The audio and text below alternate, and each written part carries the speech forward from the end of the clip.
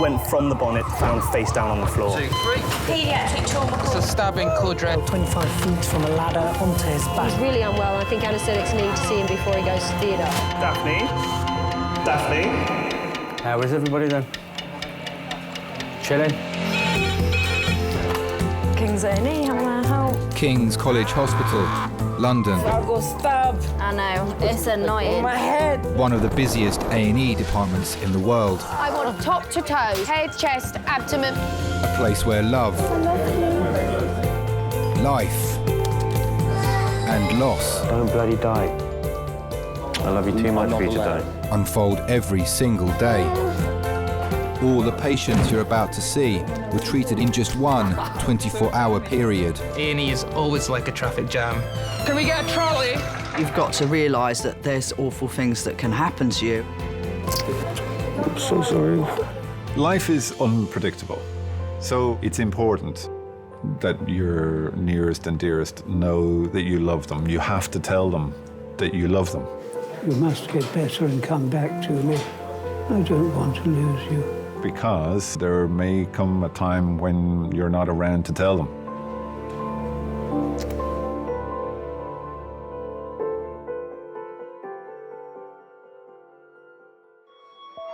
Can I get a porter to recess, thank you?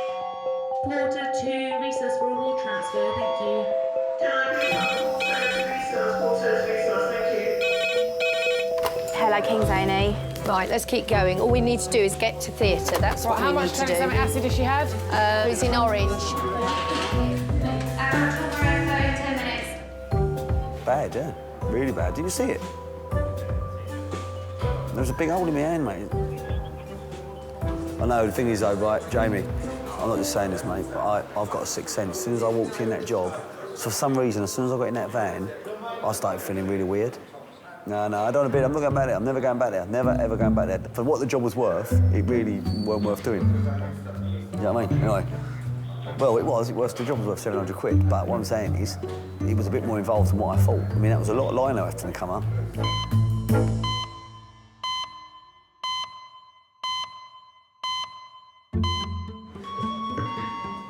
Housekeeper to recess, thank you. Top to toe. I want top Everything. to toe, so head, chest, abdomen, pelvis, and a CT angio. Today, King's A&E will treat 406 patients. Oh gosh, we've had 5 new patients in the last half an hour. Leading the trauma team is consultant Liz. As an individual, when you look at an emergency department that is cram-packed full, hot, busy, noisy, it's overwhelming. Pedestrian versus van, she's got upper and lower limb injuries. She said, I do not want any blood, so there's no point getting the blood because she doesn't want it. It's almost, I guess, like an overview of a battle scene. Oh, hello, this way, sir. But we do have to slow down at times.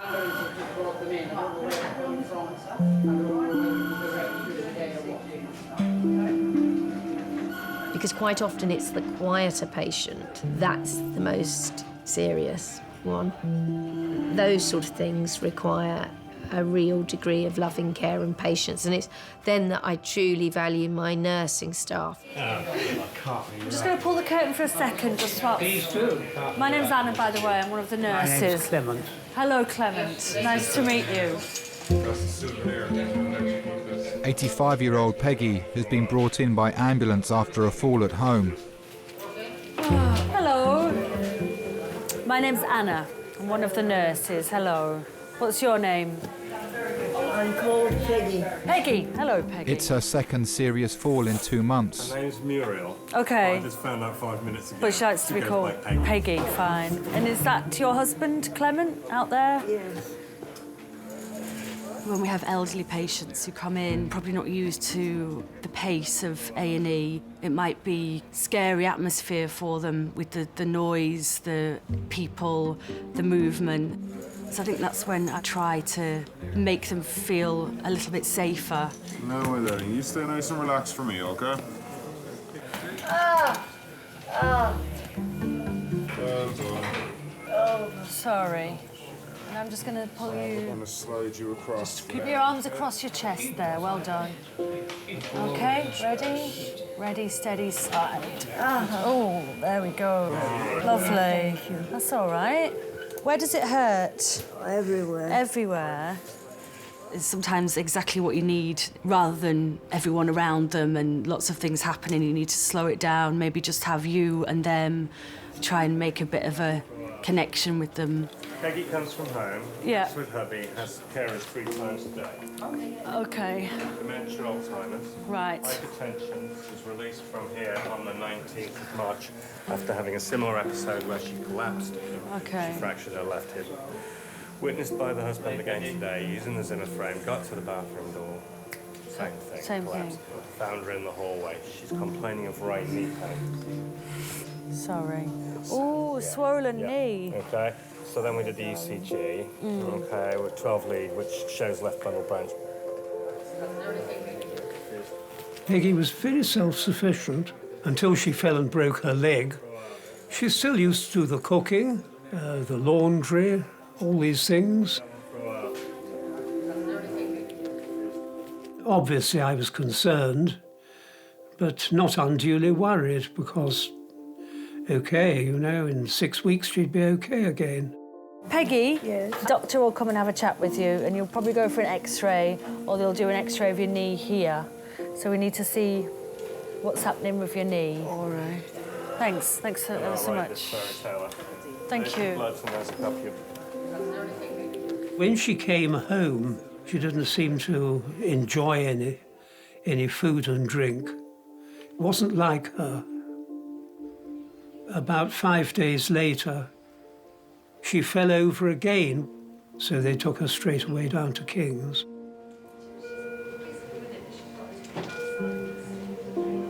Oh, my sweetie. What?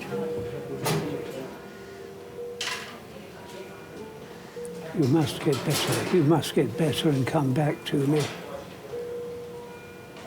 You must concentrate on getting better and coming back to me. Ray.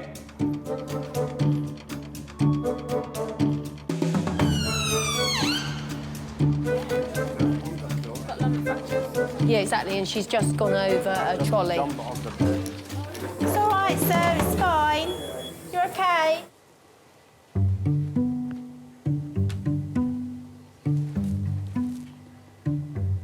Shouldn't feel this. Oh, OK, you did. Okay, yeah. Could Dr. Matthew Edwards please contact minors? I can't, because I'm in here. I thought that was you. Yeah. Right then? Do you enjoy your job then? Yeah, I do. That's good, isn't it? I like it. It's, sometimes it's quite difficult. Agree with that. OK. So you see there, that's held it together. You can't actually see where the cut is. That's really good, really neat. It's actually, you've done a good job of that. I was a bit worried when I come here. I'll come in a minute and get that. Thank you very much. On your way. Cheers, Matthew. Thank you. OK, bye. It's filling up. Does that mean that I'm going to get bumped and bumped and bumped because all I've got is a fucking finger? What alliteration. Fat fucking finger. What? Fat fucking finger. Festering. Fragile.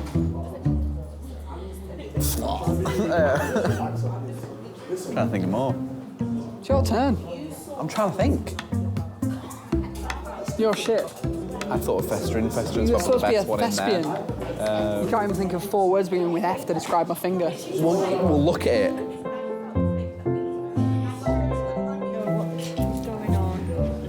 So I'm just going to wire you up. Darling, the ambulance man gave me this as a memento. Oh, is that a souvenir? As a souvenir. 85-year-old Peggy is waiting for her knee to be examined. Medics also want to find out if there's a more serious reason behind her fall. Is my husband still here? So how long have you two been married for? 58 years. 58 years. Yes. Marvellous. For better or for worse. Absolutely. And we're still waiting for the better. And how did you meet? At a friend's 21st birthday party. Okay. Yes. Those days sound so romantic. Well, it was quite romantic because it was a dinner jacket affair. Okay. But I'd grown out of my dinner jacket, so I had to wear white tie and tails. Oh, really? Just like the youth of today do when they go out courting. Well, that made her think. The girl who was throwing the party said, "Oh, Peggy, there's a chap here I'd like you to meet." And I just knew. I don't know what it was about her. I just fell for her straight away. And can you remember what Peggy was wearing? Well, she was wearing a black dress, I know that. Okay. Looking very glamorous. Hand-me-down. A hand-me-down, was it? Well, it did the job. Yes, I always wear hand-me-down. The only problem was that I'd gone to the party in a pre-war Austin 7 with a very dodgy battery. And in those days, you had to have parking lights on the car. And I knew the battery would be flat if I put any parking lights on. So I parked in the lights of a large, gleaming Humber. And it turned out that Peggy's current boyfriend was the owner of the Humber. So how does an impecunious, hopeful engineer with a dodgy Austin 7 prize his girlfriend away from him? Not easy. Anyway, we hit it off. When are you going to have some time off? When am I having some time off? No, don't worry, I have plenty fun when I have time off. I work hard here and then I have a lot of fun. That's the way. I'm very glad to hear it. Lots of boyfriends? Loads. No. No. Just one special one? Maybe.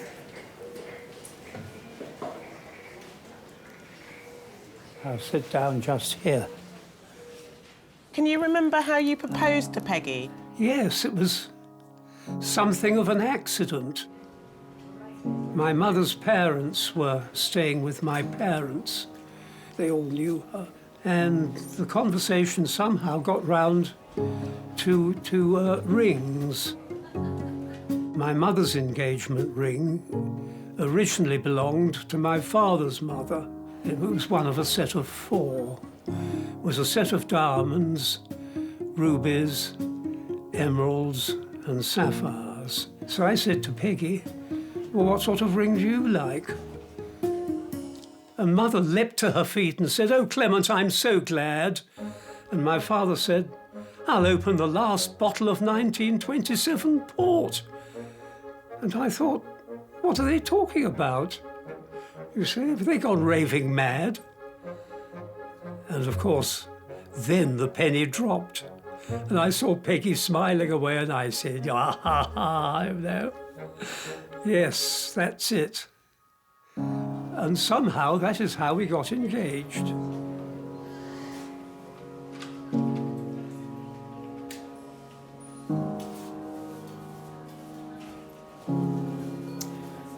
All right, let's get a doctor to come and say hello to you.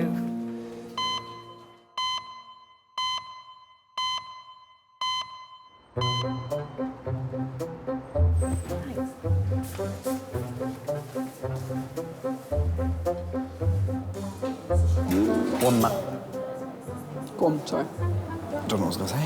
One man, Probably one man, two governors. yeah, but about I what? don't know what I was going to say. But it was good. 25-year-old Ben has come to King's with a swollen finger.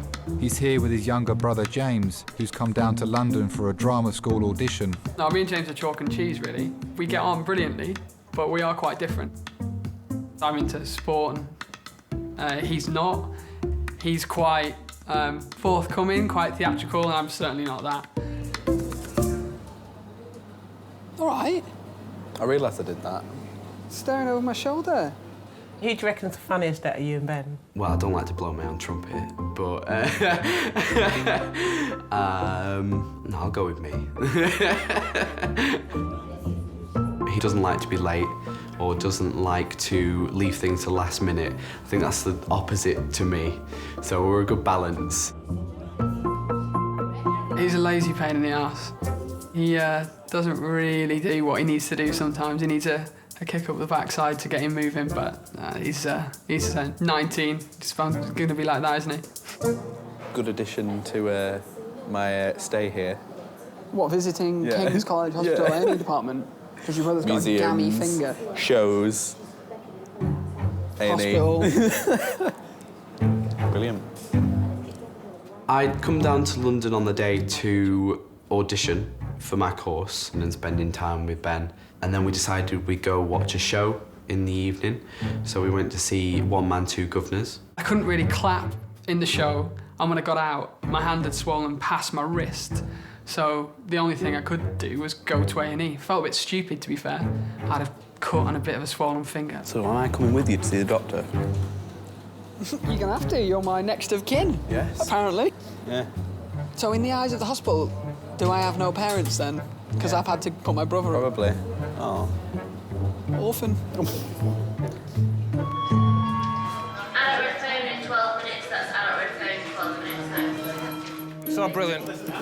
Brilliant, brilliant, brilliant. Beautiful. And it was someone getting drug box. Yeah, why don't you put out a fast bleep for the Nieces to resus? They're here. No, that's not him. Doctors are preparing to receive 2 patients, both with suspected heart attacks. Has he got a pulse with it?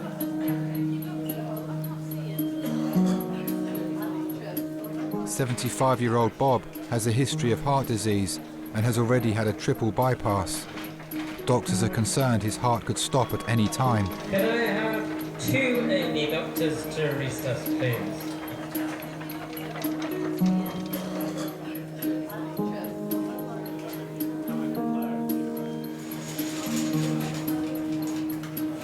So basically, we're going to give you something just in case you had a heart attack. So if one of your blood vessels or your grafts got blocked, Yes. so we'll give you some aspirin, some clopidogrel. For now, there's a risk to your heart. Yeah, so we need to give fine. you all this, okay? And in the meantime, we're waiting for the blood tests. Yes.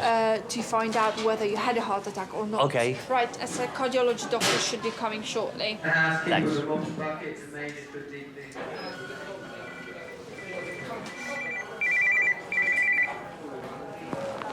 Hello, Mark. I'm all right. What I've got is tachycardia. The heart is beating irregularly, and they want to make sure it doesn't stop beating. So here I am, just lying here, staring into the cubicle, really. I'm dying for a pee, actually. How are you doing? All right. Well, I've been very well looked after, Matt, honestly. No, I'm not going to. The nurses have insisted that I don't die. Right. Well, OK. I was about 19 when I met my first partner. We had 3 children. Life went on. When I met my second partner, I was 50. I have 1 son, Matthew, and a stepdaughter, Olivia. I promise, all right? See you in a minute. All right. Bye. Love you too. Bye. Oh, is that your son? Yeah. Is he worrying? He's gonna fucking die on me. Did you say? But he's only 25. Really? He's only a young boy. Oh, so you had My him quite youngest late son. in life? Yes, I was 50. It was very interesting at that age to start a new family. Thoroughly enjoyable to once again be able to push a pushchair around the park and do things with a young child that you hadn't done for a long number of years. But as time went on, you realise that you haven't got the same physical strength that younger parents have got. And so, like, playing 1.5 hours of football in the park was a bit past me. Yeah. What about food? Well, I can get you a sandwich. Meat, cheese, egg, What do you prefer? Egg's nice. Egg? Yeah? Lovely, thank you. OK. Do I need to give you some money for it? No. Don't, oh. It's the NHS.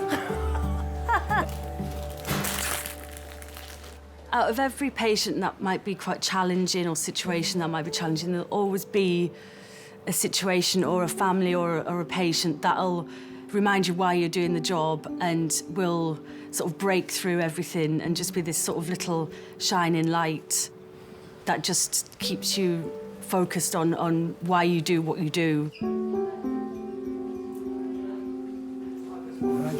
Hello. I'm one of the A&E doctors. What I need to do is I'm going to bring this down a bit and I'm going to just examine you, OK? Okay. Are you from India? No, from Birmingham. From where? Birmingham. Yes. My mum's from Kenya and my dad's from India. No, I just know she was India. born in Darjeeling, that's why she asked. The good tea. Very That's good. where the tea comes from. I prefer Earl Grey myself. What? I prefer Earl Grey. Or Assam. Your temperature's quite high, so I think you've probably got a little bit of an infection going on. And maybe that's the reason why you had a bit of a fall. Have you got any children? Yes, I've got a daughter and a son. My daughter lives in Chelsea and my son lives in America. I hope I'm not hurting you. No. You girls are very good. I'm glad you didn't call me a lady, because I can't be called one of those. Well, you are a lady. I don't feel like a lady. You don't feel like a lady? I don't feel like a lady. She has a lovely personality. She's always been very artistic. She's done sketches, mostly portraits. She prefers doing portraits of people rather than landscapes or anything like that. I'm afraid I'm not artistic, purely and simply an engineer. You know, it's rather unexciting. What you're going to get is a chest X-ray. We'll probably need to get another urine off you, and most likely you'll need to stay in. But I need to examine you as well. But let me just send these bloods off first, okay? And then I'll be back. What happened? I don't know, you just suddenly let go of the Zimmer frame and fell over.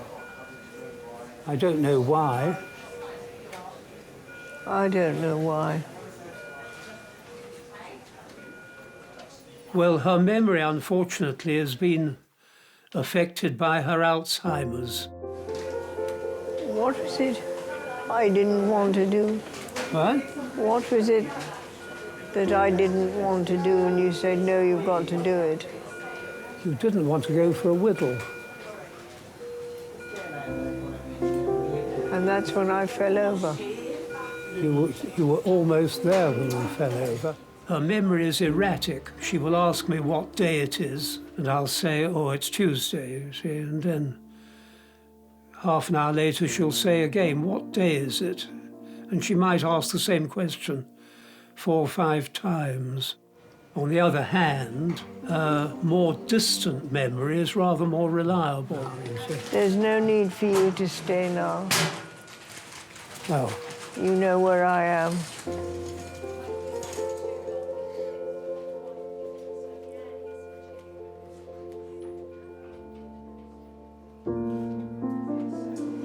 When I was at schools in Shillong, we had earthquake drill rather than fire drill. I know it is a progressive illness that can be slowed down but cannot be cured.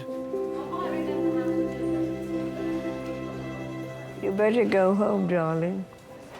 Well, I'll stay a little bit longer. She doesn't forget who I am. Well, we've known each other for 59 years now, so I think I'll take a bit of forgetting.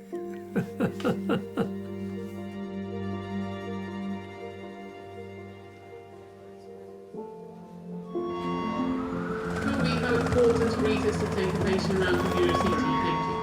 Thank you.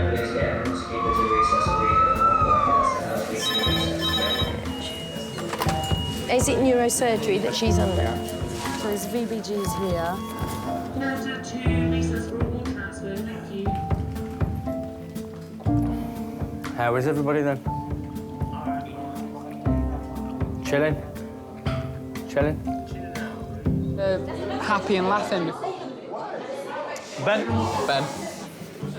I'm calling we, aren't I? Okay. Hello. Please come through. My name is Dr. Kuzmin. I'm one of the doctors here. Please come through.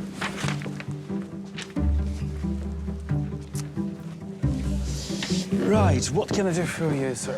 Well, I have a cut or something on my finger, and now it's pretty badly infected. Don't know whether it's a cut, a bite, an ingrowing hair that's got infected, but today it's just got really swollen. Is it hurting? It's hurting, but it's hurting because it's swollen, I think. I can't really move it, my fingers too much. Are you allergic to anything, sir? Nothing medical, no. You're not allergic to penicillins? No. No. Do you take any regular medications? No. No. You're asthmatic? No. Diabetic? No. Epilepsy? No. History of jaundice? No. Nothing like that? Nothing. Your family history, remarkable for anything? No? Mom, dad? No. No. No, pretty standard, really. Good. So, one of the way of dealing with this would be to refer you to plastic surgeons, okay? And obviously starting you on antibiotics, because what you've got at the moment, it looks like cellulitis, okay? Which is the inflammation to the next layer under your skin, okay? Because it is your hand, and it can cause contracture, meaning that you won't be able to flex your fingers, and that's already happening away, okay? This is more serious, and it requires more people to get involved. Right, okay. Okay? Yeah. Good. Give me a sec. All right.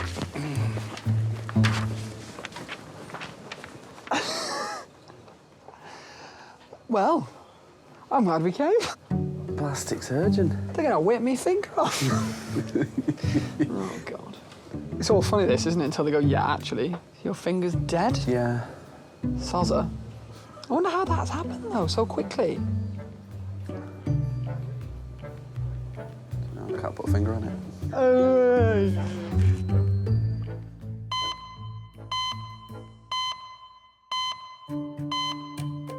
Was this? I delegated that because I felt there were 3 doctors in there, but I've given Adult blue light, 4 minutes. Adult blue light, 4 minutes.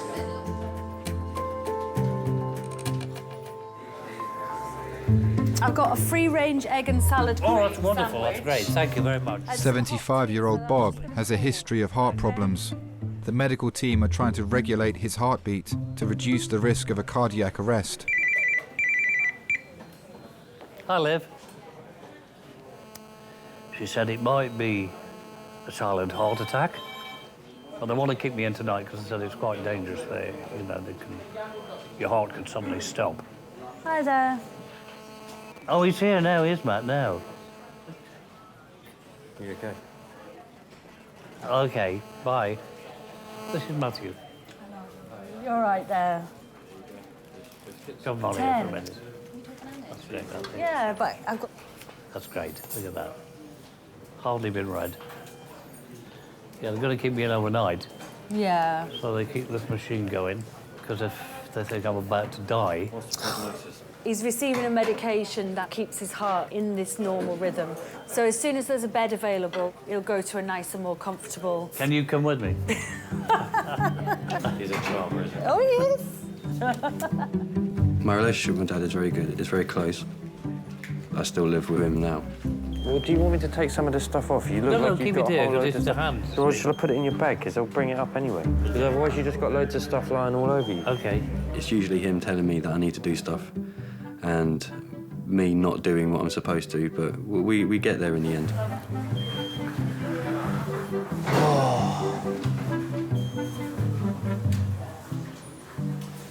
Seem to be enjoying your sandwich. But obviously I did the right thing going to the doctor. Yeah, of course you did, completely. I've been worried about you. You're in good hands. I've always been well looked after here. Yeah, but of course, Dad, I'm going to worry about you, aren't you? You're my dad. Of course you are. Why is your thing beeping? Somebody will come.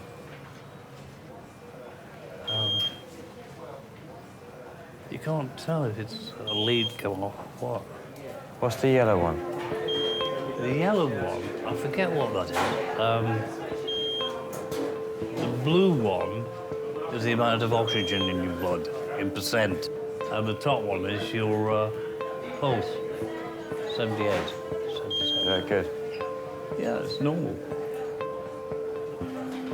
When you go to school, everyone else's parents are in their 40s or maybe in their 50s. But when your dad is in his 60s, you often have comments from people, oh, is that your granddad? Oh, your granddad's picking you up, or your dad's old enough to be your granddad. And I think from quite a young age, I was very, very nervous about my parents passing away. So I think in a sense, I've kind of prepared myself. Sorry, I don't mean to be worrying you. I think I'm worrying more than you are. I've been told about this sleeping thing. Don't worry about it. No, okay. Is it all right, yeah? It's worrying him more than it's worrying me. Don't worry, it's just it's finished. That's why it's sleeping. So Oh, right. Someone is going to come to sort Thank you very much, thank you. Top man. He was very efficient, wasn't he? He came in, snip, snap. It was hard, but it's been very good having older parents because they have much more life experience. So there's a lot more that they can teach you from a young age. I love you, Dad. Love you too, Sparrow. You're a good guy, you know. I'll keep trying. You don't have to try, you're already there. Just wish I was more like you, that's all.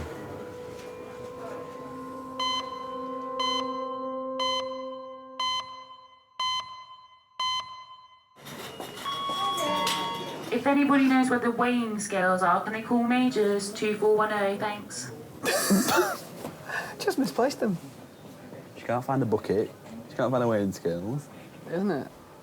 Hello, I need to speak to plastic surgeon's registrar. The doctor is consulting with specialists about Ben's infected finger.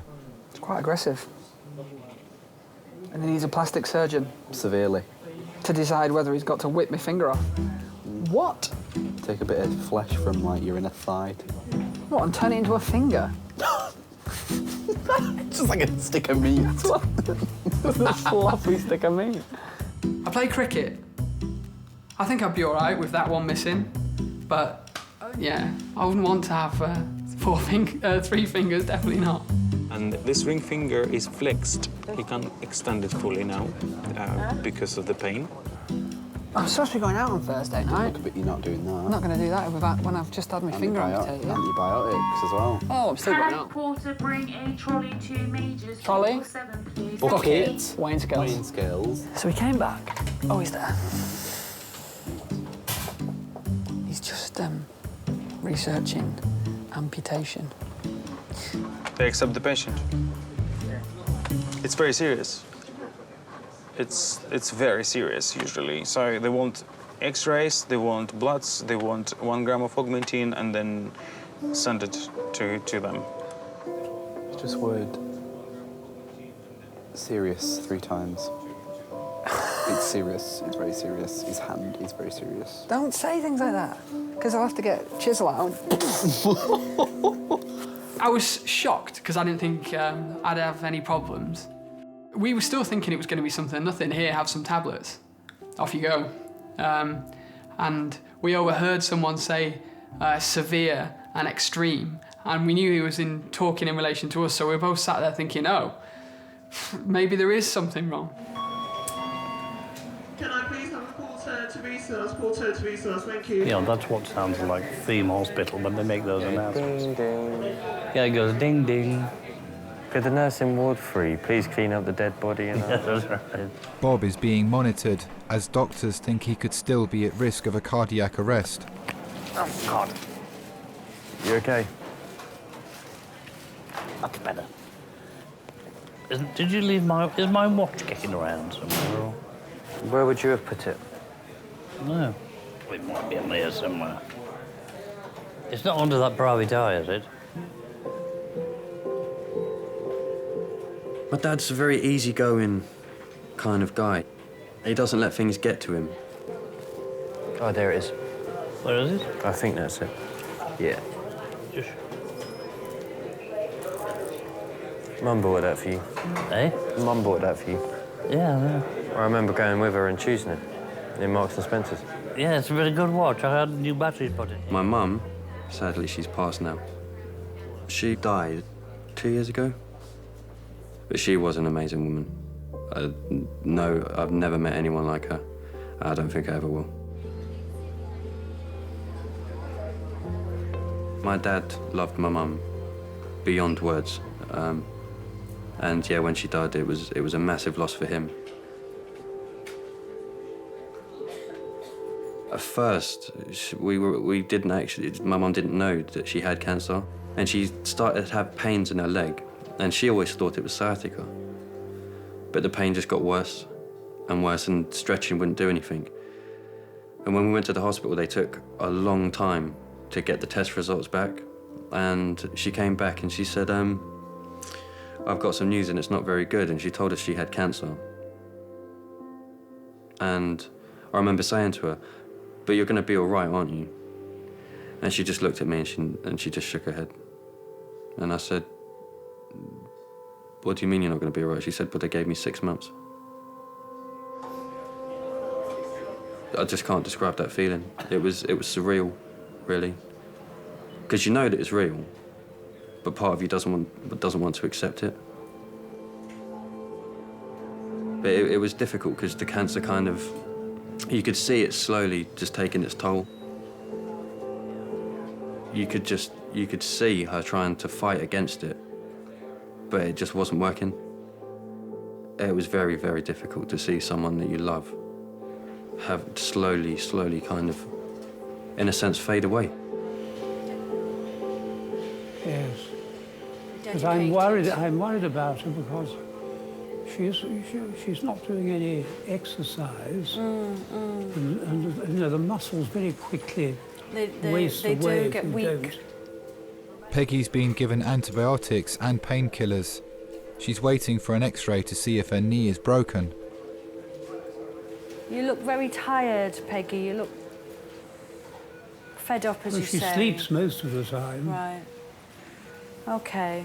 I am fed up with life. She gave me 2 wonderful children, 1 boy, 1 girl.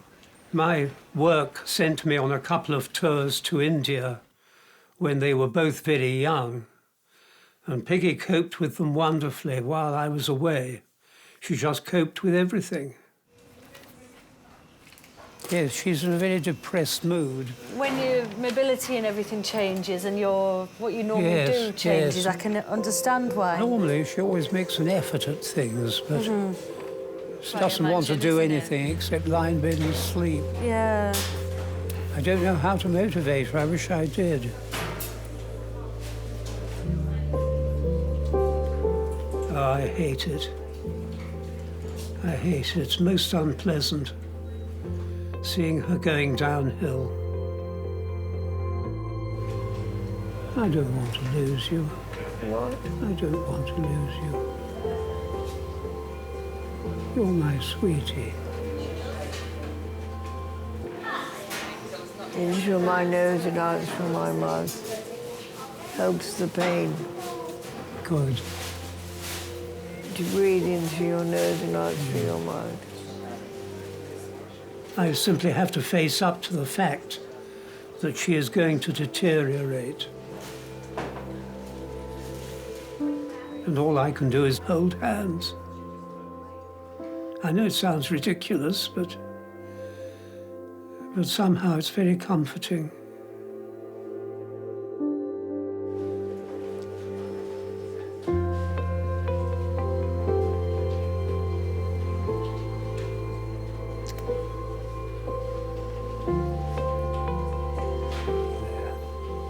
A kiss always helps. What? A kiss always helps.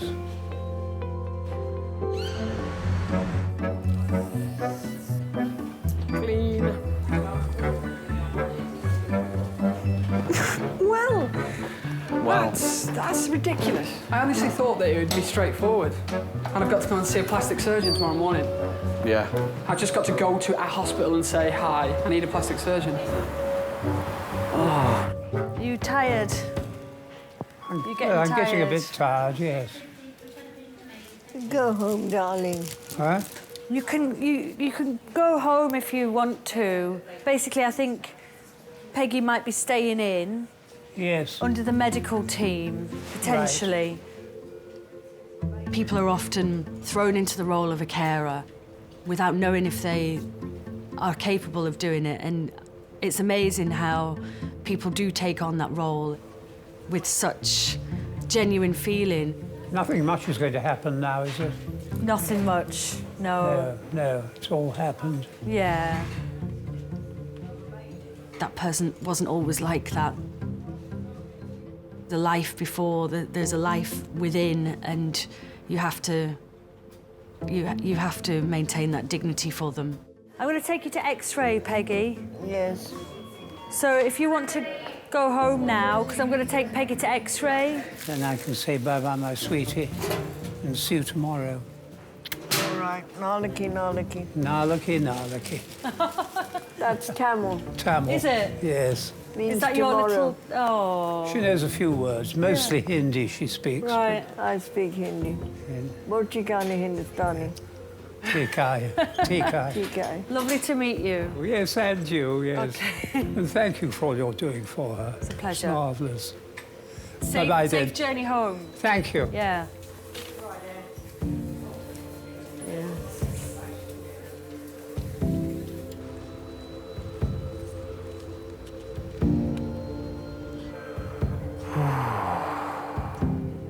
You don't have to hang around, mate. I'm tired. Oh, I want to wait for you to move, Dad. Bob's waiting to be taken to the specialist cardiac unit for further tests. I said I don't really want to go and leave you because it's a bit lonely here. Lonely? Yeah, if there's no one sitting with you, then you just sat here by yourself. I'm very happy in my own skin, you know. I know you are, but... I've got my private eye. Read that. In a lot of ways, Matthew was very much like me, but there's an undercurrent which is very strong, which is like his mum. Oh, Dad, I think I might shoot. I'm not running away, it's just I'm tired, I'm gonna... Yeah, go on, man. You go. I think he's very conscious of my age, and it is something he should think about. None of us are immortal. Parents are not there forever. There's no escape from it. How are you feeling? All right, I just want to lie down and go to sleep.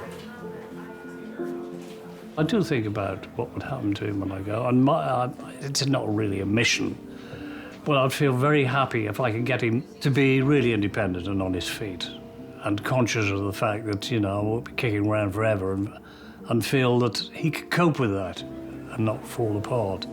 Listen, please ring me. It doesn't matter how small it is. Yeah, I will. If you just want some company or you Yeah, just want someone to come and see you, ring me. I'll keep my phone by my bed. Honestly, I promise. That's all right. I know you hate fusses. See you later.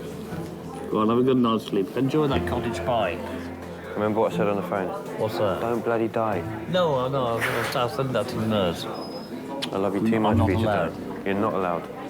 Positive, you're all right. I'm fine now. Look at me. What I'm dying for is a wee. Have a good one. Okay, bye. I'm fine, mate. Go on, bugger off. Go on. See you later. See you later, man. Take it, all right? Yeah, I'll ring you when they move me. Yeah, 11:30. Go on. See you later.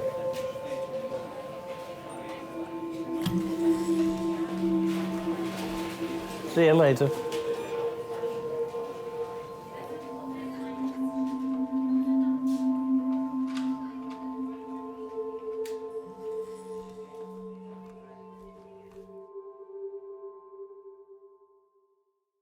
You know what I'm going to do? What are you going to do? Take a picture of it?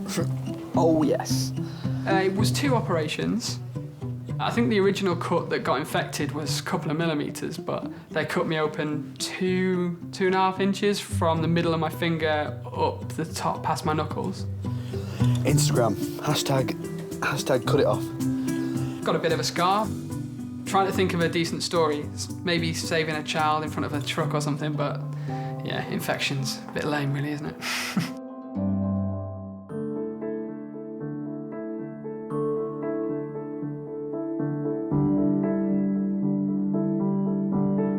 Should I get an attack of arrhythmia and worse still, a cardiac arrest, it gives you a shock of 800 volts across the heart.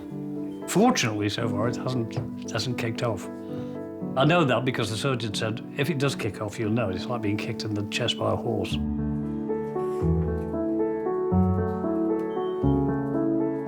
He's a fighter, definitely. I look after him and he looks after me. We've been through so much. So yeah, I think when we move, it will be like a new start for us. And I think Mum would be very proud.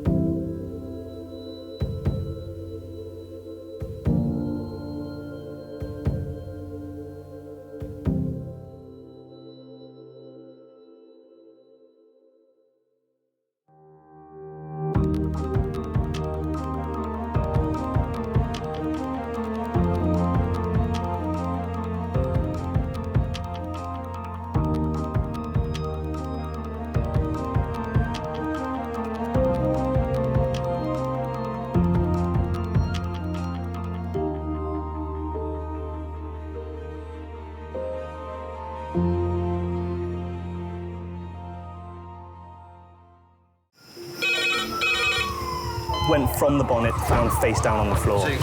Paediatric trauma It's a stabbing Cordray. 25 feet from a ladder onto his back. He's really unwell. I think anaesthetics need to see him before he goes to theatre. Daphne?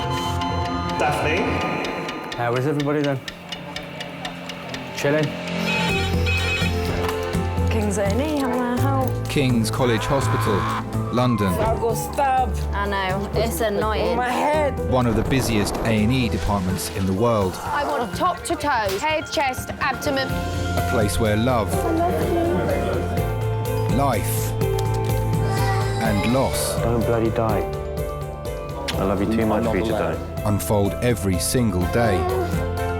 All the patients you're about to see were treated in just one 24-hour period. A&E is always like a traffic jam. Can we get a trolley? You've got to realise that there's awful things that can happen to you. I'm so sorry. Life is unpredictable, so it's important that your nearest and dearest know that you love them. You have to tell them that you love them. You must get better and come back to me. I don't want to lose you. Because there may come a time when you're not around to tell them.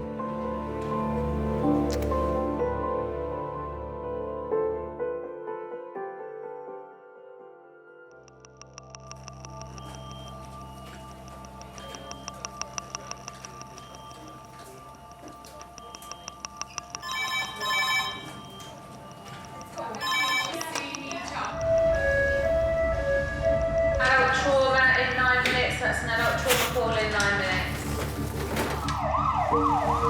A traffic accident has taken place, and paramedics are on their way to King's with casualties. What are we getting? Which one are we getting, the pedestrian or the motorcyclist? The first to arrive is the motorcyclist involved in the collision. Right, so we are getting the motorcyclist, but no doubt we will be getting the pedestrian. There we go, the pedestrian. King's A&E resus sister. So you see, this is your training one, and then you can do the pedestrian. Consultant Ema is in charge of resus today. She's been at King's for 9 years. Yes. Amongst the team are several junior doctors. This is a motorbike who's hit the pedestrian and the tree at the same time.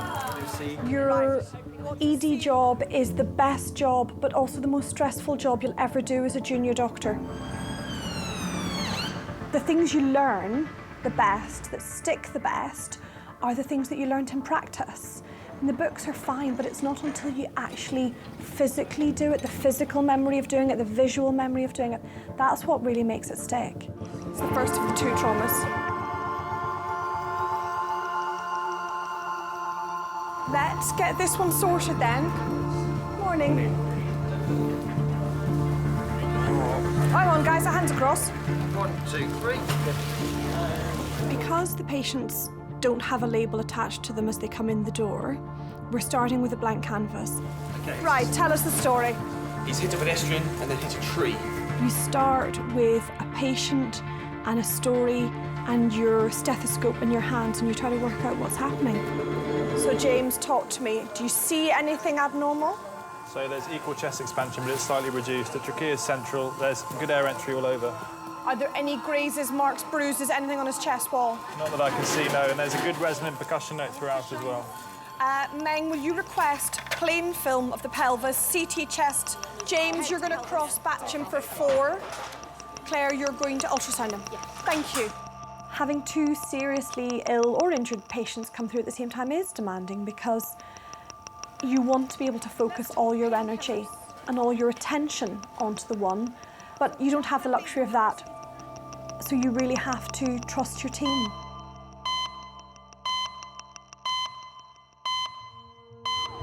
The second patient from the collision is arriving at King's. He's the pedestrian who was hit by the motorcyclist. This is the pedestrian, so this guy's going to get the full works as well.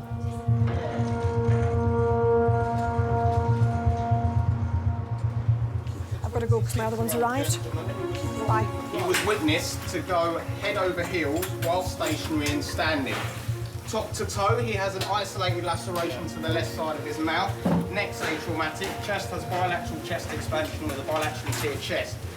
Abdomen is tender on palpation bilaterally in the lower quadrants. He has lacerations to the left knee and to the left ankle. He has received 5 milligrams of IV morphine for the pain in both his abdomen and his legs. Thanks, guys. Okay. The abdomen is tender in the lower aspect with some voluntary guarding. The pulse is down here. The pedestrian is suffering from a low level of consciousness and extreme abdominal pain. Natural good pulses. Both of the casualties are at King's College. We're struggling to find any ID on the pedestrian at the moment. It doesn't appear to have any belongings with him. I'm just going to ring his wife. You got his details with her? I've got the wife's details. When the accident happened, I was at home and I was getting ready to go out. And then basically the police knocked on the door. Abdi, a 27-year-old father, was on his way to work when the accident happened. It's showing a torch in your eyes, darling. Open your eyes for me. Sorry. That was a bigger scare than actually going to the hospital and just seeing him. The police they just make your heart come out your chest. It's just scary when they come and knock. Reduced level of consciousness at the scene, complaining of abdominal pain with a bit of abdominal guarding. But if we could do the top to toe, that'd be great, please. Heart rate 75. Can I please have a porter to resus for an urgent CT run? Thank you. Good morning. I'm all right. Better than this gentleman.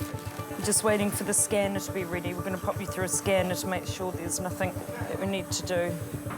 Abdi is being rushed for an emergency CT scan to determine whether he suffered any major injuries. You expect the worst and kind of brace yourself for it.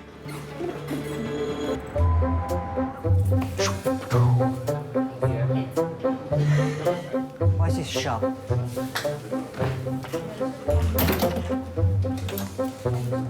Come on.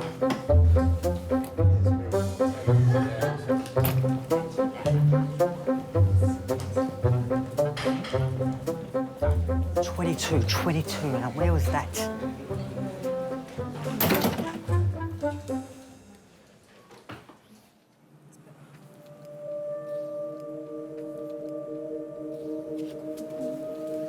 So if you get your head nice and still for me, what we're going to do is you're on a board at the moment. We're going to move you across on that onto a different table, OK? Over this side. 27-year-old Abdi is having an emergency CT scan after being hit by a motorcyclist on his way to work. Where's your pain? Of course I can. I met Abdi on holiday. I met him on my last 2 days of my holiday. My first impressions of Abdi, they were good. He was a shy person, very quiet. After a while, he was lovely. He was really nice. He was really nice. I thought, I found a good guy. When Abdi found out I was pregnant, he was so happy. He was really, really, really happy. When the accident happened, Jabril was 2.5 months. He was really small, 2.5 months. So we was married for a bit.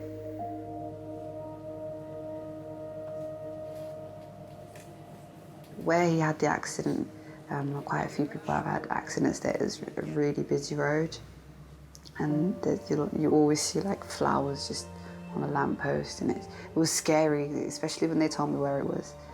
So I was like, whoa. Okay, on slide, ready, steady, slide.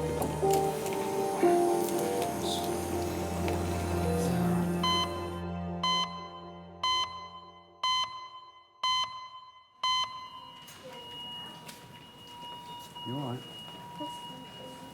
Hello. Hello. Hi, I'm Laura, one of the nurses. Hiya. Hello, Dad. 25-year-old Sarah has learning difficulties. She's been brought into King's by her grandfather and mother after collapsing whilst out. All right, mate. Nanny can't come in, darling, at the moment, love. All right. Come on, now, it's a good day. Oh, hello, darling. What's the tears for? Oh, Nanny. Oh. Nan's outside. Well, look, you've got your mummy here. Eh? And you've got your granddad. That's great, isn't it? We went to pick her up from home to go to Orpington, do a bit of shopping. Do you know where you are?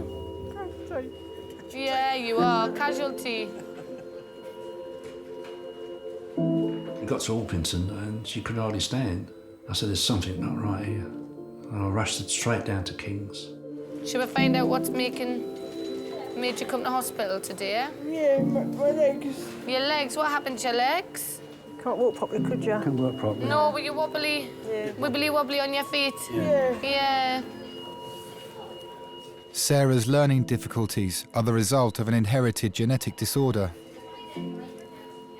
It all started with the right eye protruding.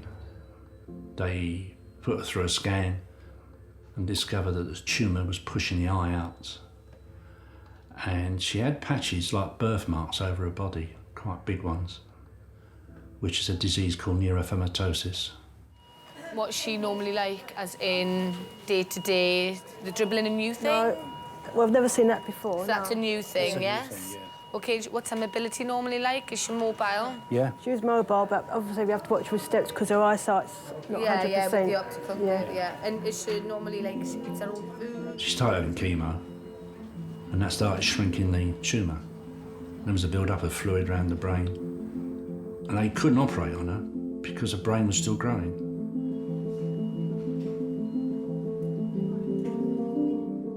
She was only 3 years old.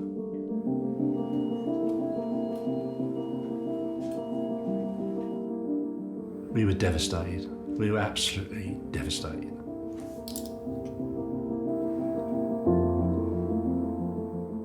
Right, I'm going to have a chat with the doctors and see if we can find out what made your legs go wobbly this morning. This is another girl called Laura. Hello. Hello. So she's another one of the nurses like me. So if you need someone, just shout Laura and you'll get one of her. OK? All right. All right. Number 5, trolley, to be scrapped.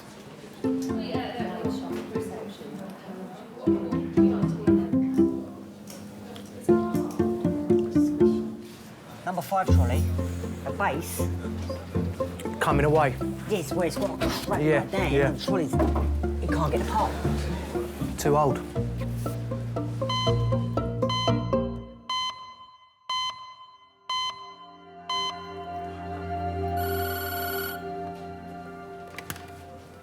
Resus.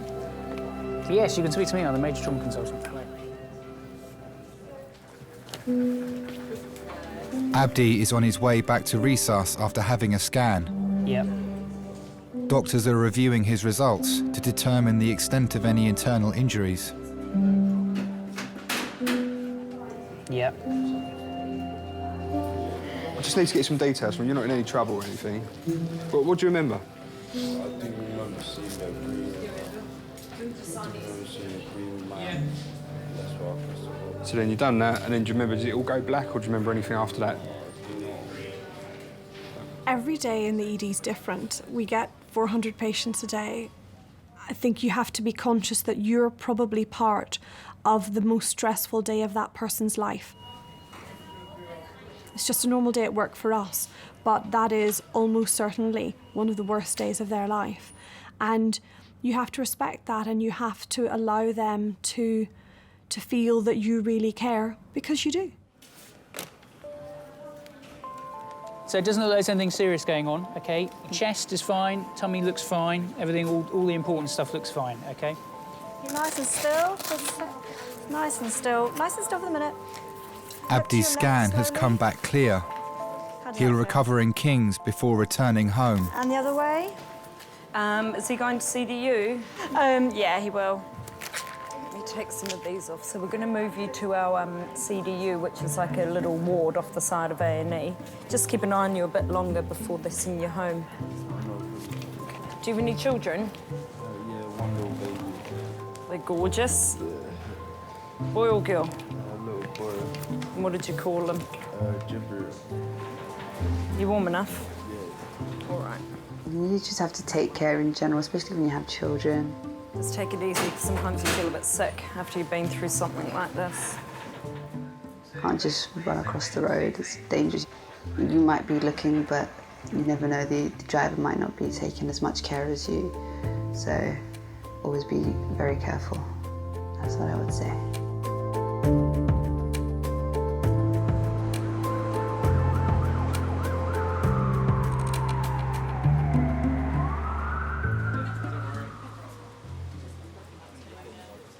45-year-old Andy has come in with stomach cramps.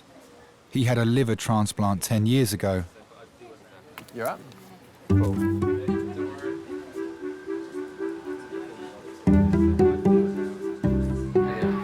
Okay. So listen, I had a chat to the liver transplant team, and she's really keen to get an ultrasound today, okay, just to make absolutely certain that there's nothing kind of new declaring itself. So I've been up the stairs and organised that. They're ready to see you now. Okay. Do you have any questions so far? No, it's all pretty standard. I mean, I've been coming here and, for so many years now, I know it all. Okay. You know what I mean? I know my body pretty well now. Okay, no problem. I'll arrange that. All right, thanks a lot. I had a liver transplant. It was a bit of a change. Once you have someone else's part of their body in you, has got a memory, what likes and dislikes that person who had it before.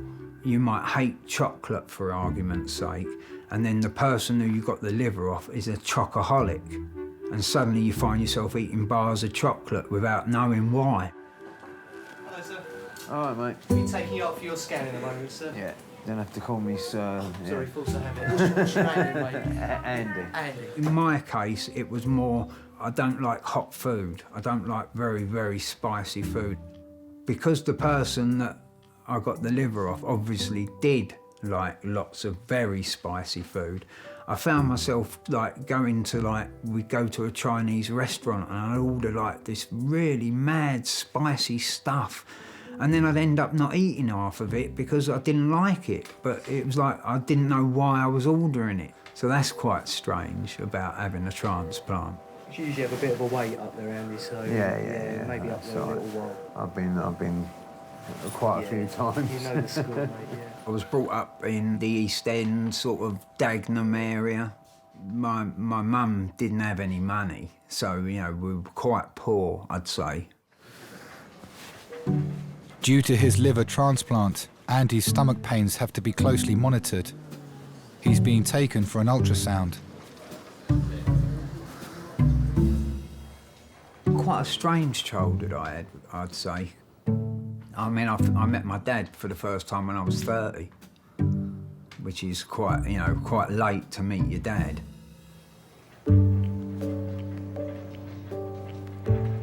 You can't miss what you've never had. I went to a psychologist, And he said, how do you feel about it? And I said, well, what is there to feel about? If I've never had a dad, then I don't know any different.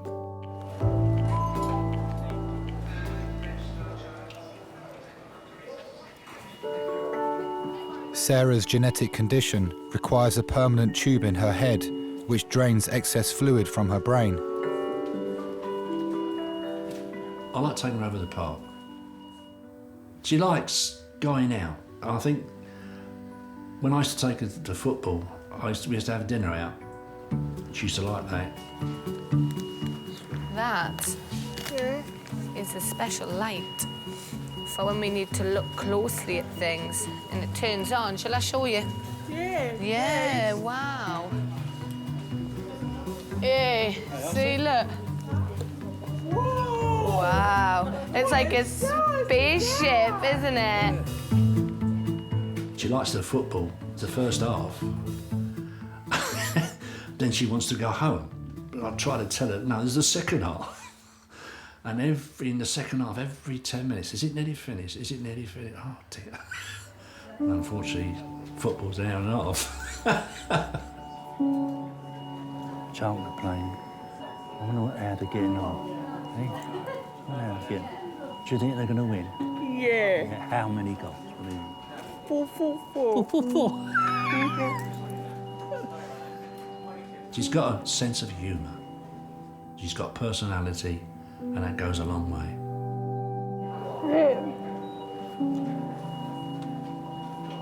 Hey? You okay?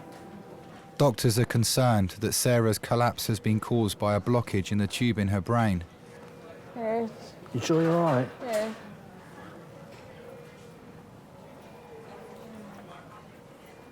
You're not, are you? You sure you're okay? Yes, You're not, are you? I want London. Yeah? If you go in there, Hey? family. Hang on a minute, love. Sorry, babe. I think something wrong with she's slurring again. You all right, sir? Yes. How's things? All right. No, she's look at her face. Can you do that for me? No. No, it's all right. I'm gonna get her in the scanner. We're just gonna go to the CT scanner. I'll take all them pictures just inside your head to see what's going on with that shunt. Is that okay? Yep. Yeah? So let's go. Right. All right, then? Sarah's neurological symptoms are getting worse. She's being sent for an urgent CT scan of her head. She was about 7 years old, I think, when her dad died.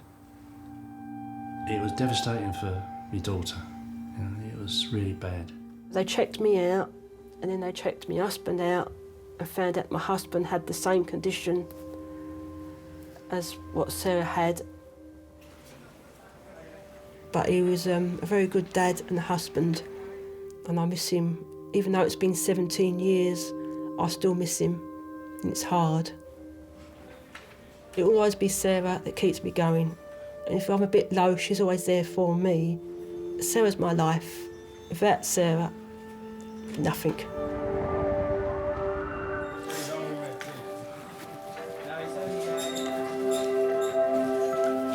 Back we go. Back to see Grandma and Mam. Is it Nan or Grandma?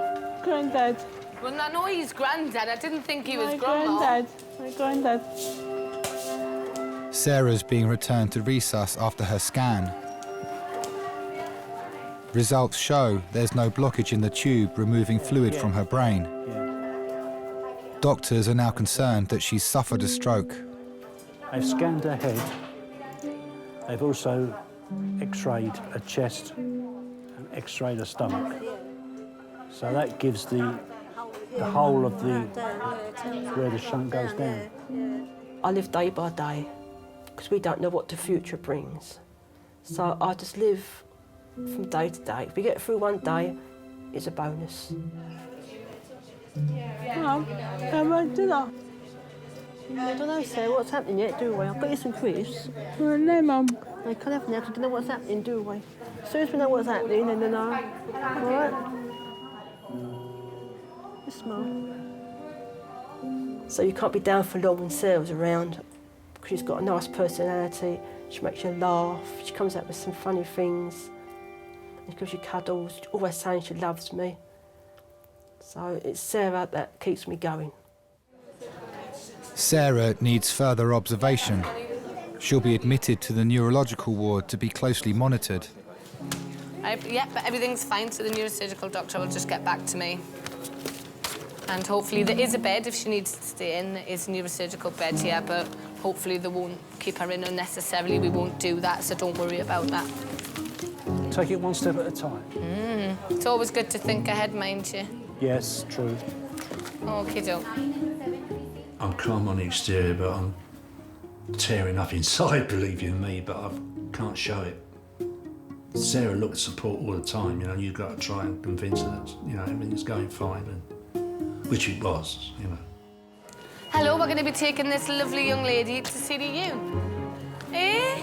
I'll wipe those tears away. It's a very difficult role you have, though. Yeah, it is. That, someone's got to do it. Someone's got to do it. Look at that, you did super though, didn't you? Eh? You did, you're such a brave girl. So this is all where we work. All of us running around like little rabbits.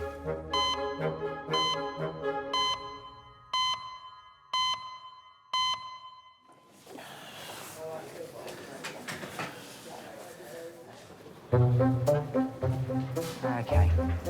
Yeah, he seems to know where he's going. Andy is back from his ultrasound. Okay, you're going to be put in ADU, okay, mate? Right, what's that? It's just up here. Actually deficient. Anyway, Okay. there's someone in there. Yeah, it's all right. Oh, right, okay. Okay, take care and all the best. Look after yourself. Yeah, and you, mate. I was a bit of a punk rocker in my day, fully immersed in all that in the middle of town. Living in a squat in Camberwell Buildings in Waterloo with punks, skinheads, all sorts of people. So it was a good place to be. The sort of belonging, if you like. Oh, no. I'm a Navy man. I was in the Navy. But then I did something really stupid and went and joined the Navy. I've been to Cyprus a couple of times, been to Panama. I used to be on the Illustrious, HMS Illustrious. I just sort of went, oh yeah, I'll do it, that'll be a laugh. You know what I mean? 5 years later, it wasn't such a laugh. Oh dear. It was fun, but not something I would sort of recommend if you've just got out of school or something, and then you go and put another 5 years of someone telling you what to do. The Navy uniform used to attract the women better than the soldiers' uniform, that's for sure. You know what I mean? Unless, of course, you're an officer, and they like the officers. I remember we used to have to do diving in, going over the side, and then they'd lower, you know, the old rigging ropes. You'd have to climb all the way up the side of the ship to get back in. Oh, sod that. That was cold. It taught me how to be a man, I'll give it that. You know what I mean?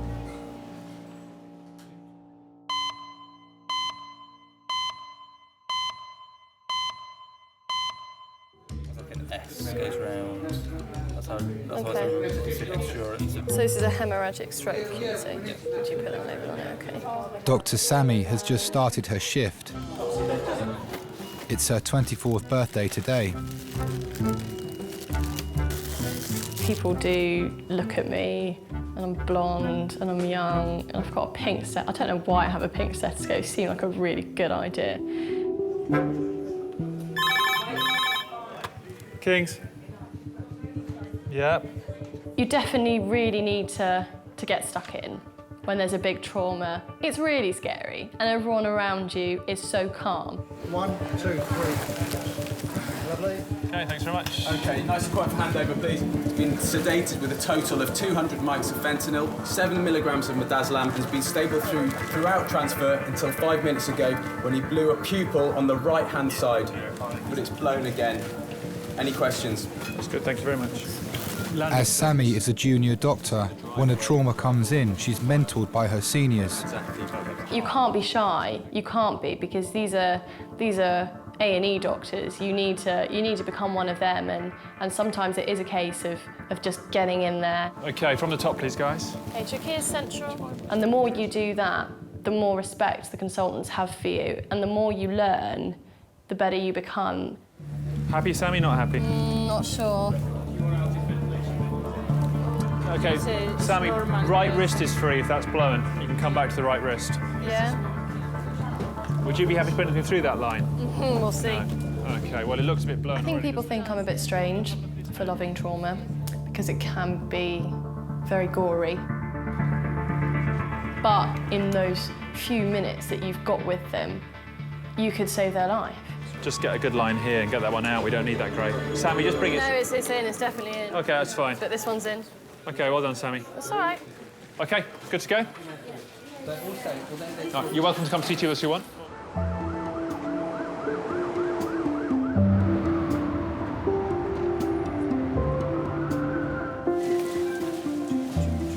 Yeah, we're good, thanks. I can't find that bit with the puzzles. Do you know where it is normally? I can't. Because you could sit and have a look at the rest of it, and I can do that then, you see. Bill has been brought to King's by his stepdaughter Jo. Right, there you go. His leg is swollen and he's having difficulty breathing. When I first met Dad, he came into the family. He liked going to the beach and things like that, and I got on pretty well with him. In those days, I called him Bilko before Mum and Dad married. She said to me on our day of our wedding, she said, "I'm not going to call you Bilko anymore. I'm going to call you Dad." And she has, ever since. He's been my stepdad since I was age 6. He's pretty much brought me up. He's currently 91. Most people really don't think he's that old. They're really surprised. I mean, nobody can look very young at 91, but apparently I appear that way, and I've got a smooth skin. I used to do a lot of walking. I used to go out for a walk, and I walk miles. I've lost myself several times. I've had to say, "Excuse me, where's Peckham High Road, please?" Mr. Baker? Hi, my name's Sammy. I'm one of the A&E doctors. Did you want to come with me? We've got a cubicle for you. Ah, that's great. Okay. Yeah? Come on, then. Are you going to be all right? Yeah. No. Come with me, then. Good idea. My wife died a year ago, so... Oh, I'm sorry. Oh, that's really sad. We married in '67, when Jo was 6. She died 2 years ago. She was kind. She put up with me. She just attracted me. I don't know what it was. It wasn't sexually or anything like that. It was Eve and I was Bill. Put one foot on and that'll stabilise it. Happy? And your other one. I got you. Whoop. That's it. Oh! That's it. There we go. Right. Hang on 2 seconds. Do you remember how you proposed to Eve? I didn't get down on one knee. We used to have a particular sofa that I used to sleep on sometimes. And believe it, I used to sleep alone. There was none of that with Eve. No way. I tried, don't worry, but no way. I said, why can't we sleep together? So she said, we're not married. Oh, why does it matter whether we're married or not? I said, I've slept with women without being married to them. So she said, Not unless we get married. I said, all right, we'll get married. So we set a date and that was it. Got married. Oh, my daughter. Do you want to sit up a bit more? No, get my breath back. Yeah, okay. Get your breath back. Right, I'll let you get your breath back and I'll come and see you in a minute, Mo. All right, my love.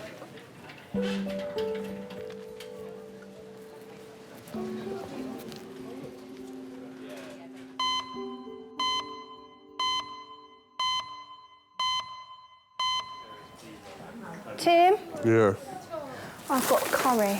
I've got chicken curry and chips for you. Chicken curry and rice for me. So if you want some of mine, use that mat.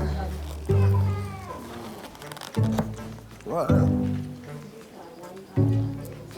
it's well nice. Want some of this rice? No, I'm all right, baby, thank you. Hope we don't stink this room out with our curry. Here's a no-carb diet out the window.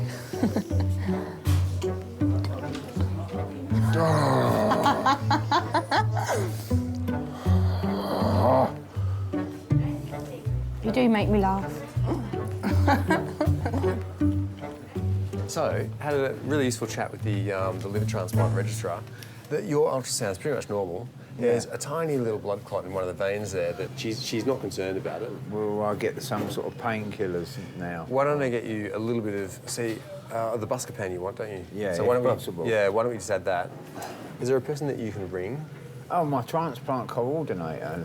Yeah, I mean, there is, but I mean, why I would want to ring her, I don't know. Only if things are not settling down. If you were to need earlier review, that's what she suggested you do. If things don't settle down the next week. She's like a force of nature, she is. Oh, Right. yeah, Scottish woman. You don't mess with her. No. All right. Sounds fiery. So let me get that buscapan. OK, lovely. And then we'll get you on your way, so... I am very much happy-go-lucky. I've had quite a few things sort of happen to me in my life. Like I had a liver transplant. I've had pneumonia in foreign countries and been on a life support in Abu Dhabi for like a month or something, 2 weeks, something like that. So, you know, I've had a lot of things happen. The thing that I've always thought is there's no point sitting and moping about it. So, you know, it's better to have a laugh and just sort of get on with it, and then, you know, what happens, happens. OK, then. All the best. Take care. Yeah, and you, mate. Speak to you later. Hello. Sorry that took me so long. Right, so I've been told a little bit about you. Oh, good. Tell me, in your own words, what's brought you in?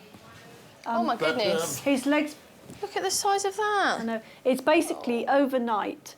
It's swelled up above the knee suddenly. Dad's been treated for prostate cancer. Right, OK. And he did have... His breathing's getting worse, and he did have evidence on his liver and lungs. Right. But it had gone into recession. I'm just wondering whether there is any connection. Maybe. Do you normally wheeze? No, not normally. So this is new, is it? This wheezing is new? It's fairly new, in the last few weeks, really. You get breathless just coming down to the kitchen for your supper. Exactly. Yeah, no, I know. Although he has still been persisting with going out for his paper in the mornings. I go for Man needs his paper. It's not all that far. Well, it's a quite... About a mile each way. No, it's not as much as that, no. It's about 300 metres each way. It's pretty good going. It is pretty good going. Take it easy, though. Right, nice deep breaths in for me. You shouldn't have favourites, you really shouldn't, but sometimes you just can't help it, and there are people that you instantly warm to. And it can be, like in his case, that he did remind me of my own granddad. Fine. What I am worried about is that you have a clot in your leg. Now, you're at high risk of getting a clot because you've got the prostate cancer, which makes your blood thicker. Now, the problem is when you get a clot in the leg is that it can travel up to the lung, and then you can get very breathless. So when your daughter says it might all be related, it could well be. So that's my sort of clinical feeling on it, that there might be a clot in the leg. So we'll send you off for a scan, I think, have a look at that leg. I'm going to x-ray your chest as well, see if we can see any reason for your wheezing. and give you something for your tummy. It does happen quite a lot. Someone's come in with a pain or a random symptom and we've done a scan and found something that we were never expecting to find. And I don't think anyone will believe how common it is. It happens all of the time.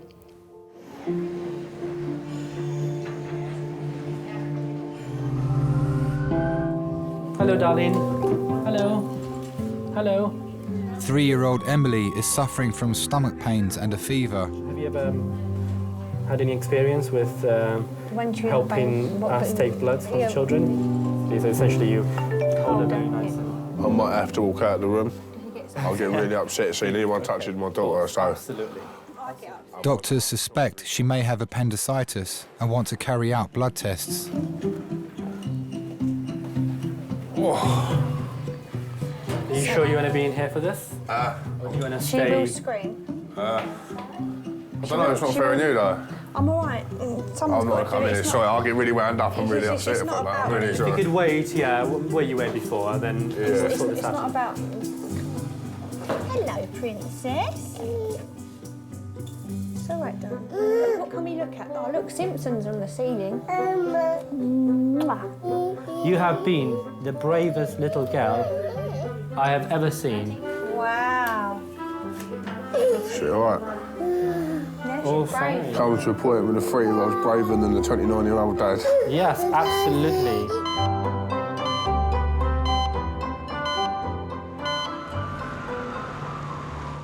Put that on. It won't go any lower. We had to have a ladder before, but unless you can just about manage it. Oh, that's pretty good.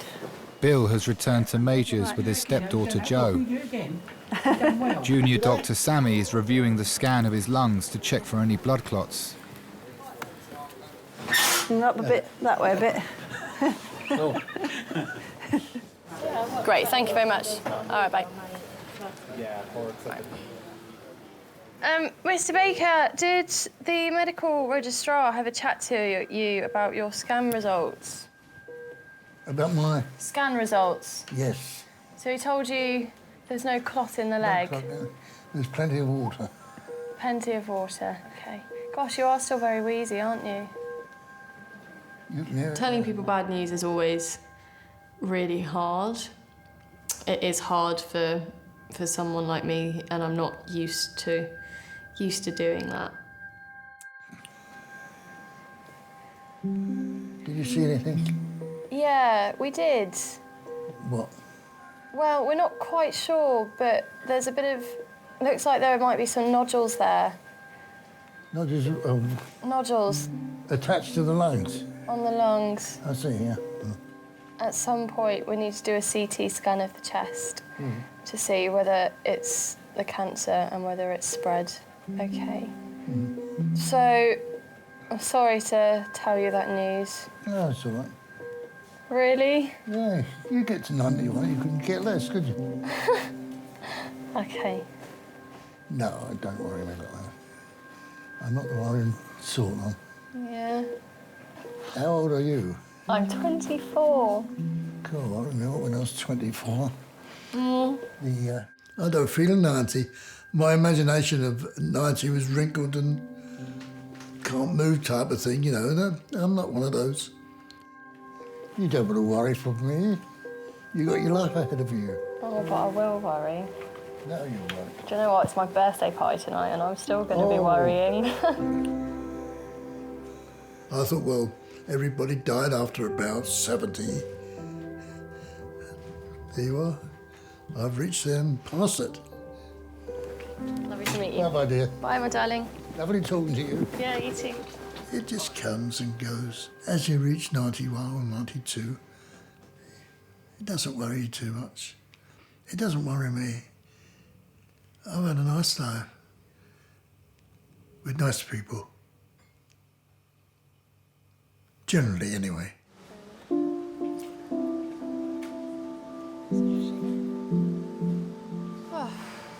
I was in such a good mood when I started. Now I feel absolutely rubbish.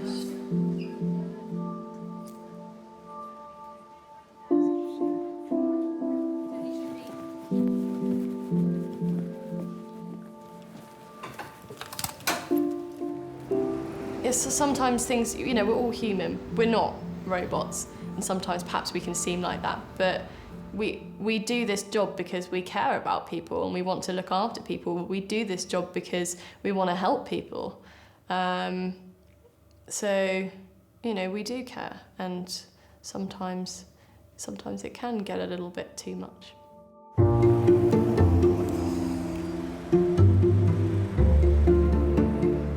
She's 24 today. She says she's going home to a birthday party. The little nurse. Right. The pretty little one. Right. She's not a nurse, she's doctor. The doctor. Yes. She's nice. Yes. And, Oh, it's her birthday. yeah.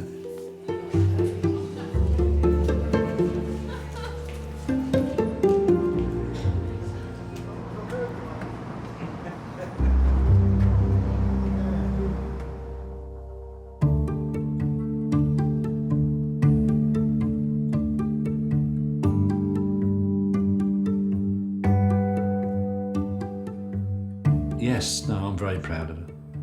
Since she was 3 years old, in 22 years, what she's had to put up with. And she keeps bouncing back. And she's always got a smile on her face, no matter what. That says it all, doesn't it?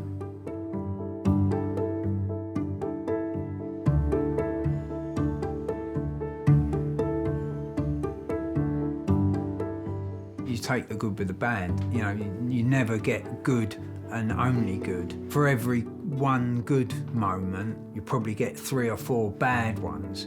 So, you know, you have to try and make the good ones memorable. That's the way I look at it. At least you can say, I lived. You're only here once, so, you know, go for it. And, like, you know, if it all goes wrong, so be it. You know, c'est la vie.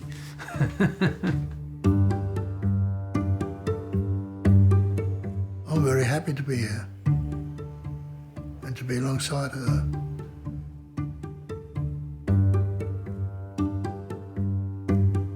Proudest moment being a father to Joe.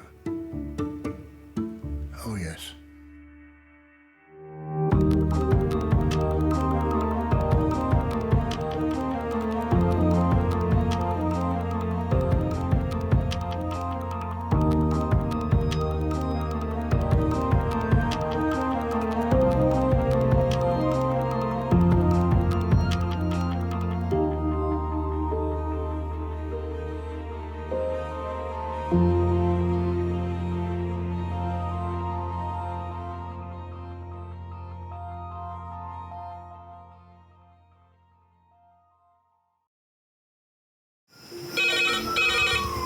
Went from the bonnet, found face down on the floor. 2, 3. Paediatric trauma call. It's a stabbing cordra. 25 feet from a ladder onto his back. He's really unwell. I think anaesthetics need to see him before he goes to theatre. Daphne? Daphne? How is everybody then? Chilling? King's A&E, how may I help? King's College Hospital, London. I got stabbed. I know, it's annoying. My head. One of the busiest A&E departments in the world. I want top to toe, head, chest, abdomen. A place where love, life, and loss. Don't bloody die. I love you too much for you to die. Unfold every single day.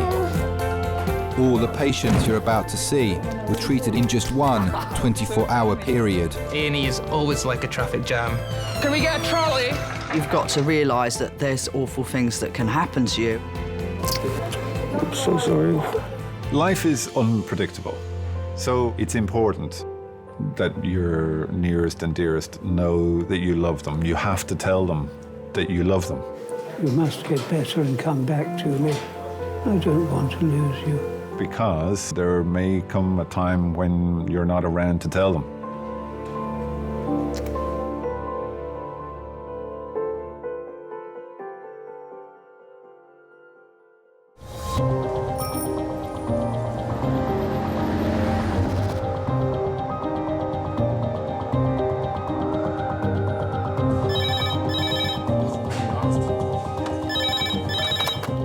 Resource Kings, entry car, 107.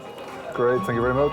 Pediatric trauma, 15 minutes. Pediatric trauma, 15 minutes. Thank you. Sometimes when the red phone goes off, I will get a churn in my tummy again, without a doubt. And then, whoa, you think, here goes, please God, be nice. A 12-year-old boy is on his way to King's after being hit by a car on his way home from school. I'm happy enough to take this one. Is that all right? OK, splendid. I'll enjoy it. It'll be like one of mine at home. Thank you. When I get that child in after a trauma, actually, the mother has long since left the room, and it's the doctor in me that's taking over. A 12-year-old hit by car, loss of consciousness, I believe. I'm a better mum when I've been at work, and I'm a better doctor when I've been at home.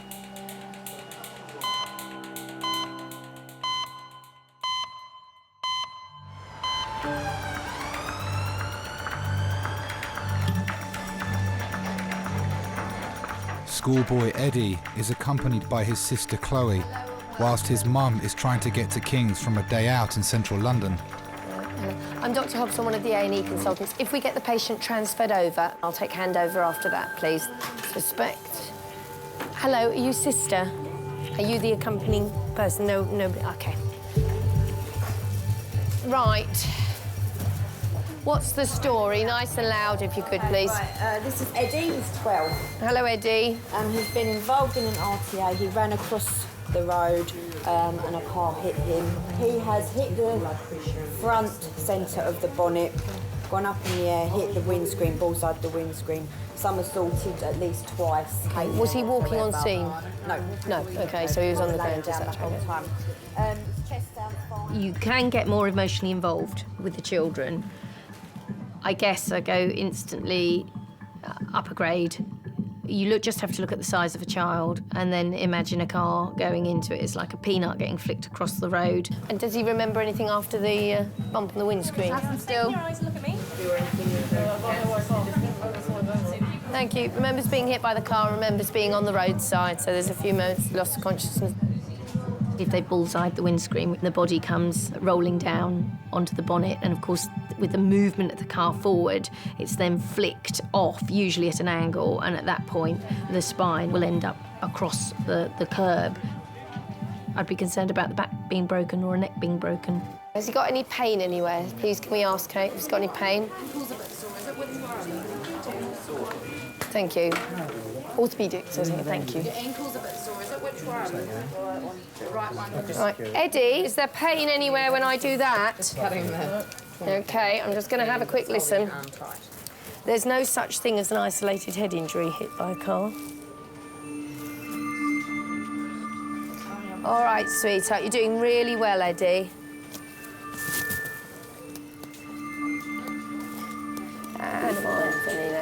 Right. Eddie, Mum will be on her way. I'd have the day off work. I was uptown with my friend Julie, it was her 50th. Eddie rang me at 4:10, said, I'm OK, Mum, I'm going to go straight home, Nanny's going to meet me there. Charlie then rang me to say he was home from work.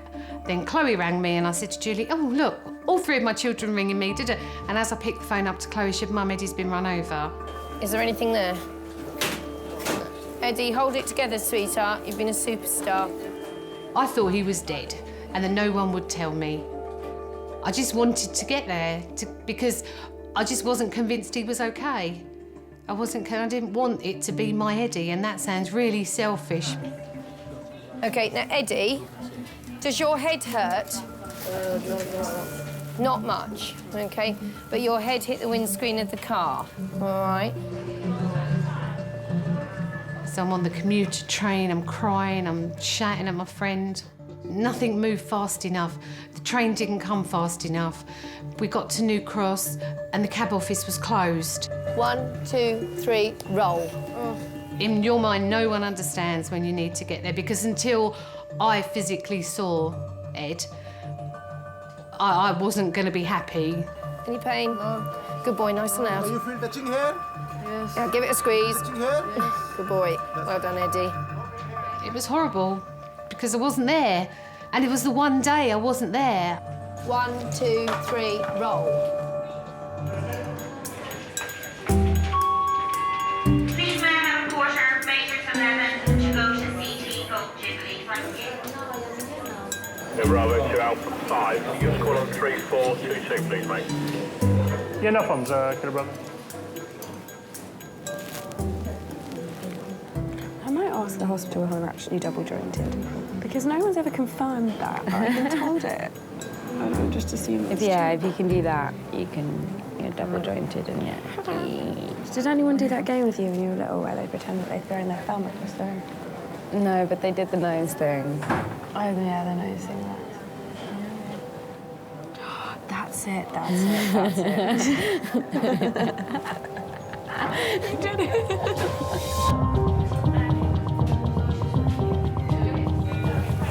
Anna, let's do the chest and the pelvis, then the CT head and neck, then you can go for the CT round to the for the ankle.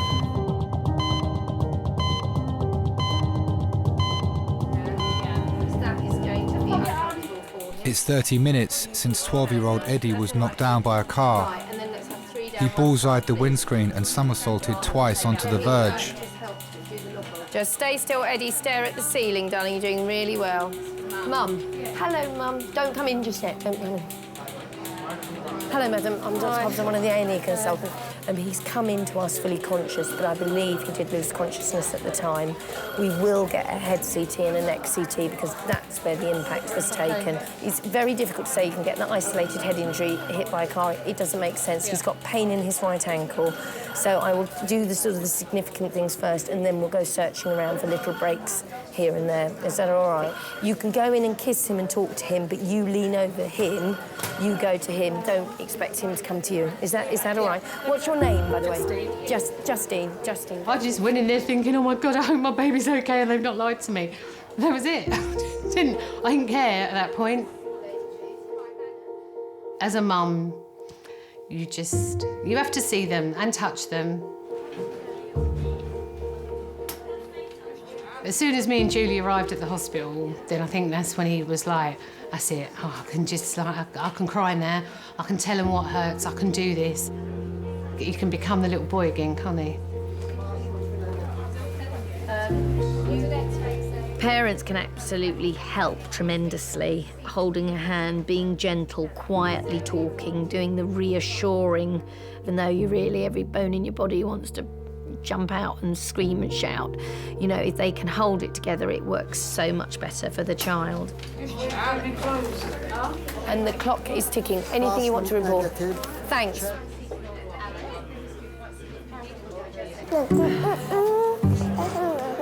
Hello. Ow. It doesn't really hurt, does it? It does. Does this hurt? No. Does this hurt? No. Yeah? Does that hurt? Ow, yeah. So just a quick one, sorry.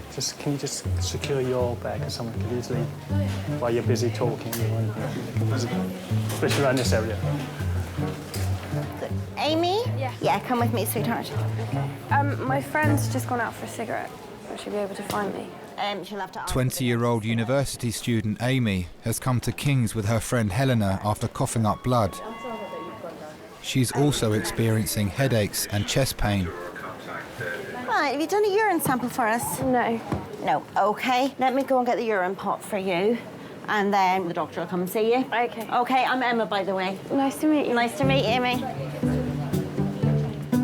Nursing is to nurture.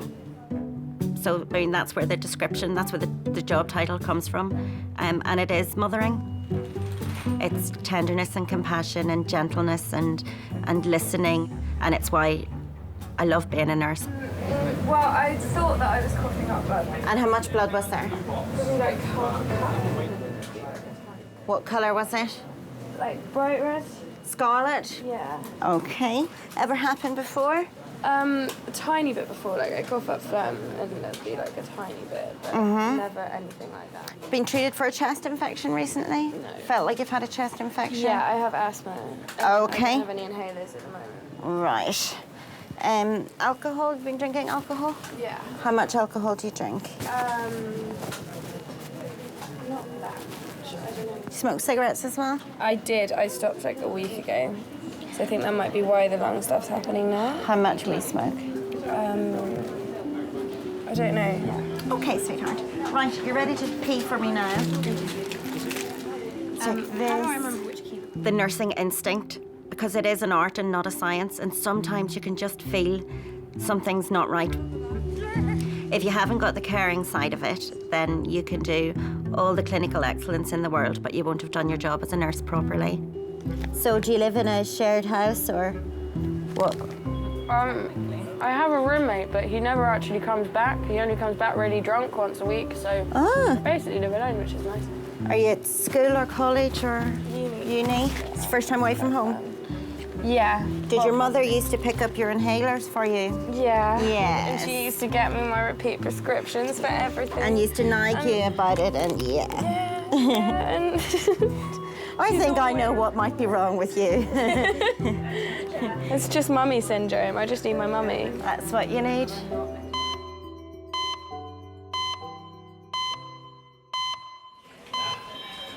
Girls, we're going to CT. Right. It's less than an hour since Eddie was in a road accident. Just chase the blood results. He was thrown over a car bonnet and his head hit the windscreen. X-ray the pelvis and the chest when it comes through. Thank you.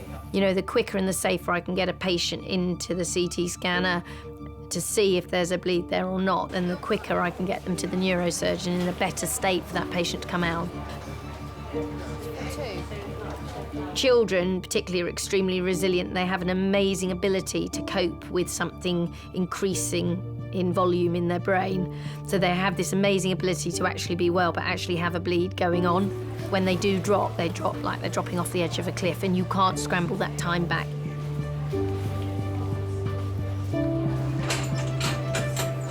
Eddie, we're going to slide you over. All right, darling, I need your nose looking at that ceiling, and I don't want your head wobbled from side to side.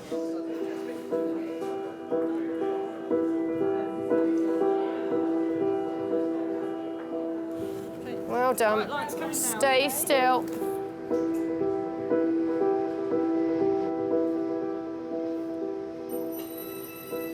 I had Eddie at home in the living room, on a stormy night. Came out with his arm wrapped round his neck, and I named him after my dad.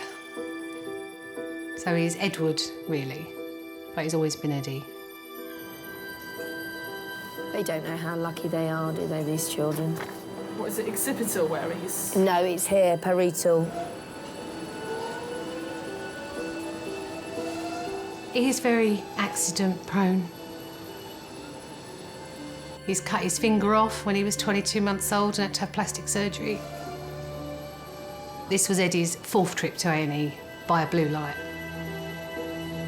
There's an awful big injury to be somersaulted twice at that size if it was really doing 20 miles an hour.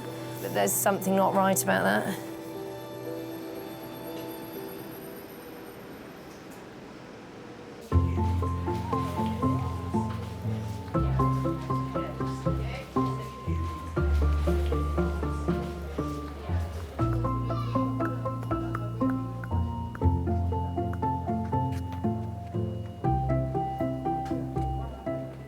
It's gone around there somewhere. I think. Hi, David. It's Peter here. I'm okay. I've been better. I've been involved in an accident. Yeah, I'm so embarrassed by this. Really, it's like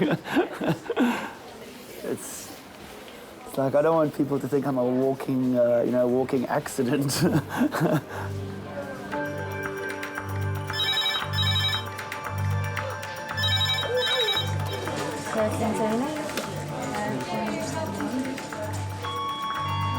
Aldred for 2 minutes, that's Aldred for 2 minutes.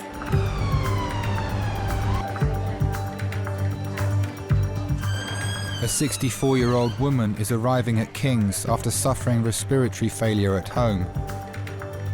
She fell while recovering from an operation for cancer. Ready, steady, slide.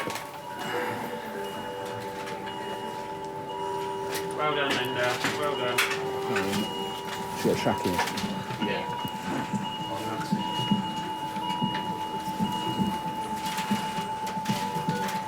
So trachea's out, that's why. Essentially, a tracheostomy is a hole that's made in your windpipe, your trachea.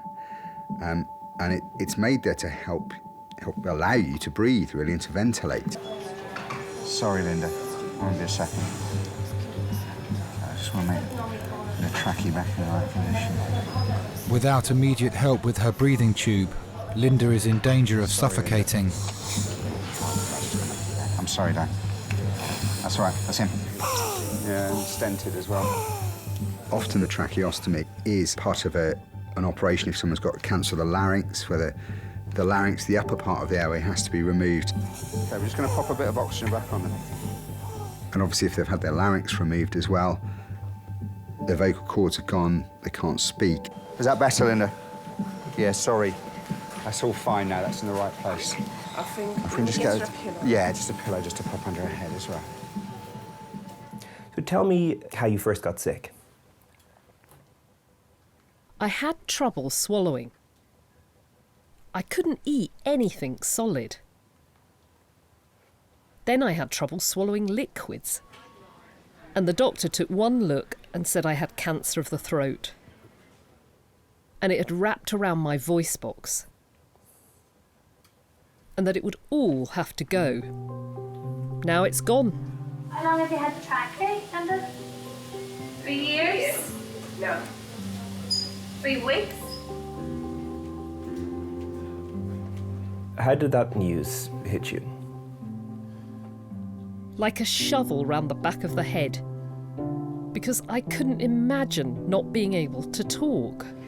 Right, your trachea was quite a long way out and very blocked, and I'm sorry I had to push it back in to make off, but hopefully it's helping you breathe now. I know it's not very nice when you have them popped in like that. Okay, is your breathing more comfortable now?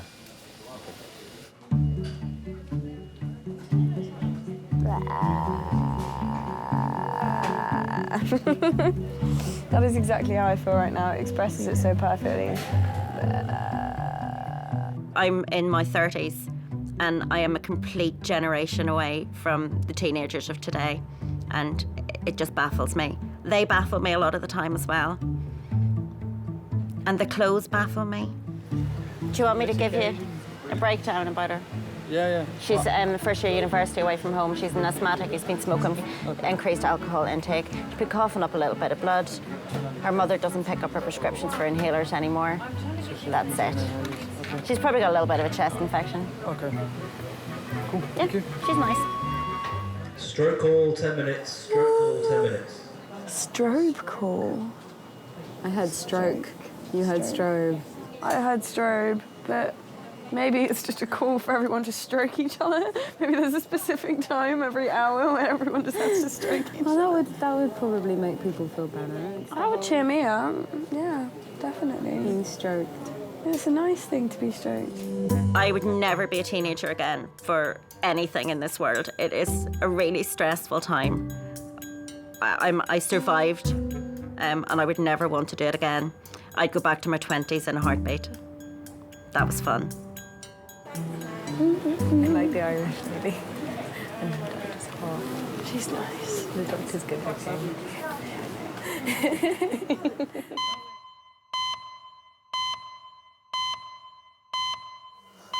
The cut is, oh look. His blazer's cutting everything. Is it? Yep. Don't really care. Eddie's sister Chloe and mum Justine are waiting for Eddie to return from his CT scan. Doctors are concerned that he may have sustained a bleed on the brain after being hit by a car.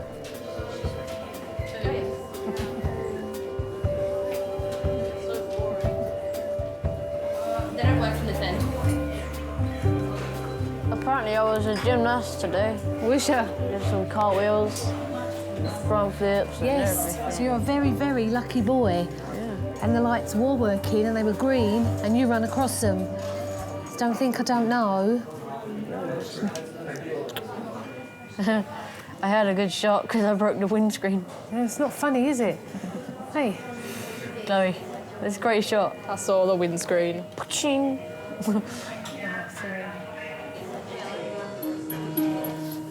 He's got blood in his urine. A small amount, Des, but I think I'm going to earn myself another trip to the CT scanner. I always ask the radiology guys if they do an ultrasound rather than CT, and just as a young boy who you don't want to Well, radiate. this is the thing, he's already had a CT scan. Yeah. You know when you sit there and think, oh, actually, no, I'll just do his head and neck, and you think, why? He's smelling him? Of course it should be top to But with kids, we should not You be know, rushing to top to toe them, that's the thing. Oh my God, I'm Right, going to Eddie, honey, there's good news and there's some not quite so good news. The good news is that the head and the neck, they appear okay. There is a big bruise That's there. the main thing. There is a little bit of blood in the urine. Right. And seeing as he's got a graze on his back, I'm just going to have a look at that. It might well be that we have to go and scan the kidneys. Oh, more scanning. More, yes. I was trying to protect you from the luxury of that, sir. They can make you a bit Eddie's mum, Justine, is a manager in the paediatrics department of a local hospital. Oh, sorry, sweetie. I know that what you see at first is not always what is, because I thought he's got away with this, he's really lucky, and then at that point when they said he's got blood in his kidneys, I'm thinking he's not. Yes, blocks away, please, and then the hard collar away, please. But I knew it could have meant surgery. It could have meant he'd damaged something inside, he'd split something, he could have been bleeding. All the things you know, but you don't let them penetrate your brain. That's it. Breathe out and say, I'm calm. And I knew that they wouldn't be able to tell me that night that he was okay. To the right. Look over, all the way over, so your ear touches the mattress. Good boy. And smile. Oh, it's also hurt there. Was that on your head that it hurt? Yeah. Sometimes I think there's something not right here, I just haven't found it yet. You know, if a child's been hit by a car, bullseyed the windscreen, bounced off the bonnet and landed awkwardly on the curb, can they truly have nothing wrong with them, or is it just that we haven't found it yet? So it's a road mark, is it? The kidneys just need to get flicked to start producing a little bit of blood in the urine, and it can become quite serious. Can I have that washed off just to see what we're actually up against? I do believe that somewhere along the line you pay for these major traumas. You don't walk out of it scot-free. Eddie, move right forward, please, onto your bottom. So he's got like a scuff mark there, hasn't he?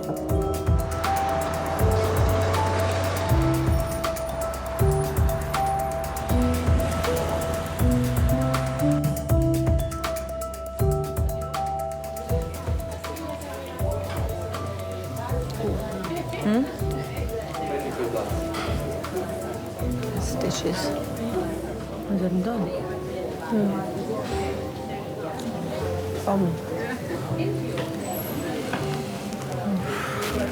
That one is eyebrow.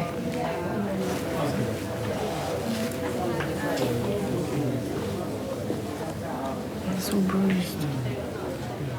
Thank you so much. Okay, see you in a bit, bye. What happened to you? Cycling accident. What, a car? Motorcycle hit me, On your bike? Yeah, I was on my bike, yeah. Did you have a helmet on? You know, I usually often do wear it, especially if I'm commuting to it, but I didn't have the helmet, unfortunately. And, so it might have made a bit of a difference. It's swollen on your eyebrow. Yeah, I reckon it'll swell up quite a bit. Headache But later. Yeah. The resus team has replaced Linda's tracheotomy tube after it was dislodged in a fall. Hi, darling. Will you look at me? She's breathing normally again, but she remains in a vulnerable condition. It's only 3 weeks since she had a major operation to remove a cancerous growth, as well as her voice box.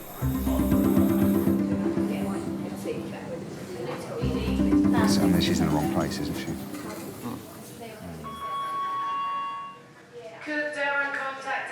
I mean, she's clearly had quite a big neck dissection as well.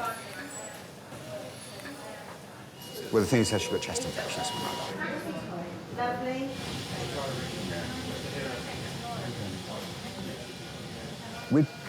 When you fell, did you trip or did you pass out?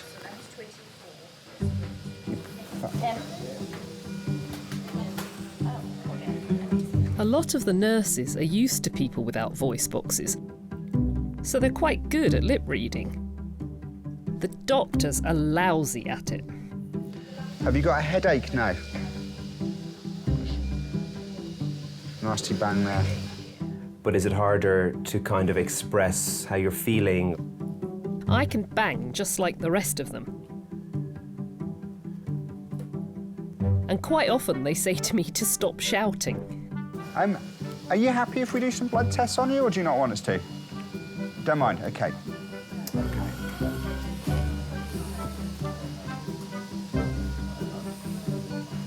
Do you knock on Tuesday?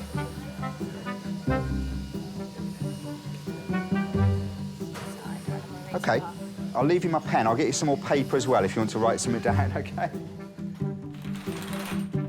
Do people treat you like a bit of an idiot sometimes? I went into my bank once and they started writing me notes.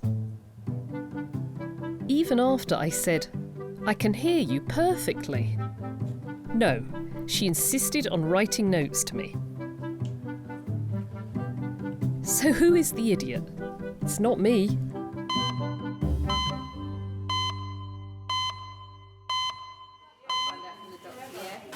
I haven't eaten since like 9 o'clock. Why did you not have lunch? He had a packet of crisps, as he said. Yes. No, they're terrible. For They lunch? don't always. Lie, me. It was a big one. They don't always. What, a big packet of crisps?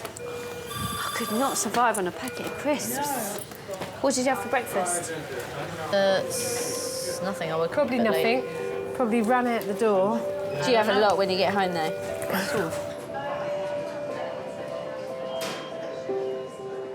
I've been on my own since I was 8 months pregnant because the kid's dad left at that point.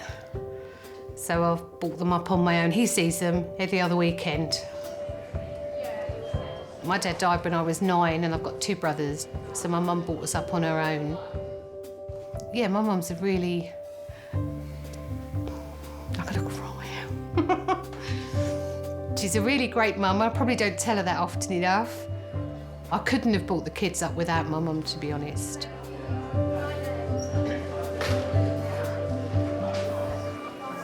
Right, next. Despite his earlier head and neck scan being clear, Liz has decided the blood in Eddie's urine needs further urgent investigation.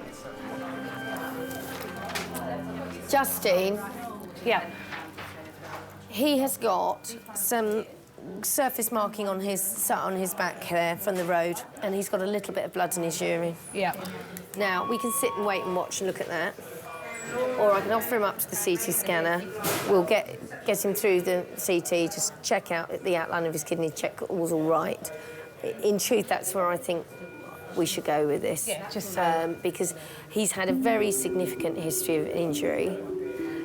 He's got some road grazing there, and he's got a small amount of blood in his urine. But I don't want something coming and catching you 2 or 3 months down the line.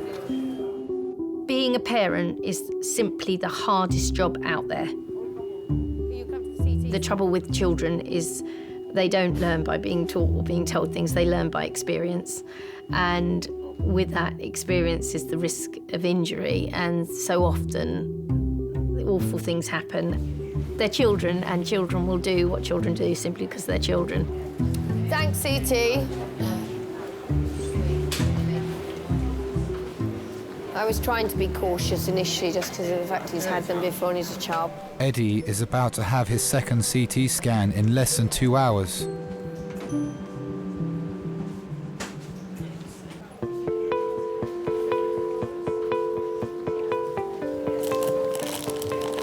Horrible, actually. No toast. No, they're they're just too chewy. Takes ages.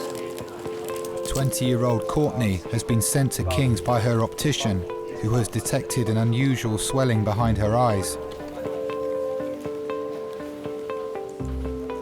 Courtney's always been a bit of an actress all the way through her life, and a very funny girl.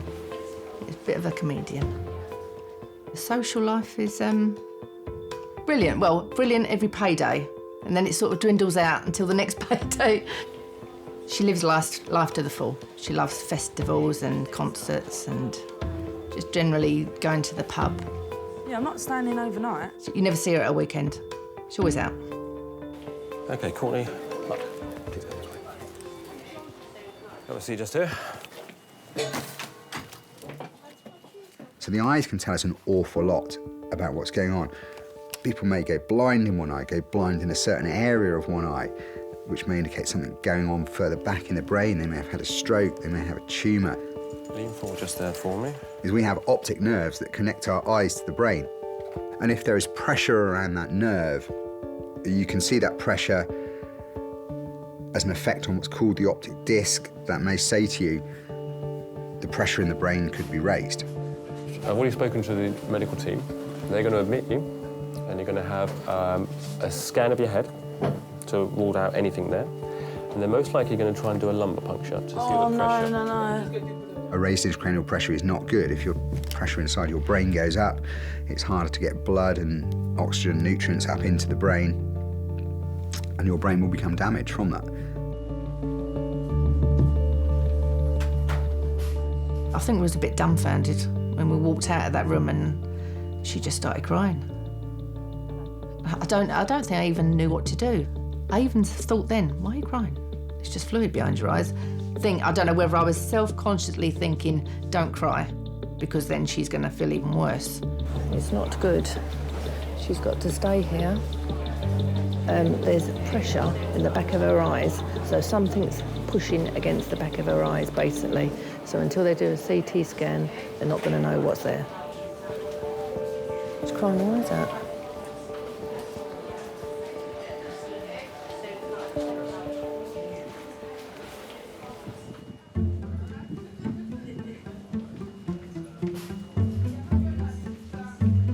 University student Amy is having tests after coughing up blood.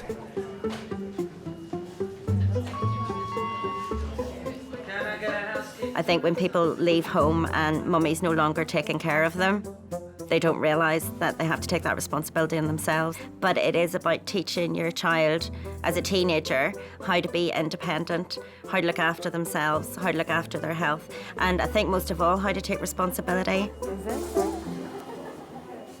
We've gone wrong. I have a very, very close relationship with my mummy. We speak several times a day, every single day. Yeah. You're in A&E? Yeah, I thought so. Yeah, but just which A&E were... Oh, no, dude, we were here. Qualities of an Irish mummy are the kettle's always on, the fridge is always full, there's always something in the oven, your bed's always made, your bath's run, and she never gets annoyed for more than a couple of minutes. I found it. We're here. We're in the right place.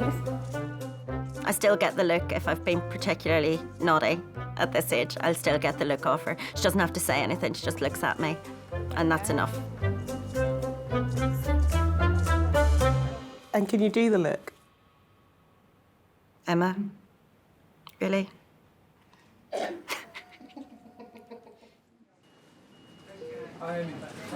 Just take a look at your blood results. There is one of the results a bit deranged, which shows any... Amy's results show signs of a chest infection on top of her asthma, so she's being kept in King's overnight for observation.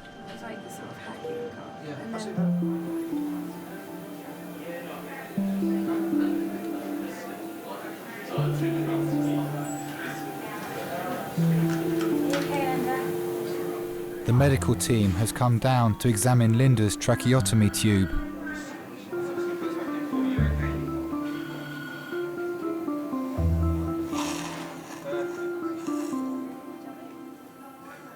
Tell me a little bit about your family. I got married to John in 1982. But then unfortunately he started to drink too much. And he died this time last year. And what did you like to do together? We walked a lot. And we'd go on pub crawls. And have one in each pub. You miss having him around? Oh yes.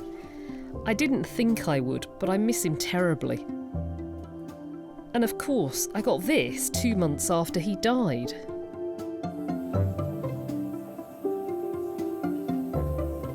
Did you ever have kids? No, I never wanted any.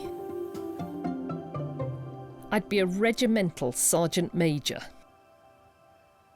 They should be seen and not heard.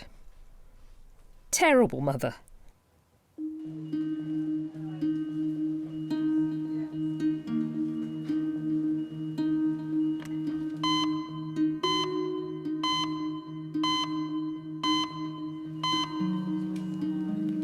I don't know how long I'm going to be at hospital, but she's going to have majority of the tests tonight. But we don't, because it's so busy here, we don't know. Hold on, let me ask her what she needs. What do you need, Courtney? Oh, I don't know if I've got to stay in or not. You Some have got pyjamas. Right, some pyjamas. Deodorant. Oh, and deodorant. Right, her 2 phone chargers are on the floor. She's got 2 phones.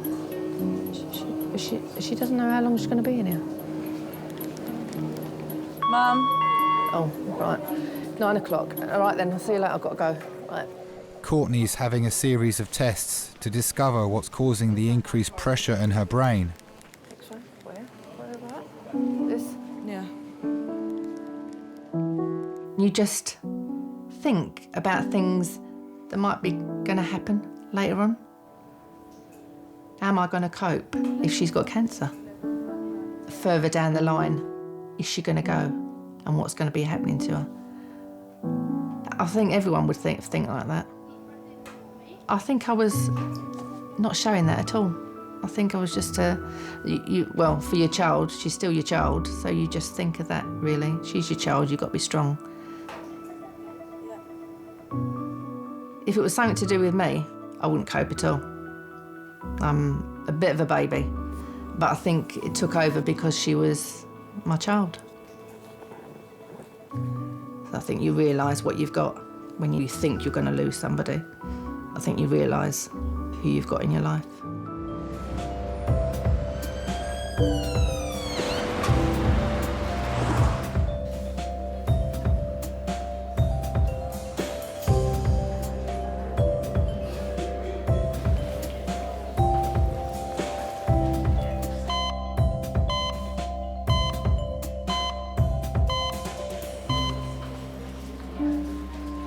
It's 2.5 hours since Eddie was rushed to King's after being hit by a car on his way home from school. He's had a second CT scan after doctors became concerned when blood was found in his urine. Provisionally, that looks okay, Mum. I know the orthopaedic doctor's been thinking about worrying about the... She said, I can't pin anything on him at the moment, all right? You know, and it's a really remarkable story that he's had. Unbelievable, so I'm very isn't it? cautious, ladies, if we can say that. I think it's like anything. You don't think it's going to happen to you. Eddie would never have thought it would have happened to him. I'm a lucky lad. You are. Very lucky lad. You want to have learnt your lesson big time. Kids don't. You just don't. You just think, yeah, I'll make that. That's easy. So I want to put him overnight on the ward. It might be in the morning something will crystallise that we need to look at. But we know the main nuts and bullets of everything in there are good. OK. When you're older, you think of the damage it can do. You think of the impact, you think how much it hurt. But when you're a kid, you don't, because you just don't. You don't think it's going to happen, so you don't think of what could happen if it did happen. And that's the difference, isn't it? The difference between growing up and being young. Have you got any questions you want to ask me, Eddie? Can I have a wheelchair? He wants a wheelchair at home. Sweetheart, don't say I that. know, silly. Eddie, there are people out there, children like you get hit by cars who never get out of a wheelchair. You have your arms and your legs. You have your brain. You have your mum. You have everything to be thankful for. Don't ever ask for a wheelchair, sweetheart. Listen, I thought you were going to be a zoologist anyway. That's what you told me. Zoologist? All right, well, let's stick to the plan, shall we?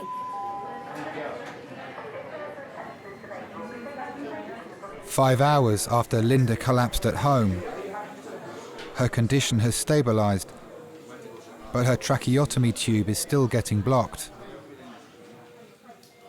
She's due another operation on her throat in 4 days' time.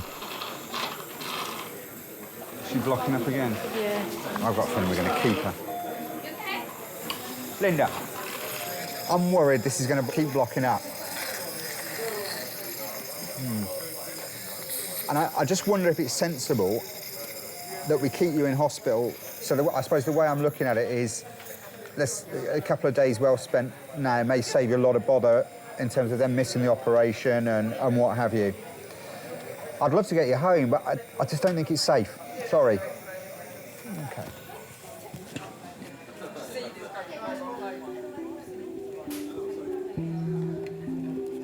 Tell me then a bit about your various careers. Lately, I've worked in the funeral trade, arranging funerals, dressing, laying out. I absolutely love it. I'd love to go back to it, if I get a voice box. And having cancer, does doing your job make it more difficult in terms of thinking about death? I think you have more empathy with people, because you can't control cancer. I wish you well for Monday and Tuesday, OK? I'm sorry we've met in these circumstances. OK. You take care of that, OK? Always have my pen. Take care. She's got quite a cheeky sense of humour. Quite an interesting outlook. It's not so much what she would write, it was the look in her eyes and things like that. So you get the sense of the person even though you can't actually talk to them. Do you have less of a fear about death in a job like that? I think so, yes. It doesn't bother me at all. I know it happens because it happens to us all. So embrace it. Live life while you can and enjoy it.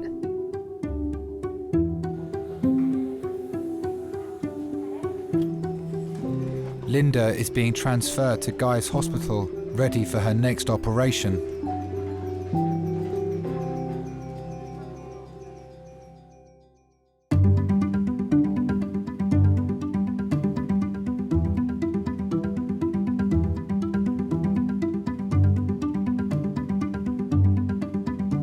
Doctor told me it can happen in young girls who are overweight. I'm finding it quite hard. I do like my food and to have a beer, but him telling me that has made me put on more weight, I think, anyway. So I just need to go to the gym and exercise. Courtney never takes notice of anybody. You can all give your opinions and Courtney will do exactly what she wants to do. So tell her to diet and she'll eat more.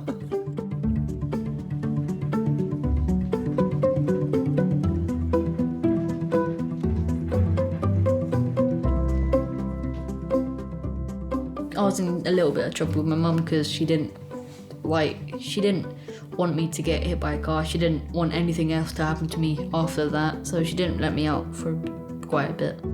It's not cool to get on with your mum, but I like to get on with my mum because she's very nice and kind, and she's just very nice.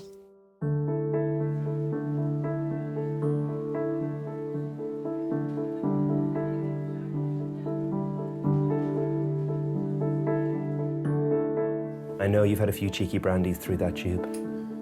I have. That was Andy Murray's fault.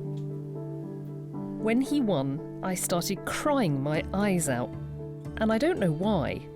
And I thought, I've got to celebrate. So I bought myself a very large brandy and lemonade. Luckily, I had my tube, and I thoroughly enjoyed it.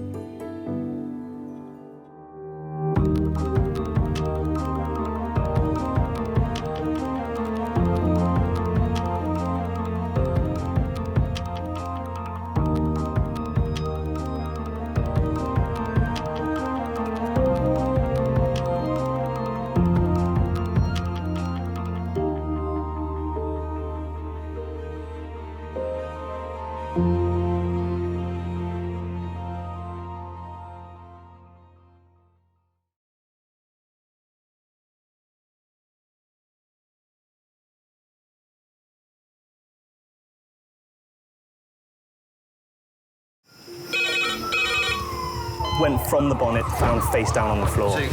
Paediatric trauma. It's a stabbing quadrant. 25 feet from a ladder onto his back. He's really unwell, and I think anaesthetics need to see him before he goes to theatre. Daphne? Daphne? How is everybody then? Chilling? King's A&E, how may I help? King's College Hospital, London. I got stabbed. I know, it's annoying. On my head. One of the busiest A&E departments in the world. I want top to toe, head, chest, abdomen. A place where love, life, and loss Don't bloody die. I love you too much for you to die. unfold every single day. All the patients you're about to see were treated in just one 24-hour period. A&E is always like a traffic jam. Can we get a trolley? You've got to realise that there's awful things that can happen to you. I'm so sorry. Life is unpredictable, so it's important that your nearest and dearest know that you love them. You have to tell them that you love them. You must get better and come back to me. I don't want to lose you. Because there may come a time when you're not around to tell them.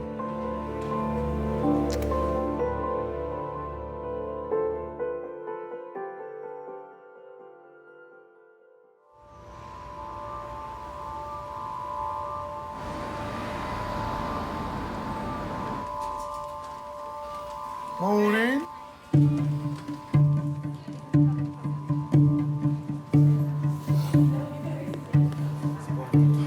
Thank God you weren't seriously hurt.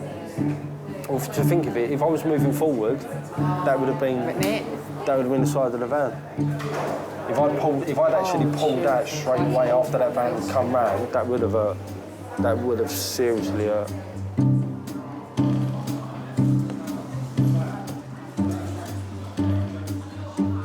ET tube. Oh, what's interesting as well about the nasopharyngeal is the right nostril is slightly easier anatomically. Really? Student nurse Matt is on his first week's training in King's A&E. Supervising him for the day is staff nurse Dominique. Yeah, and do you know a time when you will never use a nasopharyngeal? Epistaxis? Okay, yeah, that's not bad. But if you're suspecting a skull fracture. Okay. Okay, so you don't know where it's going, you could be going straight into the brain. I am ridiculously accident prone. I've been to various A&Es, like at university, at home, in London. And McGill's forceps. In fact, it all really encouraged me, because every time I was in hospital, I got to see what was going on, sitting in hospital bay like, oh, that's really cool. And that guy's job looks awesome. And like, I'd love to be able to put plaster of Paris on someone's arm. Why does he need adrenaline? The best job in A&E is being a nurse. Allergic reaction, right, okay, yeah. Because we spend the most time with the patients. And although that can be quite challenging sometimes, I wouldn't have it any other way. Matt, call a porter. Pardon? Call a porter. Porter to resus. That one? Yep. Can I have a porter to resus, please?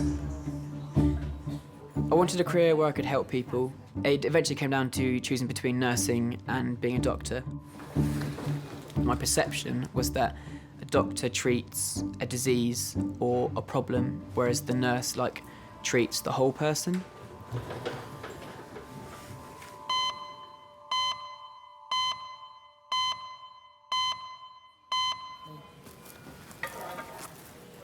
Okay. Hello, King's A&E. Yep.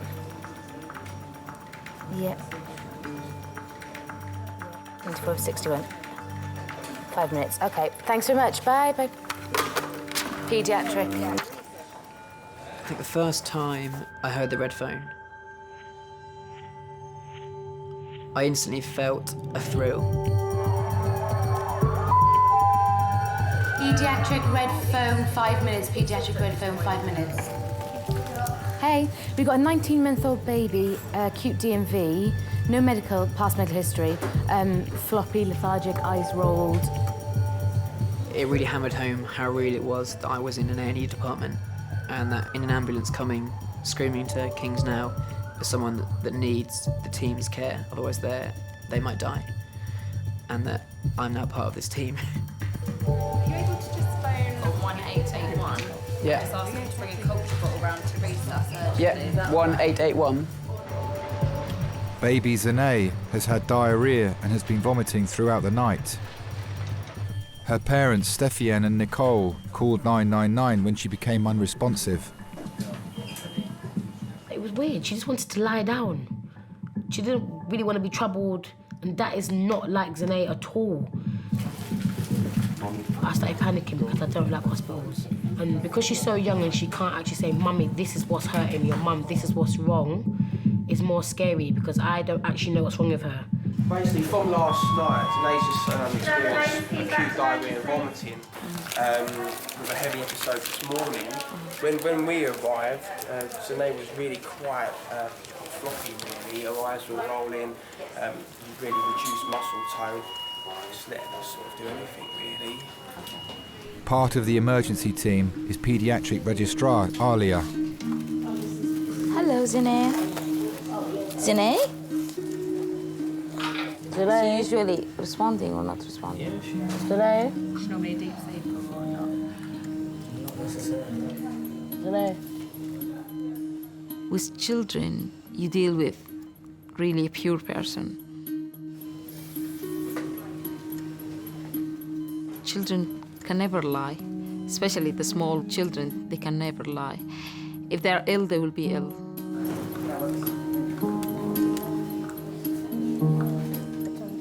For her to be 1.5 years and being quiet will make us very tense that this child is not okay. I don't understand. I'm trying to think. It's weird. She hasn't eaten anything. Just don't stress. Doctors are hoping a strong mixture of antibiotics and antiviral drugs will stabilise Zane. Because she's 0.65. Alia, is it worth putting another cannula in so she can have fluids as well as... Yeah. Does she need another one? Because she's not responding well to us now.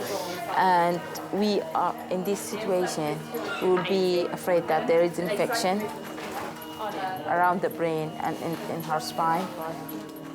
This is my only child. I don't want to lose my only child so early. That's what I was thinking. If there was another word created better than love, then yeah.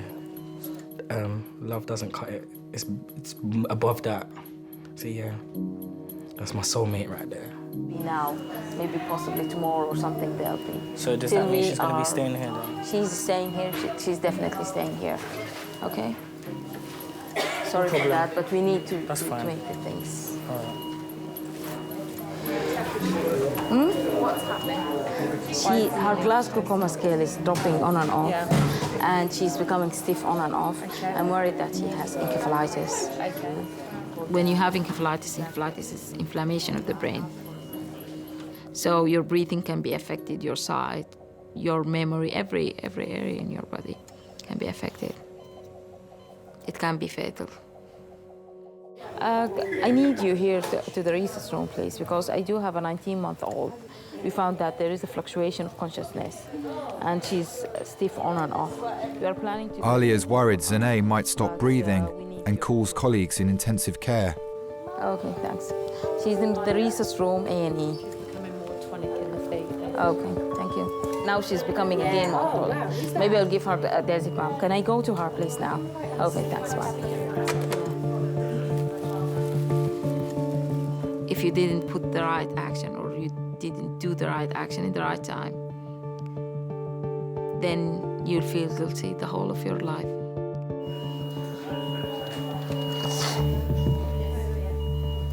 Mom's phone, she's still not answering. What is wrong with this woman?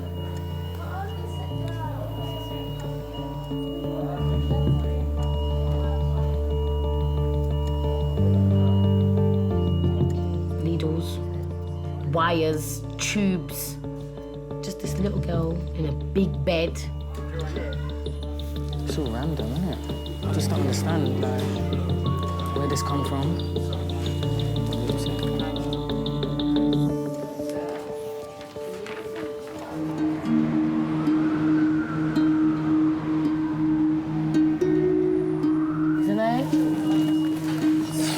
Doctors fear baby Zane could have a life-threatening brain infection. They're hoping a powerful combination of drugs will stop it taking hold.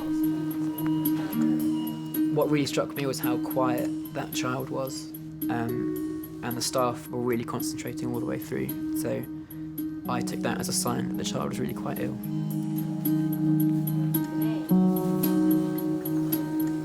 What are you drawing? Also at the hospital is Zane's 4-year-old stepbrother, Kamari. What are you drawing? Who's that? What about drawing the scariest dinosaur you can think of?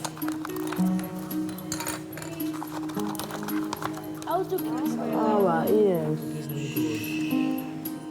I was a single mum up until Kamari was 1. And then obviously I met Stephian. He lives by himself. So it's either I'll go and stay at his house for a little while, a couple of days. He'll come here, stay for a couple of days. I know you don't expect things like this to happen, but things happen, innit? Some days we could love each other. Some days we just hate each other. But I know that when we need to come together, we do come together, especially when it's regarding the children. We do come together.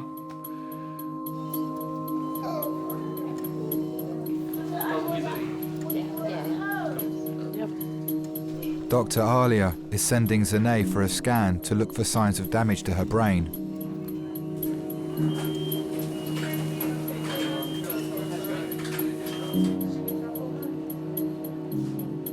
When you're a young parent, to hear that, oh, your child might have an infection in your brain is the scariest thing ever. I was thinking, oh, I hope she's okay, hope she's okay, hope she's okay. And it's gonna be all clear. And they're gonna come back and say, oh, she's fine. They're just doing that for procedure.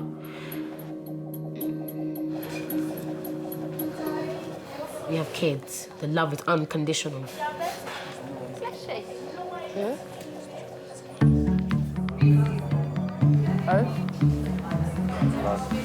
It was funny, actually. It's like when I turned up there, she was like, oh, I've done you a cup of tea already. I was like, blind, though. She went, there's a pork chop there as well. I went, Pork chop? Pork chop with 2 roast potatoes and a bit of bread. I was like, Nan, you are a diamond. And then I went, oh, one sec. I ran into the van, and what it was, Rachel had cooked like a curry like the night before. She used whole grain rice. All right. Yeah, probably good for you. Who? No, not us. You know what? It's everyone getting the same but us.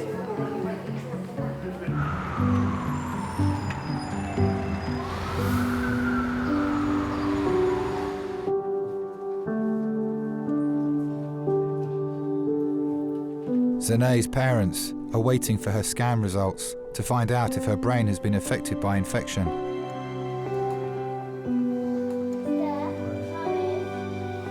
It's probably one of them, you know, like them the infection that just spread, that people just catch or something. You alright?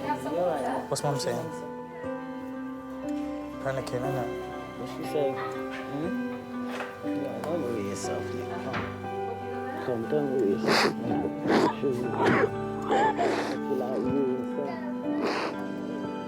It's not easy to see a parent crying because their child is ill.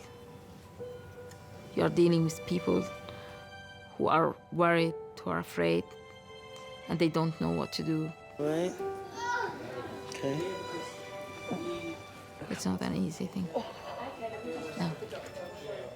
Especially when they will ask you, so what is the chance for my child to live? No.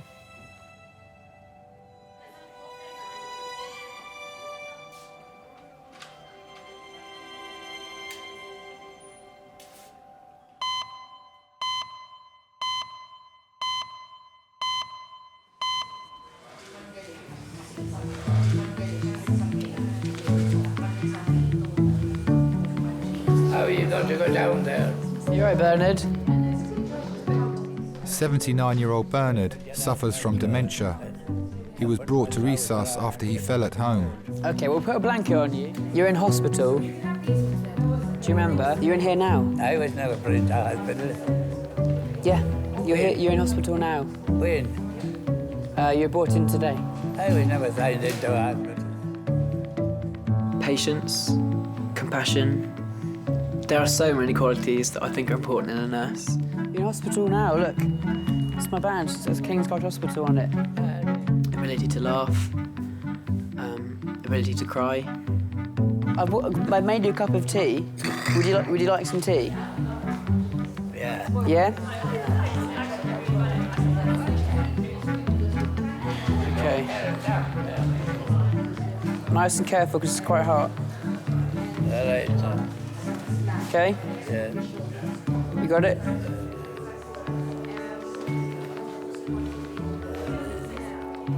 Was any other people taken down to the hospital? I don't know. Put lots of sugar in it for you. Oh, don't squeeze it, don't squeeze it. Just relax your hands. There you go. It's quite a weak cup. You've got quite strong hands.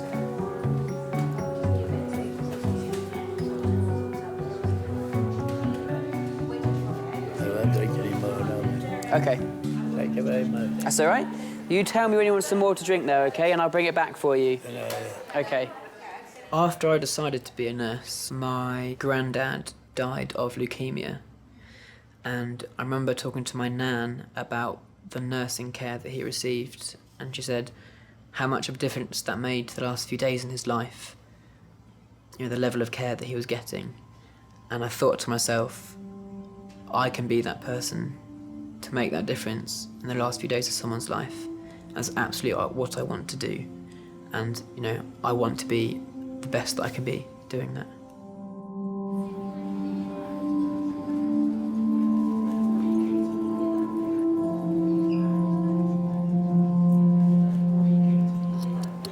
You all right?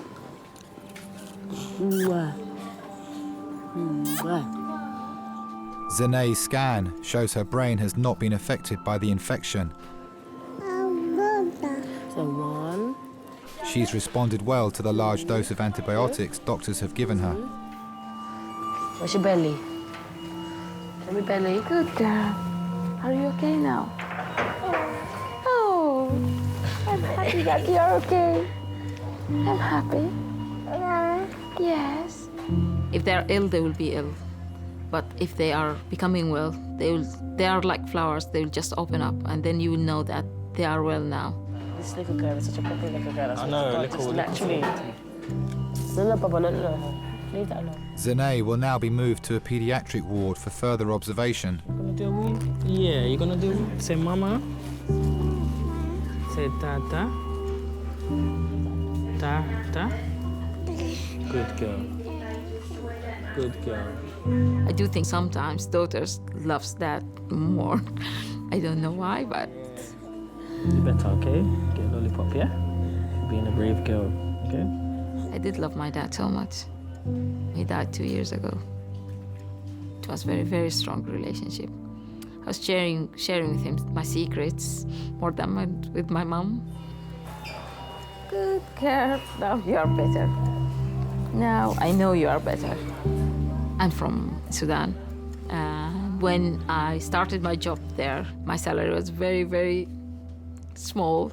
So he was supporting me, like even financially. He was a doctor, that's why I became a doctor. This was one of the reasons that I became a doctor, because I loved him. You okay, Baba? Yeah. The dedication of spending time with children alone can contribute towards their life changes, you know. You don't want them to grow up to remember certain things and realize, you know, you wasn't there for this, because it can affect them. I wouldn't want Zene to keep stuff from me. I know it's going to be hard, because I know I'm going to be protective with her. I'll do my best. That's all I can do, really. Yeah.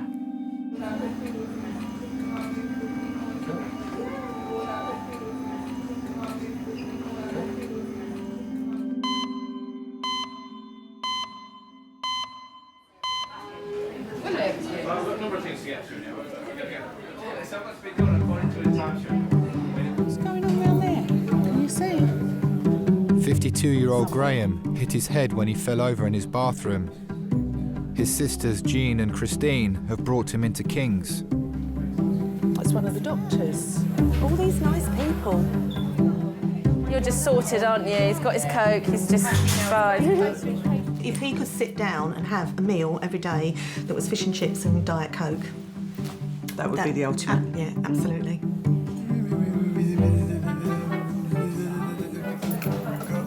Oh, that's your favourite, isn't it? You end up doing a big burp. I'm the eldest, and Jean, middle one, and Graham came along when we were 8 and 6. Mum had worked out for herself that there was something not quite right. When she told us, we were sat down, I could still see us sat around her legs and Graham's little cot by the side, and she said, God's given us Graham because he's special and he wants us as a special family to care for him. Oh, at least you've brightened up. Do you feel a bit more bright now? Yes. Yeah, that's the thing. He was gorgeous. He was a giggler. He used to giggle huge amounts. Oh, wow. Music was always his great love. Huge Shakin' Stevens fan, Cilla Black, you name it. There's O'Connor. Sweetheart. Oh, it's blowing up, is it? Is it blowing up? Oh, pardon, so are you? That'll make it go down, won't it? Or let all the air out. We grew up with quite a bit of fightiness to make sure that nothing was going to harm Graham. Oh, it's going to be cold. Unfortunately, in those days, grown-ups and children alike could be very cruel, and we spent a lot of time protecting him because of that. You warm enough? We thought he was beautiful, but other people saw what we couldn't see because we saw the beauty. A cold nose. I think we're probably overprotective. We get on his nerves at times, and he makes that felt. We try and do things for him. Well, we don't have children, so when you don't have children, you sort of got a replacement child there, whether he likes it or not. See that man there? He's going to take a picture of your chest, like we did before. We've done that before, haven't we? Eh? Yes. When he loves, he loves. If he, once he starts loving someone, that's it. That's it. You're mine now. For my life.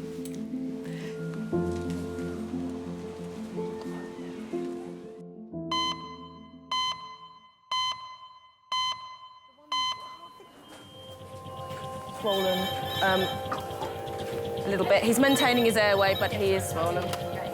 Hello, King's A&E. Don't like the sound of that. Yeah, all right. Head injury. 20. Lovely, thank you. Bye. 20 minutes? Yeah. Trauma red phone, 20 minutes. Trauma red phone, 20 minutes. Christine and her husband Dave were down from Yorkshire when Christine collapsed unconscious at her sister's house. Everything was fine. We'd been having a laugh and joke. We'd had a really good night. Christian just says, I'm just going to the toilet. All of a sudden, we heard such a bang front bathroom. And of course, you're a bang, so me and my brother-in-law both jumped up. Goes in, Christian's laid on the bathroom floor. Sparkle. They never stopped working on it all the way. I said, this is not good, this, because, her eyes were closed and doing nothing.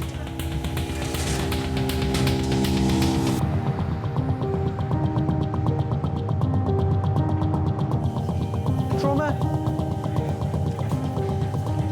61-year-old Christine has arrived in resus after collapsing unconscious at her sister's house. Let's take some C-spine precautions as well for the time being. Robiel, an emergency consultant, will be leading the trauma team. I think patients who come in unconscious for whatever reason is incredibly difficult. And you have to, suppose, be a detective at that time to try and figure out what's going on. Every second counts for that patient and you're treating it on that basis. Yeah, go for it. Right, this is Christine down from Yorkshire. Went to the toilet and they heard her collapse in the bathroom. When they got there, she was unconscious. They put her on the toilet. She has 2 hematomas to the side of her face up there, which you can see. She's got a history of TIAs in the past. She's on clopidogrel and a statin. Okay, anything else? Is she breathing by herself? Minimal. Minimal, okay. So does she respond to pain at all? No, she's pretty unresponsive, isn't it? So she's GCS 3. Christine? Christine? Doctors have been made aware that Christine had a stroke 10 years ago. If this patient had previous lots of strokes, then that would be, you know, high on our suspicious lists of what may have happened. We can take them to the CT scan and looking specifically for a stroke. And you have to use all of your hospital resources as to figure out as to why they're unconscious.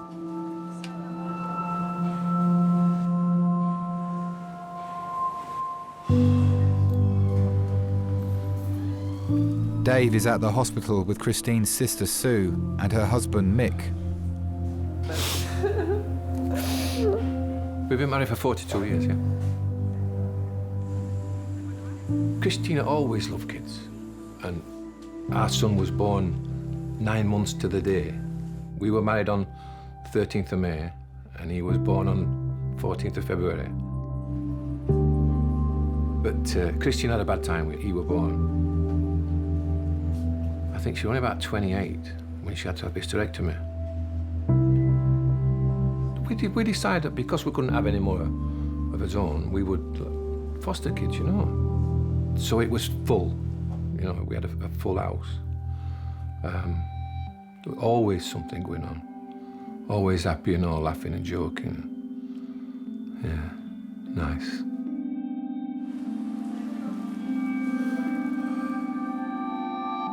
Yeah, but you know, none of us know what happened tonight. We just don't know. You know, she just, you know, whatever. I don't know. She just passed out or whatever.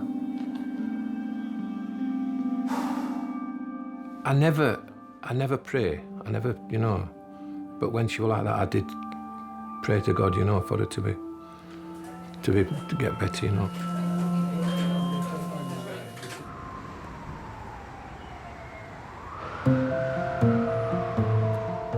When you've had your x-ray, come and sit back on the chairs and I'll let the nurses know, okay? All right, chill, love. Love nurses. I love hospitals. Nurses are my favourite. Got to there. Don't know where to go and watch. Why don't you go home? Because this is really exciting. Graham, in a minute. Listen to In a Jane. minute. Listen to me. Jane. Listen to me. Listen to Jane. Look at me. No, me. Jane. Hello. Jane, Angie. Me. Hello. Oh, that's Jane. Yeah, listen. In a minute, the man's going to come and we're going to go for a ride, like we've done before. And then we'll take some pictures of inside your head to make sure it's all right. Yeah?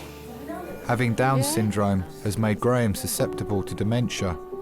A year ago, he was diagnosed with the condition. God, it just hit me, just knocked me for six. And you don't believe it at the time. His speech was very, very good and had a huge vocabulary, really good vocabulary. We're losing that brother we adore in such an awful way. There we go. Here's the keys, see you later. I'll wait here for you. We won't be long, ladies. I'm coming. She's going with Oh, you. you coming? Yeah, Goes nowhere without me. Yeah. Let's go then. She's an Okay, attachment. off we Sorry, go. mate.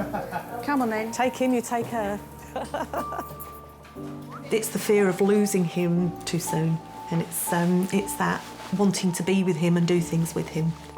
You hold tight. Wee. Up. 1, 2, 3. Woohoo! All right, got you, mate. That's You're it. here. We've got you. Wow. Goodness me. Oh, that was exciting, wasn't it, hey? Gosh. Phew. Can you lie down for me now? Yeah, can you lay down, darling? Gently. I've got my hand behind you. It's all right. That's it. Don't worry. There we go. It's all right. No, it's all right. We're here. Okay. Oh. I think you have to be understanding of Graham's dementia. If you're not understanding, then you lose the patience, which we do at times anyway. It's something that when you're really tired, it happens. Okay. I know. I'm here, darling. I'm here. I know. And holding back the tears is quite often difficult, because I'm sure you do, although we don't talk about it. There are a lot of tears. It's just the whole frustration at not being able to do anything about his current situation. We are at a point where his condition will only deteriorate. When you love somebody, it's not necessarily the happiest of experiences, because it is the worry that comes with that, because you've got a concern about that person all the time. Now, Chris is going to clean your head. Oh, look. Oh, it's like being in the barber's. Graham's scan is clear, but his wound needs dressing before he can go home. Chris is just going to put some glue on your head to stop it from hurting. He's just going to give it a clean, wish-wash, wish-wash. Going to give it a clean. And a lot of people say, oh, you're so good to him. But why wouldn't you be? All right, darling, nearly done. Okay, nearly finished. Nearly finished. Come on, squeeze my hand. Squeeze my hand. Just snuggle up to me like this, so Chris can squeeze my hand. Hold very still. Squeeze very, very still. All we're doing is what comes natural to anybody who loves someone. You do it with your partner, you do it with your child. Is it done? It's finished. Yeah, done. Finished now. Yeah, you say thank you. Thank you. Thank you. Thank you very much. I get far more back from him than I give.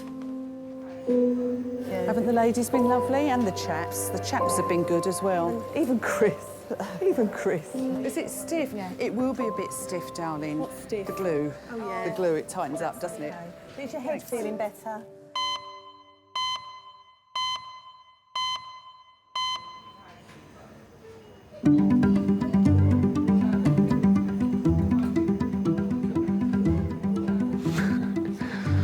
Sympathy here. Sympathy. I'll have to go out this weekend. What have you been doing? Oh, well. I had to save this animal, but I did sacrifice a finger. Yeah. Glad I didn't cry. Proper big boy.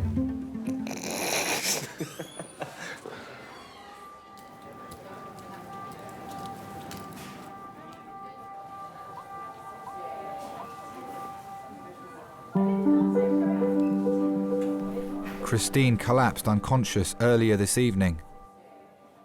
With a history of stroke and heart problems, doctors are worried she's received life-changing injuries. Do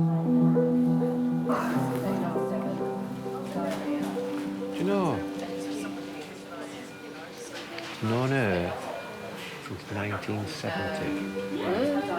And I can remember like that the first night I met her. Come here. The first thing I remember about Christine, I have never seen a girl wear a skirt so short in all my life. And I thought, wow, look at this coming up here. When she come walking down the street and she looked at my bike and she says, I'm not going on that. And I can remember it like that. I remember it as plain as day. I thought she's never going to go with me because I just thought she was too good looking to go with me. And I think I loved her from that very first moment. Oh.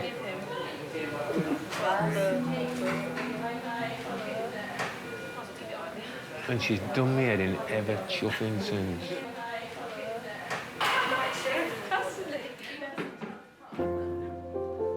We don't always get on. You know, we have some real proper rows, you know. Oh, man, she punched me in the face. You know, people look at me and they think, she's a right hard bastard, him. But I'm not. I'm not. And she hurts me. She does hurt me, you know. She's very fiery. I've got a bad temper, but I'm on a slow burn. But Christine is very quick-tempered. She does not suffer fools gladly at all. And then she says she's sorry and she thinks that's it. She thinks that's everything. It's not. I'm sorry, dear, but it's not. You know, it still hurts in here. Oh, of course it does. Oh, yeah, I've gone through years of it. Yeah. Yeah. Talks to me like I'm shit. Yeah. But she loves you to bits. Don't know. I don't know. To be quite honest with you, I don't know. Sure does. I don't know. She's done me no ends of times. Loads of times. Loads of times. She just get up one morning and think, oh, I don't want him anymore. And that was it, off. But I just kept going back for more and more and more. I must have been stupid. No, then. You know, remember on Christmas Day when Dated In were telling Angie that he were leaving on EastEnders? She was telling me at exactly the same time. No, then. Every 5 years it would, that's it, I've had enough, I'm off. Every 5 years. You just don't know. You don't know what she's put me through. No, that's right. You don't know. No.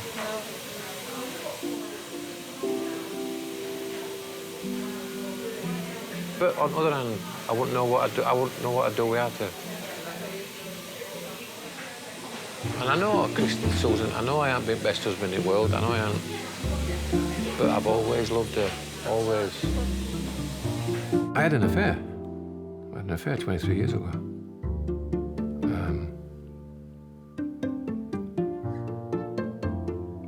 But I realised that I didn't want to go that way. And luckily, Christine took me back. She didn't have to. She didn't have to, but luckily she did. That's when she punched me in the face. You can't blame her, can you? You know. Can't blame her for that. If it were easy, everybody could do it. There would be no divorces. No, it's nice hard work. Anybody will tell you that. When we're going to get results of this chuffing scan then or what? I don't know. No skull fracture. Christine's scans show there's no bleed on her brain, but until she wakes up, doctors can't rule out any permanent damage. There are times when we don't know what's going on with the patient at all, and this is why they need to come in for further observation and investigation. The family members, the relatives, the friends, they are an extension of the patient. Knowing that one of their dear ones is unconscious and not knowing what's going wrong with them, I wouldn't want anybody to go through that kind of experience.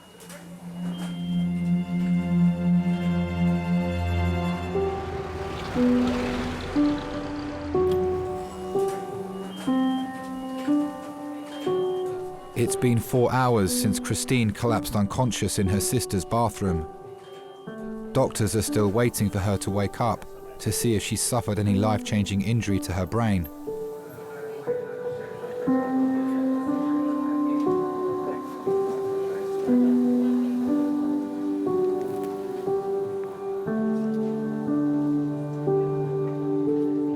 I would do anything for her. I would do anything for her.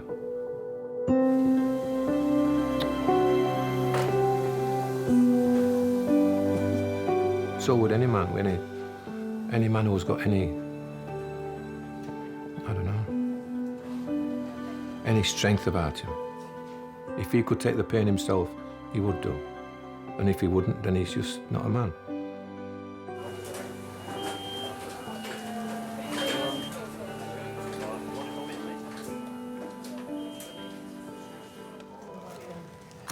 Could I go for my break? Is that okay? He's only asking to go on break. It's not important. His well-being is not important. Which break is this now? Is this your second? Second, yeah. Because he kept following the trauma around. Yeah, it's my own fault.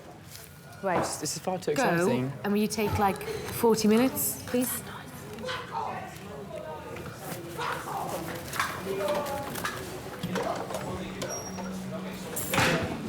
Fuck off! Fuck off, stupid people! Let me get home! Do you want to have a seat on here? It's a bit more comfortable. Yeah. Have a seat there for me, lovely. Stop kidnapping me! We're not. We just want to make sure you're all right, lovely. Have a seat down. On a daily basis, everything shocked me. Just relax. When something surprises you, you have to rationalise it, think, why has that surprised me? What is it about this that I can learn that next time it's not going to surprise me? I mean, the best thing about my job is the people. The worst thing about my job is the people. You know, you can have the lovely, sweetest, you know, people in. You know, you really want to strive as hard as you can to make them better. And then you have people who spit at you, throw feces at you, vomit at you, pull out all their lines. And it really does take so much emotional energy to keep going back in and keep trying to provide that high standard of care. It's exhausting. I think the important thing about nursing is caring about it, is caring about how well you're going to do, caring about doing the right thing. And I think that worry, that concern, is the thing that will push you to be the best nurse that you can be.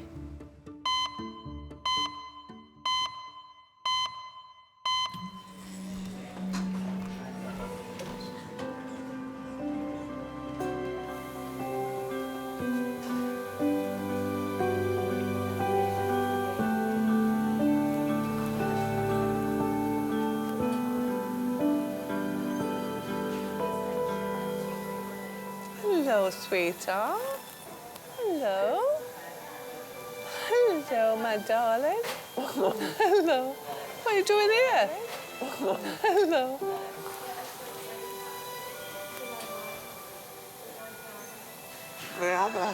Where are you? In the hospital. What are you doing here? What are you doing here? Because you've had a bloody fall. What happened then? I don't know. Did you just black out? Did you faint? I don't know. Like coming back from bed, I don't know.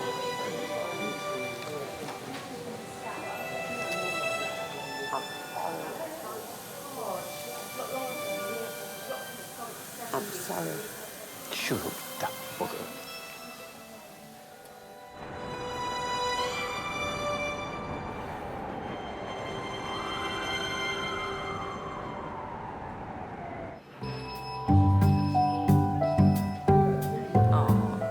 So pleased she's okay, though. She seems to be fine. With the history we got, we thought she'd had a big bleed. Yeah. It was quite a worry. Yeah. And she tells me now she had a fall about a fortnight ago. There we go. Mm. So it might be that the blood pressure drops when she stands up and then she collapses. It's possible. Like a head rush, you know? Yeah, like a head rush, that kind of thing. Yeah. Oh, you've had ups and downs, yeah. It won't be a proper marriage if we didn't have ups and downs. So, no, take the rough with the smooth, and I've got more smooth than I have rough. You'll be coming out tomorrow, and I'll take you home tomorrow. And there's no point staying down here if you're just going to spoil Susan and Mick's week. I don't think a lot of people now tend to fight for what they've got. You know what I mean? They think, oh, well, it's so easy to have a divorce, that's it. I mean, I'll say, oh, I'll divorce you tomorrow, but I won't, really. I love him. No. If you have to sacrifice, then you do. It's just what you do. Just what you have to do. Huh? I don't love you, though. I know you do. I've heard it all before. Some people can say, oh, I love this, I love that. But I can't because it's just... We just click. They're just something. Do you know what I mean? Press it. Press the button then. There you go.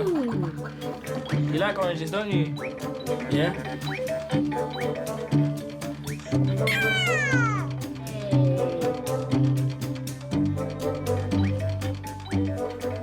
Yeah, nursing, paediatric nursing, definitely. And I believe I would be a great staff member, to be honest.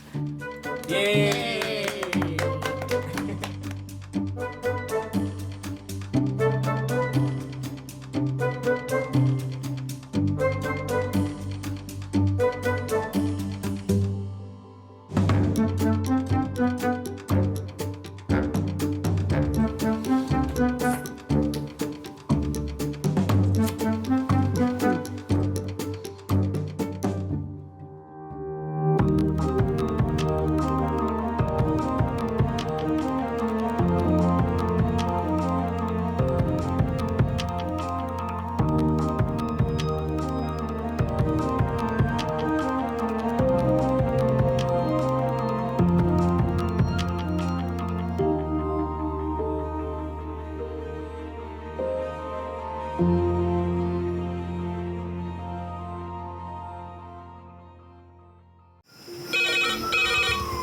went from the bonnet, found face down on the floor. 2, 3.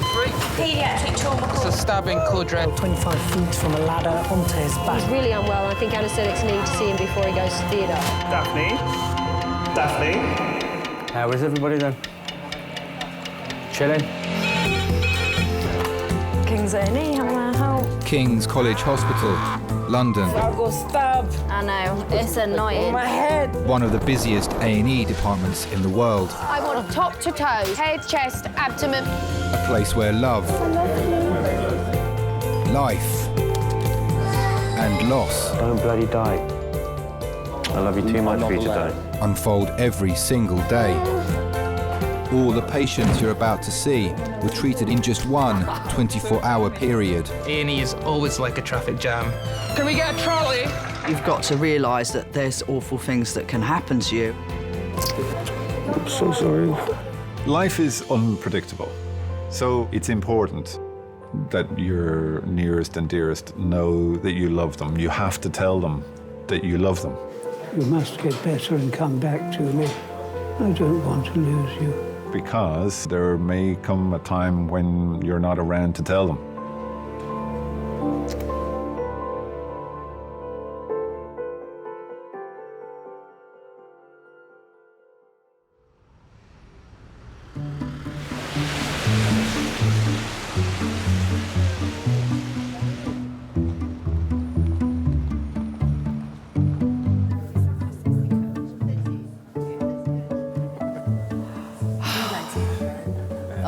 I have actually got a week off coming up. I can't tell you how excited I am. I'm going to be out here for a whole 10 days. Oh, my preference is always a night shift. I like my nights. I've been a night owl since the day I was born. I've never been good at getting up in the morning, and I never went to go to bed at night. Even as a kid, my mum said I used to just stand at the top of the stairs and scream. No, no smoking. My body is a temple.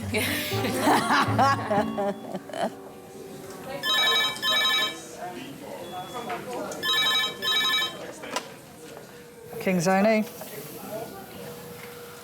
Yep. Lovely. Thanks, bye. Adult red phone, 4 minutes. Adult red phone, 4 minutes. A young man has had a severe reaction to the recreational drug GBL. In 10, yeah, just need the notes made up. Paramedics, accompanied by police, are bringing him to King's. Hello.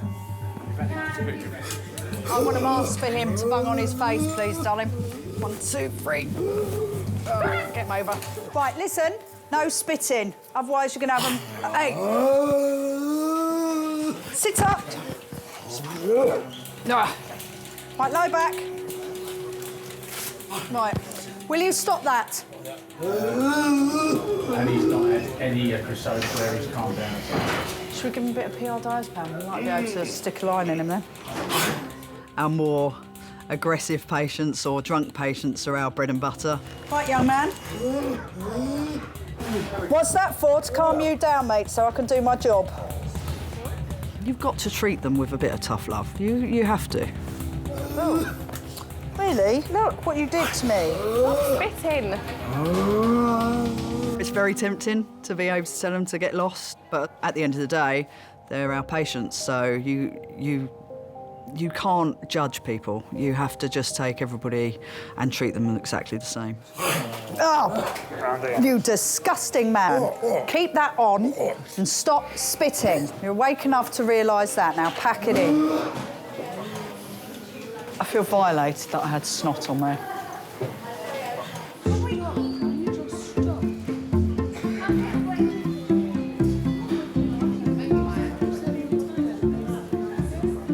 Yeah, I've got 6 people in front of me, man. Oh, Lord of mercy. I know, but it's long, man. And guess where I'm sitting? Right next to the chocolate machine. Tell me some Shakespeare. Some Shakespeare. What do you know? Macbeth. Macbeth, do you? Go on, run through Macbeth for me, quickly. I haven't done that in ages. What do you mean you've done it? School. Really? Done Macbeth? Yeah. The wicked bit of Shakespeare. Excellent. Oh, pardon me. They're big. How long they reckon we're going to be here then? I mean, these people here were here when we come in, weren't they? No, I bet you've got to see a doctor or something. Yeah. Just tell me your water's broke, Jean, and they'll rush you. It will break. It's all your fault, Chris, I tell you.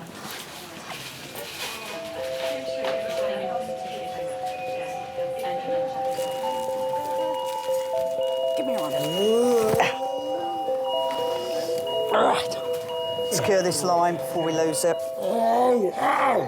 Drugs have changed a lot. I mean, I used to work in nightclubs, so when I first started, it was ecstasy, cocaine, ketamine, and then it turned to GBL and GBH. It makes it very, very difficult for everybody because all inhibitions have gone. Right, straighten your arm out. We'll let go when you behave yourself. Right, let's leave him for a bit. Either way, whatever you put on it, he's going to take off anyway, but if he's on his own, he can spit it himself. That's a shame. There is only so much you can do for some people. I give them help, I give them support, but at the end of the day, they've got to individually sort it out themselves. I can only take them to a point. I didn't even think we could inject that stuff. My God. I mean, that is plant fertiliser, and you're shoving that in your veins. I mean, you know, it comes to something when you're jacking up heroin with brick dust, but orchid feeder? My good Lord.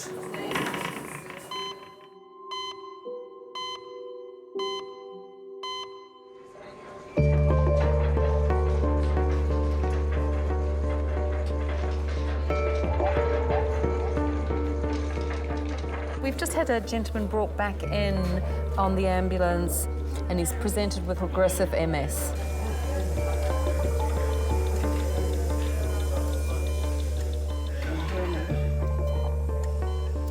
"31-year-old Mark has advanced multiple sclerosis that over the last 6 months has impaired his speech and damaged his sight.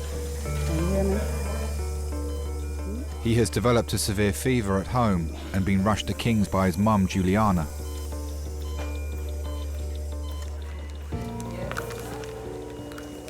Hello, Mark. My name is Dr. Glinska. I'm one of the A&E doctors. Just gonna check your temperature again, okay?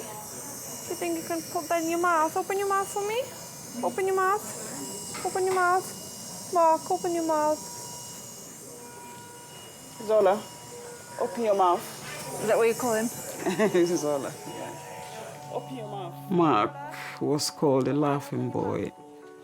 You called him because his name is Zola, Mark Zola. So you called him Zola and he laughed. No, Very pleasant and pretty. I remember everyone used to say, your daughter, no, sorry, it's not a girl, it's a boy. Oh my gosh, when we were younger, no way. You couldn't put us in the same room together. We were enemies. He used to do things that used to annoy me, make faces at me that really used to get on my nerves, so he used to get the odd shoe thrown at him. Yeah, he was definitely a wind-up merchant for me.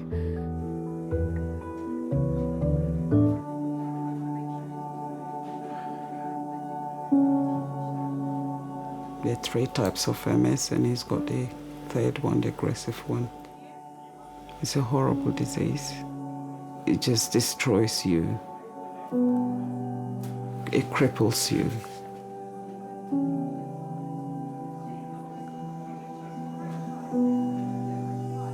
The last 6 months, all of a sudden, he wasn't speaking.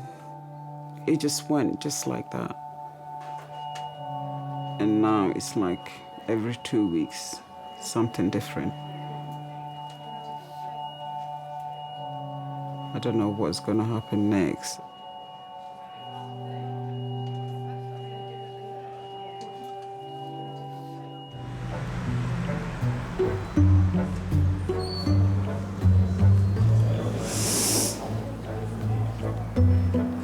Well, this is a day you won't forget in a hurry, mate. I certainly won't tell, not now. Saturday night, it's terrible in here. Oh, I should imagine it's worse than this. Drunks and all that, fights, and I wouldn't say to them. 65-year-old Christine was playing bingo when she fell off her chair and hit her head. All right, yeah. Her 83-year-old friend Joan, with whom she lives in South London, has brought her to King's. Their close friend Jean is also there to support them. Walk slowly, take your time, no rush at all. I play bingo 1, 2, 3, 4, 5, 6, 7, 8. 8 times a week. Tuesday and Thursday downstairs, and then Monday and Friday. Oh, I love my bingo, yeah. Yeah, I'd go anywhere for bingo. And Wednesday, yeah, nearly every day. I'm a bingo addict. Careful, Mala. Yeah, you're very... Put your straight. I will sit you up. It's only a little club down there. On a Tuesday, where a lot of them's left or they've died, you get about 14 down there now. Gets them out that want to come out for an hour. Doctor will come and see you, my dear, okay? Not much else in life when you're getting old, so you're glad of the bingo, like, you know. It starts at 7 o'clock. Joan gives us a little sing-song and a few jokes, and we finish there about 8:45.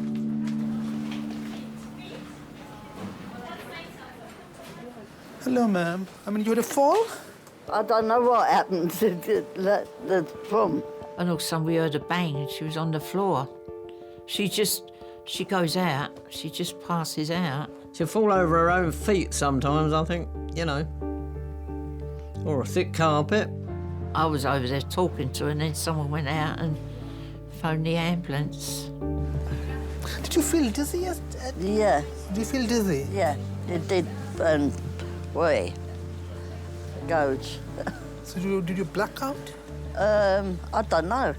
Do you remember what you were doing before having a fall? Yeah, I'm standing at the counter. Let me have a look at your previous notes and just come back to you. Okay.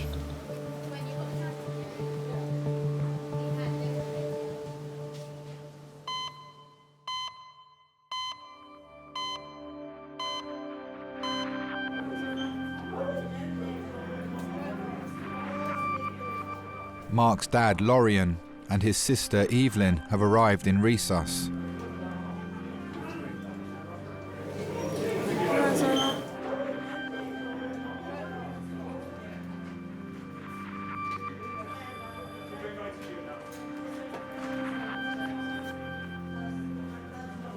Hi, Mark. I'm just going to put this temperature probe underneath your arm.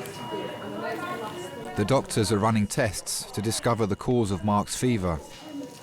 With his body already weak from his advanced MS, any infection could prove very serious. How long has he had MS for? Oh, about 11 years. 11 years? Really? That's really young. So he was 20 when he was diagnosed. Someone hit him on the back of his head, and that's all. So it was trauma-related? Oh, gosh. Did it get progressively worse, or was it... Yeah, progressive and got worse. Apparently he was hit on the head and he thought nothing of it. And then he said he started getting weakness in his leg. And then he just woke up one day, couldn't walk, couldn't see. We were in and out of hospital for about a year before they said to us it was MS.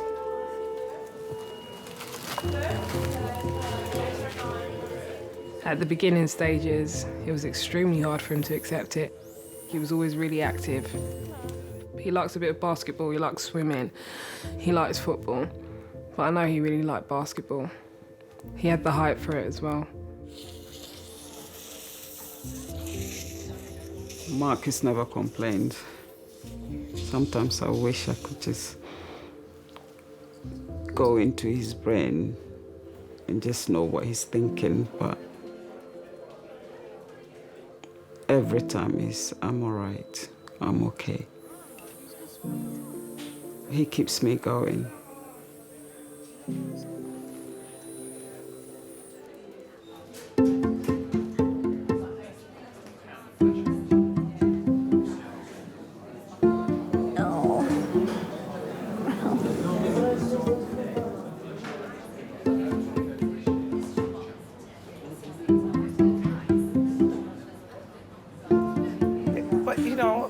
you should have emptied up the place when I turned up, you see. You should have... Yeah, please, just get rid of everybody, even the people in the wheelchair. The chicken tenders and some buttermilk biscuits. I want to eat, and I don't even think I'm that hungry. I am hungry. My stomach is rumbling.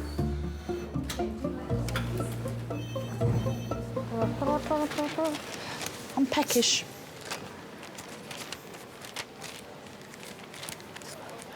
Boom, boom, boom, boom, boom. Knock, knock. What are you coming in for, sweetheart? Because I had a bang on the head again. Did you? Yeah, she falls. That's it? Yeah. Get her a cup of tea, darling. How'd you take it? Strong, like your men? Strong, yeah. Sweet at all? I had brandy in my tea, please. What sandwiches have you got? You've got a sandwich? I'll see if there's any left. I was born in Deptford and then I moved to Abbeywood. I had a pub, the British Queen, and I moved round the corner. There you go, ladies. Share them between yourselves, Yeah. all right? we share them. All right? Yeah. Do you want a chicken? Bit fun. No, I don't know. Don't try that. Shut up. 17th was Sunday, 18th Monday, 19th. They're all right till tomorrow. I was born in Bermondsey, and then I met up with my fella. We got married in Bermondsey. Then we started to move down here, and I started having a family. I'm Camberwell, born and bred. I was born at the top of the road. And then when I was 23, I went on buses as a conductor. And I'd done 35 years on them. If you got any trouble on your bus, you always had some of the boys help you. There was never any, you know, if you got a drunk on there, they'd say, "Do you want him off, lady?" "Yes, please." And they'd put him off. I do not know what I'm eating here. Roccafetta, that's what I'm eating. Well, what is it? No, no. And did you ever marry? No. Never wanted to marry? No.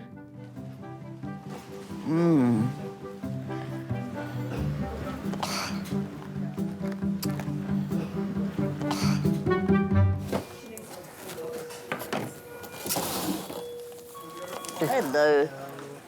Oh, do you want us to go out? No, it's fine. How are you feeling now? Which part of your head is sore and hurt? Yeah, there. Okay. Oh. I had a stroke when I was 29. I couldn't walk, I couldn't talk. They couldn't do nothing for me. But now I've got better, and then I'm going gradually getting worse. And you opened it yet? Wait a minute. Hang on. You rely on your friendship.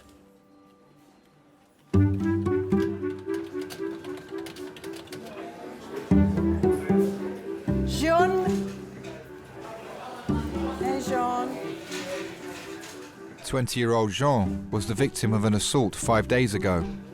He's turned up at King's with all his belongings in a suitcase.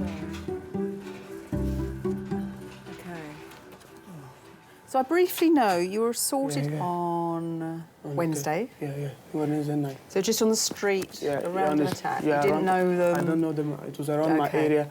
I was being attacked, and before you know, the other one used a golf iron club and attacked my head, which was this, okay? And it was so big, I was bleeding. I'm a nurse, and, you know, I wanted to look after people since I was as young as I can remember. Playing with my dolls, my tiny tears. I think I'm a good listener, so that helps. You have no family or friends? What I about... don't have any. You have no one? I'm just alone. What sort of help do you want? If you know, a place for me to spend the night, and if they could remove this thing, because the doctor says that after 5 days I should take those out, that's no problem. Can you take your hat off and so I can see it properly? Okay, that's fine. He's an unhappy soul wanting help. Feeling pain, I don't know. No, I know, there's a big bruise there still, so you will feel... He did tell me that he'd fled from his life and he was very scared. He was homeless, and you have to believe what patients tell you. I'm going to make a few inquiries about your social stuff, all right? And then we can take that out, because This is a minor problem, all right? We can sort that out quite easily. So you've got to give me a bit of time, OK?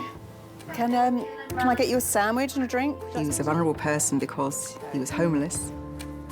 It's a horrible thing to be homeless. You have to help.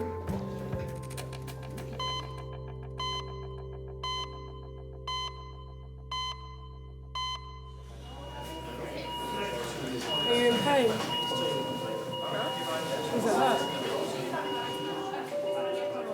My mum, she's his full-time carer. There's been a few times when he sacked her. He sacked her and told her to go. But that's the type of arguments that we have. But yeah, she's been there all the time. She's there all the time, every day.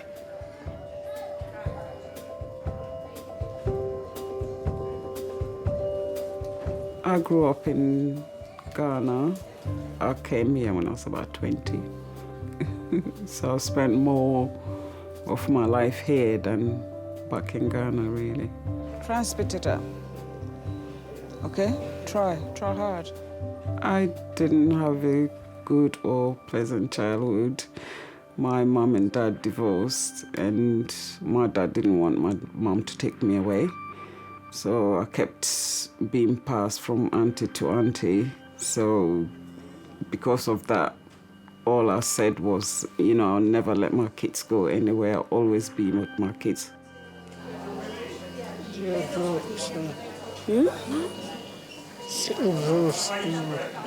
Say it again.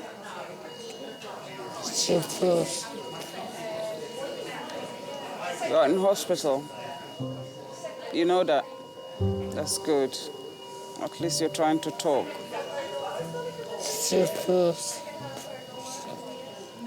She tries to keep him talking because now his speech is gone and it's hard for him to talk. She knows his facial expressions, his reactions to stuff. She knows him through and through. That's her baby.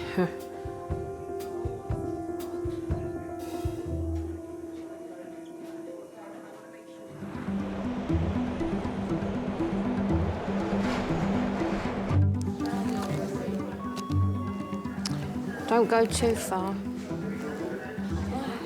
just in case you might go in. Right, who was in front of that? Can you see anybody that was? I can't. So hurry up.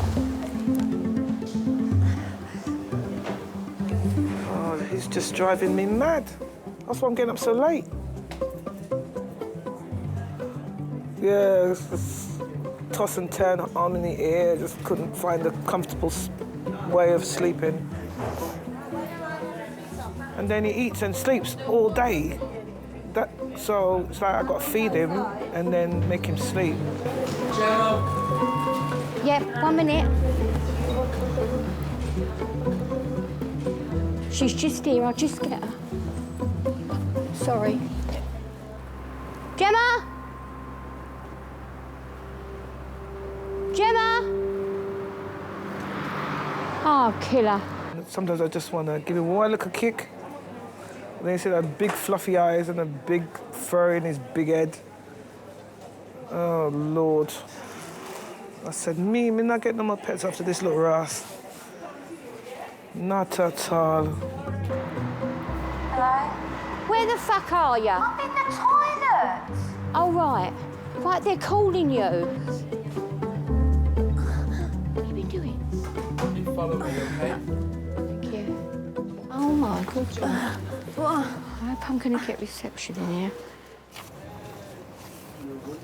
Hi, I was wondering if this is a helpline you could at all help me with a homeless young person we have in the emergency department. I think I'm quite soft. Yeah. I can be tough in the right situations, but no, I don't think I'm tough. No, I think I'm quite soft. I wouldn't like to say I'm a walkover, though. So, I've had to ring the emergency social services, and they're going to pass your details on to the homeless emergency department. They're going to ring me back, so you're just going to have to wait here, OK? Because in these type of hours, there's nothing else can do, OK? Want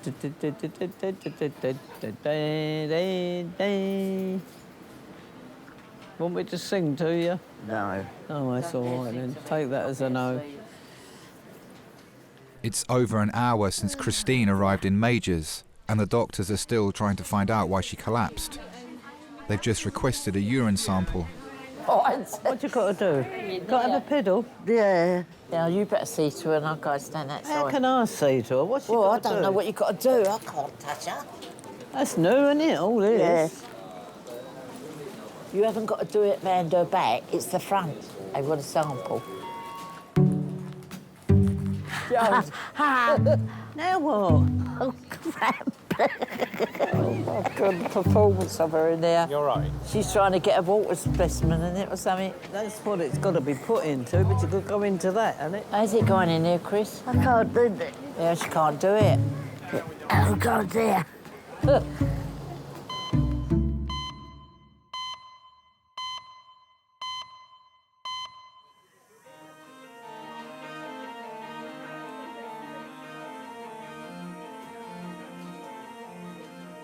Tests have confirmed that Mark is suffering from a urine infection.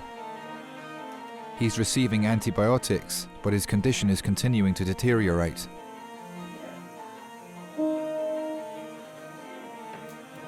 That poor lady. His mum. It's absolutely heartbreaking.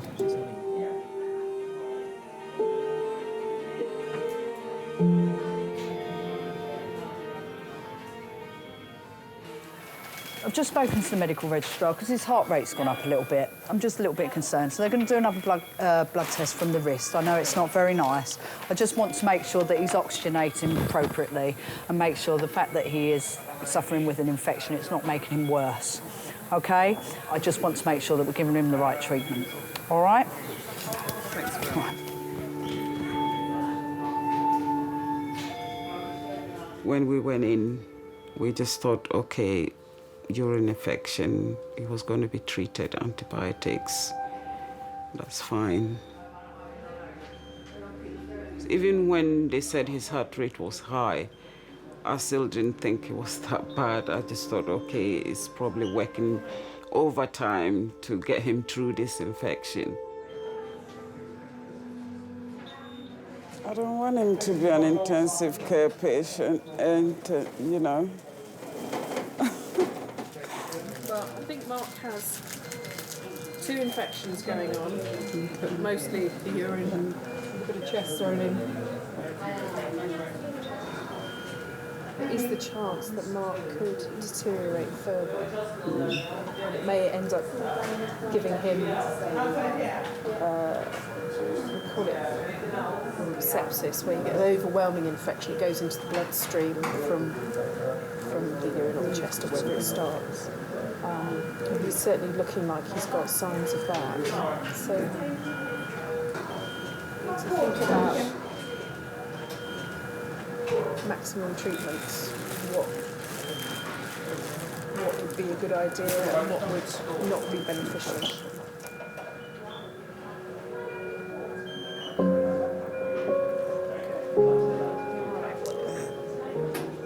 I always knew he was a strong boy and a fighter.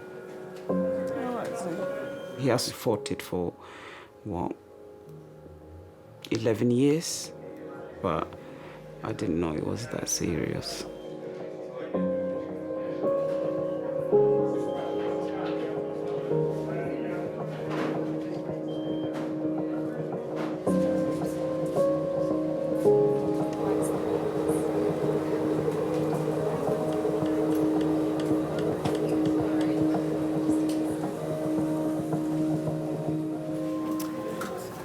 Dominic, this boy, he's homeless.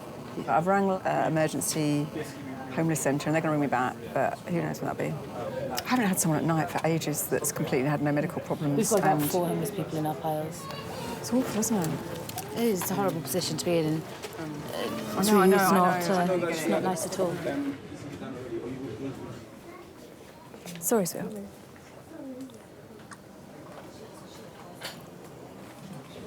You just come with me. I'll just take these stitches out.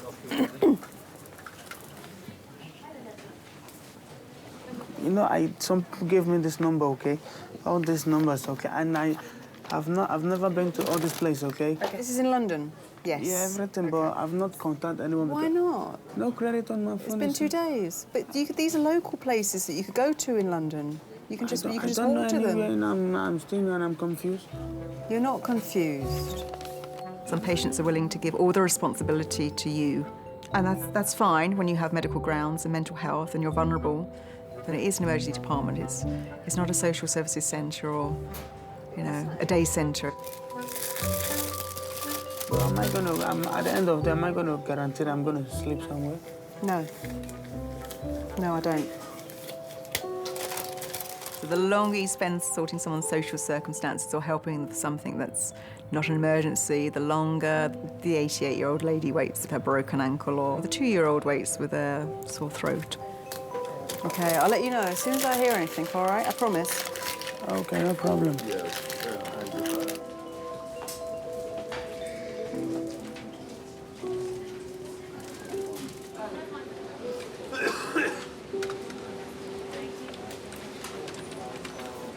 What did you fall on, Chris? What did you trip on? Didn't trip on nothing. She just went down, hit her face or her head on Eileen's chair. Yeah. She's got to be a bit more careful because she can't keep going through life, keep hitting her head like that. You know what I reckon they'll end up giving her to put on an helmet, a crash helmet. That'd be an idea, Chris. Yeah, what the little boys... Wear a crash helmet. The children, when they keep banging their heads, they put a crash helmet on their heads. They do, Chelsea goalkeeper. Yeah. Christine, she used to come to one of the bingo clubs. We all got friendly. Then her husband wasn't very good, and she sort of left him, and she came to me. And she's been here ever since. I'm trying to get rid of her, but I can't. Oh, we have arguments, but we get over them. No. She's all right. We just jog along and do what we want to do. Oh, dear. When you yawn, what a big mouth you got. I can't help it. Joan was worried, yeah, would have been together for so many years. Don't know how long, but they look after one another. Don't breathe like that, because they'll keep you here. The results of Christine's tests have come back. Will she be able to come home tonight? I think she will be admitted here. Oh, no. What for? She had a very nasty infection of the urine. That's the reason she had a collapse. So we need to investigate it further and treat her with antibiotics. Otherwise, she will go home and will have another collapse. She's very lethargic because of it.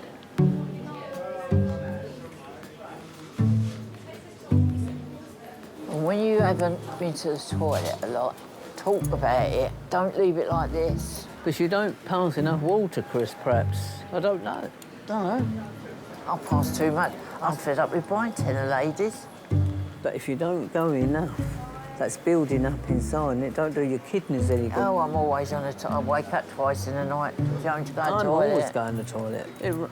It runs away before I can get to the toilet sometimes.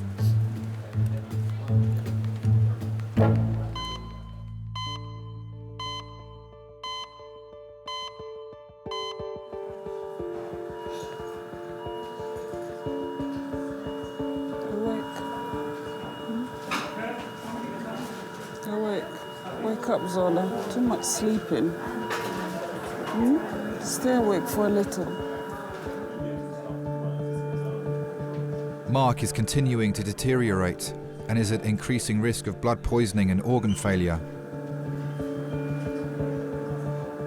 Given the seriousness of his condition, the medical staff must have some difficult conversations. If Mark's kidneys play up and stop working, then I don't think we should put him on a dialysis machine. It's very invasive. I'm hoping a bit of antibiotics antibiotic and a bit of fluid is going to work, but he seems quite weak. But you're on all the right stuff now.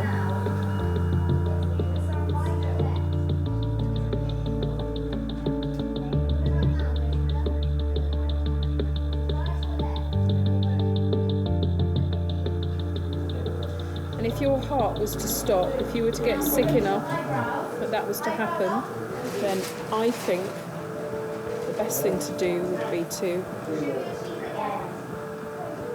just let you go.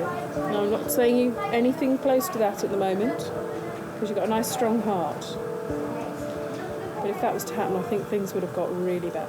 So I don't think us doing chest compressions is going to help. Okay. I just fell into pieces. I was crying, but I don't know if I was crying for me or Mark, because, and I thought if he was hearing what was going on, how would he be feeling right now? You know, is he thinking that he's going to die? And it was frightening. It was frightening. Don't give up. You're going to come out of this, okay? It's all a urine infection. You hear me? You hear me? You hear me, Z? I'm not prepared to lose you. You fight this. You can hear me. As a mum, you never, ever consider outliving your offspring, ever. To then have a do not resuscitate form discussed with you and why it would be beneficial for your offspring not to be resuscitated is something that I can't comprehend. I don't know what I'd be able to do in that situation. Don't even think about it. Don't even think about giving up. You'll be all right, okay? Yes? Blink. Come on, it's just me and you here. Blink twice. You can hear me. Blink twice. Again, blink again. Blink again for me.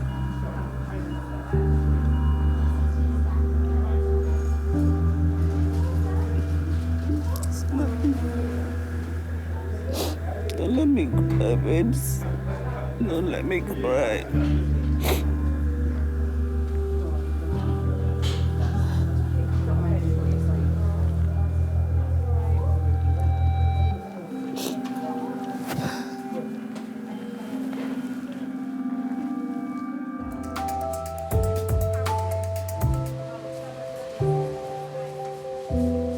It's a lot of bleeding time wasted here, isn't it? Look, I've been here so long, my skin's all falling off my fingers. So, if you've got to come up here, fetch your bed. Yeah, or fetch your camp bed. Pack lunch. Change your clothes in. A primer stove. Make yourself a cup. Round table that you can sit on. Your own toilet roll. We'll always be friends. After my husband died, I wouldn't go over to bingo, and then they said to me once, come up and have a cup of tea, and they come down and have a cup of tea, and yeah, I've been friends with them ever since. So I'm never on my own. It's good. You got your phone? Where is it? Turn on then. Yeah. Oh, you got. Yeah. All right. See you later. See you tomorrow. Yeah. Friendship is very important to me. Ring me in the morning, all right? Without fail. Yeah. Yeah, it gets more important as you get older. All my family's gone anyway. I've only got one sister alive, and she's 90. Friends sometimes are better than family. Do you reckon we'll sleep tonight? Well, I hope I will.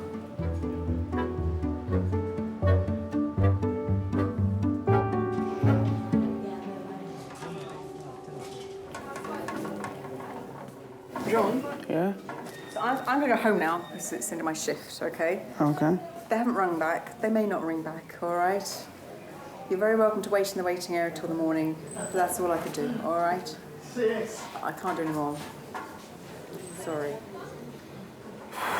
Wow. This is really, really frustrating. He was responsible enough to do a lot of things, and you do have to, you know, sometimes say to patients that they do have to take responsibility when they can. There are patients, obviously, that take advantage of your kindness, or because it's a hospital, or because they think they can. So, yeah, you have to draw the line somewhere.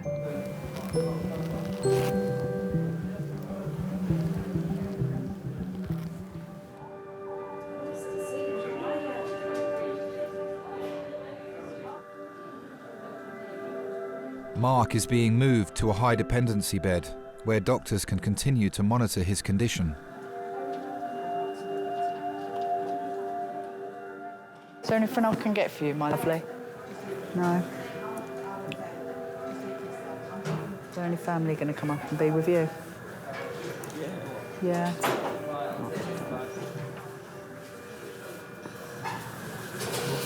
This is hurt really bad. Hey? This is hurt really bad. I mean, it's very high, and that could be due to the fact that he's got such a horrendous infection. It's whether we can get on top of that, you know, and get him all comfortable and get rid of that infection, and then maybe his heart rate will come back down. Oh, sweetheart, I'm sorry.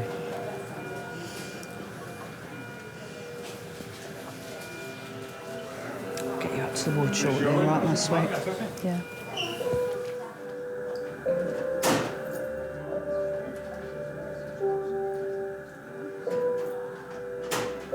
I'm here, Zola. Still here, I'm not going anywhere. Okay? Love you.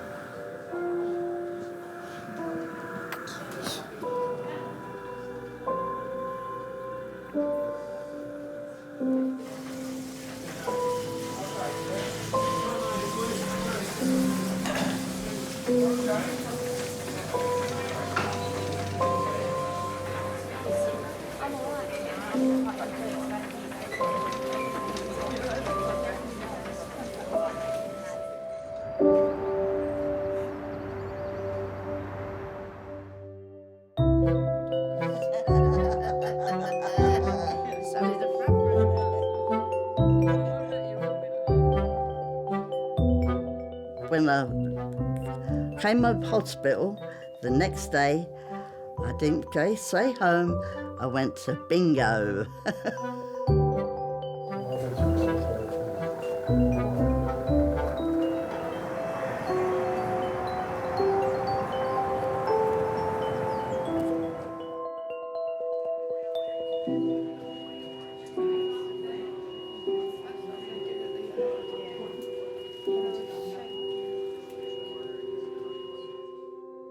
He is a fighter.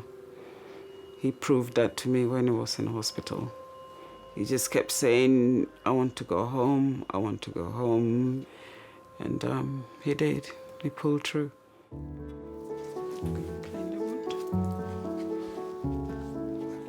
What keeps me going every time is seeing Mark, you know, well and talking to me. You can have a conversation with him now. Love you, babes. Love you. Yeah. As his mom, however bad he is, as long as I'm strong and healthy enough to take care of him, I'll be there for him. I've got a tattoo of him in my arm. It's a nice tattoo. It's just his face, and it's meant to be God's hands holding him. She's going through a midlife crisis, and that's the reason why she got it.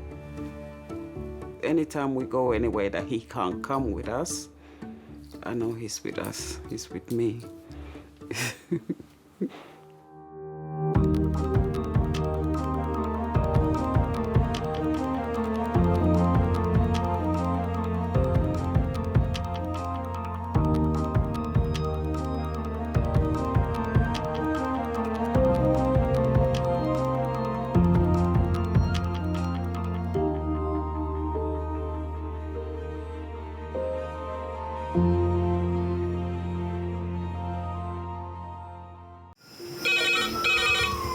Went from the bonnet, found face down on the floor. 2, 3. Paediatric trauma call. It's a stabbing quadrant. 25 feet from a ladder onto his back. He's really unwell. I think anaesthetics need to see him before he goes to theatre. Daphne? Daphne? How is everybody then? Chilling? King's A&E, how may I help? King's College Hospital, London. I got stabbed. I know, it's annoying. My head. One of the busiest A&E departments in the world. I want top to toe, head, chest, abdomen. A place where love, life, and loss Don't bloody die.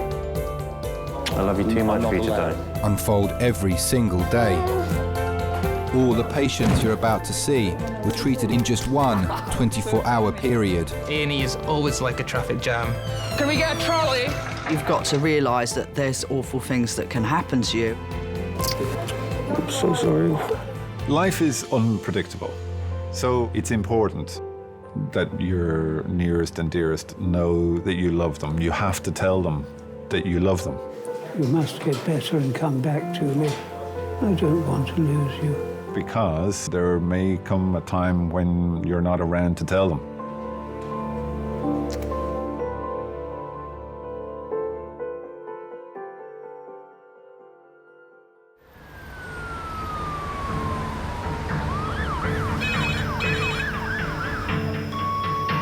Pediatric PEMS trauma in 10 minutes. That's pediatric PEMS trauma in 10 minutes. Left-sided chest drain in situ. Code red. Are we all right Has here? it got a line Managed in? to get bloods off? We've got SAPs of 99. Can I get someone for the paediatric trauma call? It's a stabbing code red pericardial tamponade. Any Kings, hello? Now, we've got access in the right arm, I think. If we can get a second one, that'd be fantastic. A&E is always like a traffic jam. Thanks. That's another one. He's unstable. So I would just get his bloods and run with him to CT. And it's always like a traffic jam on the M25 on a Friday afternoon. Firaz is a consultant in charge of resus. We still don't have cardiothoracic reg, do we? Ah, lovely. Today, his department will treat up to 20 patients with life-threatening injuries. Is he seeing anything? Got a kid just pulled out a big shot. Literally just arrived at the doors. Really? There's a kiddie being shot outside the door. Can we get a trolley? Trolley, please. I'm quite well known for scurrying around. I think it's the sight of my tiny legs going faster than my body will allow. I got keep coming back, keep coming back. Can you just get them to book in another male trauma as the next one after? No, it's fine. We'll do it as a trauma code. I couldn't imagine being a GP. That's just not me. I need the little adrenaline buzz. I need to be running at 70 miles an hour, otherwise I will collapse and die and fall asleep. Fine. So do you want the blood? Hello, it's Firas, trauma consultant. I've properly had enough now.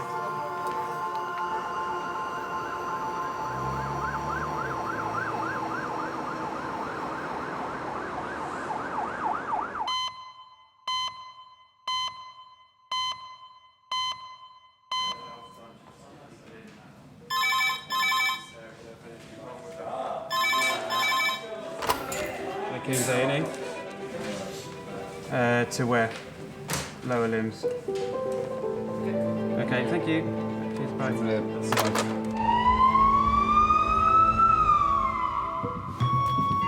Adult heavens call, 10 minutes. Adult heavens call, 10 minutes. I'm trauma, but George is just going to lead this one. A 70-year-old pedestrian is being brought to A&E after being hit by a car. Have you got any anaesthetist yet? Shall I do airway until... No, he's done. He's here. Over 450 patients a year are admitted to King's A&E due to road traffic accidents. Right, they're in, guys. Have you got any anaesthetist yet? Yeah. Okay, guys, this is Pauline. 90 minutes ago, Pauline was a pedestrian stranding on the corner when a van hit a car and she was hit by the car as a secondary impact. Injuries top to toe. She has bilateral open fractures with a devascularized right lower leg. Other interventions on scene are morphine to a total of 10 milligrams and reduction of the fractures. She's had no volume issues and has been stable since the injury. Thank you. Thank you. Would you be able to get a big line in for me and just whip off all the bloods? Would that be all right, please? Trachea is central, George. Trachea is central. Air entry. Air entry. Pauline, Equal on both sides. my name's Firas. I'm one of the A&E consultants. We'll need to get some x-rays to make sure you don't have an injury to your neck. Because you've got a significant injury down there, we can't say that you haven't got an injury to your neck. Okay, so we will get all these sorted. We'll get you off the boards. We'll get you some painkillers. We might need to obviously examine your legs, and that will be painful. George, did your orthopod arrive? Sorry? Orthopod? I still need an orthopod. Pauline was waiting for her daughter on the side of the road when two cars collided and crashed into her after veering onto the pavement. Right, should we unlock this scoop? OK. Her daughter Jo travelled with her in the ambulance. She was only dropping her car off at the garage. Dropping what? Her car off to have her MOT and service, so she was waiting for me to pick her up.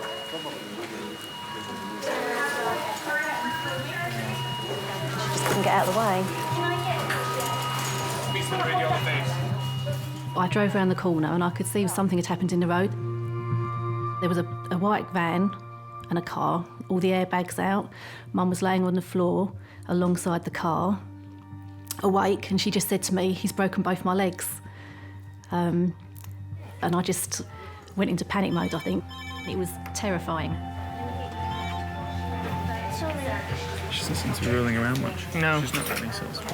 I just wonder what sort of neuro there is. She's not got any back pain or anything.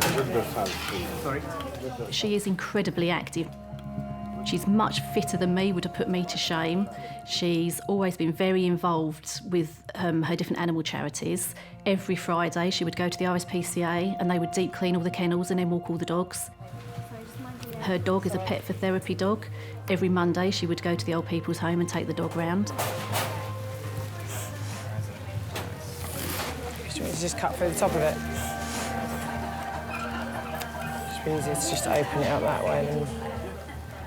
it took everything away in a minute. You know, just because someone can't slow down or isn't paying attention.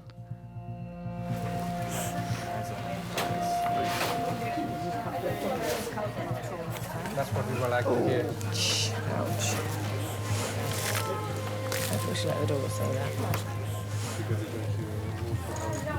We just need to do some sort of sensory assessment of her. Can you feel my touch? Yeah? On the sole? Can you feel that as well? Is it a normal feeling, Pauline, or does it feel different to normal? It feels normal. Well done, She's not feeling that. No. She should be out there. No. That's what I was saying when she first came in. She's not got enough pain. She should have more pain. We want to go higher up. I just want to make sure she doesn't have a spinal injury as well.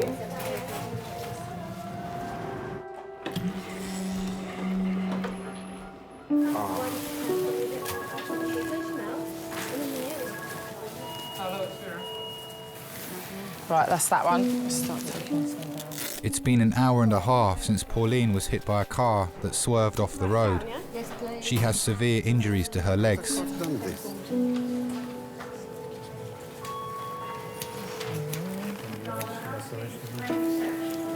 So ankle feels stable. Yeah. So it might just be a wound. Oh no, definitely not. My friends have always said to me, "Your mum looks amazing for her age." She's amazing, the things that she does for her age. But I just think she's amazing anyway. It's nothing to do with her age. She has always been incredibly strong. She left home when she was 17 to live on a houseboat. What's the story of that one? When she was younger, she tells me she used to make her own clothes, dye her hair pink. She's always been happy to be different to the crowd. And when my son was young, she started to foster, so she's been probably fostering for 20 years now. She's had teenage girls who have been pregnant, she's had teenage girls that have been in trouble and gone to school drunk, and she's had it all. Doctors are worried that Pauline's lack of sensation is a result of damage to her spine and are examining her x-rays. Because what would be nice if we can clear her neck now. I know she's got a distracting injury, but she's got no pain at all. So just to be sure that we're not missing huge thing. Clavicles are all right. Yeah. Perfect, thank you very much. Just do one peg, yeah? Fantastic. We can clear it. So you devastated. I can't believe it, Mum. No, neither can I, Joe. I'm just so fed up. I can imagine. It's going to take months, isn't it? You're just going to be so bored, not being able to do anything. Better because you can for a good time with the children. Oh, Mum, we'll work it out. We'll cope. We'll always cope. She's just that person that everybody goes to. I do. If I have a problem, I sort of think, oh, I need to tell my mum. My mum will sort it out for me. My mum will help me. And she's always been my role model. If somebody said to me, who is your role model? It is my mum.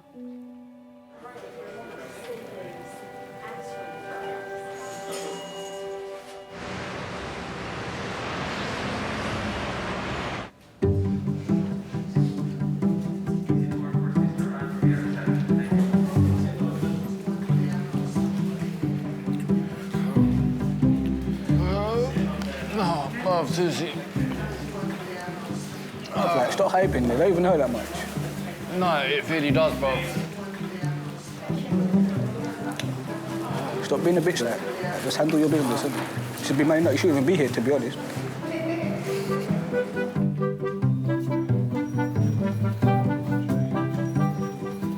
Yeah. Normally we get to chill out, but it's not been a chill out day. It's not been a chill out day. It's not been a chill out day.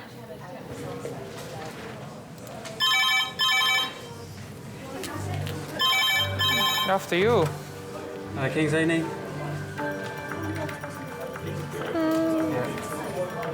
Pediatric trauma. 11-year-old. Thank you. 3 minutes. Pediatric trauma, 3 minutes. Pediatric trauma, What's her 3 first minutes. name? Did you get her first name? An 11-year-old girl has been hit by a car travelling 30 miles an hour at a zebra crossing. Let's have a look at the screen. Left side of the head, you just... Matt, are you able to be my bee doctor? Yeah, I'm coming right now. It feels different when children come in. Undoubtedly, ever since I had my own children, it's more emotional than it used to be. I almost straight away am thinking to myself, well, what if that was my child? What would I be doing? What would I be thinking? Because the worst thing for me is identifying life-threatening injuries and having to deal with those and tell the parents at the same time, because that's just not a conversation you want to have. You're on the front side of the bed.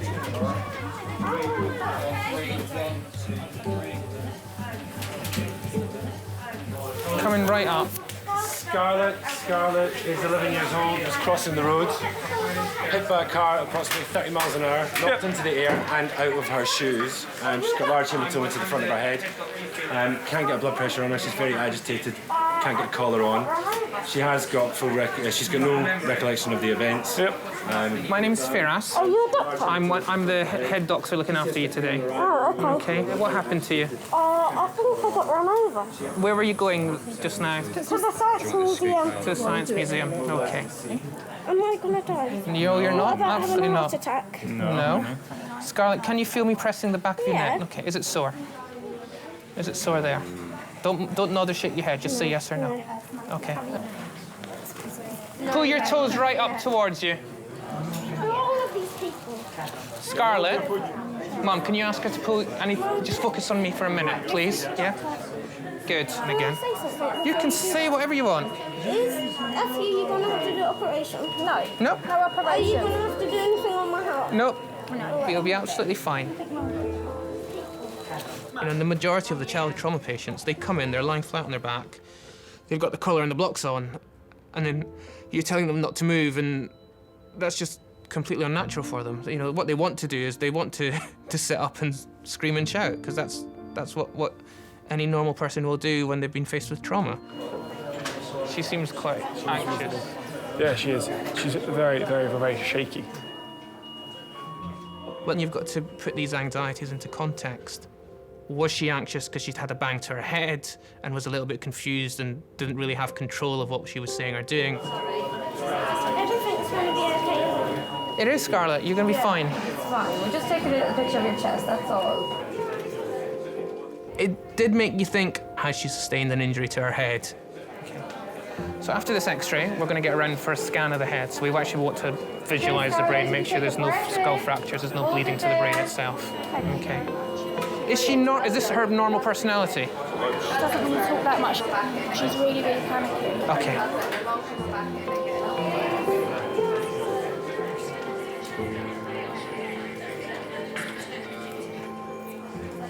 love you so much.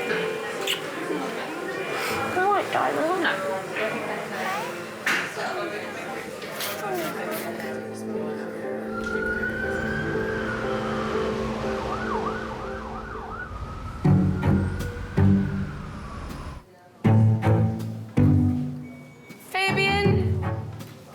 Yo, I'm coming. You alright? Can I help you walk or you alright? Hold on, where's my phone? In my hand, fam. Hello.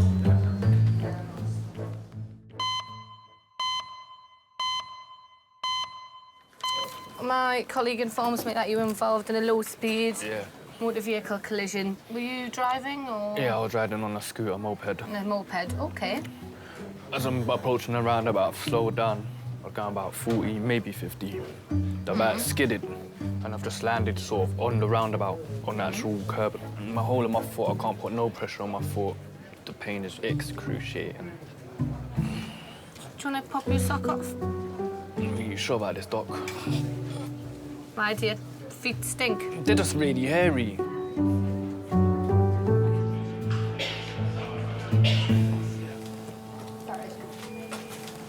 I can't now. Pauline's x-rays show no damage to her spine. But doctors want a CT scan of her legs. They are concerned she may have sustained multiple fractures. Yeah, if you go in where George is. So she'll go around for a scan now, and then she'll come back here, and then she'll probably need to go to the theatre. It's crazy. Yeah, the van just pulled in front of the car. He just wasn't looking what he was doing. He just said he couldn't see the car coming. My mum was a single mum for my brother and myself. Worked all day, would then do an evening job as well to sort of manage for us. We never went without anything. Mum worked so hard for us. She was a Samaritan when I was growing up. She was for years and years. And with the fostering, she gets so much from helping the children. Her foster son, Bob, he's only 17, and she's determined, I think, that she needs to be there for him, to support him. This lady is literally, her ankles is completely shattered. You can feel that it's completely flapping in the breeze. It is completely shattered.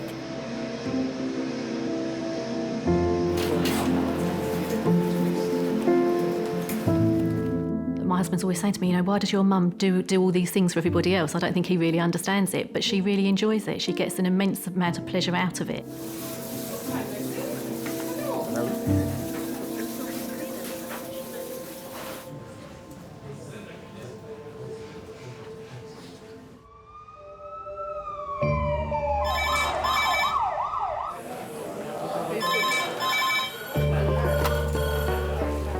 Recess, Kings.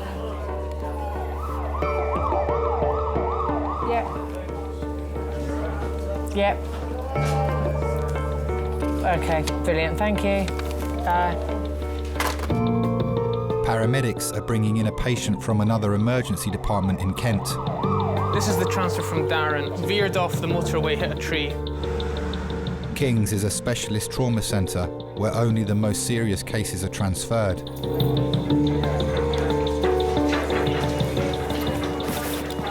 It's not on a scope, no? It's not on a scope. You might want to roll. Is C-spine cleared? C-spine. OK. Yeah. 1, 2, 3, go. Lovely. OK. Clarifying what imaging he's had. He's had a CT of his head, plain films of his lumbar spine, and a CT of his lumbar spine. 48-year-old Steve crashed his car on the motorway after blacking out at the wheel and has broken his spine. I need to look at his keys. Is that CT booked? This chappie is in his 40s. He was driving about 70 miles an hour on the M20, lost control of the vehicle, went into a tree, was fitting at the time, and he fitted again in the back of the ambulance. taken to Darrant, found that he had some back pain, did some plain images of his lumbar spine, saw a fracture of L4, and then had a head CT done. So if we could see what CT images were sent across. Steve's wife and daughter have travelled from their hometown in Lincolnshire and are driving from the other hospital to King's. I met Steve on a night out in Nottingham. I'd gone to ask him to dance because my friend had met somebody else. So I picked the tallest, biggest man that I could see, and he came to dance with me. And he was just so handsome and kind and generous all the time. And we just had so much fun. We met in the January and married in the June, and that was 22 years ago. It was quick, but yeah, I knew he was the one for me. Firaz has received Steve's head scan images from the previous hospital to establish the cause of his blackouts. When you have someone that sort of loses consciousness in the context of an accident, you don't know whether they banged their head and blacked out or they've blacked out and then had the accident. That makes things slightly trickier. Yeah, no, we have had to. I think when certainly if you're about. And you're thinking, right, has he got a bleed? You don't scan his head thinking, oh, I'm looking for a tumour here. Once we got to the first hospital in Dartford, the doctor came over and said, "Can I talk to you?" And said, "We found a tumour on the left-hand side of his brain, and it doesn't look good." I couldn't put into words how devastating that was. Steve, hello. Hello. My name's Firas, I'm one of the consultants here. I spoke to the bosses at Darrant Valley Hospital, which is the hospital you were at before, and they've brought you here because we're the sort of specialist trauma centre. Okay. From what they've said, you've got a couple of fractures to your lower back. Yeah. You've had a couple of fits, haven't you? Yeah. Have they told you why you had those fits? Because I was tumour in the brain. Yeah, okay. Steve's initial scans revealed a previously undiagnosed brain tumour had caused his blackouts. Firaz will need to carry out more scans to identify whether it's cancerous or benign. Okay. And you've never had any fits before? No. You've been suffering from headaches recently? Nothing like that? No. Have you got relatives that know that you're here, or do you need us to tell anyone? My wife and daughter's just got to Darwin. It's at 10 minutes before the ambulance may over now. Right. No, the family's all been told. Okay.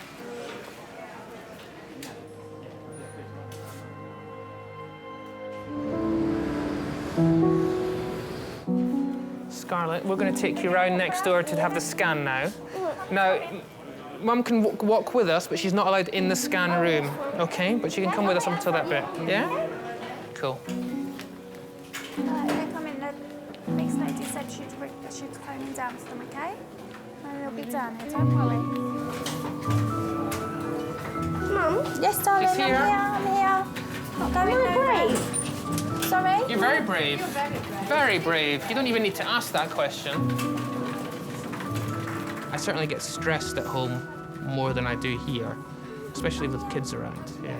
I'm sure my wife will tell you that I don't rush around at all, and she's always rushing around after me and tidying up after me.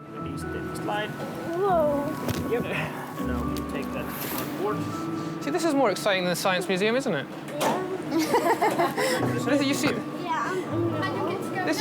this is science all the way. I can imagine that I'm going to be hyper-protective, especially of the two girls. My wife's the opposite. She's very much like, you know, we'll let them jump and do things, and if they fall and hurt themselves, then that's what I did, that's how you learn. So I don't want to mollycoddle them too much, which I suspect will be my nature. See you in a second.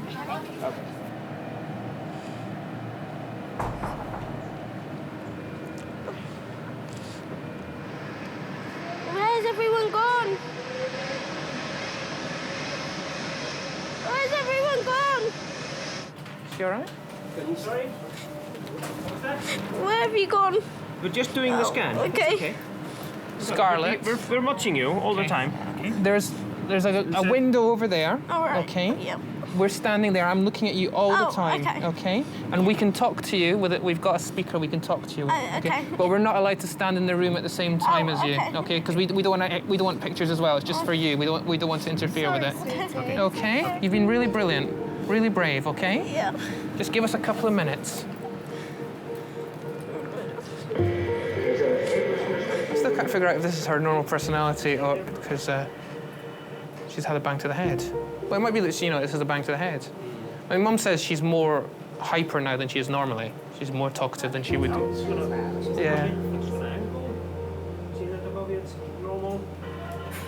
But she's lovely.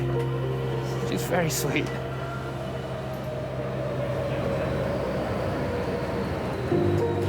Well done, sweetie. Okay. All right, baby. They're just going to move you back onto the other bed, okay? Yeah. Right, would you like a drink of water when we get back? Yeah, yes, please. If you're good to me, then I'll let you have one. How many have you got now? I've got 3 kids now. So that's a handful. So when you talk about multitasking, I've had to learn that at home as well, and certainly I'm not so good at that. Give me a resource full of trauma patients over 3 kids at home anytime.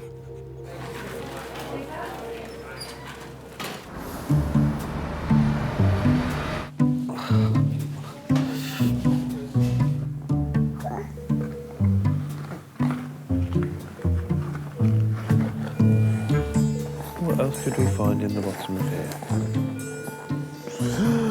Car. You're gonna drive in fast. Meow, meow, meow, meow, meow.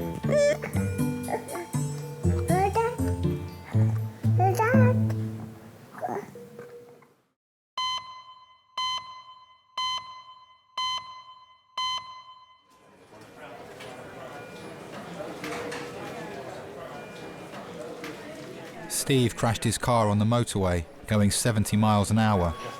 He was transferred to King's from another hospital after they discovered a tumour on his brain.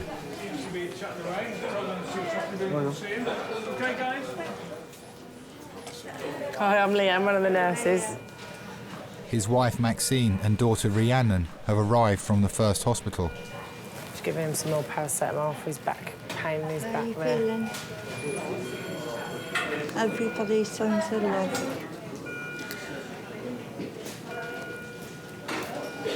Bad enough I've a tumour, but I've broke my fucking back. Don't do things by half, see you, babes. Huh?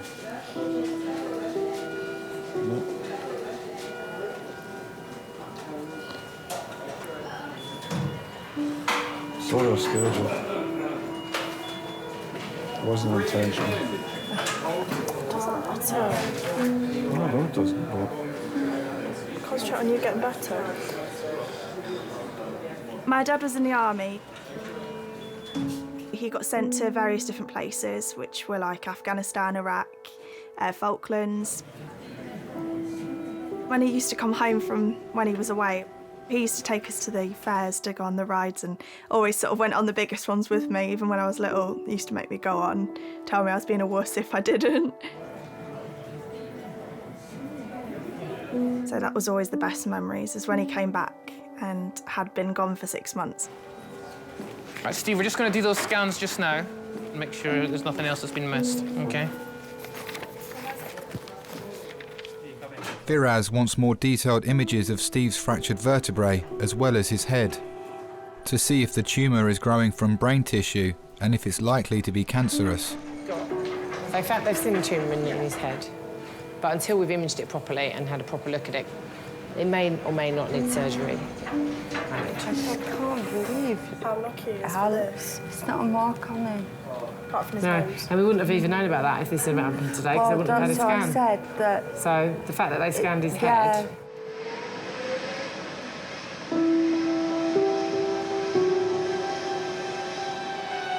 It's made us all stronger, the fact he was in the army. I mean, it's made us all really close, able to pull through anything. And you've always got to sort of have to expect the worst. So when the worst happens, you can deal with it.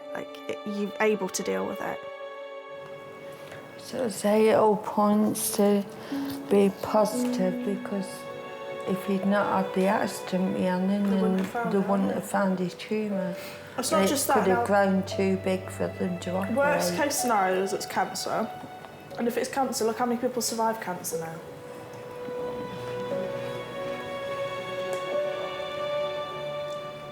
He's more than lucky. If he can survive that, I'm not being funny, cancer's nothing, is it? Even if it is cancer.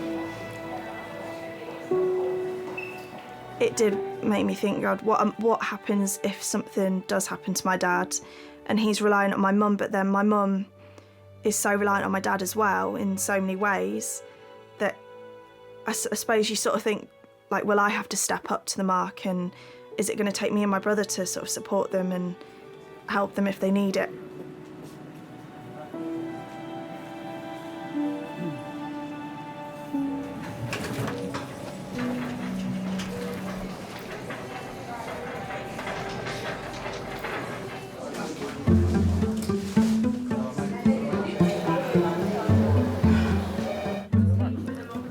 How come you're down here? Just because you're down here. You're such a smoothie. Well, no, why are you really down here? Why are you really here?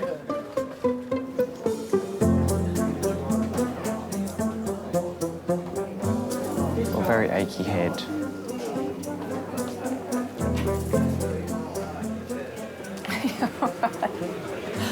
Sorry, I keep laughing. It's really unfair. It does really hurt. No.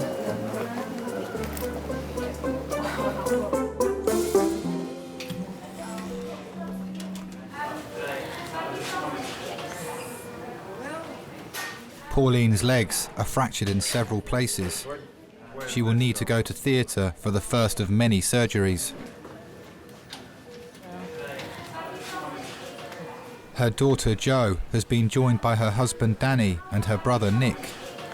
I mean, they reckon she won't be out of hospital for 2 weeks because what they're saying is she's got to have pins and stuff, and then skin grafts on the top, because apparently one of them is quite bad, like wound as well. I feel better now you two are here. It's awful. So awful. It's going to drive her mad. Yeah, but the thing is, Joe, it is going to heal up. That's the thing. It's going to heal, won't it? I hope it heals up to be how she's used to it being. It's better than the alternative, isn't it? Oh, God, yeah. No, of course. No, she is going to get better from it. She's going to have to stop doing things for everybody, though, and that's going to be what she struggles with. You know what she's like. She likes doing it all. It's a feeling of being generally quite useless. I suppose we all see ourselves as that person, and I'm not that person anymore. You're right. Nick's here now. Oh, is he? Yeah. Hello, love. You do feel tension, don't you? Wrong place, wrong time. Yeah. Stupid. I was just so cross that two people in cars had literally messed me up. And a big part of me is actually quite still angry about that. I'm just so glad you didn't fall and whack your head on that brick that was behind you. I'm so lucky it was not my internal organs, because it would have killed me. If it had been any higher, you know. Why don't people just slow down a bit? I think everybody's in a hurry to get places, and I know this is going to sound awful, but I actually had to go on a speed awareness course a couple of years ago. And since then, I have been driving very responsibly. Thank you very much for all coming up. Well, what doesn't get done? I've got this horrible thing that I've got an awful lot of ironings. I'll get it all dealt with, Mum, don't worry. That's brilliant. Because I've got a huge amount of ironings. It's fine, we'll get it all dealt with. Yeah. You really did, yeah? Right, we're going to get off. See you later. Bye, lovely. All right, see you soon. So we'll phone tonight and we'll come up in the morning. Lovely. Okay. Yeah. If you want us anything, Bye-bye, lovely. or you remember anything. See you later. Yeah, drive carefully, all of you, please. Yes. No. Okay. See you later. All right, then. Bye-bye. Bye, Mum. Bye. I'd like to think that this has made me take more time out to actually not be doing quite so much, because I've spent my life really sort of doing, but perhaps taking more time out to relax and value what I've got more. I think more than anything else. I'm just really lucky.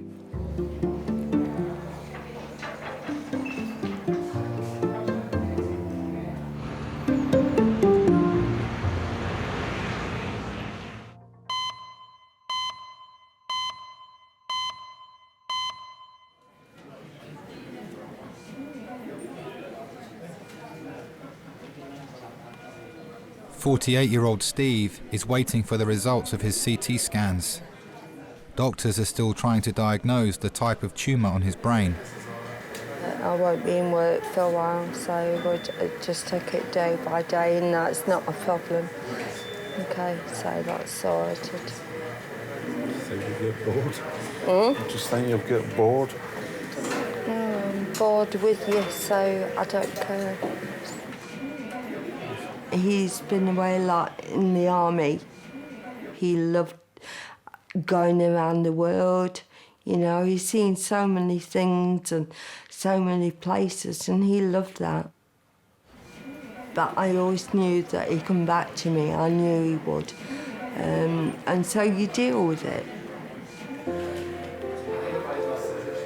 All these things are going through my mind.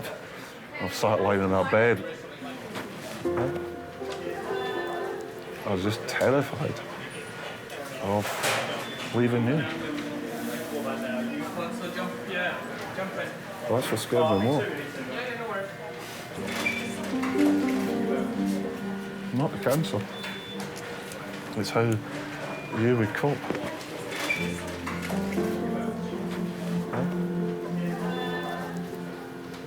His first words when he told me he got a tumour is, "How are you going to carry on without me?" And not for him, how was I going to carry on? Because he's always been my carer. He's always been there for me. I've got a condition called cerebellar ataxia. And I had what they thought was an attack of it, which was very much like a stroke. I was paralysed down my left side for a year. He was there for me every step of the way. And if it wasn't for Steve, I would have just given up, but he wouldn't let me.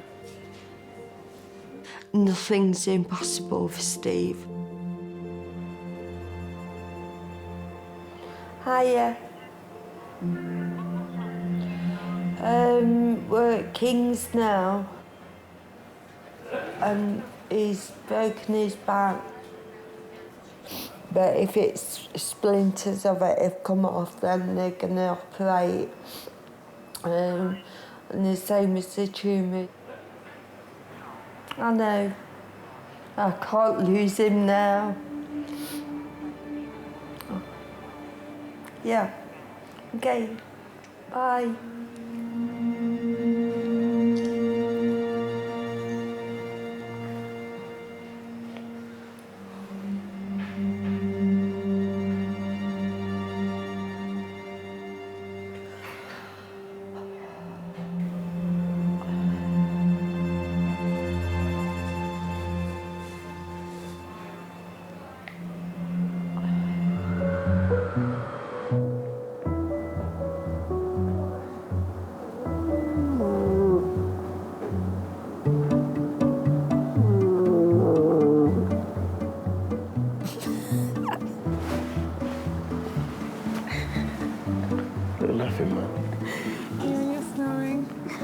This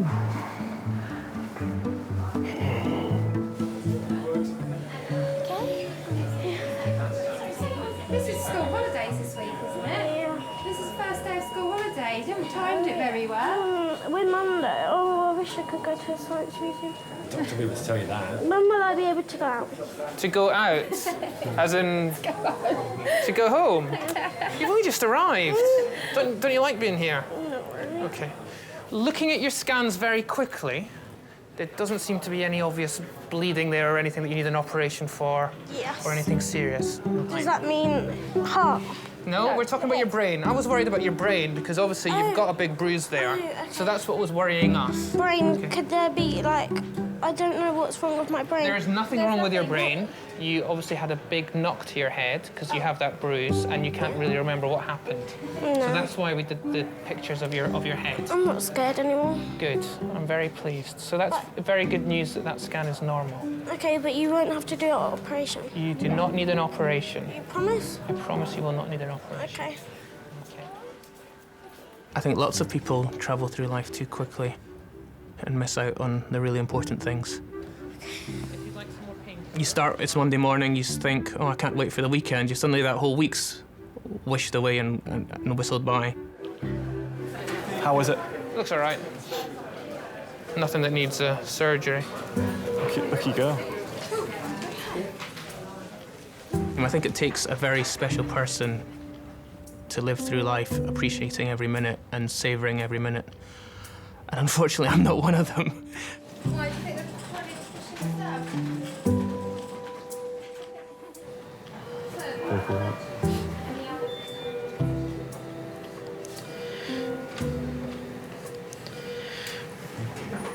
Thank you for today. It's not really a thankful thing, is it? Oh, thank you for being there for your mum. Who's going to be there for me? Yeah, just...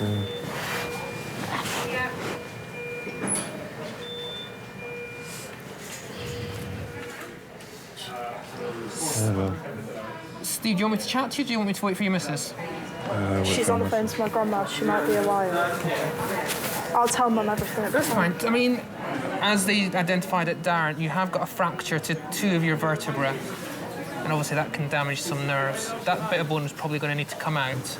And then we'll obviously need more information as to what's going on head-wise. Now, just looking at the nature of the type of tumour you've got on the head, it does look like a benign tumour, so it's not one of these that will spread to different parts of your body. Okay.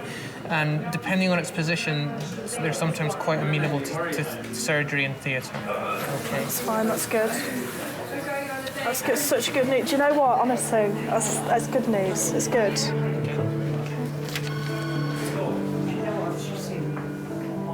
I think it's made him think about his whole life and things that are important to him.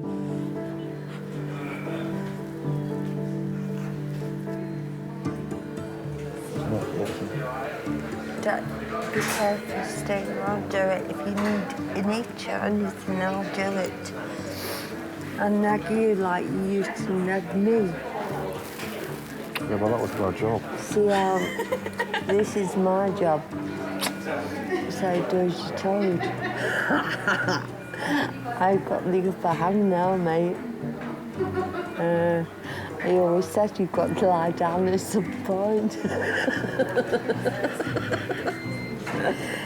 I think that's the hardest thing that Steve's got to cope with is he does have limitations. He's not Wonder Man, you know. He's my Superman, but he can't do everything. $6 million man. We can rebuild him.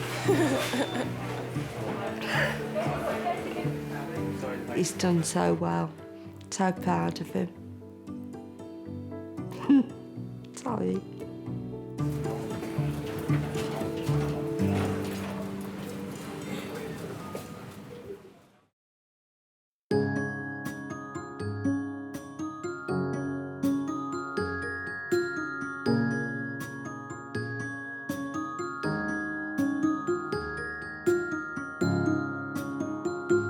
Not many people get that opportunity, actually, to find out what people around for them. It's quite comforting.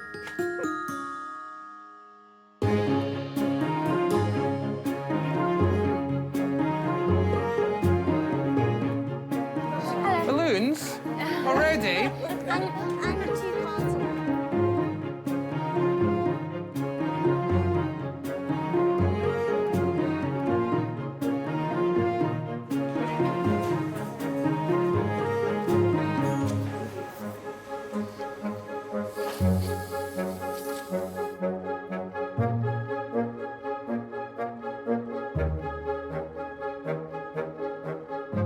The loss of driving is biggest frustration. I was that used to driving everywhere and having my wife and my daughter drive me places. I'm like, no, it's a man thing, it really is.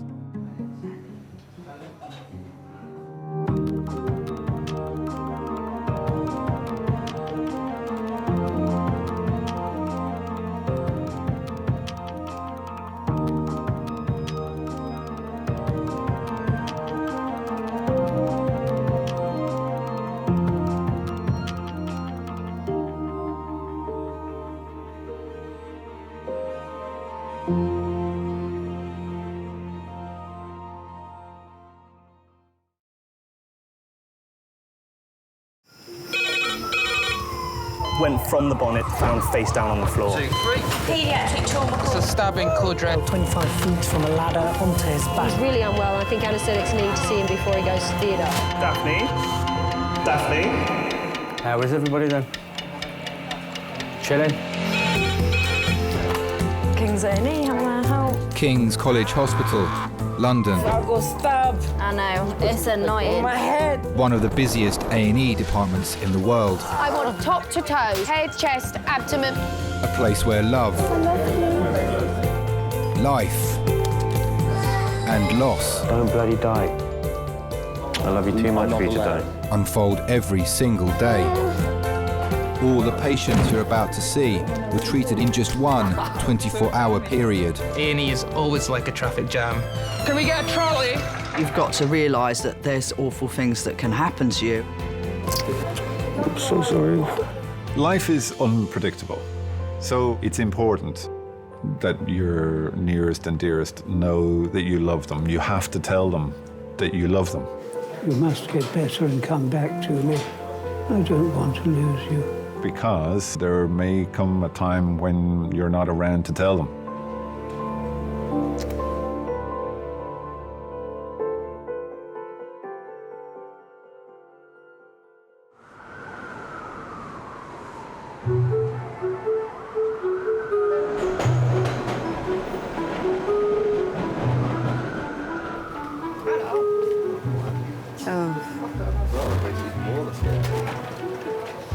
It's horrid. I don't like Red Nose Day. But it's just another day. I just find it all just a load of famous people crying in Africa, trying to get the profile up. Only famous people. All like this Okay, to I me. It's not saw, Red Nose. what's that little group?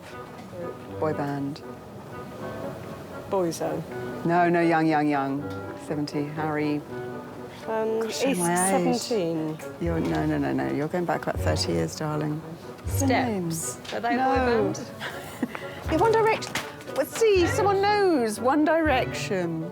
They were in Africa crying. Who were One Direction? And if you go into Sainsbury's, they're now on a birthday cake. I've heard of Westlife. You raise me up. Anyway, them. There you go.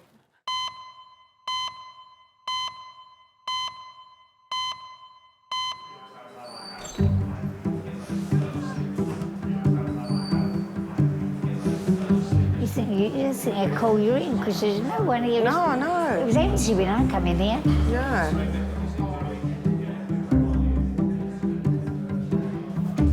It's that nice and straight. Legs 11. It's not that short, your skirt, now, don't worry. I don't know none. As far as I can feel, I mean, she's asleep, but I still don't think the nappy she's got on now is wet. 2-year-old Sydney hasn't passed urine for 2 days. Parents Keely and Michael have brought her to King's. That's still not right. As an adult, I can't hold my toilet for that long, and my bladder's trained. All right? All right then, Nan. All right, bye. I was worried just that if she's not going away, why is she not going away? It's not normal.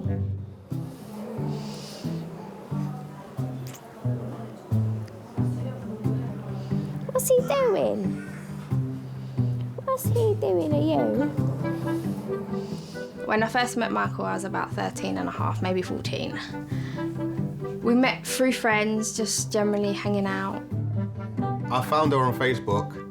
I messaged her. I didn't think I would get a reply. But then when I saw a reply, I thought to myself, I smiled that obviously that Keely replied. So then we started talking from there and met up. Shake your foot. Shake it, shake it, shake it, shake it, shake it. Keely was loving. She was always there when I needed someone to talk to. And we've never looked back, really. Michael. We have 4 kids. Chelsea, she's 13. We have Chanel, she's 6.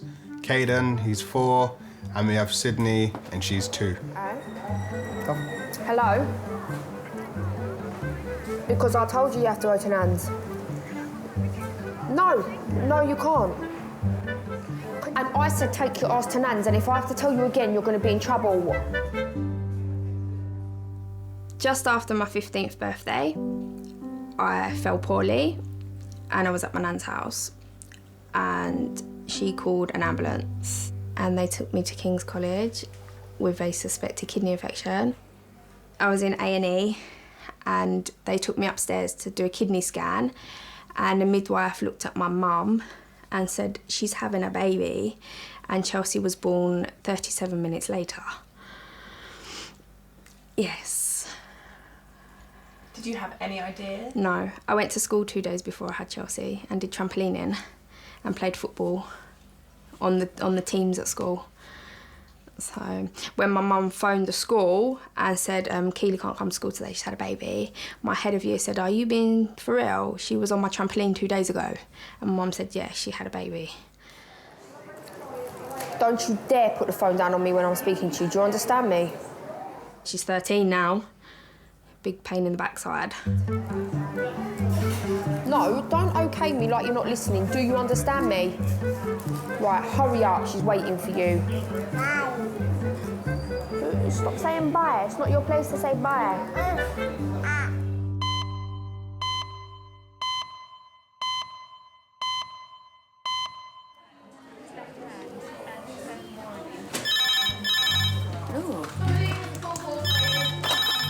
Hello, King's A&E. Yep. Do we know how far? Okay. Yep. 8 minutes. And they want this as the major trauma? Yep, okay. All right, thanks. Bye. Bye. How long? 8 minutes? Should I say 5? Yeah.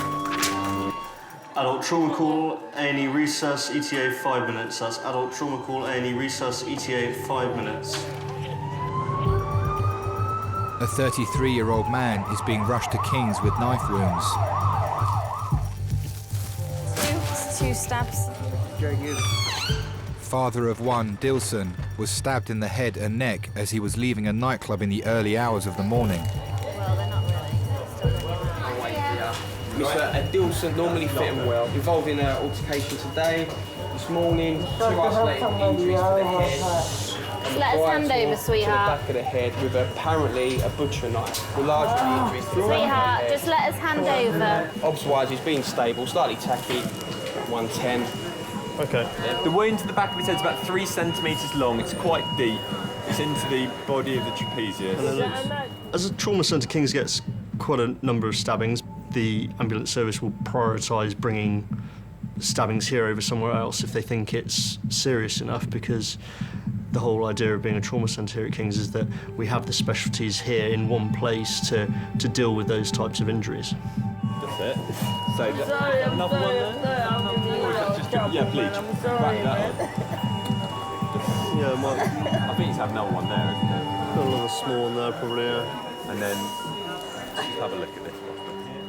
I think one of the things about stab wounds is until you've assessed them, you don't know how deep the stab wounds are.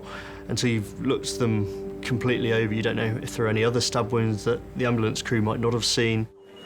It's a stabbing, but that's just the doctor's hand, okay? I don't even know what happened to me because what I tried to do, I tried to stop the fight. Then what I did, I was bleeding just coming out my head. I didn't know what happened. Less than 1 centimetre right triceps.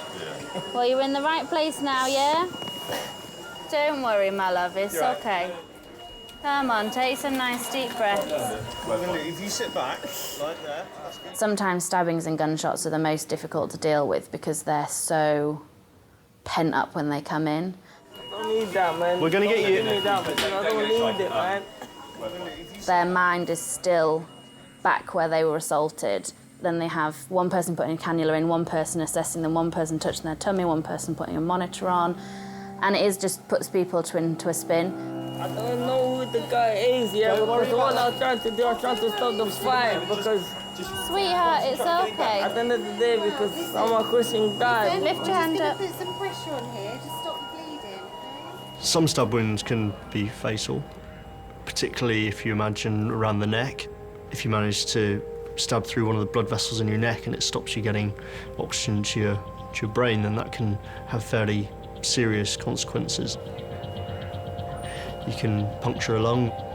That can be potentially life-threatening as well. I've got a young 33-year-old chap. He's got a nasty, deeper wound into the belly of his right trapezius on the posteriorly on his neck, which we can't see how deep it is. Well, he's a little bit hysterical, but we're thinking he'll lie still for a scan. But he wants a CT head and neck. Cheers, mate. Thank you very much, mate. God. I think that's what he had before, is that came off.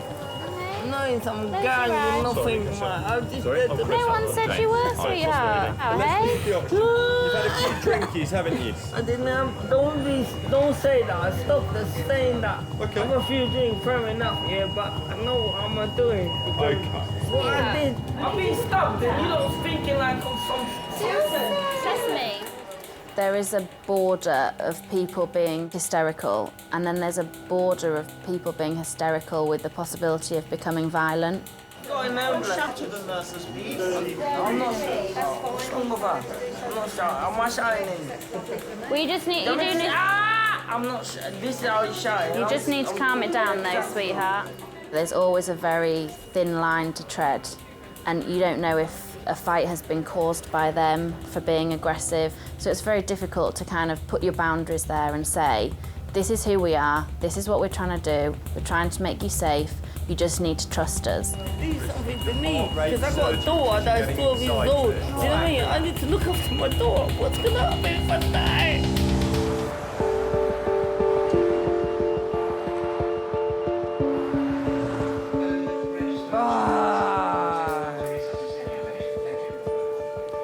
It's been 25 minutes since Dilson was brought into King's with a deep knife wound to his neck. You don't know talking sense. You know just talking rubbish. Do you understand?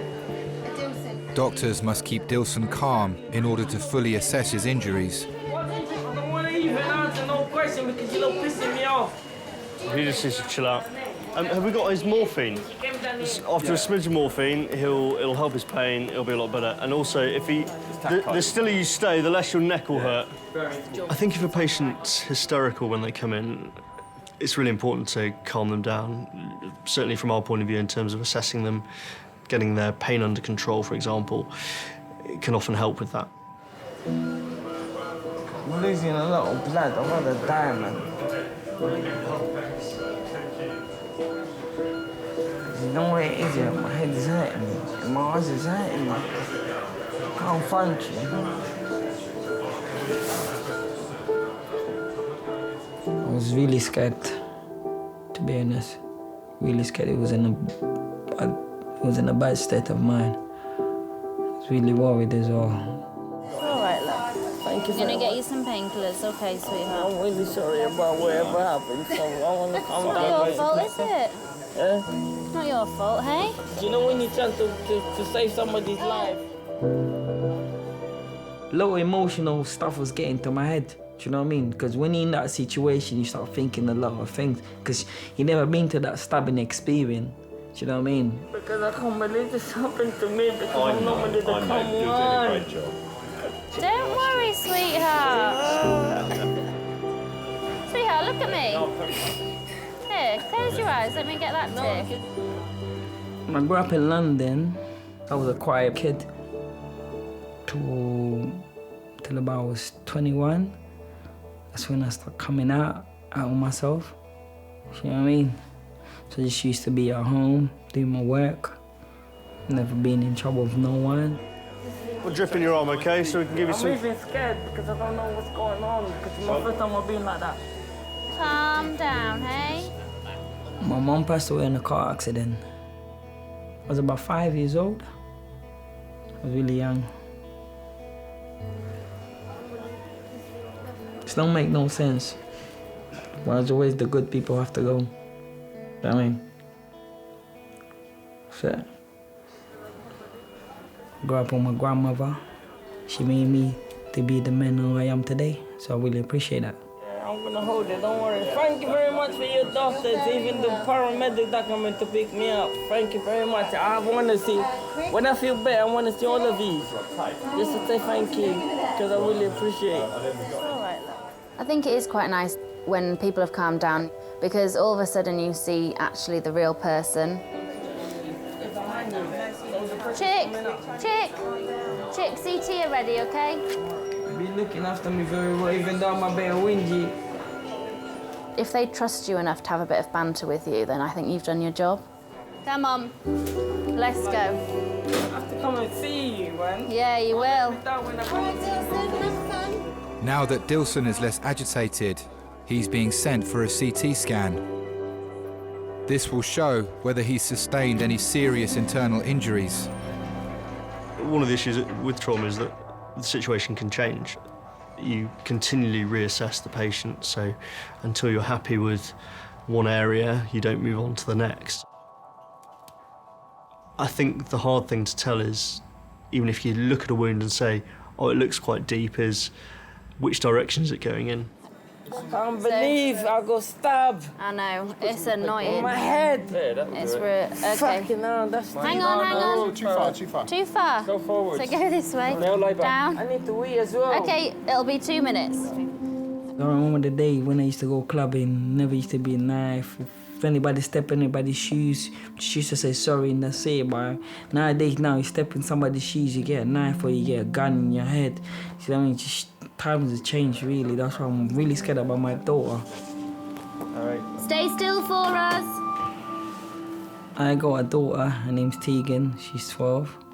I love her so much, she's my life. She means the world to me. I'll do what I can do to protect her, but it's just little kids, they're trying to prove themselves. They want to be gangsters.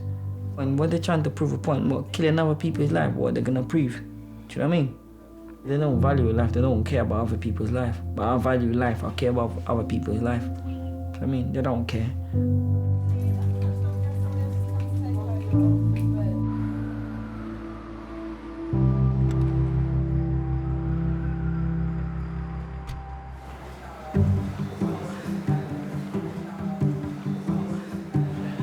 Do you think we might have broken your bum falling on it? We'll have to get one of them scooter things soon now, won't we? One of them scooter, One of them scooter things, but they... You know, Mary's daughter, Carol, her mother-in-law, she drives one. She's nearly as old as me. Really? Yeah. Oh, she gets about then. So does that lady, Paul's mum, isn't it? Yeah, June, she goes everywhere. She drives one, doesn't she? I see her. I see her at Lewisham, she's over the West End. You know, she'll charge her battery up and you'll see her going over Waterloo Bridge to go shopping there, up the West End. Yeah. Scare the life out of me on one of them.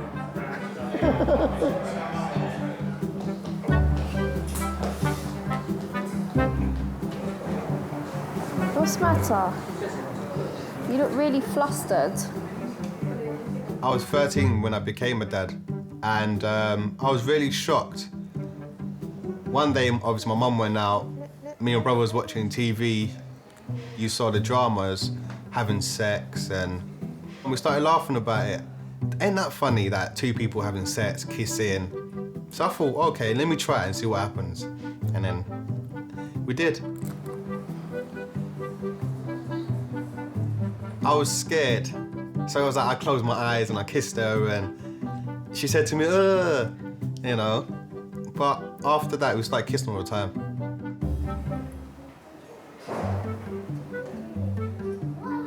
I was actually at school and I got a message on my phone because my mum bought me credit in the morning. So I phoned her and she said to me, oh, guess what? So I said to Keely, what's the matter? She goes, I just had a baby. And I paused for like 5 seconds. And then I was happy after that. I said to her, I'll come and see you later. And then that's why I went to come see her. I'll eat that bit. You want a bit?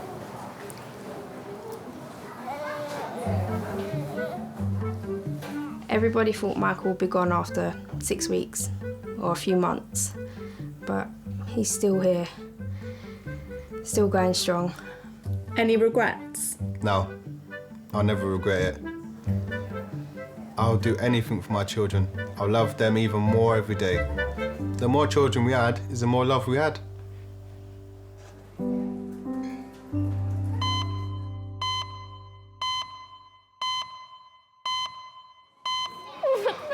You finished? 39-year-old woman with a red nose on. Going, I missed it at school today. Oh, it's a rabbit. Oh, I want to play with the rabbit. Come on, let's put it on the arm. Why would you put it on my arm? That's exactly a happy arm. Hello, Doreen. How do you normally get around indoors? You use a stick or anything indoors? Do you use any walking stick? Yeah. 79-year-old Doreen had a fall at home and injured her wrist. Well, what I'll need to do is to put it into a gown. Yeah. It didn't hurt at first, but afterwards I came sat here and I thought, I went to lift myself. That's when I phoned my friend up, you know, a neighbour, and he came down and he phoned the ambulance for me. You're going to go for an X-ray. Yeah. All right. I just want you to tell me if you can you feel me touching your fingers? Yeah. You can. All right. So this is probably broken, looking at it. It's probably broken, but we do need to get an X-ray. Break my brain, I think. Yeah, hiya. I was 18 when I had my first child, and I had them one after the other every year, which I only wanted one. I ended up with 10. In them days, it was a disgrace. Because I was pregnant, I was 5 months pregnant when I got married. In them days, you're classed as a dirt. You know, 2 kids at her age, look. You know, and she's pregnant again. You know. OK, so I'll just come round the other side and we'll do the plaster. Doreen's X-ray confirms her wrist is fractured and will need to be plastered. Well done. Sometimes it's very hard, especially having all little ones round you, you know. I suppose if you loved someone, like I really did love my husband, you do anything for the one you love. But love turned to hate, didn't it? Oh, that's nice and warm. Yeah, that'll feel better once that's on. Well done. I can't sort of go into detail what was happening, you know what I mean. But I just couldn't cope anymore. So, like the 4 of my children, they went into care in Dr. Bernardo's home. OK, now this one's a temporary one, and that's to allow for the swelling to come and go. Oh, it was terrible. They was looking up at me and saying, Mummy, why are they taking us away? And I couldn't sort of explain to them why. I do regret it from now, you know. I used to think, why did I let them go? Why? And then I said I couldn't cope at all. Do you receive any help from social services at all? No. I think you might have to accept some help for a little while. No, I don't want no. But what about getting yourself dressed and washed and everything? Because you're only going to have the one arm. My daughter will come up. Does she know you're here now? Should you want us to call her? Yeah. Yeah? Got it OK. somewhere. What's her name? Helen. Helen. OK. I'll give her a call and let her know you're here. Got a phone call from the hospital to say that she's been in there, can I come up? Thinking, oh no, not again, what's she done this time? And she's forever tripping, nearly falling over. Hello, Helen. You playing football again, earlier? My earliest memory, I was 3 years old. I was taken into Dr. Bernardo's. I remember my mum and dad walking away from me. And I remember it was me and my older sister, Diane. I remember we was hugging up so tight and crying because they was leaving us. I remember calling her and they didn't even turn round. They just carried on walking. And that was my first memory. I can remember that like it was yesterday.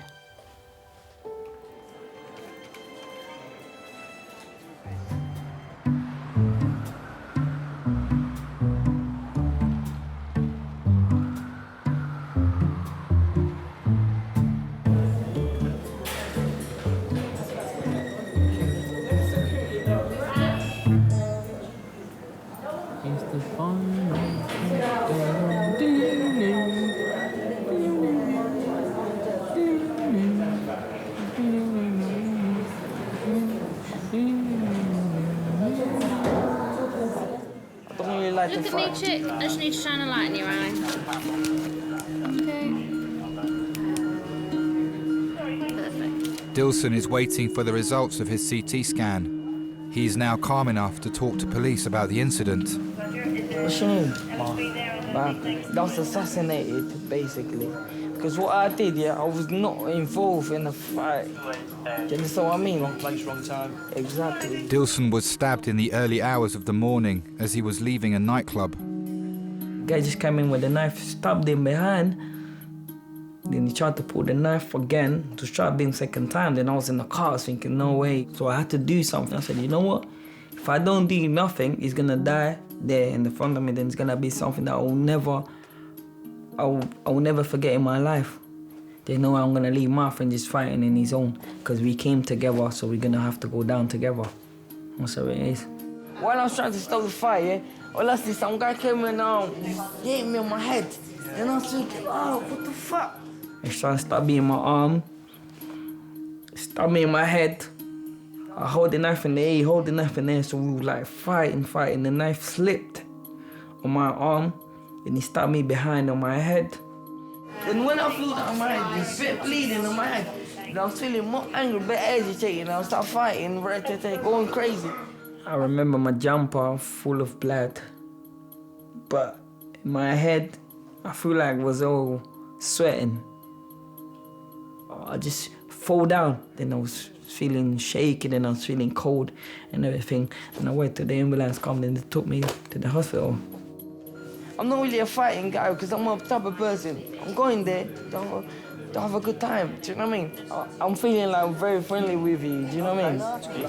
I don't like police, yeah. Well, that's fair enough. But obviously, you got a good sense of humor because every human being got this. Not him, or he's had like a security guard. But I like you because you're different. Thanks. Do you know what I mean? At the end of the day, it's only a job, isn't it? Exactly. I like you though. I need to look after you.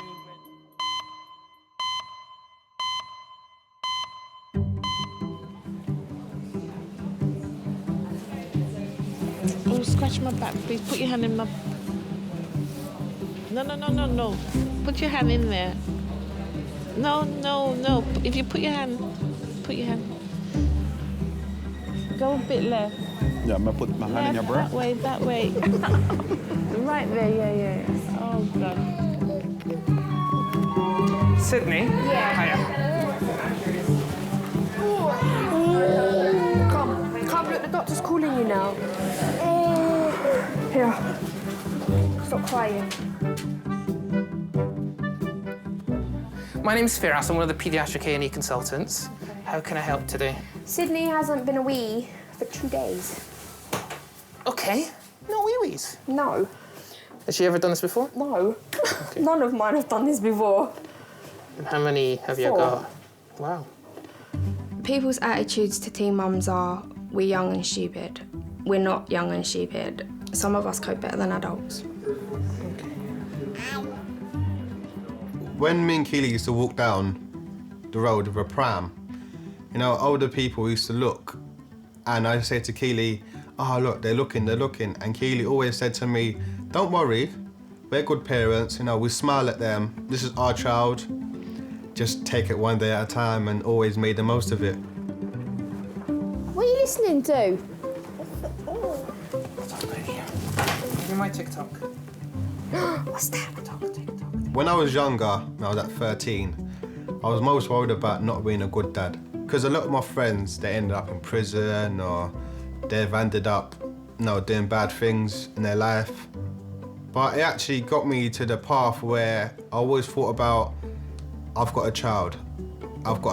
So it always kept me in the right path. Oh, she's very well hydrated, aren't you? That's what my GP said. Yeah. When you're examining any patient, not just a child, what you do, and what I tell the medical students and the junior doctors, is just stand at the end of the bed and have a look.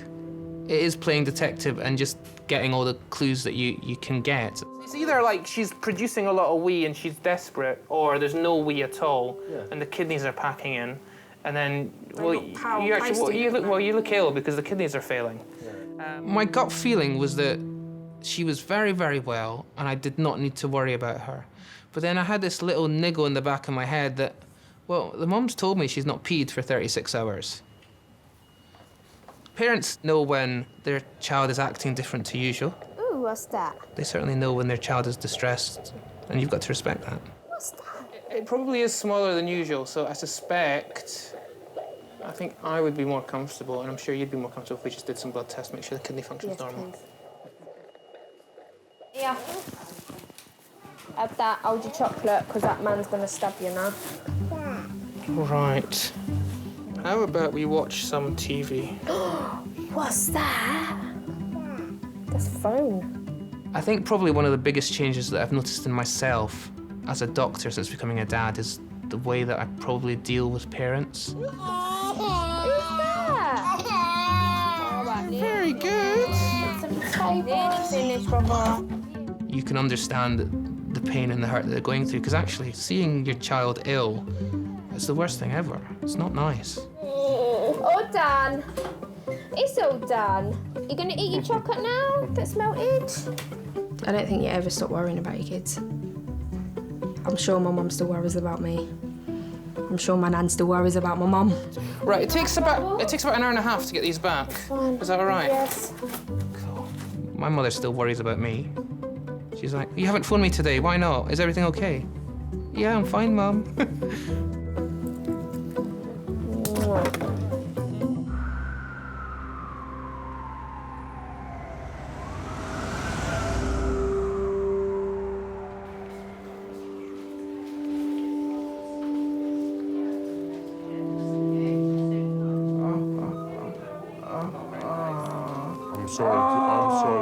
I'm sorry, listen, you're doing really well. But after that, I promise, you'll feel a lot better, okay? This is the worst bit. Dilson's scans have revealed no serious internal damage, and doctors can now close his wounds. Basically, I'm the miracle now, because I'm alive. Now, can you sit up? He was just trying to be the hero, but unfortunately in South London, you can't be a hero without getting a few injuries. The hero never has weapons, so always goes wrong. Dilson is now being taken to a ward where he'll be kept under observation.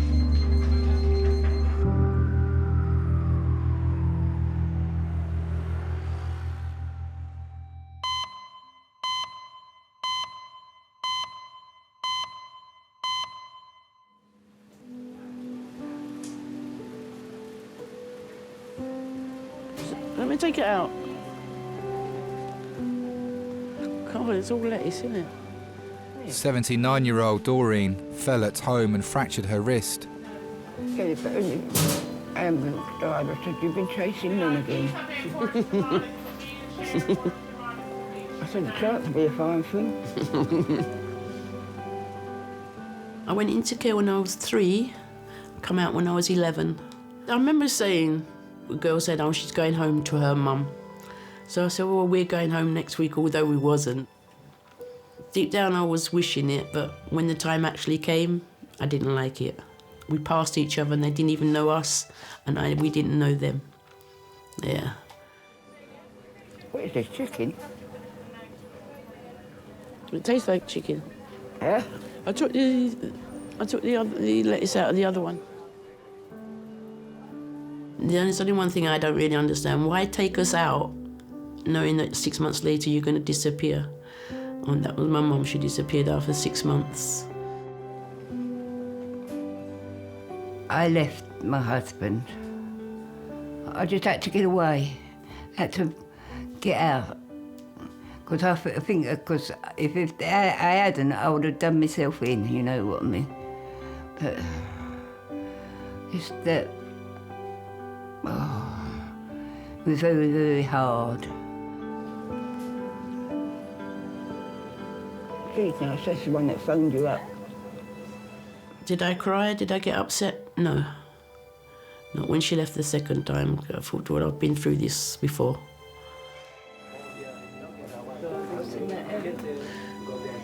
I took the lettuce out of it.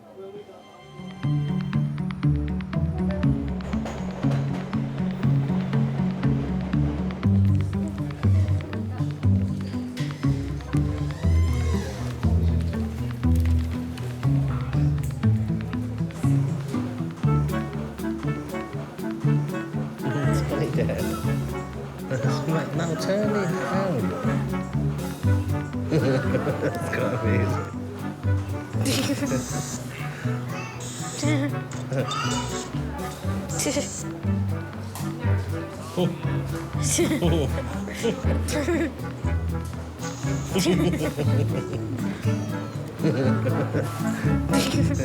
No, Sydney. Get a glove and blow it up. Let her play with it. Look, Daddy got. Look what Daddy got. Daddy got a balloon. Sit down then, Daddy get a balloon. 2-year-old Sydney hasn't passed urine for 2 days. Parents Keely and Michael are waiting for the results of blood tests. Ready? You watching? Not bigger than that. No. Daddy's rubbish. Is this a large one? Medium. I can't blow them properly, that's the problem. Gonna pop.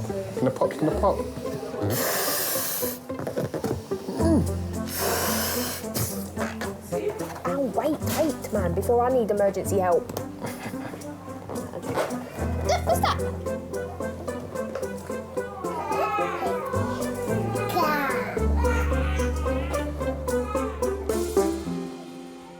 What do you love most about being a dad?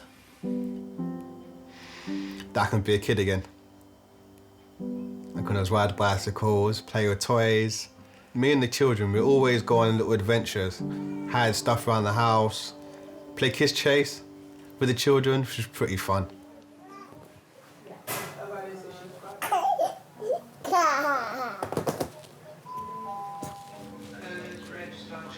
People's going to wonder where we are today.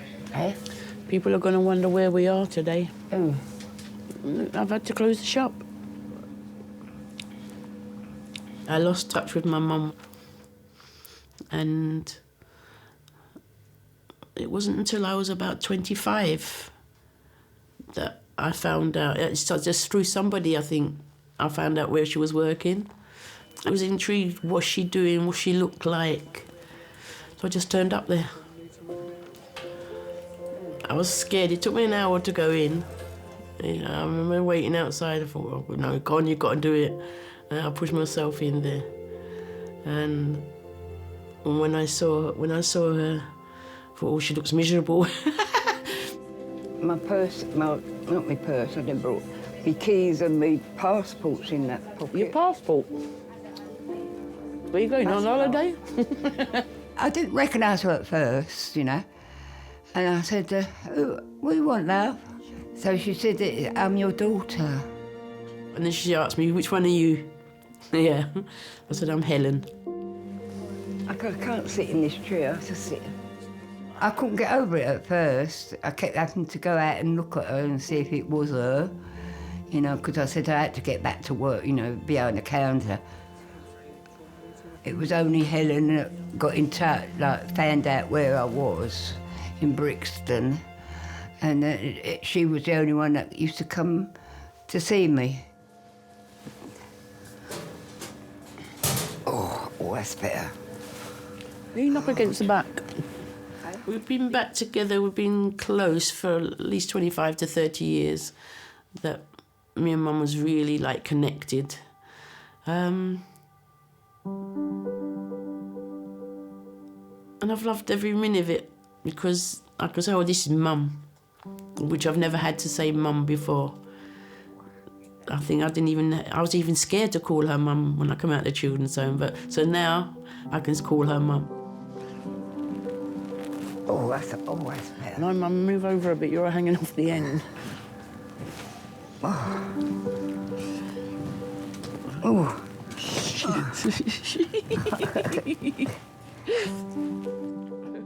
I have to forgive. Yeah. I don't know the real reason. And we all make mistakes. And that was her biggest mistake. I don't think since I've been back she's made any mistakes with me. Swivel your bum back. Look, there's my wrist. Swivel your bum back. I can't. Hang on. I don't want to see you, Nunny. That'll do. She'll do it. Anything I ask her for, if it's in her power, she'd do it for me. Oh.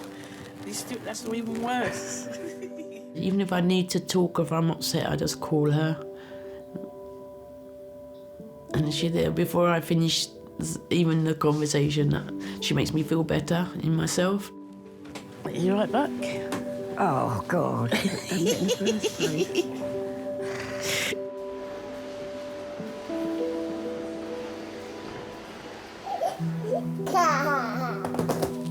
Just to say the blood test I've just run is normal, so that's very, very encouraging. So kids that are ill, that blood test's abnormal, so it's not. So it's looking good already. Okay. All right, thank you very much. I don't think you can generalise about when is the right time to have a baby. I mean, I think ideally you would like to not have a baby when you're, a teenager, because I think you need a bit of life experience. But having said that, I've seen some parents come through the door at 16, 17 who are obviously loving, fantastic parents. So you can't generalise it. You just chill, yeah? You just chill. You're causing all these problems. You're quite happy laying there. For me, it was a natural process that at some point in my life, it would be lovely to have kids. If only so that when I'm old and decrepit, they can look after me. We're happy. We like to have a laugh. We like to be with friends, acting stupid. What's this? Yeah. You have to laugh. You have to laugh. Just to forget the worries sometimes, you have to laugh.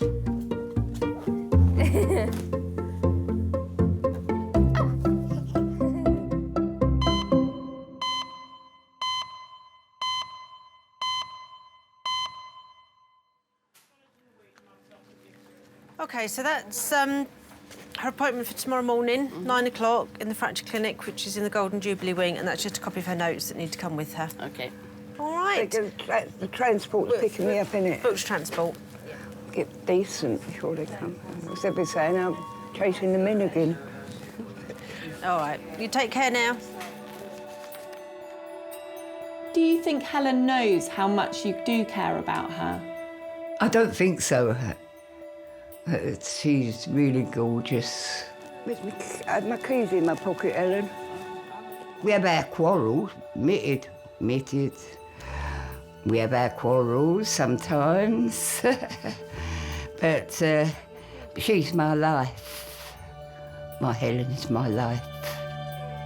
I really love my Helen. She was there for me, and she really, you know. Sorry.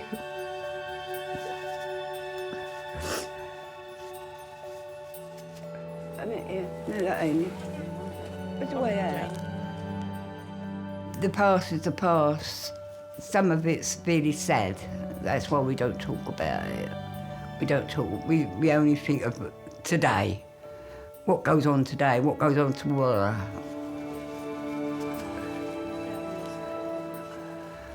Look forward to the future. That's what I always say.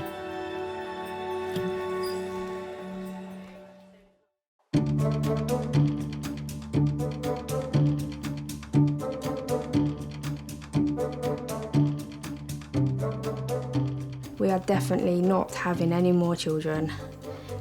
We don't need any more. We haven't got the space, or the money, or the time. No.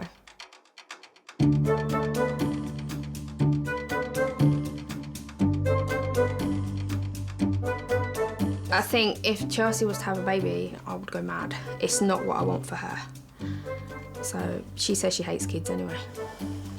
So maybe she won't bother.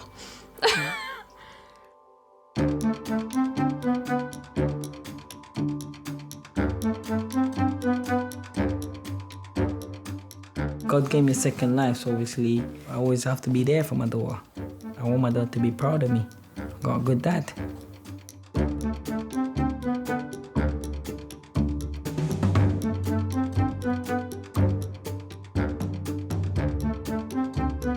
I'm young to myself. I don't feel 79. You know, I can go out there, I play with the children out there, because people say to Helen, ain't your mum energetic for her age? I say, well, no use sitting moping about, just get on with it, and I do. That's it. I go down doing a bit of raving if I was to go up there. Like But you're going to shake a leg.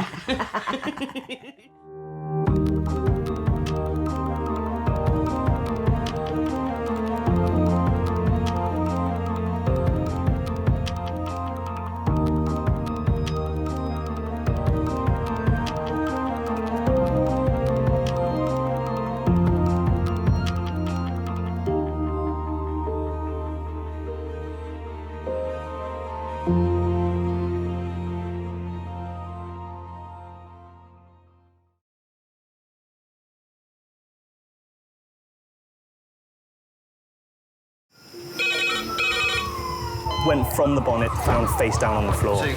Paediatric trauma call. It's a stabbing quadra. 25 feet from a ladder onto his back. He's really unwell. I think anaesthetics need to see him before he goes to theatre. Daphne?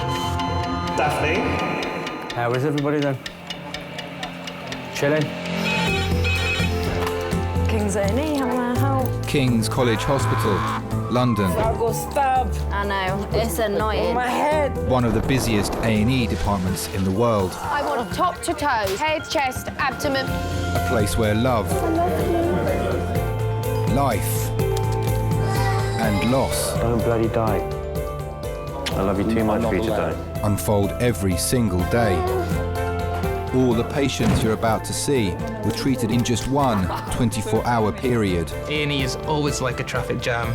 Can we get a trolley? You've got to realise that there's awful things that can happen to you.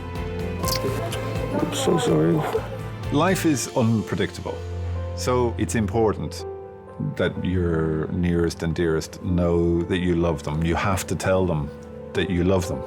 You must get better and come back to me. I don't want to lose you. Because there may come a time when you're not around to tell them.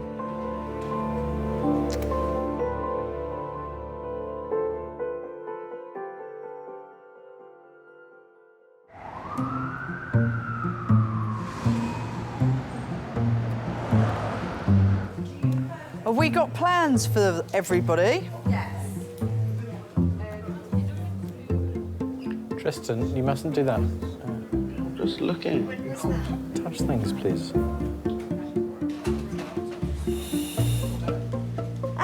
Lily. Hey, you. How you doing? All right, thanks. Are you out of it on that Entonox? Yeah, I'm doing well. All these tattoos you've got. I know. You're obsessed with flowers. No, I'm obsessed with Michael Let me Jackson. see. These are 3 of them are what he autographed on me. He autographed them? Yeah, so like this is the first one, this is the second one, and this is the third one. Oh my gosh. Oh my God. Oh. So like you went to see him and then you got him to sign his arm and then you didn't wash it off and then you went to a tattoo artist. Wow. Well, the second one. I think whenever you walk into an A&E department with an injury, it's really important to have someone there for you that you either love or someone that you have a relationship with or someone that, you know, you share a room with or have spent some time with. Makes the whole situation a hell of a lot easier. All right, love. Well, I'll see you later. I'll come and check on you before I go home because I'll give you another little moment. Oh! You are really good at that. I've got 2 left feet, darling. I couldn't dance to save me life, I tell you. I can't even do the moonwalk. I think everybody needs someone. It's unfortunately not everybody has somebody. And that's where we are. You know, we fill that little space where no one else is.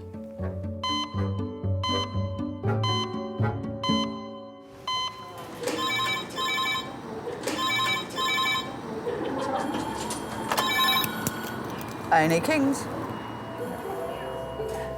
2. Right. Thanks. Bye. 2 adult trauma red phones, 10 minutes. 2 adult trauma red phones, 10 minutes. Could you just tidy 2 and 3? Yeah, we got red phone. We're 19-year-old and a 31-year-old involved in a head-on collision. Don't know how fast they were going. Right, get that one out. One out. 2 female drivers have had a head-on collision. They're both brought to King's by the Helicopter Emergency Medical Service. The other one's there, Jen. 9, please. Jen, I'll take this one because this one's the worst.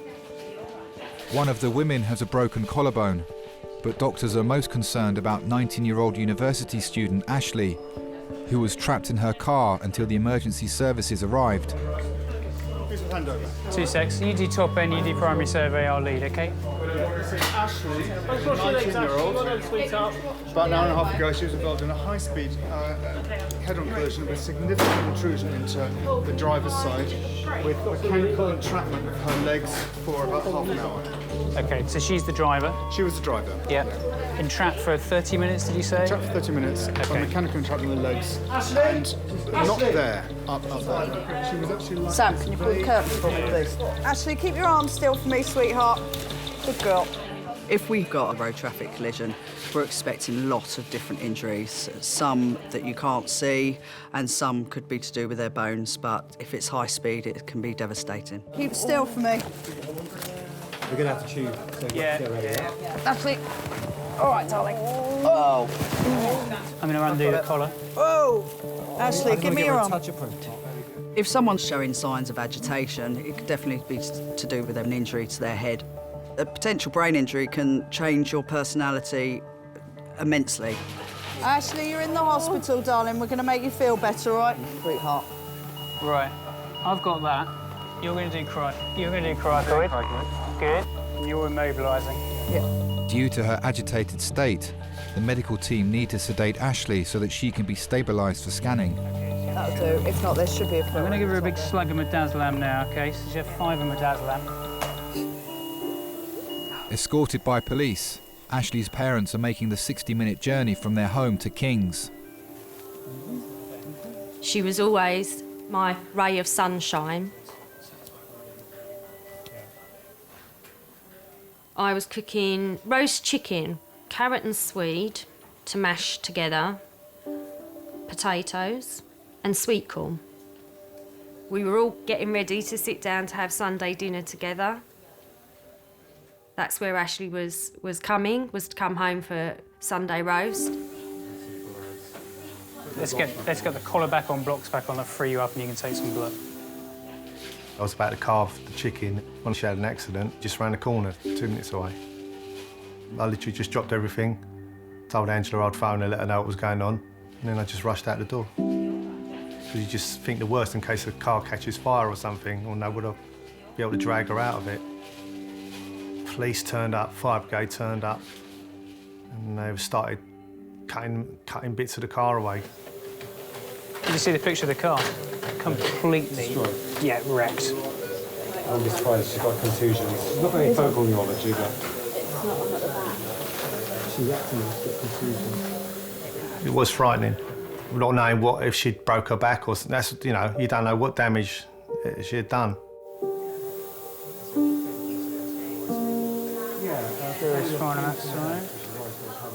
She was a fantastic child.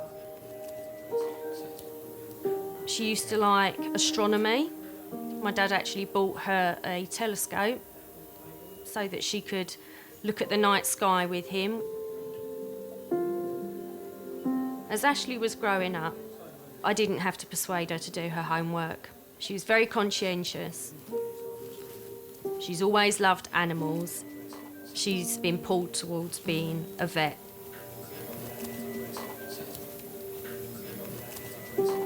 This young lady's been involved in a head-on collision with a lady in number 1. Separate cars. Don't know how fast they were travelling, but complete decimation of the cars. We've only just done a primary survey. My mum always said to me, appreciate what you've got, never take anyone for granted. You've got to realise that there's awful things that can happen to you and there's life-changing experiences that can happen in the drop of a hat. You could walk out the door and may not come back, or you definitely might not come back the same way. We've got somebody here who needs a full-body CT, please. When she got here, she had a GCS substantially less than that and was very agitated, so she's been intubated, ventilated. We'll be ready in probably about 10 minutes once we've got off the scoop and done a few other things. With no obvious external injuries, the doctor's main concern now is possible damage to Ashley's brain. I had a quick chat to the family, just told them that we were going to CT. We don't know anything. We've had to tube her because she was very confused when she came in. And I said we'd come and tell her as soon as we come back from the scan. My biggest worry was that Ashley would lose her fantastic intelligence. She's worked so hard, 16 GCSEs, 4 A-levels, to suddenly think that she wouldn't be able to finish the course that she's studying. It absolutely terrified me. Injuries you can overcome, but if you injure your brain, that's a completely different setup.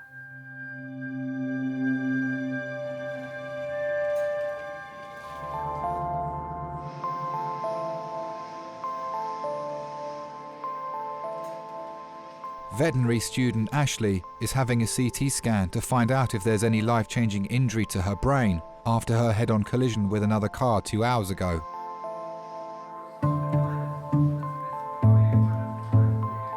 Ashley's mum, stepdad and dad have arrived. They're waiting outside for the scan results. Text Ian to let see if you can let the manager at Dartford know. So you ain't got to worry about the hassle of work. You're stone cold. You know, you get an awful shudder through your body, and it feels like the world's just about to end. You know, it makes you realise that maybe you don't see enough of them at the time. So.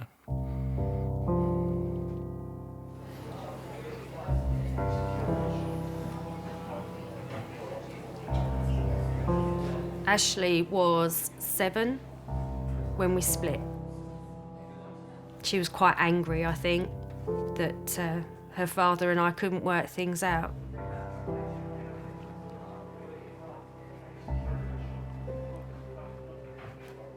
Ash is my first daughter. When she was growing up, it was very lively, always reading books, you know, and always questioning things, you know, why is this, why is that, how's this work, how's that work? Very happy-go-lucky child.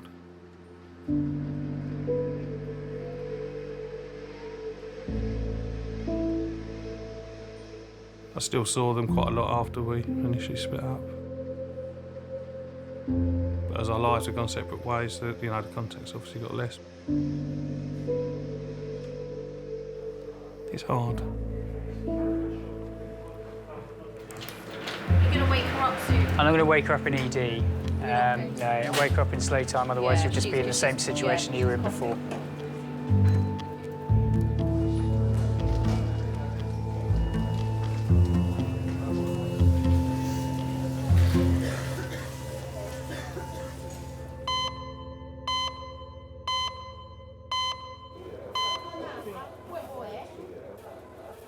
Hello, I just hurt my nail.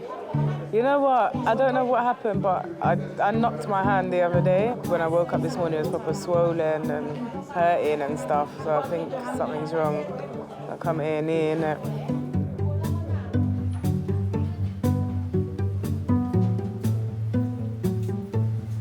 So you get bloody freezing rain here, bloody cold. Yeah, burping, freezing cold. Hello, King's A&E. Popped up for a minute. What's her name? Fell out of a tree. Fell out of a tree, yeah. Yeah, and we'll call Kate.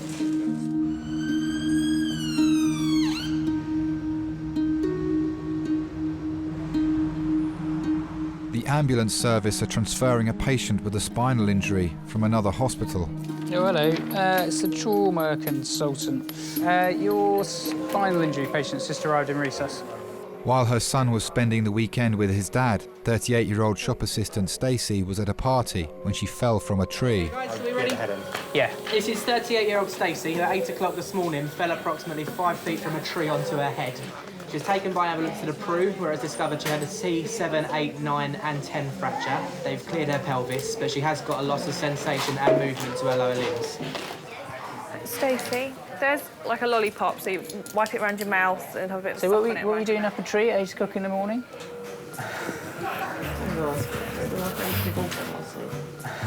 Divorce party? Yeah. That's new. I've had a very quick look at the images, the pictures they've sent over from Bromley, and it does look like you've got some damage to your back there. We're going to re-CT the whole spine, chest, abdo, pelvis. She's the absolutely crazy one. I'm the boring one. If it's going to happen, it'll happen to Stacey. I saw her the night that she was going to the party. I went round to her house. She was going to go, and then she wasn't going to go. And then I said, you're sitting here on your own. I'm going home. Go to the party. She said, but I've got work the next day because she had work on the Sunday. I said, yeah, it would be sensible, have a couple of drinks, come home at 11. No. It was an all-night party. And the accident happened in the morning. Her friend Laura and ex-boyfriend John followed Stacey to King's when she was transferred. Who's next of kin for Stacey? You or me? Who's your next of kin? Who wants to be it? Can't you pick? Me or John? You can both be if you want. Yeah. I think they was all taking it in turns to see who could climb the highest. And of course, Stacey went the highest. Stacey looked all glamorous as well before she went. She was going on about how nice that dress was last night. Any more? Whose dress? What? She was going on about how nice that dress was last night. It was. It ain't anymore. Did you lend it? No, thank God. Cut it off, didn't they? Yeah, it was her dress. Was it a new one she bought? No. She's had it ages. Oh, where can I afford to buy dresses? I've bought you so many over the last 3 years. Yeah. No idea where she gets her positiveness from. I really don't know. I've never been like that, so I don't understand it. Do you want any more?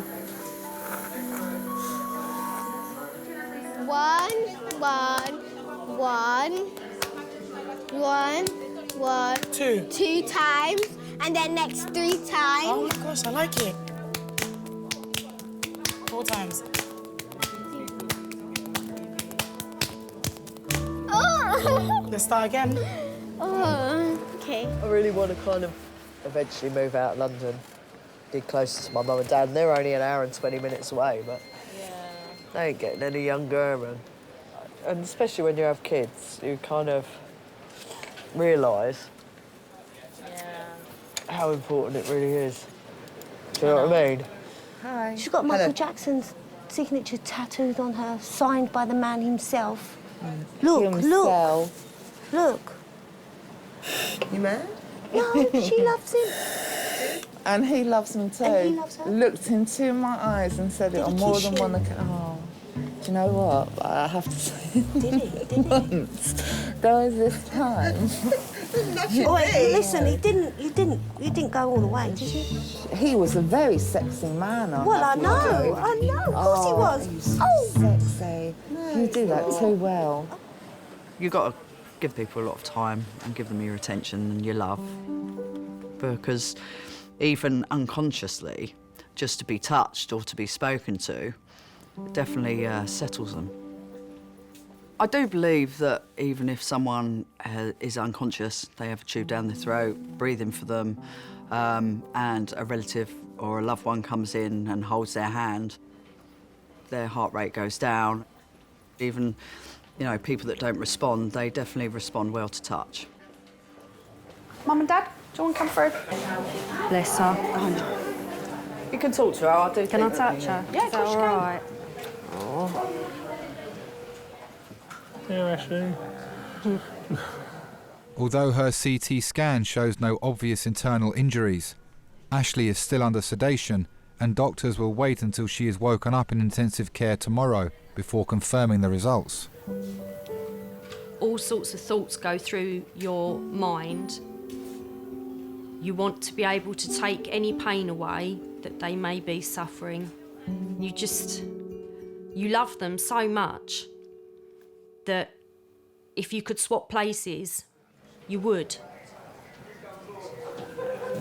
We've got some pyjamas for her. I don't know whether they can. I know she can't put them on at the moment. Not at the moment. What's going to happen is that I'm just waiting for a bed to be ready on ITU. She's so tall, isn't she? Well, I hope she takes after me in a lot of ways. That would be nice. PlayStation, Xbox, computer games and things like that she definitely gets from me. The brains she definitely gets from my mum.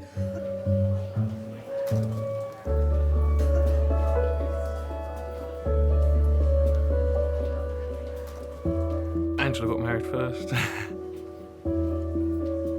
She settled down with Paul before I settled down. You all right? I'm the evil stepdad. So, no, we've got 4 kids. I hate them all the same.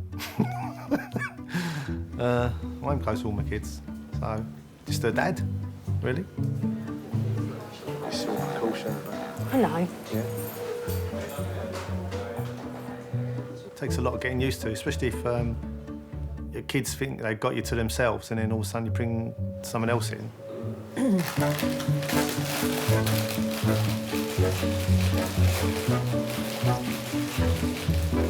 This one?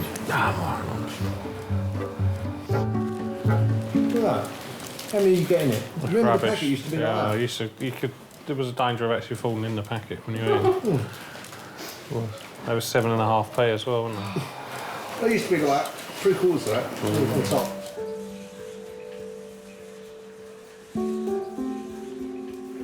So this poor lady, she is Stacey Anastasia. She's from the crew.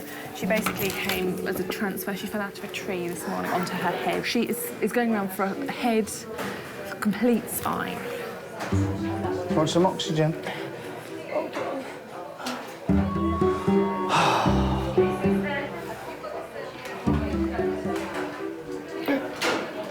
I don't know what to do.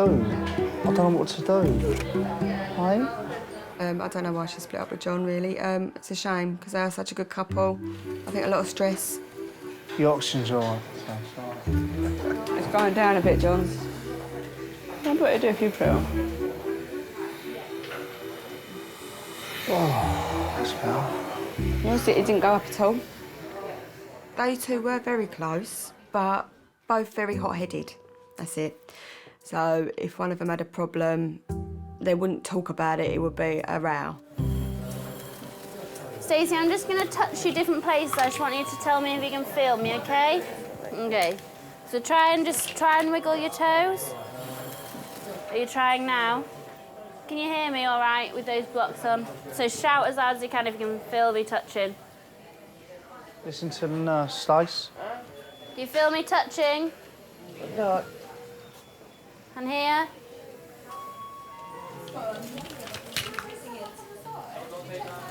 Okay. And it's about there, isn't it, where you start feeling it? So here. Okay. All right, perfect.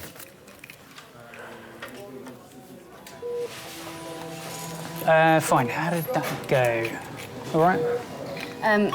She can't feel. She can't feel anything from her hip down. She can't wiggle her toes. Right, she's paraplegic.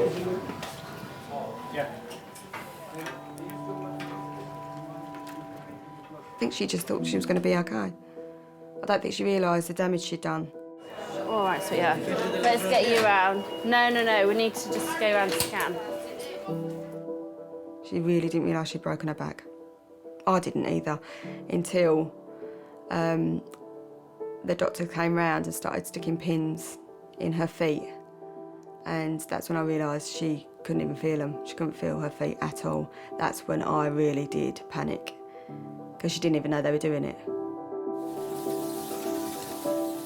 Stacey is being taken to the CT scan to find out how serious the injuries are to her spine and neck.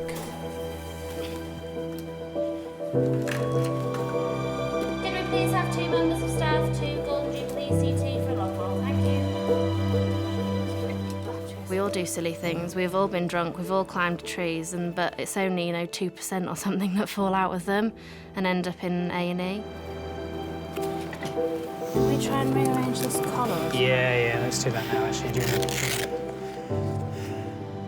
I think that things in life are unfair, and I think if you think about why it's happened to one person, why it's not happened to another person, you'll go absolutely crazy.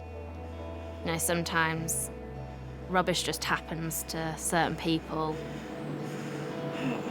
You're right. Your back's hurting, is it?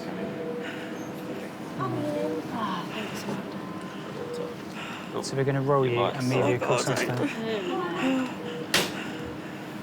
You going to be all right? Or do you want some more pain relief? I'd like some pain relief, please. I think we're going to need to give you a bit of stuff before we move on. You're not very happy. Let's give you a bit more morphine. We'll give you a bit more stuff before we move you, okay?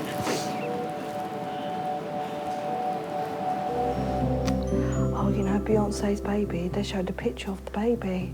Papa looks like JC, nothing like Beyonce. The shape, face, the lips, the eyes, everything. It's the spit of JC. How long have you all known each other for? Forever? Yeah. Stacey is waiting for the results of her CT scan, which will show the severity of her injuries. I'm a crisis friend. When anything happens. Are you prone to accidents, Stacey? Or anything, to be fair. Oh. Not even accident, anything. Yeah. I've known Stacey for 15 years. We see each other every day. Because we've got horses at the same stables, so we see each other every day, go up there and have a natter. We kind of got together when her mum died. She nursed her mum, but she was very together. You don't see her cry very often. She's very, very brave.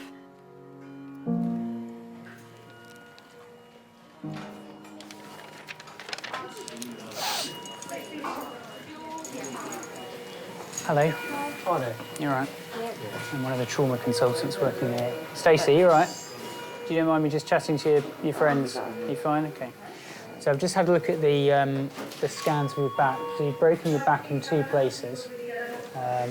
So that's the bones. The bones don't matter, really. What matters is the spinal cord that sits underneath the bones. And obviously, Stacey, we're obviously concerned, I'm sure you're concerned as well, that you've got no feeling in your legs at the moment. So what we're going to do is put you through another test called an MRI scan, okay, that lets us get a very clear idea whether there's been any injury to the spinal cord and if that has, how bad that injury is, okay? And that'll decide whether we need to do anything urgently in terms of surgery to sort of stabilise your back and stop things getting worse, okay? I'm sure you want to know what's going to happen, you know, whether this is going to get better. I can't tell you at the moment because I genuinely don't know. Only time really will tell that, and more information that we'll get from the next scan we're going to do. Which we'll do.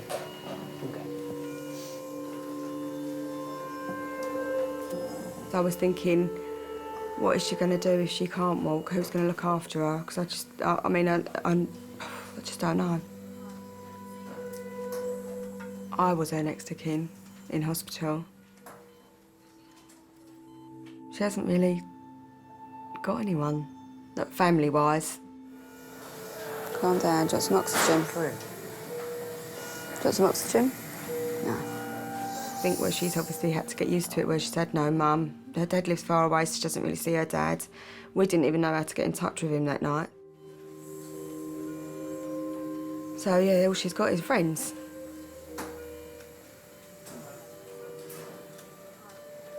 I knew that I was responsible. It was scary.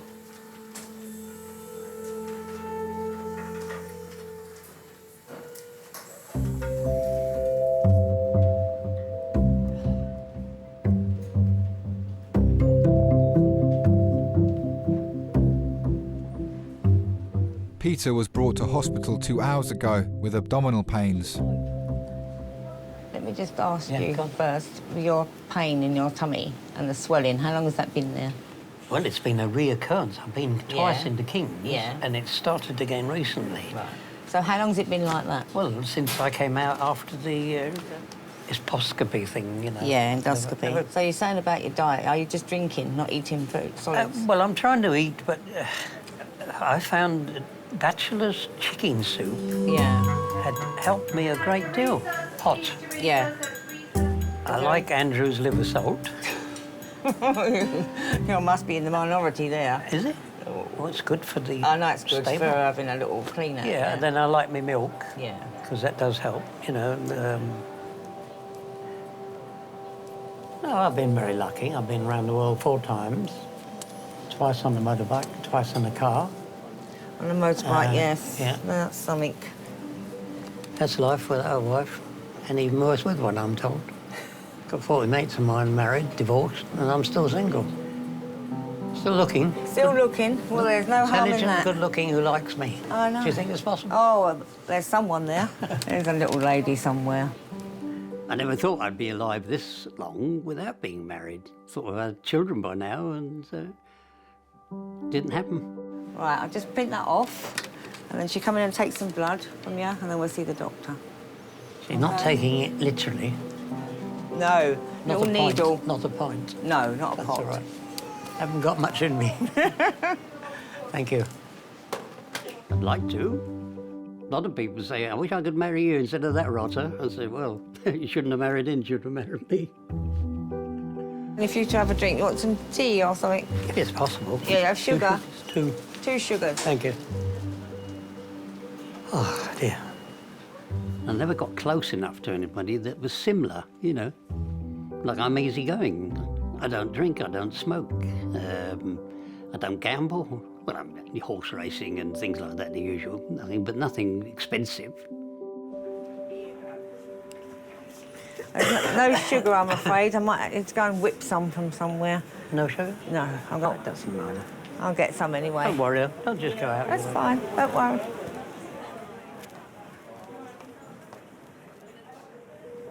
Is that what you call tea?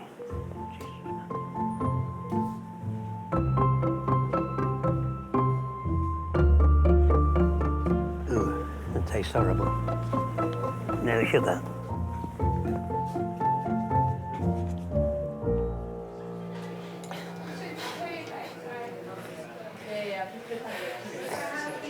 Stace, why are you so tense? I need you to relax, yeah? Stacey will shortly be going to the MRI scanner to find out if her paralysis is permanent. I'm really scared. Yeah, I know. Listen, everything's going to be fine. Stace, look at me. You're going to be all right. What's wrong? Yeah. Sweetheart. You won't, because you're going to sing to yourself in there. You'll sing. Eh? Yes, I know you are. Stace, come on, darling. We're here, aren't we? Stacey, look at me. Stace, look at me. Stace. Stacey, look at me. Don't cry, because you're losing even more fluid. Come on now. It's okay, Stacey. I need this hand to be still, otherwise you can't have the medication, sweetheart, okay? Nurse Emily is giving Stacey some medication to ease her panic attack. Are you starting to feel that a little bit? Yeah? You okay, Stacey? Wow, that's amazing. Just gonna give her a tiny bit of oxygen. Bless her. I can't believe this. Can't believe this. It's just one of those split-second decisions, isn't it? Worst nightmare.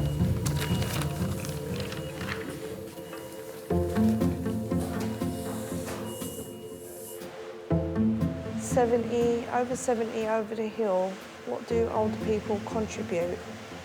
Both Nelson Mandela and Winston Churchill were over 70 years old when they were eminent leaders of their countries. Ageism is everywhere and can be so insulting. Before it used to be over 60. Yeah, but there were leaders over 70, but they weren't doing any manual work. Oh, I saw on London tonight there was this man over 100 and he was still working in the office. Over 100 and still working, bloody hell. And there's people like youngsters that can't even be bothered to find a job. They should be ashamed, really. Yeah, but that's the generation, isn't it? What is the new generation going to be like? It makes you think, innit? Hello. Hello.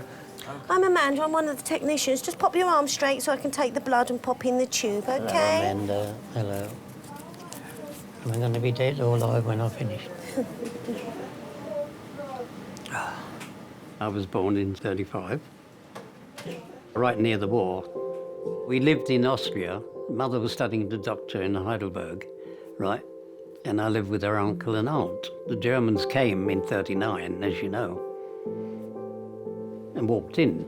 I mean, not necessarily declared war, but the Gestapo just came in, you know, and boom. And I think you and you, there, you and you, go, cattle trucks or whatever it was, and you disappeared. It seems so strange. All these things, I've never been ill in my life. As I said, I was in the concentration camp for 6 years and never was ill once. Did you? And I weighed 3 stone when the Russians released me.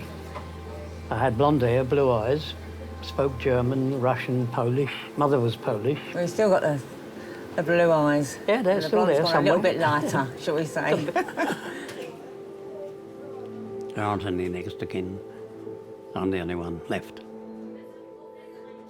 Mother died. My father apparently had been killed just before the end of the war, so I never saw him again. So really, I'm on my own. Not much I can do. Busy life you've had, haven't you?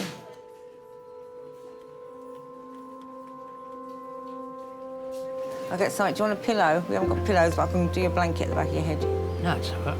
You I sure? can talk. Yeah, thank you. Thanks for your help. All right.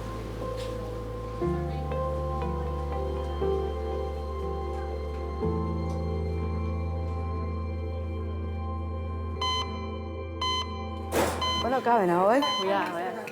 Stacey! We're going to take you round to scan now, OK?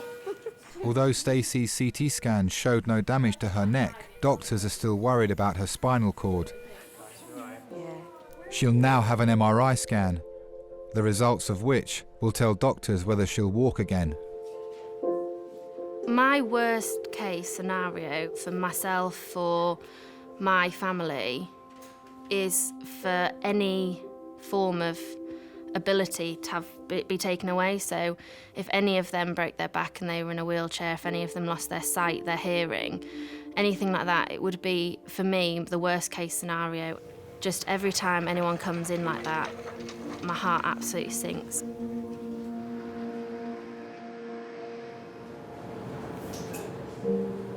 Responsive. Hello. Hi, my name's Michelle. I'm one of the radiographers. We have to do a quick MRI scan for you today. The MRI scanner is very noisy.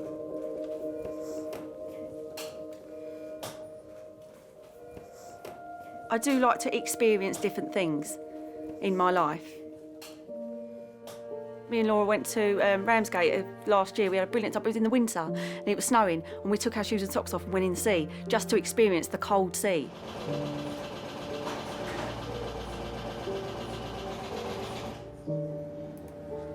You have to have an exhilarating life, you know, and just go for everything. I mean, you know, because that is what makes your life. And then deal with the sort of consequences afterwards. But then you have that, you know what it feels like. So I'll always know what it feels like to feel a freezing cold sea on my feet. How are you getting on in there, Stacey? Are you still okay? Lovely, you're doing ever so well. Just be quiet for a moment while I plan the first scan. What do you think of the top of the C-spine there?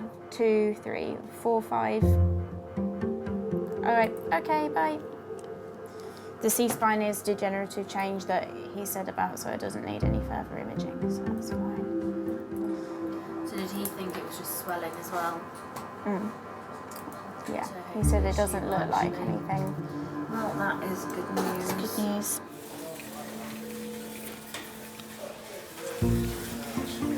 She had a nice little nap. Okay, thank you. Thank you very much. Stacey's back from her MRI scan. Yes, so they're still waiting on the report, but on the scan it doesn't look like there's any major compression of that. Obviously, when there's any type of fracture, there's some swelling around the bone. They were saying that they think that it's going to get better and better with reduce of the swelling, and obviously there isn't any massive spinal cord injury, so it's the best outcome, really. Good. So you're a very lucky lady. Very lucky, very lucky. Okay? You always will them to get feeling back. Thanks for everything. No worries. When they say, I can feel that now, all of a sudden you get these butterflies in your stomach. You think, oh my God, this is amazing. This may not end up to be the awful story. On the in that side. That side, John. Scratch. Don't watch it to the back. Or if I do this, could you just itch the bottom of my back? No, fucking sit still. Don't be so stupid. You're such an idiot. So scratchy. John, can you itch my leg again, please? Please, love, just this one. Please. Why is everything so hard for you, just to scratch my leg? Because you want us to itch you constantly for an hour. I'm really itching. Just itch it. Yeah, there. Just scratch it really hard. Can you do 2 hands? No. Please, John. Please, I've fucking got to do anything. Is the morphine making her itch? Yeah. Really, really scratchy. Driving us crazy. She's coming back to normal. I don't like normal, Stacey. Stacey, you're moving your back. Shut up. No, you shut up. No, I'll tell you what, you're fucking taking a piss. You are, you're being stupid. Taking a piss, I'm itching. Don't talk to me like that. I'm itching, I don't really understand. I miss them not being together. I think Stacey secretly does love him. She's gonna kill me for this. I don't think you realise that it's fucking... Your back is broken and they're telling you to lay still and you're arching your back. John, if you was in my position, I've been through enough today. I don't need you having a go at me.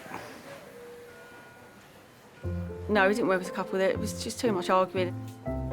But, you know, there's always someone out there for everyone. Wonderful X-ray for me. OK, we're going to take you around on the trolley. And if you don't mind, they're going to transfer you onto their trolley when you get round there, OK?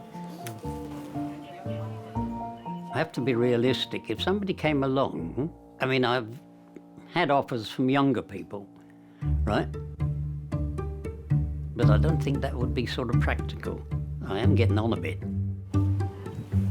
What about my stuff? Have you got anything valuable in there? Of course I have. OK, take it all with you, OK? OK, leave your jacket here, because your jacket will be fine. No, well, it's valuables in that. All right, OK. You never should part. How lucky was that? What? You. I know. Thank God for that. No, I'm concentrating on getting better. Can you believe I broke your back? In 2 places. Mental, isn't it? Yeah. Thanks for coming down, Don. Well, you know I'll come down, eh? I'm gonna let you go through this on your own, am I?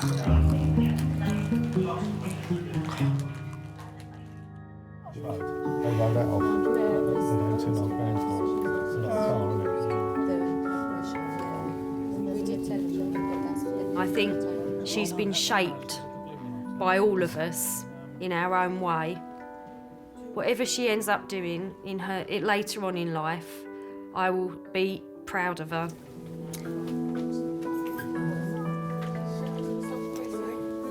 I see her not as much as I'd like to. I'd like to see her more. And I suppose that's down to me to make the time and the effort to make sure we see each other. I am very, very lucky. I mean, family's the world to me.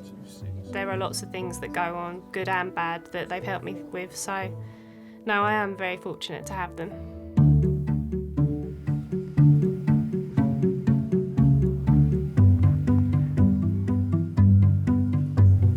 She does make a nice cup of tea, but she never liked putting sugar in it.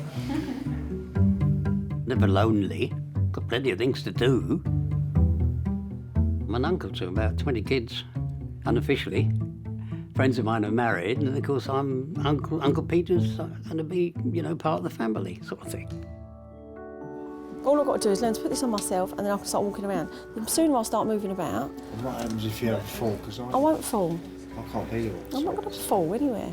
I'll have helpers and stuff, but once I'm steady on my legs, I'm going to be fine. There's no point in me staying in the hospital. I've just got to get strong and up and out.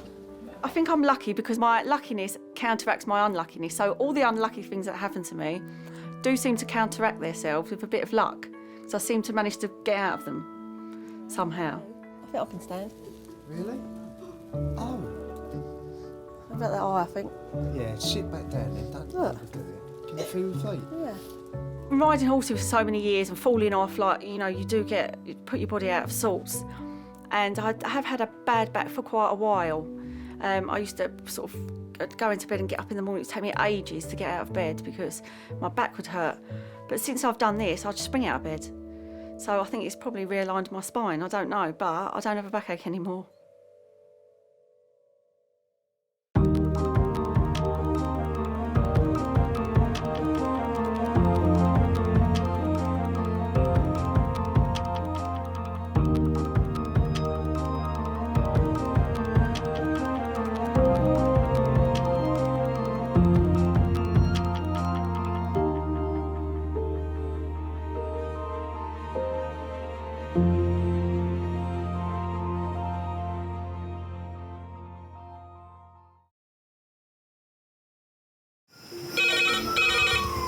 Went from the bonnet, found face down on the floor. 2, 3. Paediatric trauma. It's a stabbing quadrant. 25 feet from a ladder onto his back. He's really unwell, and I think anaesthetics need to see him before he goes to theatre. Daphne? Daphne? How is everybody then? Chilling?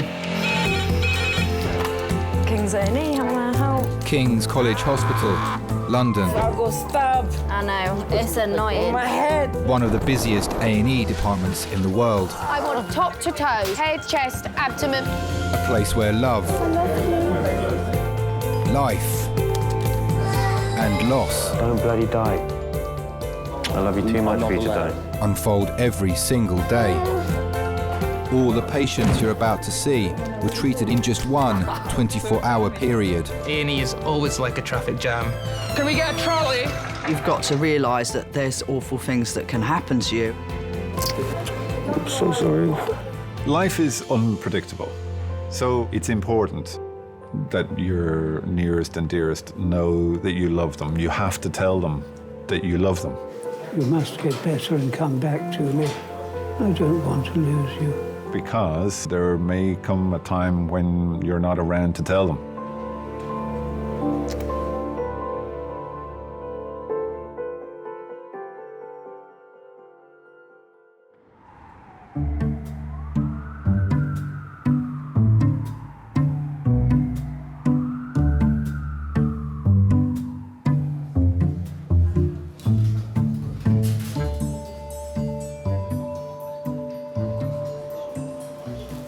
Where the woman say she's going? Eh? Where she say she's going? She's going to see how long it will take you.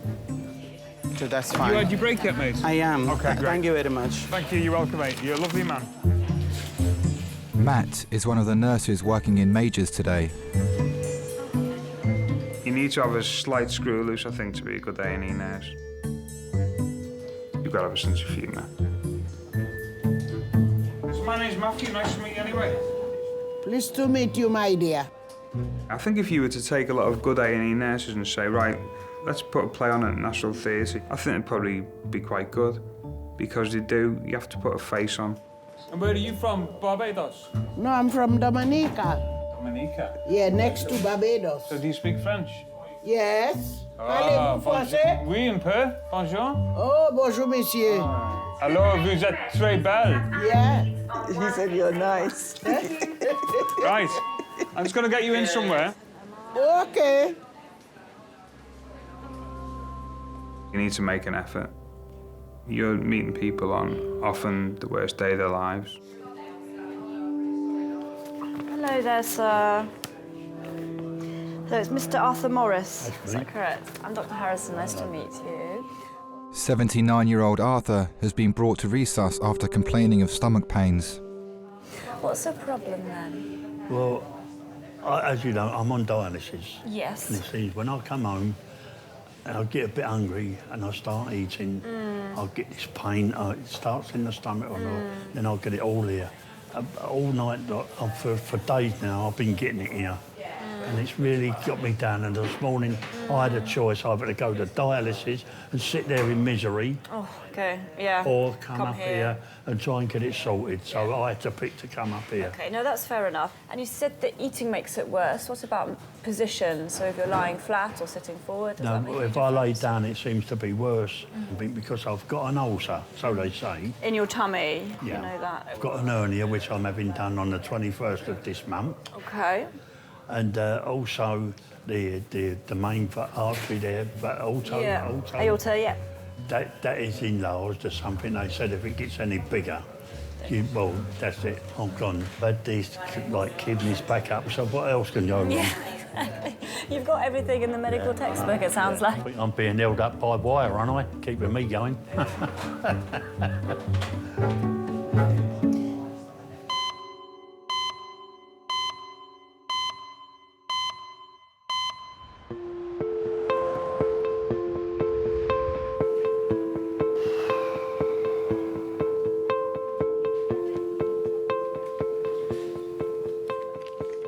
Look, this is what I want in the back garden.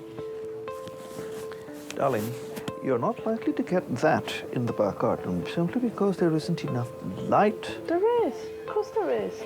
At the back, it's the lightest place. That kind of thing calls for a lot of open space and constant cultivation and attendance. Well, that's exactly what they don't need. They're wild. They don't need any cultivation. That's the whole point. You've misunderstood. Again. Oh dear.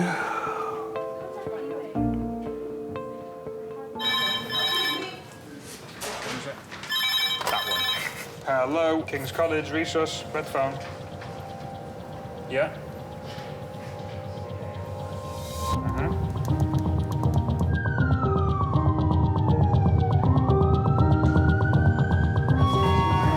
I don't red phone. A 20-year-old man is being rushed to King's suffering from acute chest pain and breathing difficulties. He has no history of a heart condition or respiratory problems.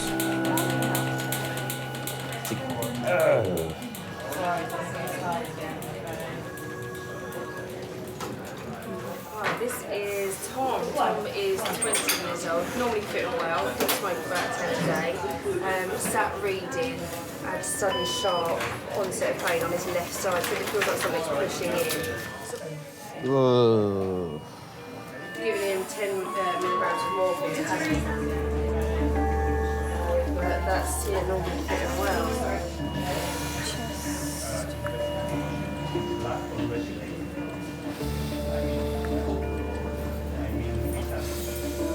Well, it was a pretty ordinary day in the office. I was working at my desk and I took a call from a gentleman I'd never heard of before, calling me because my son had been taken to hospital and with some sort of seizure, was the way he put it.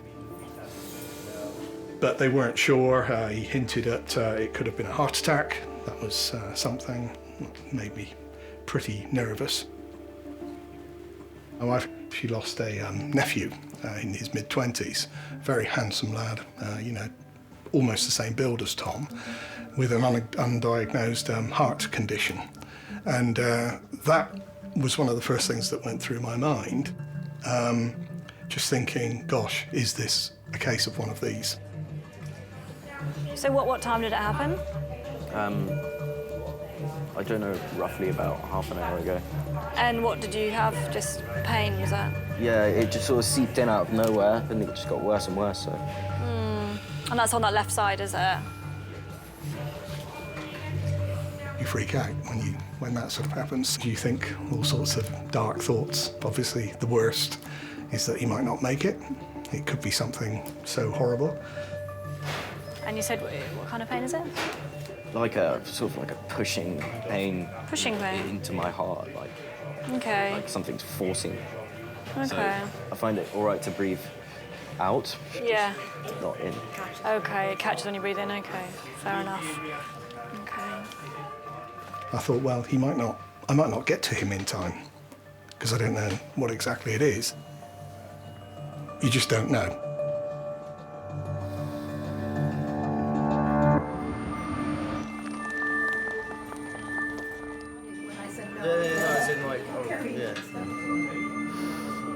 It's been 40 minutes since 20-year-old Tom was brought to King's after suffering the symptoms of a heart attack. Doctors are still uncertain of the underlying cause. Tom Fry, is it? Okay. Has he ever been here before? Is it a hospital number? Okay. So I'm just looking on this side first of all. So this is an ultrasound. Stay a bit still for me if you can. Just really had no idea what was going on. Sort of felt a sharp pain in my chest, like a bodybuilder was pushing with all his force against my chest, not letting any air get in. You know, I couldn't breathe at all. It was pretty horrible. And I thought it could have been a heart attack, could be a lung problem. I mean, initially I really thought I might have punctured a lung. I thought I was gonna die. Yeah, I genuinely had never experienced pain like that before. I just wanted it to be over, really, I suppose. Do you smoke? I do. How much do you smoke? 10 a day. Okay. Have we run off an ECG yet? They haven't. So we'll check your ECG, we'll get you some more painkillers, do an X-ray of your chest, okay?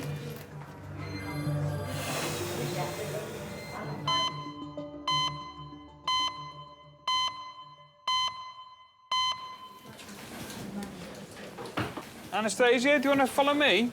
You can bring any of your friends if you want. All my gang. We'll all only be a my minute. gang. Yes. All my gang following me because it's my daughter and my son-in-law. He's not coming in, is he? He can stay outside. Why? You don't need them, do we? Right. No, we need everybody. I'm only joking, he can come in if you I want. need witnesses. Yeah. You sure you know what you're doing? Not really, no. Oh, But it seems quite easy. I only hope you don't keep me there too long, eh? Well, I hope so as well, yeah. He's not the doctor, Mummy, he's the... Don't have doctors where I'm from. Je suis venu te dire que je m'en vais. Are you from France? No, I'm from Liverpool. Some of the best A&E nurses I've met have been quite eccentric, and doctors as well. And I don't know if that's a coping mechanism or not, or to be exposed to like 12 and a half hours of potentially hell on earth. You know, you need to be able to deal with it in one way or another. Sir, un lit, oui? Speak English for me. On a bed, you gotta go on a bed. Oh, she's gonna go in the bed? Well, in a room, a comfortable room. Come, let's go in the room.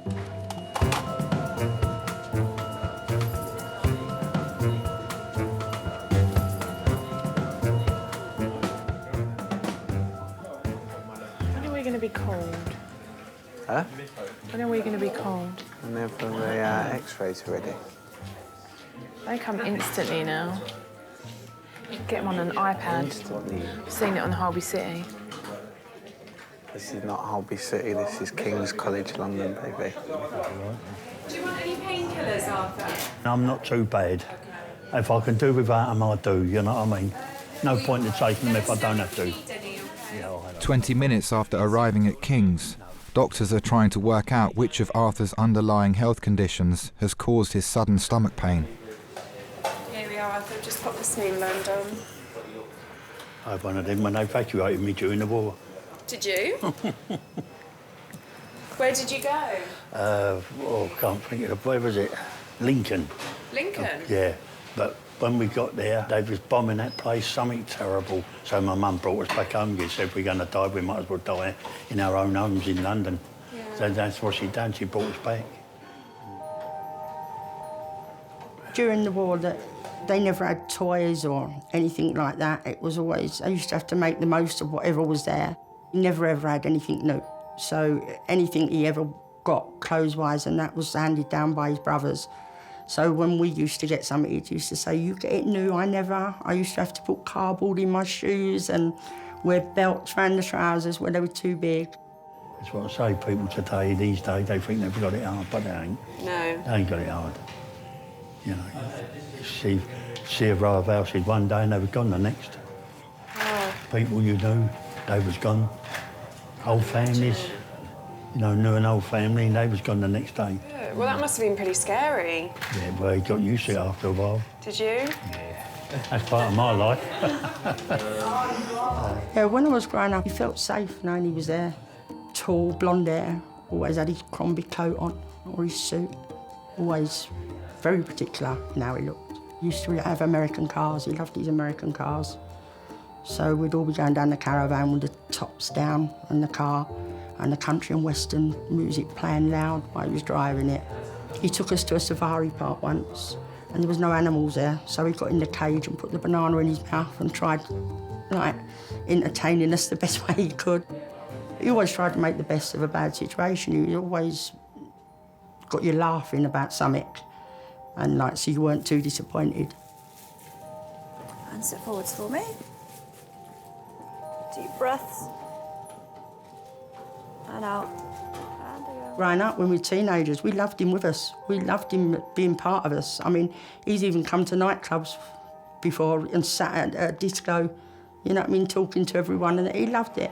He had his own coaling business, and he used to dress me up in his donkey jacket, and I'd go on the lorries with him on a Friday night to collect his money. My brothers used to work on the lorries with him, like, as they grew older. But I was always on the lorries with him, I loved it. My elder sister didn't. She used to like going out of weekends with my mum and dad and getting all done up. I weren't like that. I liked donkey jacket and being on the lorries with him. Ling's just talking about the tests we need to look at running, and it's likely that we'll need to do a scan of the belly today to just make absolutely sure that it's nothing to do with your... Auto. With the aorta, correct. Yeah. And we'll have a word with the renal people. We've got a few tests to make sure the heart's all right as well. Yeah. We'll be really careful about all these possibilities. Yeah. All right? Yeah. Okay. Okay, no problem.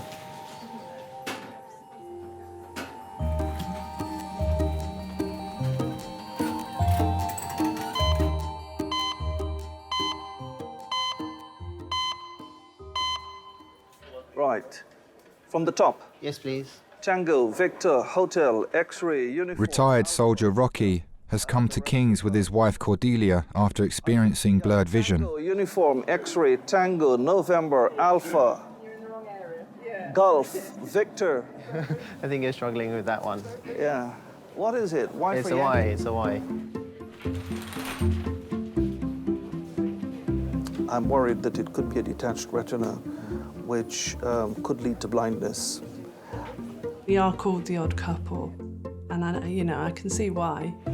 If there were 100 people in the room and they saw me and Rocky, nobody would put the two of us together. We're like chalk and cheese. We're personality-wise, we're really different. Culture-wise, we're really different. Our outlook on life is really different. This could lead to blindness, couldn't it? Well, you've come very early. Yeah. So, the earlier it's picked up, the better. I think, to be honest with you, we need to talk to the eye doctor. Okay. And they probably need to see you in the clinic. Yes, of course.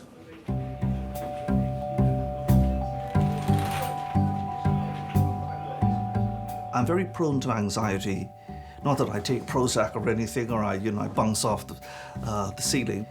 I always thought I could sustain damages everywhere else except the head and the internal organs. I grew up in a very harsh environment, starvation and deprivation. And so there was always that worry, and yes, the worry took a hold, just living. It was really difficult. A lot of people, I wasn't the only one, a lot of people migrated out of Guyana. But the eye has always been primary concern. And worry. He gets really uptight. He thinks the world is going to end. I have to be the voice of reason. I do try and focus on the positive side of things, and I think life is much more successful if you're positive, much happier. Why do you go around thinking about where you can sustain damage? I worry when these chaps just give you the soft soap. He's not giving you a soft soap. He doesn't know. He is not an eye expert. He doesn't know. I think it brings out the worst in me, because then I start getting like a sergeant major and sort of being much more rough than I intend to be. So it sort of brings out the worst in both of us, I think, yeah. But it probably starts with him, I think.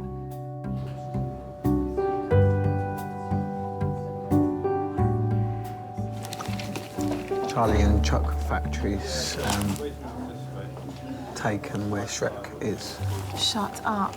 Oh, I've got to go and see that. Yeah, I drove past it last that'd week. be well good. Do you think they have kids as Oompa Loompas? Maybe.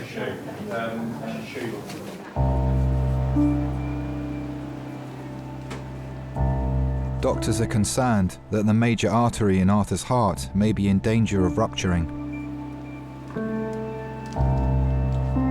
He is having a CT scan to assess the level of swelling.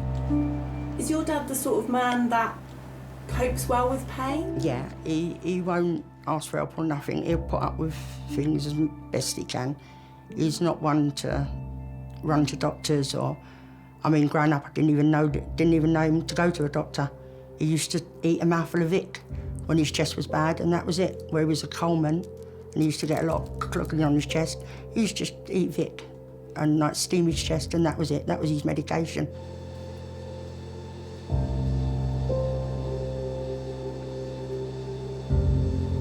Breathe in and hold your breath. So it was a bit of a shock when he first went in hospital and had the bypass, because we'd never seen him ill before. I didn't like knowing he was in hospital at any time. It's because I knew he didn't like it. He hated it. He liked being at home in his own bed.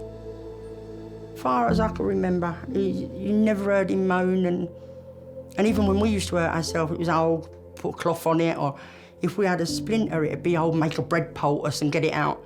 You know what I mean? He was never one to fuss over pain. He always just got on with it, and he didn't believe in things like depression and that. He said that was an excuse. Like, he didn't believe on tablets and things like that. He just used to get on with things.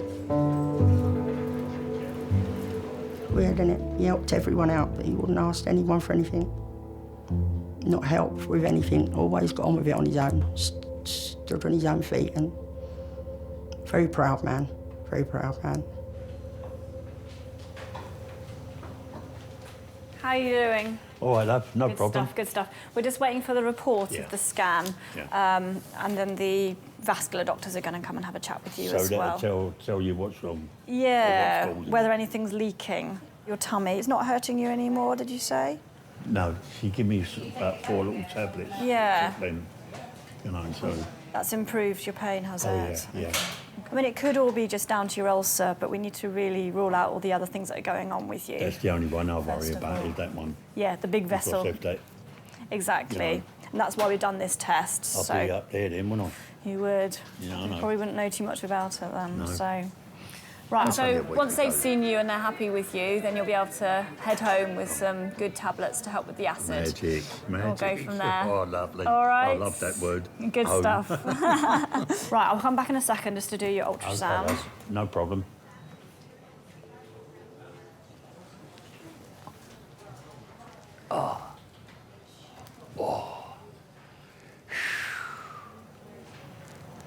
Do you like it strong or weak? Do you like it strong or weak? Strong. Okay.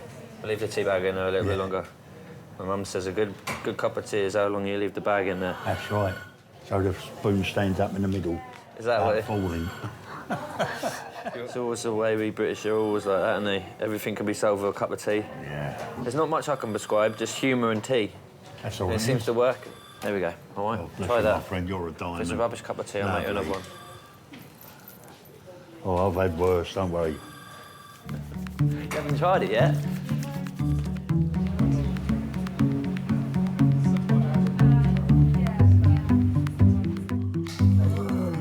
Sleep. Put your head down. I'll sing you to sleep. Go to sleep. Baby cakes.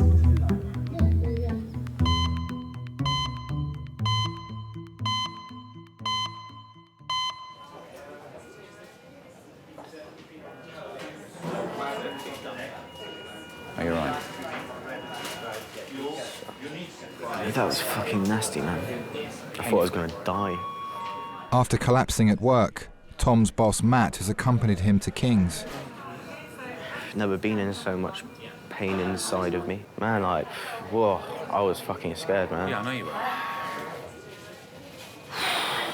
Just the waiting for info.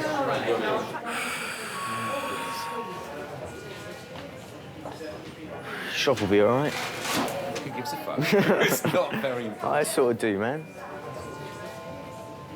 I didn't want to go to university. My brother chose the academic route. I didn't.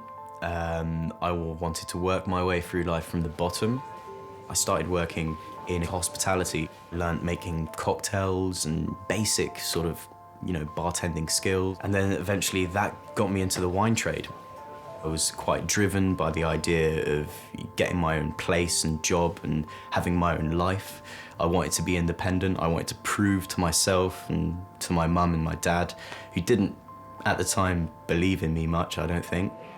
Oh, my dad's gonna be so over-worried, you know? Yeah. Yeah, it's fine.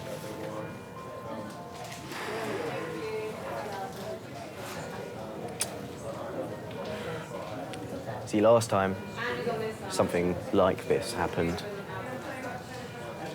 I didn't tell him anything because I was worried. While my son was living in London, he was diagnosed as having, as it turns out, a fairly mild form of cancer. He didn't tell us, of course, and we only found out by discovering letters pushed into drawers at home when we were clearing up. And of course, you freak out. I guess better go. You can go, man. It's cool. No, I don't mind. and sort of confronted him with that. He announced that he'd been treated and it was done and it wasn't a problem and he doesn't want to talk about it, doesn't want to go back there. When they're over 18, you can't ring the doctor and say, I'm his parent, I can do this, I can do that. You can't do anything. I've always kept things that I felt my parents wouldn't like to hear hidden. And I think a lot of younger people would do the same thing. You almost don't want to let them know that you're going through pain because you don't want to hurt them. He took all that on his own, dealt with it. He's very capable in that regard. We didn't even find out about it till a month or two afterwards. And then you look back on that period and think, my goodness, what was he thinking? See you later. You feel robbed as a parent of not being able to know. So you have to sort of respect that in a way and like it or lump it. But at the back of your mind, there's always the, you know, what could it possibly be?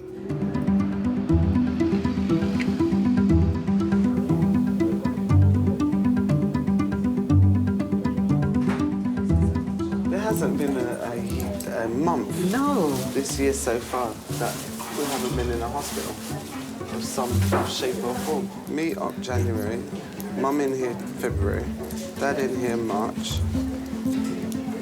I hope anyone. Let's not predict. Let's not predict.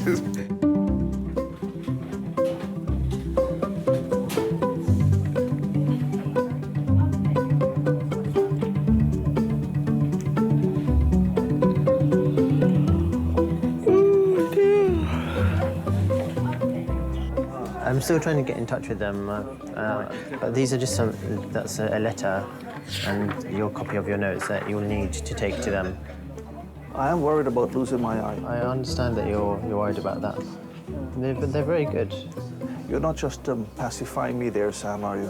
It is a very common problem, and the earlier they catch it, the better. Well, okay. Well, thanks a lot. Very reassuring. I'll come and talk to you in a little while. Please, thanks. Can you try not to stop fussing? Well, look, I'm right back where I started. He doesn't know what the procedure is, and most importantly, he doesn't know the rate of success, so... Yes, but he knows that they're very good. Yes, well, he'll say that, wouldn't he? It is a very common problem. You don't have to go to the worst-case scenario. So tell me how you and Rocky first met. Used to work with Rocky's sister, and one day she appeared with him and he rushed up to me, put on his very formal English voice and picked up my hand and kissed it, and I just thought, what a creep. I took one look at Cordelia, and my head just went where my feet were. I was bowled over. I wasn't struck at all. I didn't think that I had anything in common with him. I didn't think it was anything I was interested in. All I could think of was Cordelia. And I said, you know what? I'm going to marry that girl.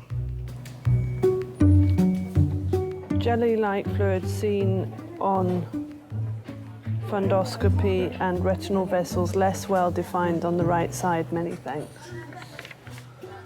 That's it. Buggered. I knew it. I knew it.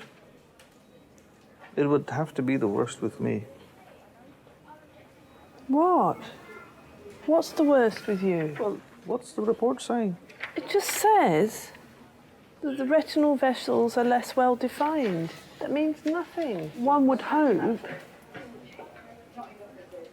that you might have realised that the worst very, very, very, very rarely happens. It's just that some people are a natural magnet for the worst things. No, some people are natural anxiety heads, and you're one of them. Oh, dear.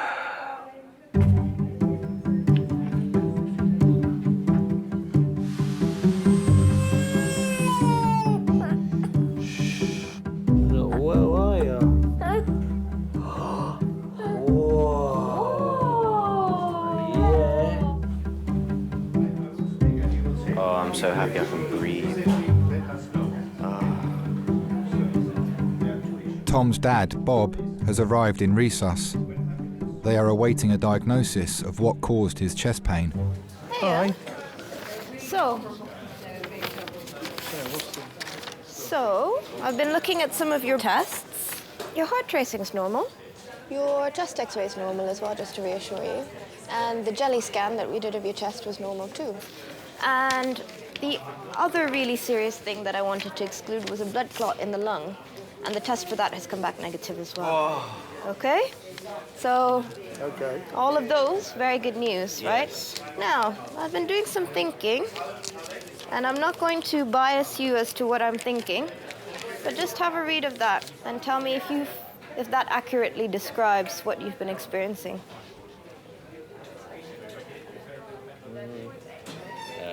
Yeah, the top down to feeling sick, pretty accurate, and then the rest is I've had those before, yeah. Okay. But nothing of the last 4. Okay. Yeah. So, I'll show you what I'm thinking then. I think you might be experiencing panic attacks.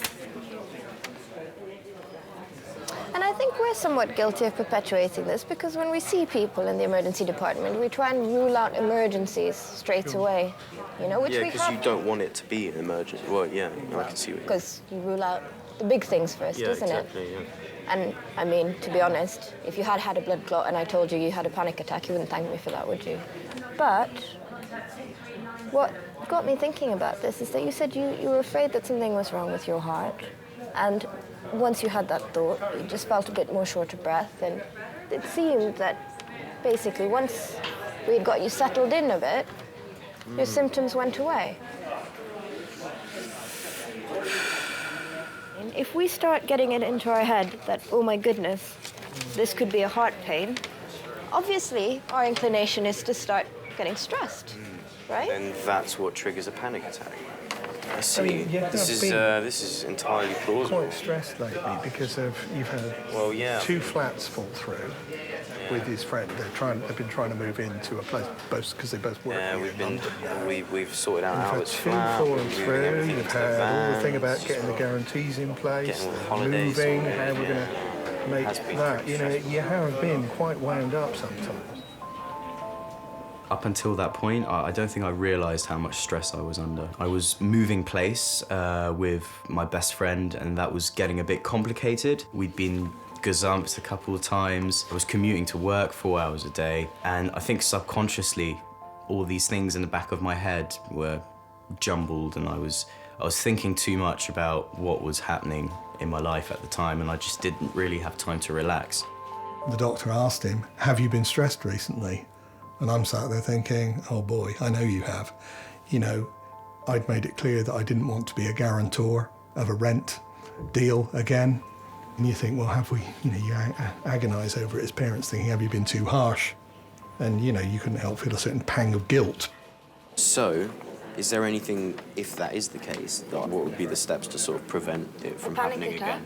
What triggers a panic attack is the way we attribute symptoms in our body, right? So if you feel a tinge on your chest and you go, oh, that's annoying, I've got a bit of a, muscle pain, then that will most likely not lead you to get stressed. It's how your brain... How you're perceiving it. Yes, it's how your brain interprets the signals of your body. I do think a lot sometimes over the top about what could be happening to me. So, yeah, that does make a lot of sense. In the world we live in, you know, it may seem as though, you know, I've got a good job, but I still get by the skin of my teeth, you know, and I think that everybody in my situation who's decided to try and get a career from quite a young age, the first 4 or 5 years of their lives are going to be tough. You got to work to survive, you got to earn money, so that would be what I worry about, I suppose. I think there's a lot of pressure to conform, that a young man should be like and stuff like that. I think that can be quite hard for them, you know. I was a bit of a difficult teenager. I liked the bevy and all that, you know, and I didn't really have much of a fantastic kind of work ethic, I suppose, you know what I mean? It wasn't until 24, really, that I got me act together, really. Okay, 12, it should be one of the computer now, anyway. At 24, I decided to stop drinking. I realised that, you know, drinking was costing me more than money. But But being a young lad in the north or whatever, it was a very difficult thing to accept. Where I'm from, people drink. I was brought up not to trust people who didn't drink.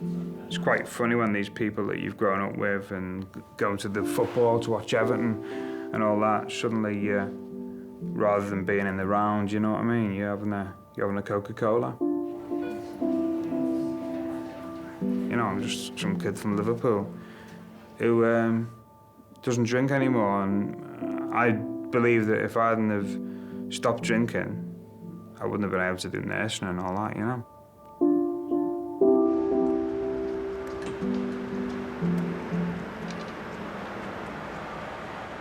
It's okay. Yeah, so I spoke to the eye doctor. I explained to them all about your eye problem. So they said that they would like to see you today, but not immediately. There's one thing you said you love about it the most. What would that be? I think it's the sweetness and the kindness and the thoughtfulness and the caring. Booked at the moment, so you need to be seen by the on-call doctor at 6:30. Okay. Okay. Okay. He'll go out with the dogs and he'll pick a bunch of dandelions or daisies or, you know, some wild flower and put it in the dog's collar and send the dogs up to me and say, you know, they bought this for you, things like that, which is really sweet. Just get Yeah, of course. Our relationship is quite interesting because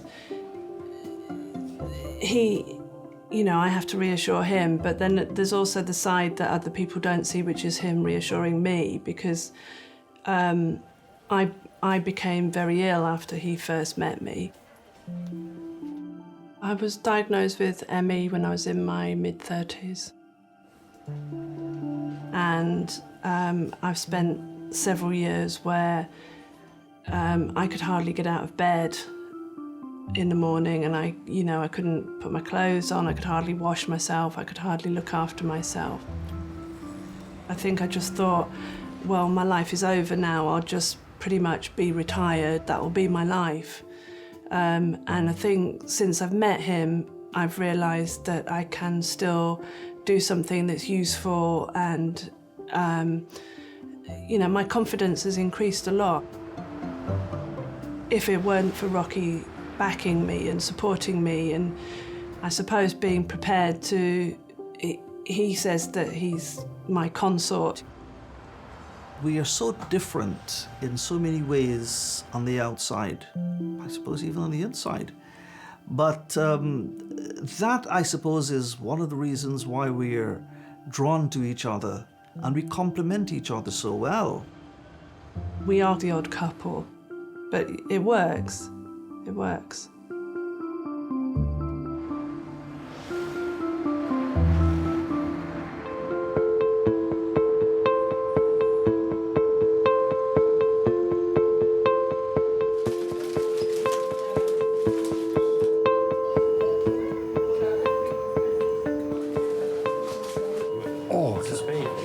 That's the only. Arthur has been referred to the specialist vascular doctors at King's. They are concerned that his ongoing stomach pain may be a symptom of swelling in the main artery supplying his heart. There's a pain there. It's all right there. It's all right? Nothing there, yeah, nothing there at all. We had a look on the scan about the aneurysm. It doesn't show any changes compared to the scan a year ago. That's a relief. Which is That's a relief, yeah. Because if we were thinking it's coming from there, you would have needed to have an emergency operation to repair. That's what I was worried about. Which is a worry. You know, it's something major, and there is a very hard. Because they always weary of putting me under anaesthetic now. True. Bless him, my friend.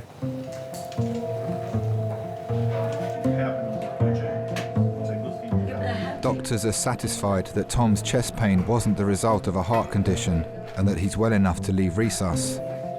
He does get so involved in it, he throws himself into things. He doesn't like second best. He's already said when he was 17, I want to own my own restaurant at one point, my own nightclub, my own this. you know, you can see he's got an idea and an aspiration about something he wants to run and manage, and he wants it to be really good. He wanted to grab hold of life and sort of wring it by the neck and make it his own, which is great. You know, that's something that I was really proud of him and still am. And I admire that in someone his age, because it's a tough place to be. So controlling the stress is quite an interesting thing, and I think it's something you'll just have to learn to deal with as he goes through life. But hopefully it'll keep him out of A&E in future with what he's been told.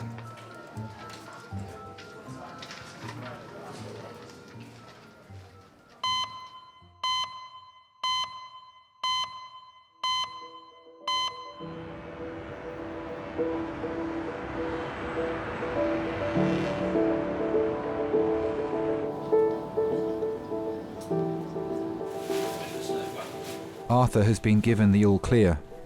His enlarged aorta is not causing his discomforts, and with his abdominal pain responding well to medication, he's being allowed to go home. My dad is what you call a really old-fashioned gentleman. Even when he was in pain, it still wouldn't make him forget his manners or the way he spoke to people. He's an old-fashioned gentleman. November, looks like Kilo, Tango. After being seen by A&E staff earlier, Rocky has returned for his appointment with an eye specialist. Golf, Yankee, no, that's Tango, Lima. The aqueous humor, which is that liquid, that jelly-like liquid at the back of the eye, is attached to the retina, and sometimes it contracts. Just something that happens in nature, happens to everyone, and in so doing, it will pull bits, tiny film-like bits, off the retina itself, and they float around. They're called floaters, actually, which is the medical term the doctor used for the layman. Oh dear. But he said not to worry, just give it time, the body will absorb it. Just my luck.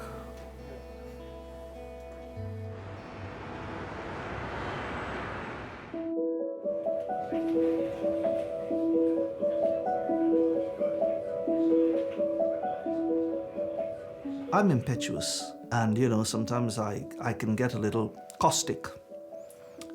But I've learned temperance from her, I've learned kindness from her, I've learned to, most of all, to relax. Even when things are looking really difficult, there still are things to be grateful for, and there's still happiness in life. She has brought her optimism to overwhelm my pessimism.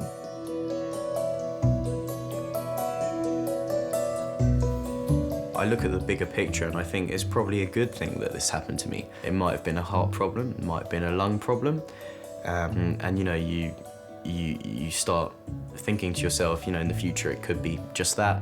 So, you know, I started eating better. I now regularly play tennis. Yeah, I mean, things are put into perspective when you experience something like that.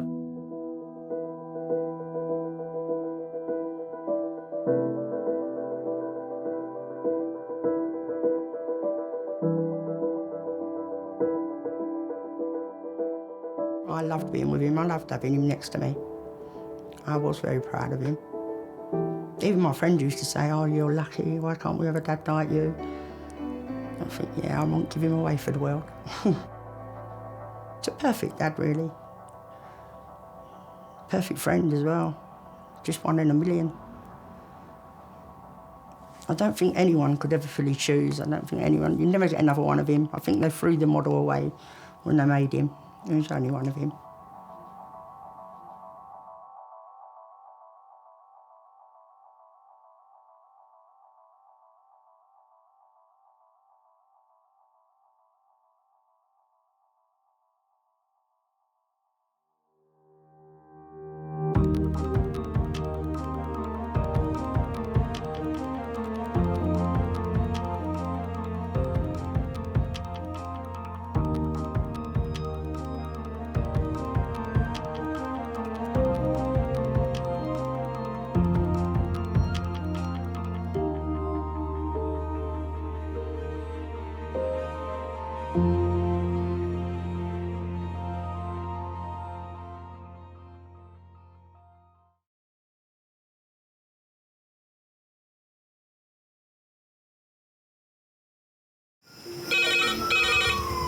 went from the bonnet, found face down on the floor. Paediatric trauma call. It's a stabbing quadrant. 25 feet from a ladder onto his back. He's really unwell. I think anaesthetics need to see him before he goes to theatre. Daphne? Daphne? How is everybody then? Chilling? King's A&E, how may I help? King's College Hospital, London. I got stabbed. I know, it's annoying. My head. One of the busiest A&E departments in the world. I want top to toes, head, chest, abdomen. A place where love, life, and loss. Don't bloody die. I love you too much for you to die. Unfold every single day. All the patients you're about to see were treated in just one 24-hour period. A&E is always like a traffic jam. Can we get a trolley? You've got to realise that there's awful things that can happen to you. I'm so sorry. Life is unpredictable, so it's important that your nearest and dearest know that you love them. You have to tell them that you love them. You must get better and come back to me.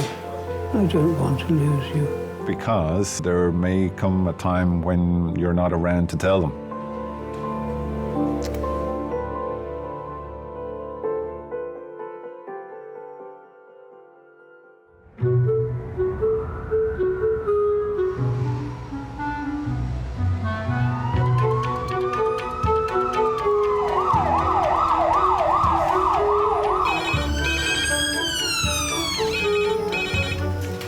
Hello, King's A&E. It's quite busy for a Thursday morning. Adult red phone, 7 minutes. Adult red phone, 7 minutes. I am at the moment. Becky's just on her lunch. I'm on call from now. I've worked at King's now for 3 years. I've been working at Guy's and St Thomas's after I qualified. I'd been on a ward there, and I had the chance to go to Afghanistan with the TA. I spent 3 months in Afghanistan, and while I was there, I just realised I needed a little bit more excitement than what an NHS ward can give. So I ended up as an ED nurse. Turn this beer around, please, Graham. And then is he on monitoring and had some recent obs done next door? Yeah. What makes King's unique is where it is in London. Monitoring obs and wristbands. I don't know if any other A&E has the same mix of people, and the mix of people you see changes what's expected of you. But at King's, you always have to be ready for anything. You can always assume that it's going to be a busy day. You can never predict what's going to happen, really. Also on shift is consultant Jackie, who'll be the major trauma lead today. I'm just going to nick to the loo really quickly. I don't think that's acceptable, Jackie. Well, it'll be less acceptable if I don't go. OK, you from prison. We're going number 1. This is warm. How awful this time of morning. So just fly back. We're just going to make sure you're OK. Just take this one off so I can do a few tests. No biting, come on. Hello. Right. Right, I've just been punched and bitten by this guy. So I need some cuffs on. If you've got cuffs, I want them on him now. Can you take the leg, and this gentleman's going to put these cuffs on him? Please let me fucking on. Hang on, relax. He's beaten me and punched me. No. Relax.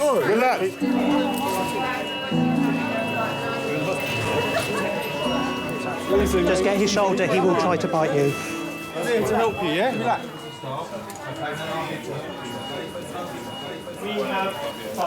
There's no breakers there. We've got a very good security department that work very closely with A&E. The risk is managed as much as it can, because the only way to make A&E safer would to be not to let the patients in unless they're vetted. When you get a chance, can you just double-check his girlfriend's details so we can let her know that he's here? Thanks. I think the ones who are resistant to us doing what we feel is in the best interest for them, that can be quite difficult. But actually, most people are nice. Most people are really interesting. My favourite patients are just, people who make you feel like you're doing something that's worthwhile, I suppose, because they feel like they appreciate the service that they're getting. So, nice people, my favourites.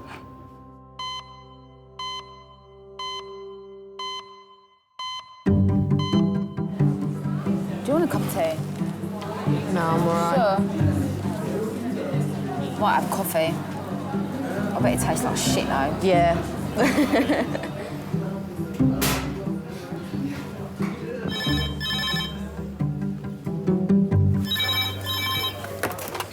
Hello, King's Recess. Lovely. Lovely, thank you. Right. Adult trauma 10 minutes, adult trauma 10 minutes. It's a HEMS call. Yeah. Coming in 10 to 15 minutes, 59-year-old male, driver of a van, head-on into another car. Query fractured wrist, he's got a left chest injury, abdo injury, right hip injury. He's been trapped behind the wheel and he's sedated now. Can we get cardiothoracics down as well? What's Jackie's number? Head-on into a car, query fractured wrist, left side of chest injury. Okay, medical students. Yes. This side of the line. Until we've assessed him, it'll be too crowded in there. Yeah, of course. Cool. 59-year-old delivery driver Tony has had a collision whilst taking medical supplies to a pharmacy. He's been flown in from Kent by helicopter medics. Well, the priorities in trauma is first and foremost try and recognise life-threatening injuries, so things that you might need to immediately intervene in to prevent a significant deterioration or death.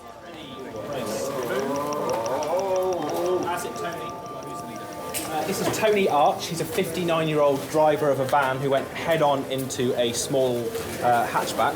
He was trapped by compression of the steering wheel on his chest and the dashboard on his legs. He has an abrasion on the top of his head. He's got a left-sided chest injury with tenderness down the left side of his chest. He's got tenderness across his abdomen, and he has an injury to his right leg, possibly at the hip or the knee in that sort of fixed flexion deformity. He's been sedated, he's had ketamine and midazolam. Okay. And had to be cut out of To be cut out and all been good. He's just been complaining of persistent pain in his right leg, can't get comfortable, and he can't feel his right leg as well. Thank you very much. That's him. We'll get out your way. Okay. Airway? Airway's patent. He has left axilla tenderness. Oh, fucking hell. Okay, Tony. Scratch coming, Tony. People die in car accidents every day. It was high speed, it was a lot of damage to the car, you know, from head to toe. For someone who sits in a car and drives for a living, there's a chance that he may not recover. Where's all your pain? At the bottom. At the bottom? In your leg? Can you ask him just to wriggle his right toes if he can? Tony, can you wiggle the toes on your right foot? This one. Your other right. Can you feel me touching on both sides? Can you feel us touching your feet, yeah? Wiggle your toes for me again. Wiggle your toes again for me. What about on the right side?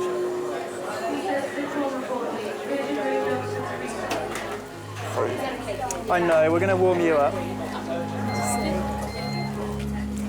I've got a patient here, Delta Yellow, who is going to need a CT from head to pelvis, please. He's a driver of a van, head-on collision with a smaller car. We're just getting a chest X-ray, a pelvis, and one shot of his knee just to make sure there's nothing we need to reduce urgently. And then once we've established that, we'll want to come around for scanning, please.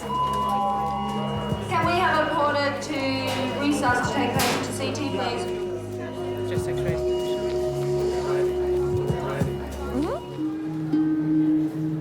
Delivery driver Tony was airlifted to King's 30 minutes ago.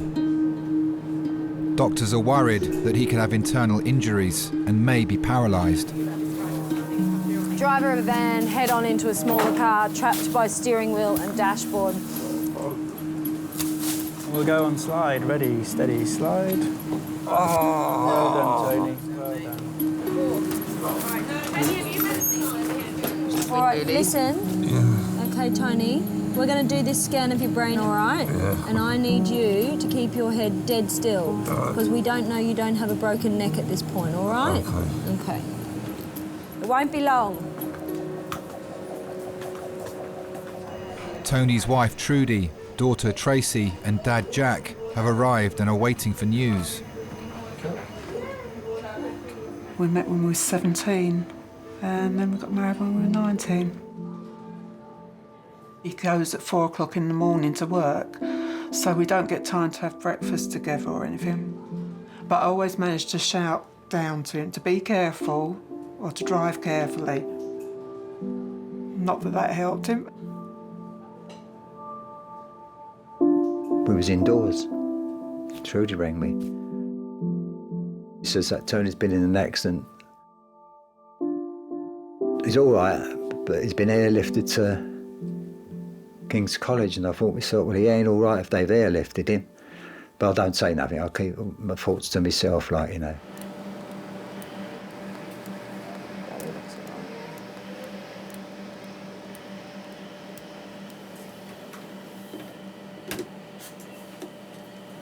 Ouch. Fracture dislocated. Where? Yeah. Yeah, it's coming up into the acetabulum. I think it's posteriorly dislocated. So that's the socket there. It's empty. Yeah. No, it's definitely fracture dislocation. The spine belly looks okay. Spine looks okay. It's in a billion pieces. Yeah, shattered. He was always a laugh. He always enjoyed life. I can remember I took him to football when he was a young lad. He played for the Boys Brigade, and he scored the first 4 goals. And I will say the rest of the team was useless. And there was an old man there with a dog, and he's shouting out, "Give it to the big number 9. Here, put it in the back of the net." So I said, turned around and I said to him, "That's my son."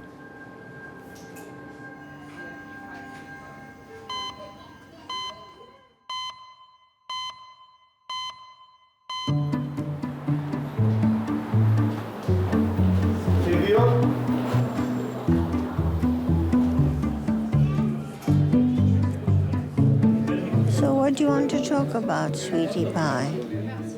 I don't want to talk about anything. I shan't talk about anything unless I'm asked a question.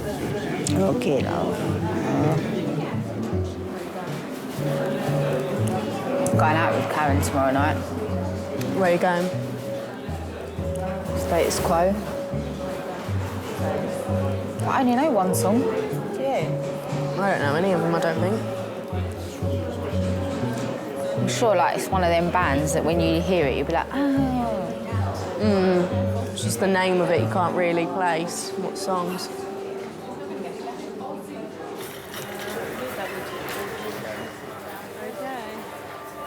The CT has shown that Tony's right hip has been broken and dislocated and his knee joint shattered. Although his spine is not damaged, doctors are concerned that Tony is unable to move his right leg, so may have suffered major nerve damage. The sciatic nerve supplies basically the vast majority of muscles and things in the back of your leg. It's got a huge impact on the way your leg functions, normal walking, standing, all of those sorts of things. So if he ended up with so much pressure on the nerve for such a long period of time that the nerve died, then he would end up with significant impairment of his function at the end of that, because a big portion of his leg just wouldn't work properly. Hi. Are you? Oh, hi, I'm Jackie. I'm the trauma consultant. How are you? The orthopaedic team have been called to prepare him for an emergency operation to reduce the risk of permanent damage to his right leg. Have you seen the CT scanner? Is that Yeah, we saw them as they came through, and it does look like the acetabulum's involved. Yeah, he's probably got some sciatic nerve neurology as well. You can't move. No. And then if I get his family in, is that all right? You finished talking? Do you want to come in?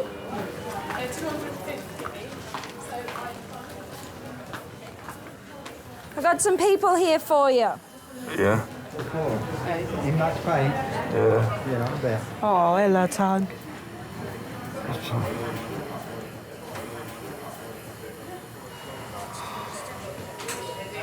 Where am I?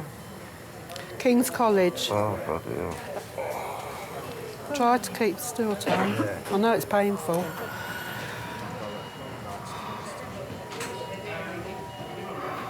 Of course, he is the provider for the family. He's always been driving, and so I don't really know what else he could do. It does bleed and hurt, doesn't it? He's never been lazy.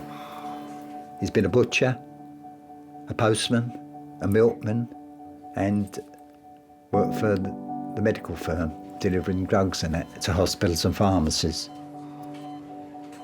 He's like me, I've always worked. You've got to be busy. It's like when I retired, I thought myself, you know, it's going to be lovely, but it's not. If you've worked all those years, it's hard to come out of that way of living, like, you know, getting up at a certain time and working to a certain time.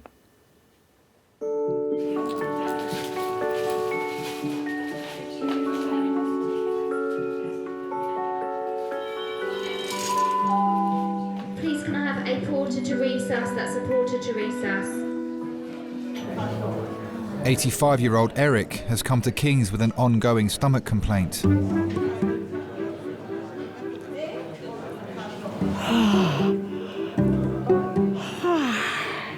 Lots of people here today, isn't it?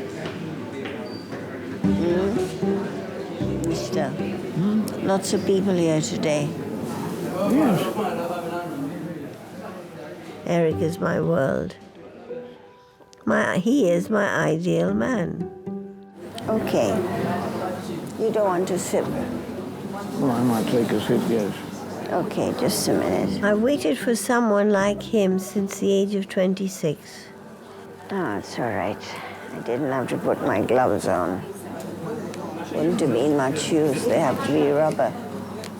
After I qualified in chemistry and physiology, I got a job at Maudsley Hospital doing some research work, and I met Eric in the canteen. One gets talking to people from other departments. He was a nice chap. And one day in 1965, 66, somewhere around there, I met him on the road just outside Ruskin Park. And he said, Helen, would you like to go out with me? So I said, all right. So we went out with each other for a few times. We went to the pictures and for drives. He had a little car. I'll have to go and go to the loo. Okay. Give me your coat.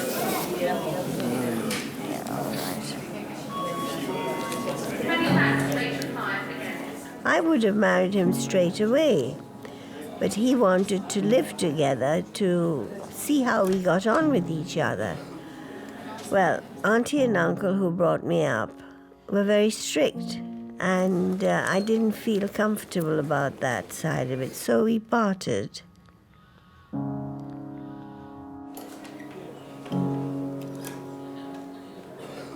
We met again in 1993. I was 57 and he was 65. I went to see my doctor.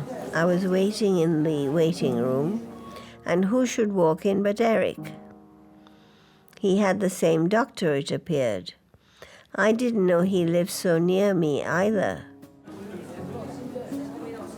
And this time we took to each other, no, not like a house on fire, but you know what I mean. By the way, when you went just now, did you go number 2? No. Oh, you didn't? Okay. I did a really good horse part. You what? I did a really good horse part.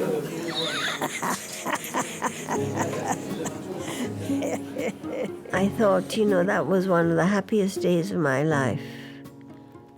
Fate acting in that way.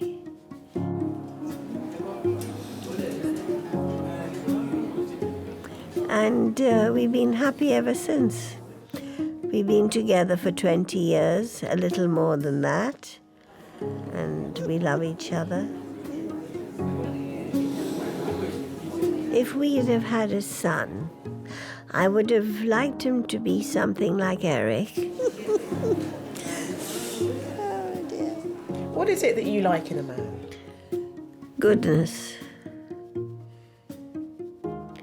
He must be a moral person. He doesn't have to be handsome, just a nice, simple person with goodness in his heart. That's all.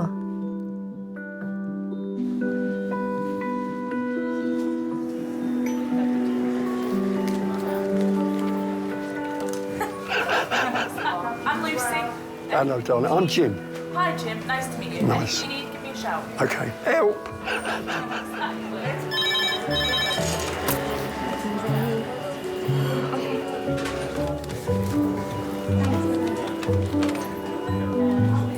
Adult trauma, 50 minutes. That's adult trauma, 50 minutes.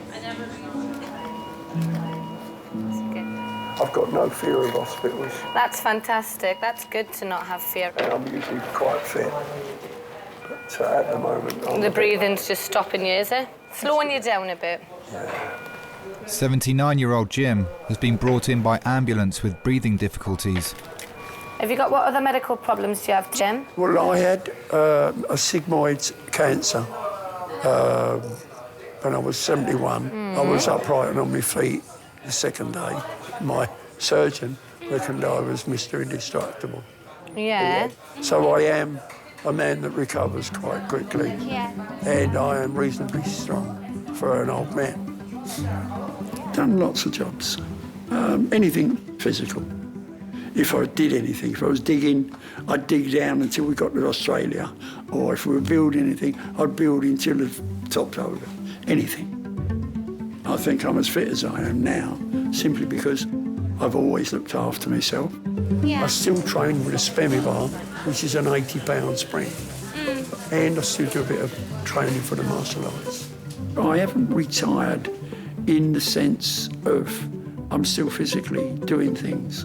Gardening, cooking, shopping, making beds, all the general duties of an housewife.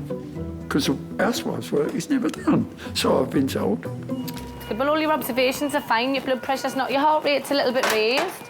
But if you've been struggling with the breathing, and I've just done a heart trace, and I'll just quickly whip off another one, actually. Okay. Lovely. I feel a bit of a fraud at the moment. Oh, don't be silly. You're not a fraud. What we'll probably do is get a chest X-ray. I can order that now, just to make sure that you haven't got any infection down there. I'll check your temperature as well. All right? And if you do get in any discomfort, like I say, I'm Laura, so give me a shout, and we can sort that out. Yeah. All right. Pop this under your tongue. I'll get you a gown as well. I'll get you a gown to cover yourself up, or you'll have all the ladies passing out. I don't think so. Hey, I've saw a lot younger, look a lot worse. Sorry,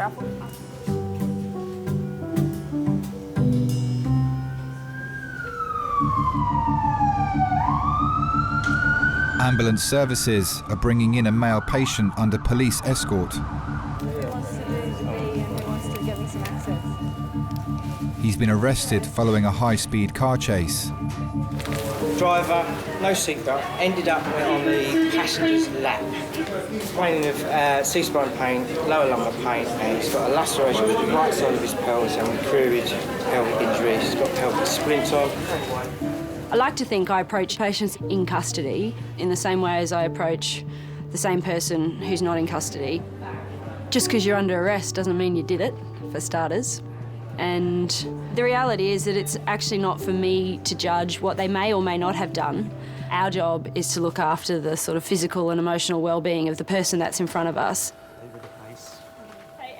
Oh, hi, is that the radiology registrar? I've just got another trauma patient here. He was the driver of a car being chased by police. He was unrestrained. He's got a wound across the right lower quadrant, complaining of some back and neck pain. Have we had a chance to get his girlfriend's details? They're on the phone, which is in his pocket, which is at scene, but we've got his mum's details and they're just letting her... You're sorting that out, brilliant. Section 2. Because of the type of accident you've had, it's very important that we just treat it as though you could have an injury to your neck until we get the images. As soon as we know that there's no damage, we can get you sat up and a little bit more comfortable, OK? Yeah.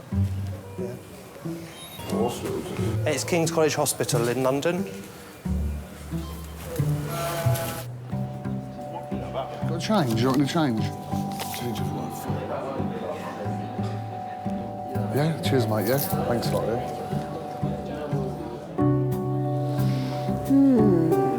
Sweetie pie. cold drinks ain't working. Oh, let's be hot drink then. I'll just get a packet of crisps or something. I don't really want a drink. You don't? No. Can go home? Yeah, she can. Which way? This one? Oh.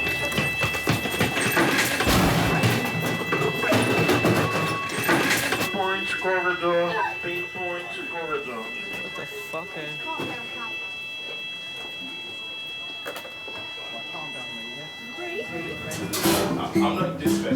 How are you?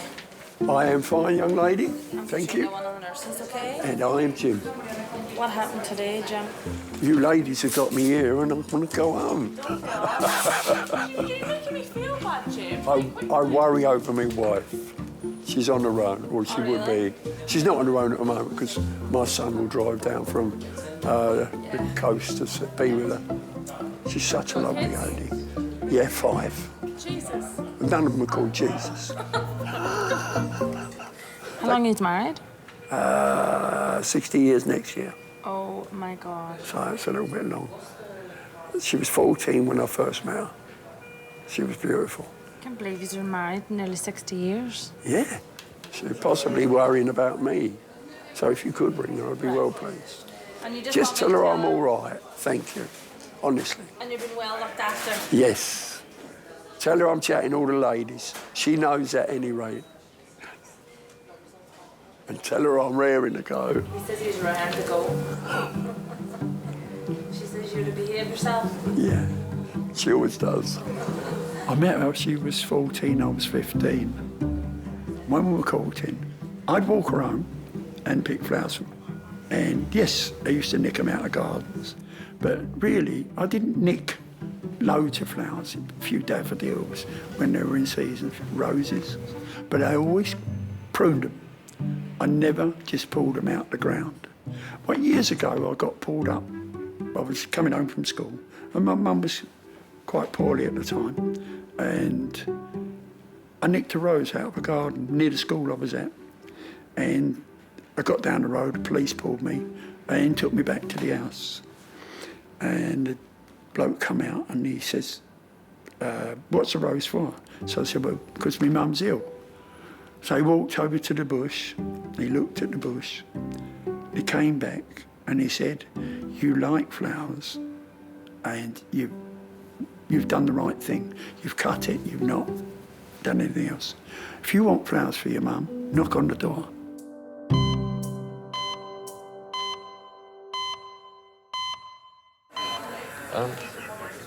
The patient in custody has been surrounded by police and security. He was RTC, he was evading, didn't stop for the police chase, 40 miles an hour, rolled his car. Tell me my other patient tried to do a runner. I missed it too, I just heard about it. Apparently he stole the shoes from the guy next door and then tried to bolt. Fool. Can I leave you to get him back into resus while we... I'm going to speak to him. Police are waiting for backup to escort the patient to a secure bay for treatment. He's in handcuffs at the moment. Yeah. They want him to stay there. So even with this many security, they'd rather him on the floor here than in a cubicle.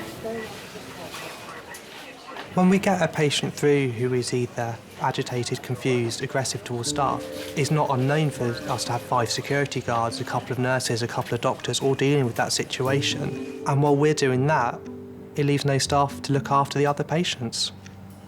Wandering around and whatever. So even with the security here, can we put him on a trolley, still handcuffed, and take him back to... We get extra police officers. Right. I have to go back to resus because I'm trying to deal with something much more serious. Will you come and get me if there's a problem?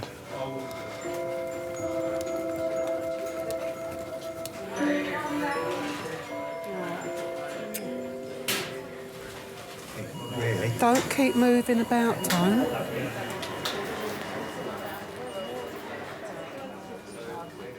Tony is about to undergo the first of many major operations to restructure his shattered right leg. Tony, so I think what's going to happen, one of the doctors needs to do a bit more, do a little procedure down here. So what we can do, we can give you some more of the morphine for now to help with the discomfort you're in. It will also mean that when she comes to do the procedure, it's going to be less uncomfortable for you. Are you happy if we do that? Yeah, carry on. Let me go get that ready and then I'll come back, OK? It'll be one moment. Just as well, Eileen never come down at the moment to see him like that. Yeah. It's horrible, isn't it? Seeing them like it. All right. They were little, all they want is their mum. I know, it's horrible seeing them like it. I bet all he wants is his mum, you know, you don't care how old you are. Ring Nan, shall I go out and ring Nan? I'll pop out there, yeah? All right, you come on this side. Well, my wife wouldn't want to go to King's because our youngest son died there. She didn't want to go there after Dean died. You know, too many memories. It upsets her to think of it. Because I don't think she's ever accepted Dean's death, you know, not like me. Hello, Nan, it's Tracy. Hello. Right, he's awake. He's in quite a lot of pain at the moment. Yeah. No, not yet, because he's going to need another operation after this. He's all wrapped up. I'm saying it looks like he needs his mum. Yeah, I know.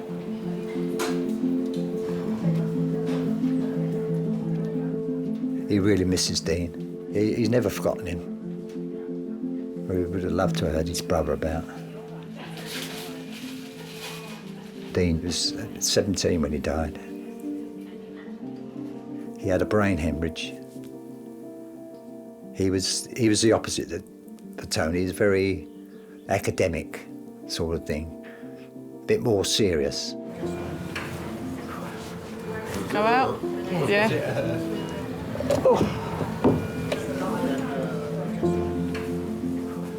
He hung on for about a week in intensive care. Then he died. Tony sat with me. We stayed there. We didn't come home at all. We stayed there all night long as well, for about a week. So I don't think I could have got through it without my eldest son being with me. As I say, my wife couldn't be there, so I'd have been by myself. Can't explain to people how you feel. You know, you're not really on this planet. Because you don't ever expect for your children to go before you, so your mind's never sort of prepared for it, is it? Well, mine wasn't, and the wife wasn't. Well, I'm not one of those people who go to seances and that, but I'm sure he came and spoke to me once. I can remember it vividly. I was in my bedroom. I'm sure I heard a voice say to me, "Dad," and I might have been dreaming it, "Don't worry, I'm all right." And since then, I'm not really worried about it. You know, I miss him, but I think it's just something that came. Sorry? It started out such a nice day. I know. You didn't quite expect that, did you?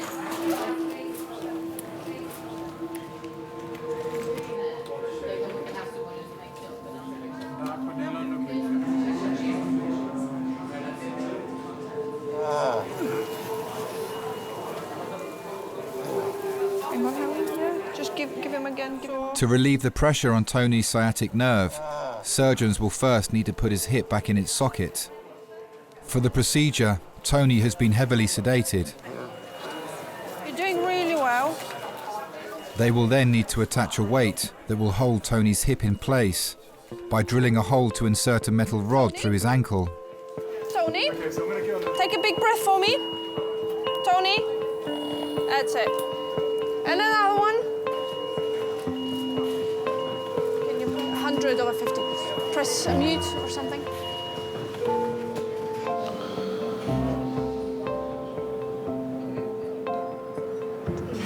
Don't look like there's anyone that's got anything urgent, no? No. No one looks really in here, do they? No one looks bad, do they? Nothing obvious, anyway. No. Oh, Laura, you are a card. Yes, she is. You're a card. You are a card. Jim's waiting for the results of his chest X-ray and blood tests. Not a tart, just a card. Yes, Jim. I heard it say it. How did you call me a tart? No, you said you called me. Did you want a taxi or what? I'm being threatened over here. Jim, I would just like to alert you to something. I can't see it. I've got no glove. Yes, you can. Jim. Your choice of treatment. Stop abuse of the inner. I wouldn't abuse you people. Think you're beautiful, all of you. Dear, yes. And in fact, if anyone did, I'd be the first to help. Oh, Jim, you're a good one. I don't cheat. I don't rob. I always keep my word.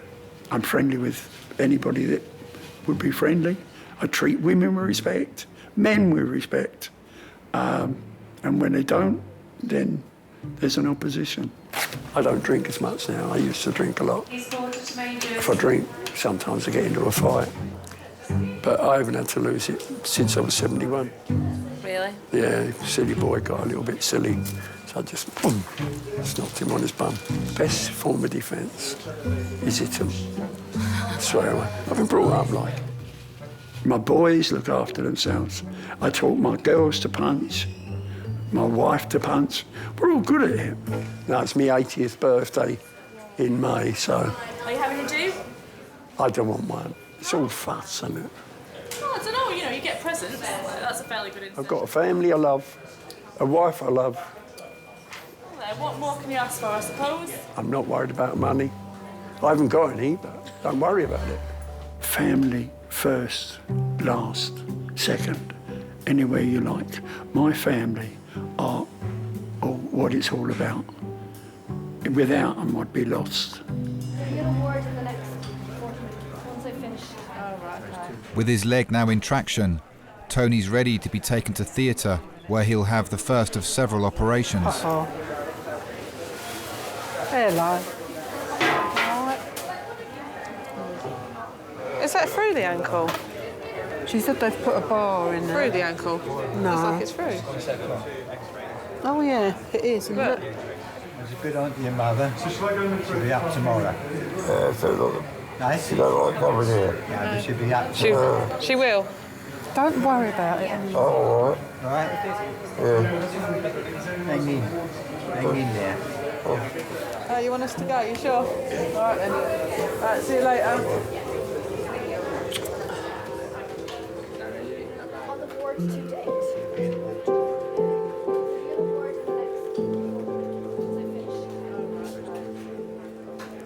When I saw him in intensive care, I was very worried. When we went in to see him, because he looked absolutely shocking. I mean, he had so many tubes coming out, it was unbelievable. Because he was dangerously ill, Tony. Very ill. They put a drain in his lung, and that's where the trouble started. Because once the drain came out, he started filling up with blood. And he got blood clots in there.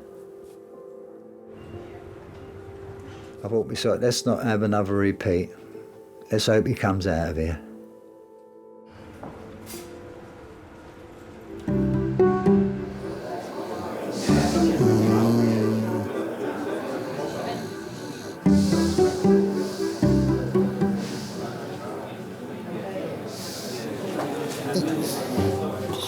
Fucking hell. That's why you don't go to sleep, you mug. What? What? Don't go to sleep. Falling off the chair. Stay awake. Do you want to assess him on the chairs? I'd love to. Do you? But try and make him... I'll come with you. I'm going to make him move. Hello, mate. You all right? Now, listen, I hope you don't mind. Can you just move on to those seats? I don't mind you lying all over them, but I'd like to just keep a little eye on you. If you have a fit, I can't see you because you're behind a wall that is solid and I can't see through walls, and I'd much rather you sat over there. Come on. It's my chair. So, excuse me, it's not your chair, it's hospital property. I will get you a cubicle and then you will have to move. So please, in the interim, can you just move over there? Because I've asked you to. Why can't I sit in this chair? Because I would rather keep an eye on you, sir. Come on, you can lie all over those chairs. Thank you. That's why. I would like you to sit over there, please. Give me that tone of voice. Well, then do as you're told, would you? Thank you. Don't. Thank you very much. Wait and see. Just sit there. That's not very nice. You don't even know me. Doesn't like me. Never mind. Verbal aggression, we probably have every day, more than once in a shift. Physical, for myself, I've only ever been thumped once, and that was an 85-year-old lady who was a bit confused. I put her cardigan on and she went wallop and knocked me straight on my arse.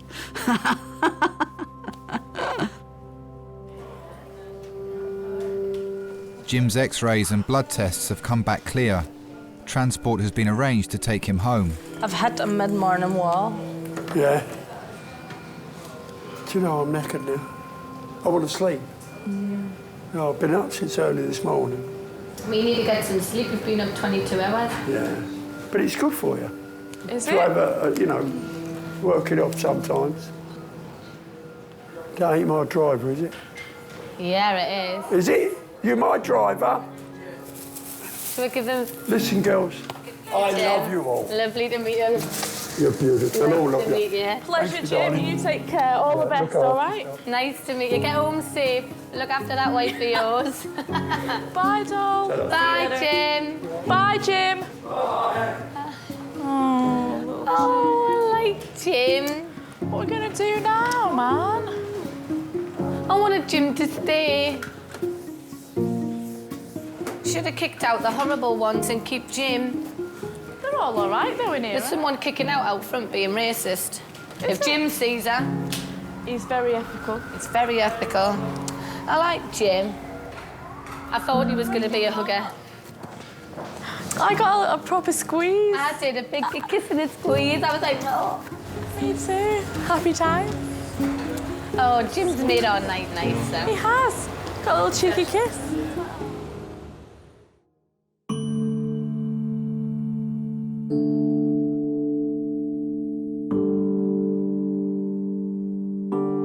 When I knew I was in Kings, first thing that came into my head, Dean died here. But I must say, I was glad I was there because they were just absolutely fantastic. And what do you think's made Tony the man he is today? His upbringing, definitely. What he's learnt of his mother. She's kept him on the straight and narrow, all of them. They're not perfect, but they do me. I think they're lovely.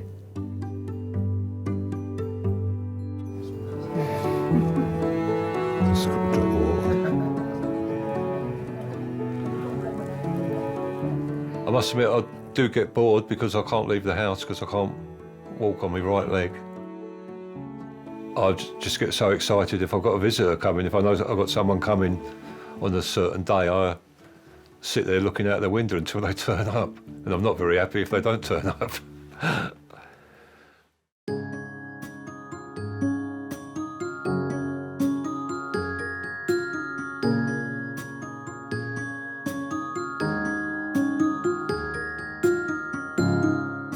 Slow down. I don't think that'll happen. When you see me walking, I walk like I did when I was 20, and that's the way I will go. So no walking sticks, and none of that. Ah. Yes. Give it to me, come on. Let go.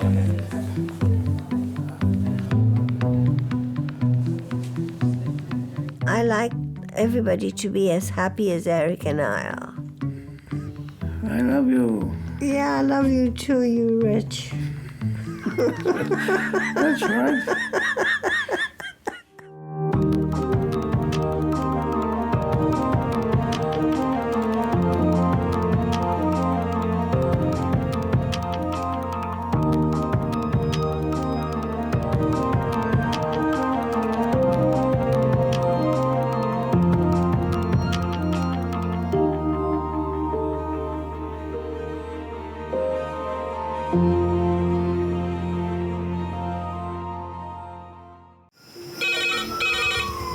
went from the bonnet, found face down on the floor. 2, 3.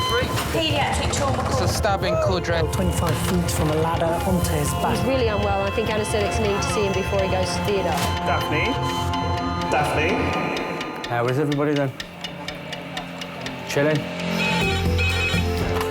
King's A&E, how may I help? King's College Hospital, London. I got stabbed. I know, it's annoying. My head. One of the busiest A&E departments in the world. I want top to toe, head, chest, abdomen. A place where love, life, and loss. Don't bloody die. I love you too much for you to die. Unfold every single day. All the patients you're about to see were treated in just one 24-hour period. A&E is always like a traffic jam. Can we get a trolley? You've got to realise that there's awful things that can happen to you. I'm so sorry. Life is unpredictable, so it's important that your nearest and dearest know that you love them. You have to tell them that you love them. You must get better and come back to me. I don't want to lose you. Because there may come a time when you're not around to tell them.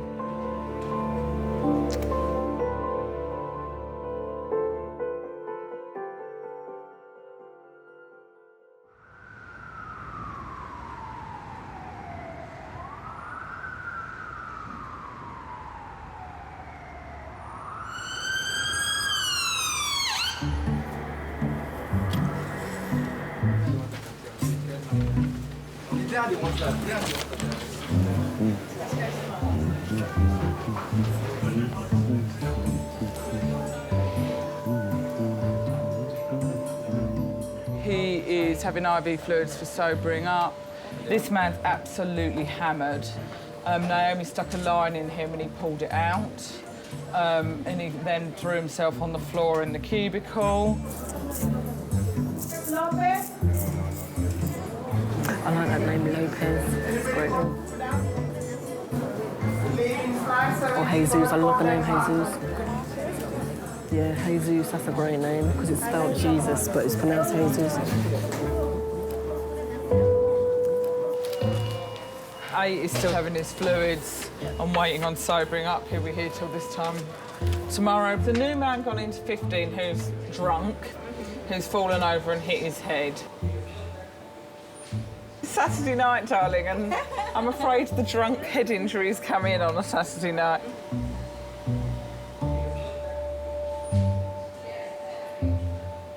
Look, these people are hardly sober, are they?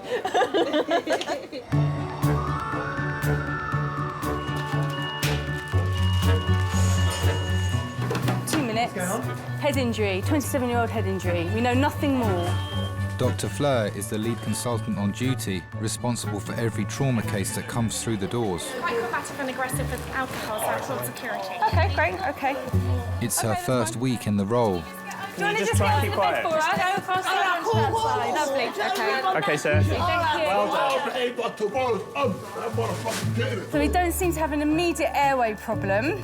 However, we might have a assessment, sedation, need to scan problem. He's got an obvious head injury. Yeah. Yeah. Matt, do you want to just take the role of just trying to calm him down? If you'd asked me a couple of years ago if I wanted a consultant job at King's, I probably would have been too daunted to think that that was an option. Have you been drinking? Yeah. What have you been drinking? Jack Daniels. How much? A lot. What, since this morning or all night? All night long. Oh, okay. All night. Welcome to the world of trauma. Yep. Yeah. That's all you have.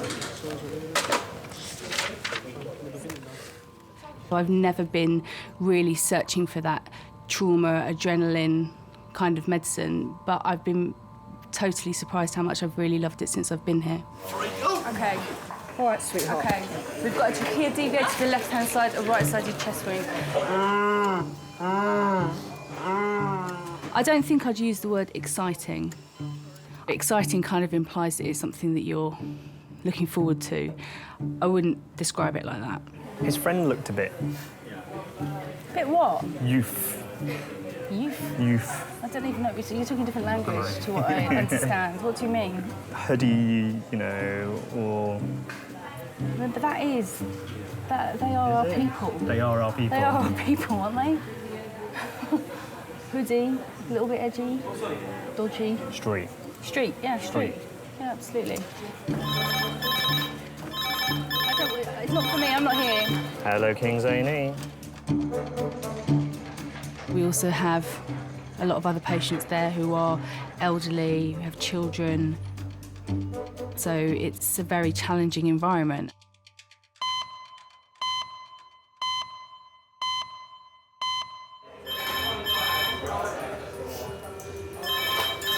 Hello, Kings.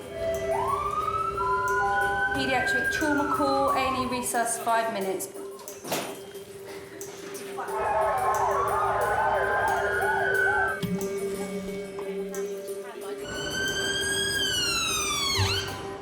Paramedics have been called to a flat where a 12-year-old girl has fallen down a flight of stairs. 8-year-old that's fallen down some stairs, C-spine immobilised. Can you not both go? Because I can't do all the lifting on my own, because I'm not very strong. I'm 6 months pregnant. You're kidding me. Thank you. You're kidding me. Why didn't you tell me? It'll be fine. It'll be fine.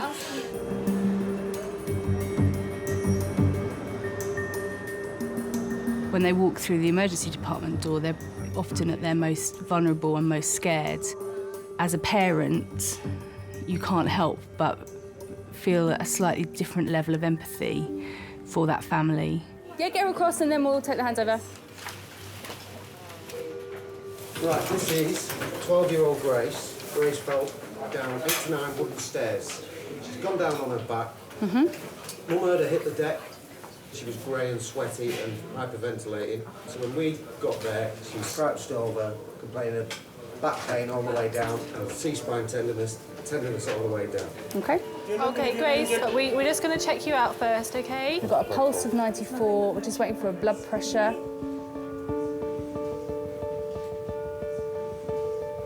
That sort of fear that you see in parents' eyes when they're bringing in a child that's very unwell, you can really be there with them.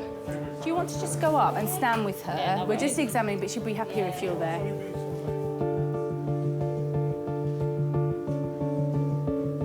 The way she fell and, you know, and how she did look, her face was grey and I've never seen her look like that. We felt the pelvis. Just feel gently around the pelvis. You're doing well, Grace. Yeah. Where I'm pressing hurts? Okay. That hurts? Okay. It's that bond you have with a child, with your own child. You know, it's you don't have to think about it. It's just an instant reaction to their needs. You just know instantly that that's your child and you would do anything in your power to protect her. But we need to do a log roll and examine the C-spine and the rest of the spine as well. C-spine. You can only imagine how terrifying that must be to be strapped down in a place you might not even know where you are. Some tenderness over the left iliac crest. And all that they can hear is the voices of many, many people. Grace, my name's Fleur. I'm one of the consultants. Now, when you're lying there now, can you tell me where it hurts the most? Yeah, more around the neckish, backish. Neckish, backish. Yeah. OK, well, then we need to examine your neck and your back, OK? You always have to think, what is the worst case scenario? What is the worst injury this patient could have? 1, 2, 3. Right, well done. You're being very brave. OK, that's it. Now just try and relax a little bit. Maybe they've got a cervical spine or a spinal injury. It's OK. There, all right. Down here. Yeah, there. It's all there. Yeah. There. There, over these muscles here. Yeah. No. There? Yeah. OK, well done. The way that a child's spine responds is slightly different to an adult's, which makes actually diagnosing a spinal injury in a child even more difficult. We're going to pop the collar back on, OK, and we're going to get some X-ray pictures of your neck and of your lower back. OK, so it's it's lumbar, really. OK, fine. 1, 2, 3. 12-year-old Grace has been brought in with potential injuries to her neck and spine. having fallen down a flight of stairs at home. You get pelvic x-ray, lumbar spine x-ray and C-spine x-ray. Yeah, okay. We've just had a paediatric trauma call, a 12-year-old that has fallen down 8 wooden stairs. So I'm going to request C-spine, lumbar spine and pelvic plane films. Following the x-rays, doctors will also scan Grace to reveal how badly she's been injured by the fall. She has fallen down 6 to 8 wooden stairs, bless her, on her back. Mum found her grey, clammy, hyperventilating, complaining of pain. She was really, really in a lot of pain. Ambulance come, immobilised her.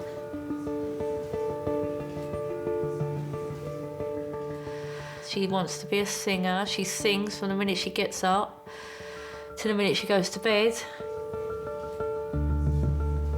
She teaches herself piano. She just wants to be famous. She's kind. She's demanding. She's caring. She's everything, really. Everything.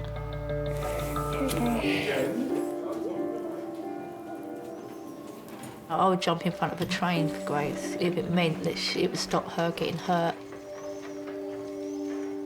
Stop her getting hurt. I would take any pain whatsoever.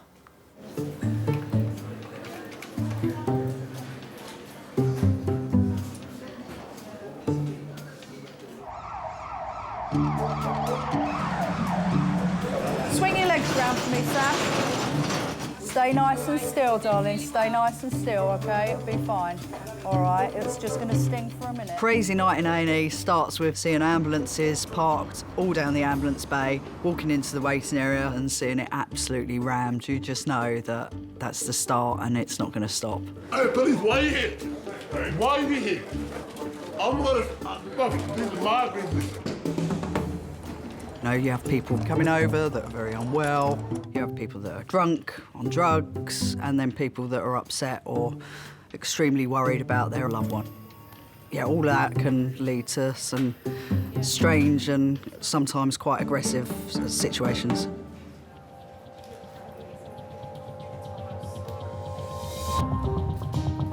I mean, what are the police doing tonight? Are they bringing everything in off the street? Seriously, look. Hello. You all right? What's wrong with this charming man? Police have escorted a man into King's A&E. Get him in next door, I'll sort him out quickly. Right, let's get him into number 4, please. Let's sort him out and get him out there. He's been tasered. He needs quick, brief medical clearance, and then can we get him out of here? That'll be our stabbing, I think. 3 sus. It's busy, it's noisy, there's always police. I'm worried about your head injuries. Because you've got lots of bumps on your head, you've got... It's cool, baby girl, it's cool. No, I don't think Shit it is. You all right? Well, no, because this is going to cause me a lot of aggro. Well, they've tasered him, and they're like, well, he's very subdued now. Now, the police had to be called because he was so violent and aggressive on scene. They've tasered him, and of course he's subdued now, but that means they want to leave. So I'm going to end up having an argument, me feels. If he's been really aggressive with you, I can't allow you to leave. That'd be lovely, thanks. Patients are often under the influence of alcohol, so they can be quite aggressive. I know that fucking house. I love this shit. I love this shit. When we get people in that are aggressive, I always make sure that I tell them that they need to have a bit of respect, not only for myself and my colleagues, but also for the other patients and relatives that are in the department at the time.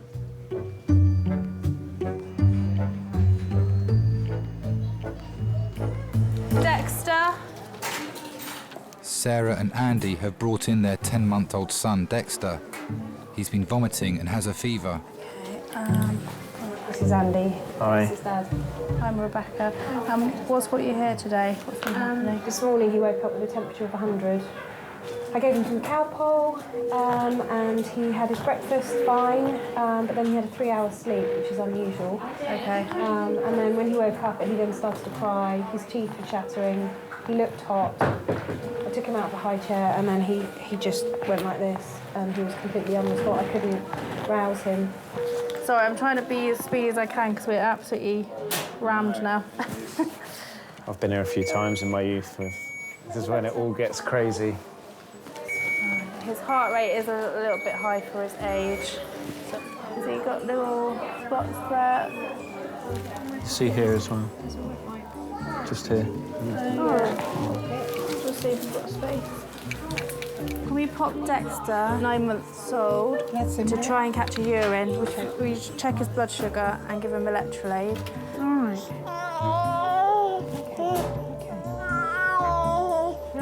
I know. A&E is probably a very daunting environment for parents to bring their children to, particularly on a Saturday night where it's very busy. There's a lot going on that you may not want your child to be exposed to, and therefore, if you're bringing your child into that environment, you must be really worried. Can I have a porter to resuscitate patient to theatre? Thank you. Amphitheatre. No, to resuscitate a patient in theatre. So died. Somebody stop breathing. You need to get someone in, get them breathing again. Yep. Can I cancel the porter to resuscitate you? It's either few or he's dead. It's one or the other, isn't it?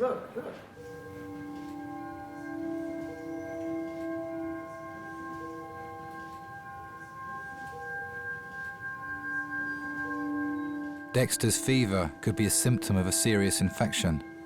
He's given fluids while doctors carry out a series of tests.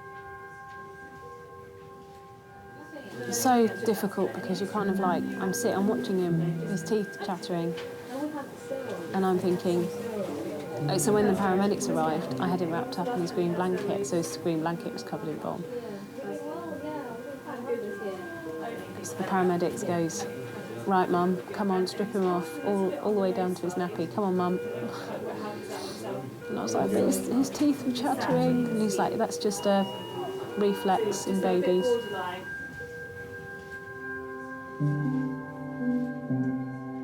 That's why I blanked my mind out to it. There's no point worrying about that worst case scenario. You know, just be optimistic, just think it's going to be okay, and if it's not okay, then you deal with it.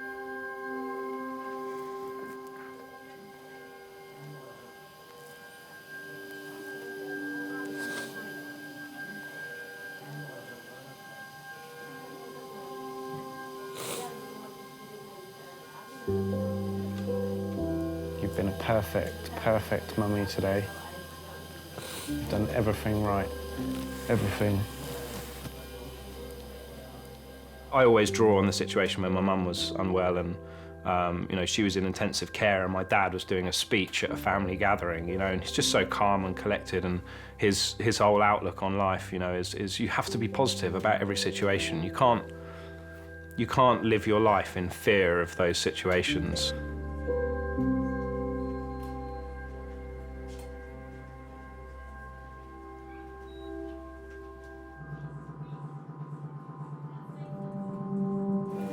Grace has sustained potentially serious injuries to her neck and spine after falling down the stairs at home. Doctors are taking her for a CT scan to assess the extent of the damage. 1, 2, 3, move. Where's your mum go? She might send mum out. Just through that door. Yeah, go through that. So just while we do the... Yeah. Okay.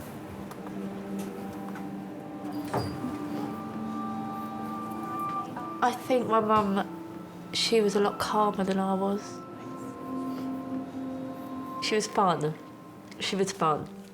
You know, there wouldn't be anything she wouldn't do. She was just a character.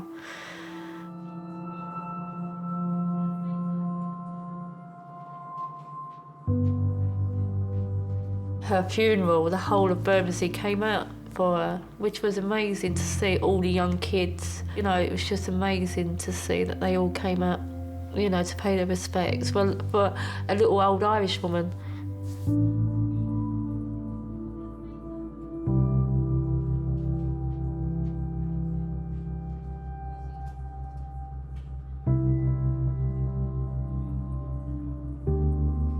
It's not fair on her, you know, because I haven't got my mum now. She lost 2 nannies in the same week, so, you know, she's had it hard. Because I am a single parent and she hasn't got her nans, and, you know, and other people have got their nans, other kids have, and I just think she's lost out on that as well.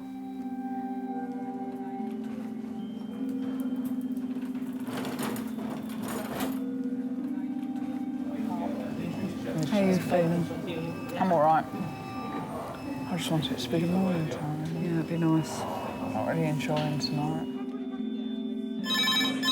Hello, King's Resource. Yep. 4 from 3 floors, 10 minutes. We're going to have to take... 5, right? No, there's someone in 5. 6, sorry. 4. I wager he'll need a bed one way or another. But what bed, I don't know. Has that gentleman over there got a bed in ASU? Do you know? On shift to oversee the hospital tonight is Gordon, King's clinical site manager. A lot of people, you know, they say, oh, who are you? We tell them, oh, I'm the clinical site manager, and say, what do you do? And I basically say, I do all the jobs nobody else wants to do. Oh, yes, you've got a bed. Oh, that's all right then. You might be coming in, it might be a nice day, nice be calm. There's actually beds in the trust to put patients in. That is the perfect scenario. But then you come in first thing in the morning, there's still 12 patients to be placed from ED, another 12 in AAU, and you know, you're starting from minus 24 beds, so you know you've got a hell of a day coming ahead of you. But you get on. Gives you a buzz. You know, I enjoy coming to work. Yes, I'm older now and I'm a little bit slower maybe, but I think because of my experience, I don't have to run around so much. Oh, I know, don't start. Sorry. You've got a bloodshot eye, darling. Have I? Yeah, really bad. Check your blood pressure. Look at my eye. Somebody says I've got bloodshot eye. I need to get my blood pressure checked. You want me to check it? Yeah, can you? Just to see. I've known Gordon since I've been here, which is about over 11 years. You know, the first thing I'll always see when I say Gordon, I say, do we have any beds? And he would say to me, you are joking. Gordon's having his blood pressure measured, as it may be the cause of his bloodshot eye. You have high blood pressure? No, we don't.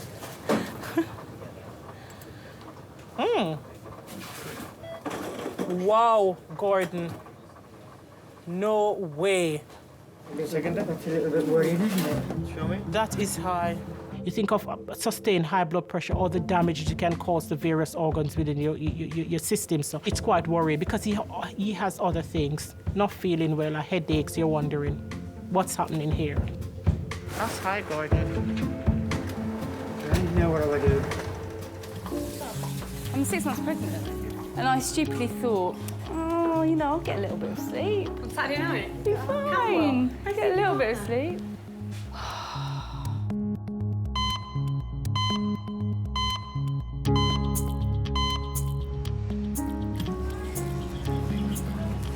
No, number 4, please. Don't like 6.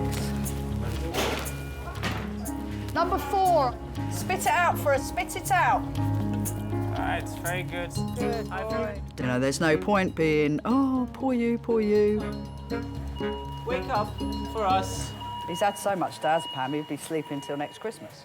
At the end of the day, you need to either change your life or stop climbing up ladders with flip-flops on.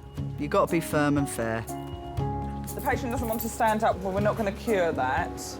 And she needs to go home. I'm just about to become a patient. I've got high blood pressure, 180/110. My right eye is bloodshot. He's got headache. After a colleague noticed his eye was bloodshot, hospital site manager Gordon has been taken off his shift with dangerously high blood pressure. Anybody else want their blood pressure taken? I'm doing a staff blood pressure check this morning. Anybody need, just come to my office. Get a full MOT. So I'm just waiting to be seen by the reg, and they said that possibly they might want to scan me. As medical professionals, I think we tend to carry on And we carry on sometimes if we're invincible. I'm sorry about this. I care all day, and that's what I do. My job is caring, but we never stop to say, do we ourselves need that care? Number 4, Gordon, this is what it has to come to for me to see your chest. Into number 4, please. Gordon's blood pressure is so high that he requires immediate medical attention. Look after you, and then we'll let you look after the hospital afterwards. Sharp scratch. His symptoms could be a marker for a more serious underlying disease, and he'll need further tests to establish what the cause is. I think we're reluctant as medical professionals to seek medical help. That's one thing I can always say about Kings on a whole. We look after each other.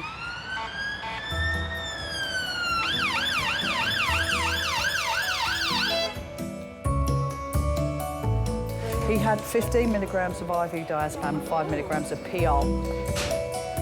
Is this the dislocated shoulder?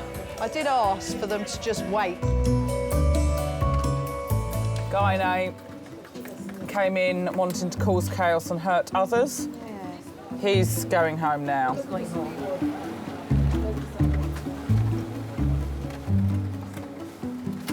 I was in so much pain, I didn't know what to do, Stuart. Oh, am I going to have a major Heart attack. heart attack?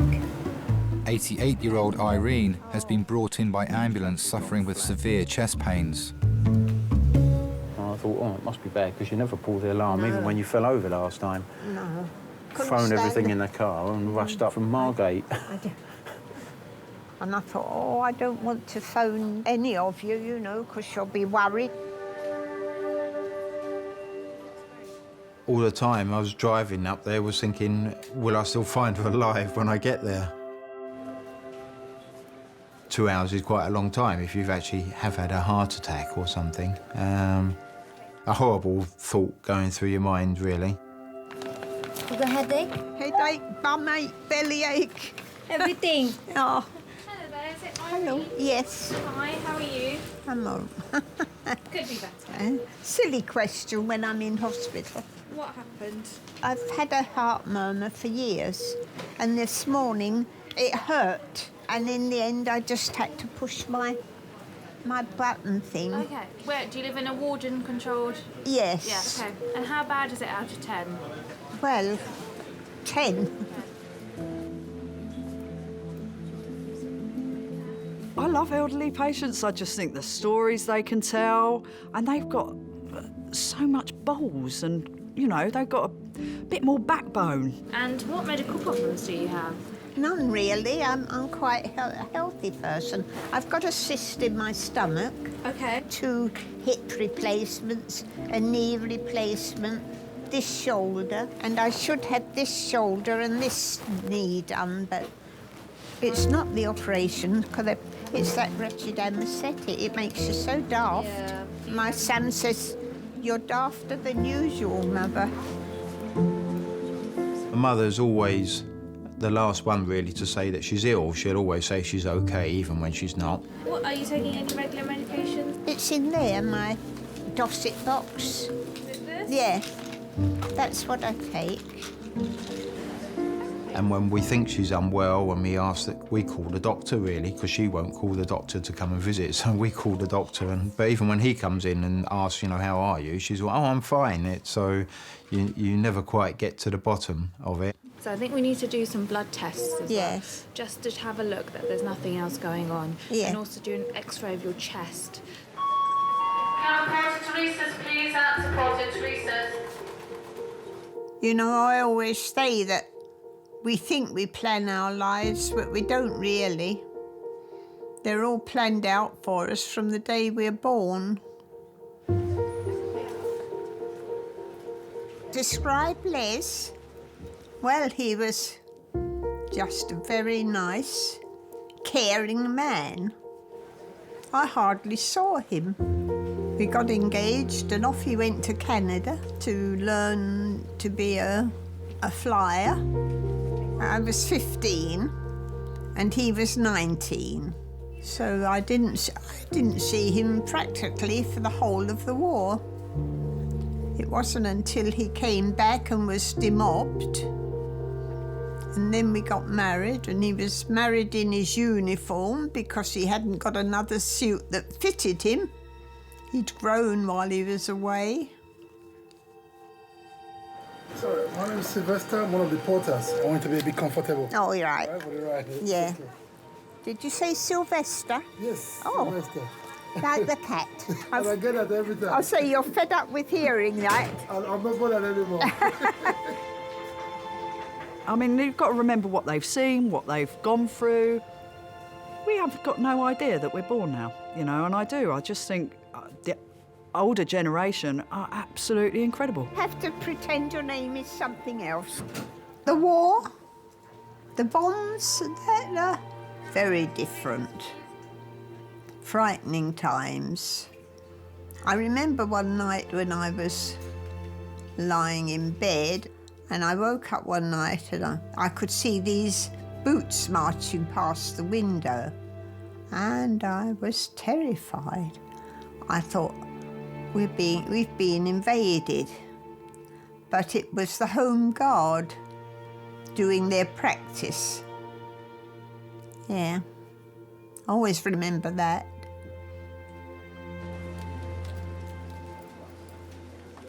He's got a stable pelvis, but he needs skin traction. He needs to be consented, but he needs to stay here until he's awake. Yeah. You know, and I need to assess. Resource keys. There's some in the cupboard. No, I haven't got them at the moment. Who's got the keys? Anna, keys. That's it for that, really. Can I please have a porter with a wheelchair to Major's Cubicle 8? Thank you. Grace was brought into King's earlier in the evening with suspected spinal injuries, having fallen down a flight of stairs at home. I feel really sick. You've got to remember, yeah, you came down and you've knocked yourself, yeah? So... It was really scary in that X-ray thing. Have you ever been in one of them? No. It was really scary. You just panic too much, yeah?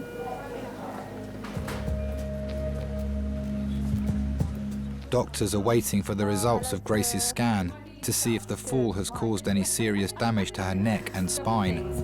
Have you got any funny feelings in your arms? Do they feel weak or pins and needles or anything like that at all? No? Okay, let me just have a look at them. Like this. Keep them up even when I press on it. Keep it up, keep it up, keep it up. Keep it strong. Stronger, stronger, stronger, stronger. Don't let me, don't let me. All right, thanks. Oh, this might be them now. Hello. Hi. Okay. Yeah, I thought so. Bye, bye. So it's all. I think it all looks all right. Yeah. I think your X-rays look all right. So what I'm going to do is just take this off. When they first come in, they look one way, and then once they've been woken up and all of the blocks have come off, it's just amazing to see who that person really is. Ready, slow? Yeah. The all clear means that Grace's neck brace can be removed. Put your socks on first, Grace. How does that feel now that's off? Wow. Not very nice, this, is it? It's a bit uncomfortable. Tomorrow when you wake up, I think you're going to feel worse than you do now. Okay, because all that bruising where you've taken, everywhere's taken a bit of a bang. Okay. All that bruising is going to come out. Yeah, no worries. Shall I sit you up just a little bit? Okay. Yeah? But Dr. Fleur will keep her under observation to ensure that she is safe to go home. Do that if everything is okay. Then... Yeah, that's fine. Go home. All right, lovely. Thank you. Thanks.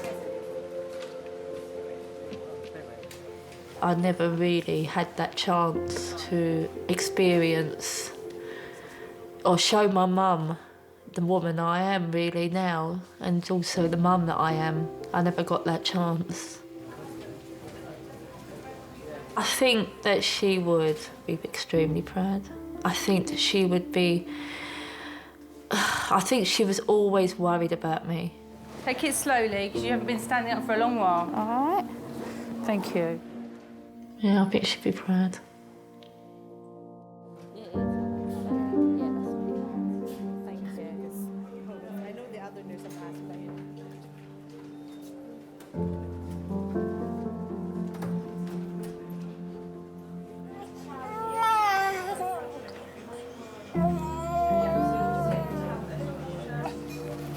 I know you're probably not thinking of yourself at all, but will you get him in a snuggle and I shall feed you a double-decker so you've got some energy, all right? 10-month-old Dexter is under observation, having been brought to A&E with a high temperature by his parents. No, you can't have any double-decker. Chocolate bars are the realm of adult pleasure only, I'm afraid. Although if you come home in tip-top condition, I might consider finding you something chocolate-related. Well, you can't look at me with such covetous, envious eyes. You can just pick the bits off of Mummy's boobs. Mm-hmm. That beats the crap out of Diary Light, doesn't it? Let's get this straight. 2 minutes ago, you were lying in a pile, lifeless, as if the world was about to end.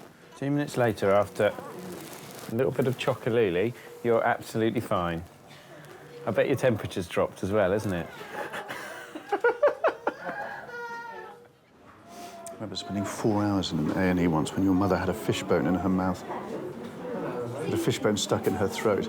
Long time ago. 4 hours? I'm afraid it's very boring being in A&E.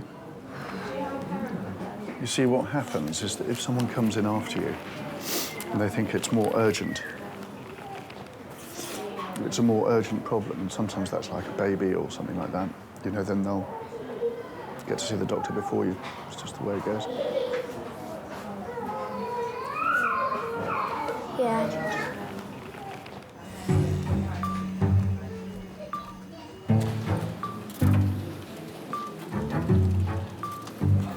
Haribos. Haribos? Yeah. Haribos? Cans on the other.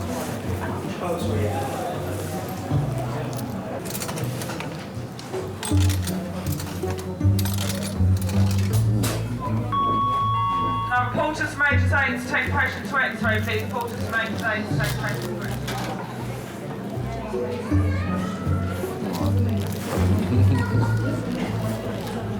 What, entertain yourself? Can I have a housekeeper to race us to top of the... You're off, boy. Yes. Look at him. Oh, wow. You're smiling as well. He had a 40-degree fever, and he had a bit of double-decker, and then he livened up a bit, and then another bit, and then another bit, and then suddenly said, you need to get a stack of double-deckers in here, and then your waiting list would be down in no time at all. Oh, wow. Chocolate is the universal medicine. I think that's just where my father lives strong inside me. It's that until the worst case scenario comes to fruition, don't waste your time worrying about it. Love you. Love you too.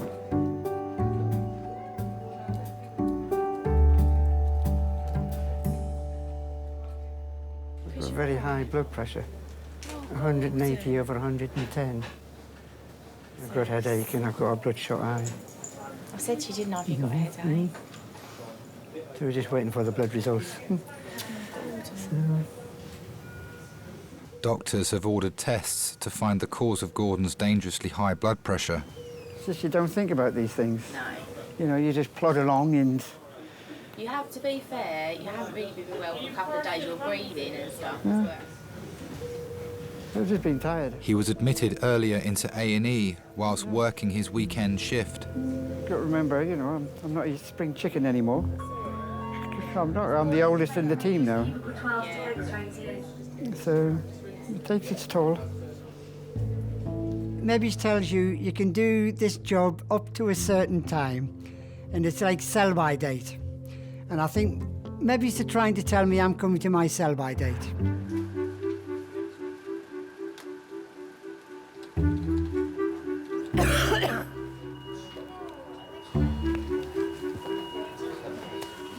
Welcome to World War III.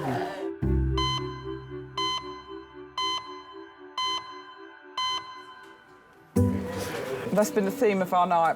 Punching and kicking nurses is the theme of the evening. I'm not walking on your nice floor, OK? We kind of survived. Oh.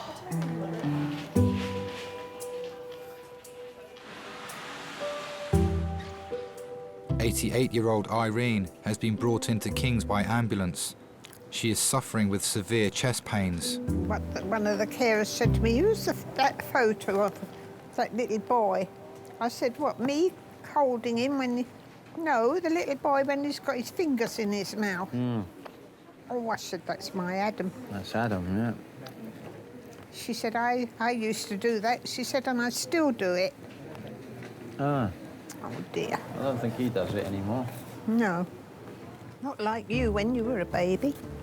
Yeah, thank you. Don't want to Your go green rabbit that Auntie May made you. Yeah. You'd had one ear up your nose. You don't ever stop being a mum. You always worry if something has happened to them. Not much to do. Yeah. Yeah, big babies. Because they are big men. I think they've all got a 46-inch chest.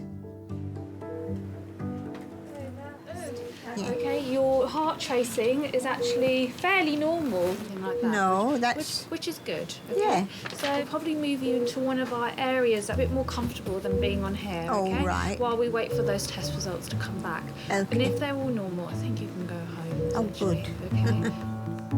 Makes you realise that, you know, your parents are getting older and they actually need a bit more care and attention now than they did. You always get used to them just being there and being sort of someone you can call on or ask to do something, and all of a sudden that's not possible anymore. And it happens to us all in the end. It's just, you know, you see it, you know, I suppose you get a view of mortality, don't you, really?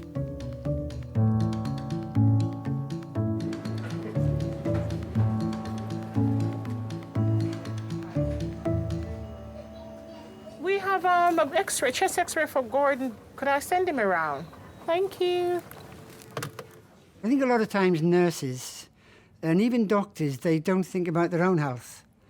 And that was true with me. I never thought about my health. I thought, no, I never get ill. You have the pleasure of taking Gordon to X-ray, please. Right. I had a chest X-ray. And it came back and there was something showing on my left lung, which they didn't know what it was, but it shouldn't have been there. So they referred me to the King's Chest Clinic.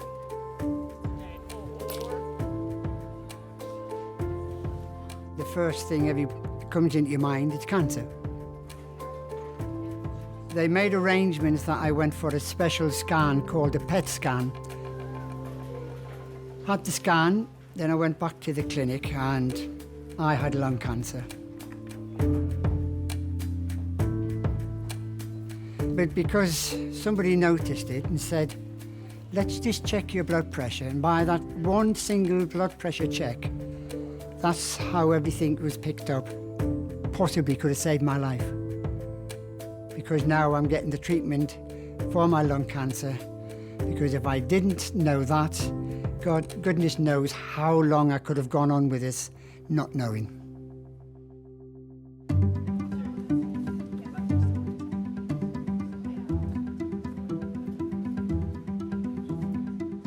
Never give life up until there's no other answer.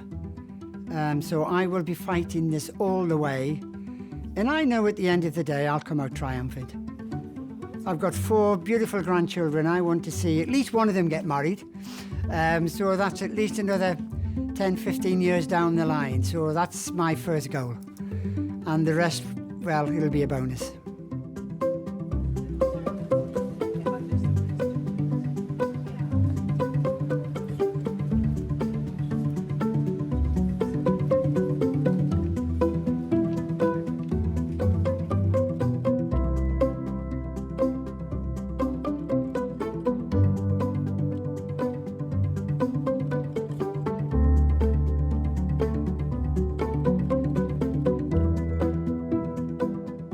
I paid for my funeral. I thought that's something less for my sons to get upset about. So I paid for all that and bought a little headstone. And on it I just put Les's date of birth and when he died, and just left room for mine underneath. So that was all sorted. What a subject to get on to.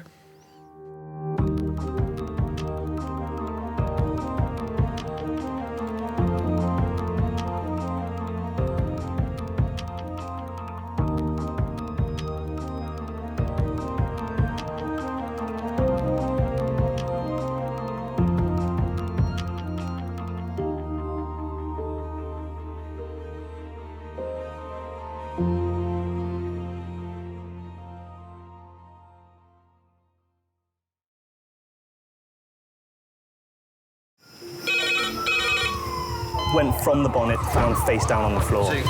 Paediatric trauma. It's a stabbing, cordred. 25 feet from a ladder onto his back. He's really unwell, and I think anaesthetics need to see him before he goes to theatre. Daphne? Daphne? How is everybody then? Chilling?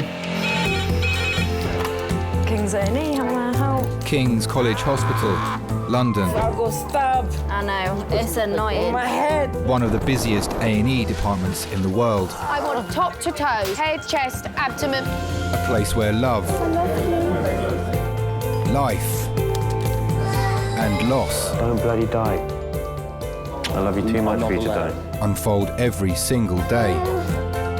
All the patients you're about to see were treated in just one 24-hour period. A&E is always like a traffic jam. Can we get a trolley? You've got to realise that there's awful things that can happen to you. I'm so sorry. Life is unpredictable, so it's important that your nearest and dearest know that you love them. You have to tell them that you love them. You must get better and come back to me.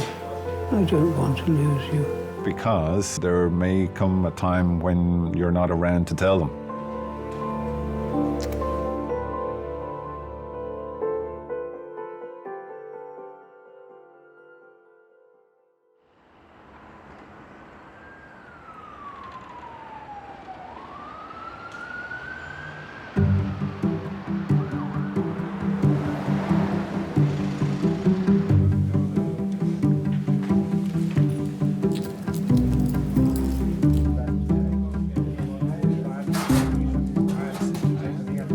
Hello, lovely Desmond. How are you? Dr. Des is starting his day shift as King's major trauma consultant. My parents have been telling me since I was about 14 that I should always have breakfast before I go out. Still don't do that. And then I did anaesthetics for a year. And, you know, in anaesthetics, if you haven't had a cup of coffee by 10 or half 10 in the morning, feel like theatre has to close. You know, they get really, really stroppy about it and everything. And I just thought, guys, you know, you don't know how lucky you are. Since then, if I haven't had a coffee by 10, half 10 in the morning, I'm like the Antichrist, yeah. My parents have always tried to support me in whatever it is that I've wanted to do. Yes. Yeah. To this day, they still continue to offer support and helpful advice, constructive advice, and they're usually right. Exactly, but I knew of being on trauma, I wasn't going to have the luxury for, you know, a big Americano or a latte, so I had an espresso and said, right, we're off. It's never something that I thought of before I had children of my own, but I will always be their parent. A parent's job is to provide for and protect their children. And that will continue until the day I die. Say that 95% border, 5% light. Oh my God! And I can't.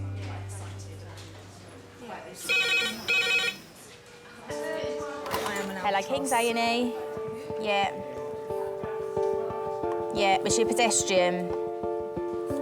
Yeah. Are you coming by air or ambulance? By ambulance, okay. Paediatric trauma call, 25 minutes. That's paediatric trauma, 25 minutes. 6:50. A 12-year-old pedestrian hit by car, found trapped underneath the bus. A young girl is being brought to King's after being hit by a car on her way to school.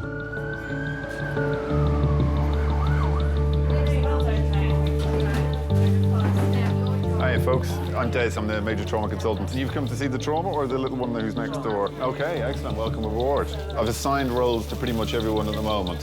So what we might do is just we'll all stand back behind this blue line while they do their primary survey and we'll crack on. Don't worry, I will find work for everyone. I'm very good like that.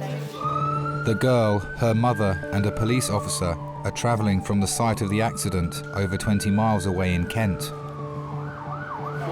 So she's going to be doing the line and the bloods. I would like you to be her runner. Yeah, her runner. If you can do a GCS and have a look at the pupils as well as doing the airway bits at the top end, that'd be great. Pediatric trauma is difficult.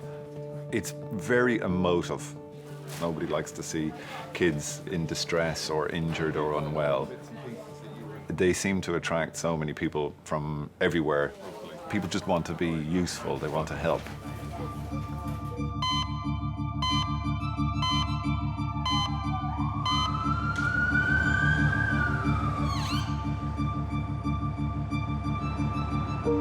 It was the worst call I could have ever had. I still hear it now. I can still hear the tone of his voice, how he said it to me. Jay's been run over by a bus. It was like the whole world just crumbled. I remember turning up and she was just caked from head to toe in blood. And she was talking and she went, "Mummy, I love you." And when I heard her say, "Mummy, I love you," I thought, is this her telling me she loves me before she dies?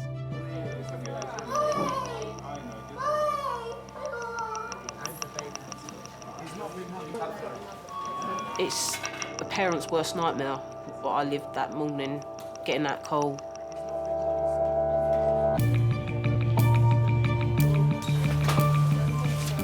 So this is Jane. Jane's 12 years old.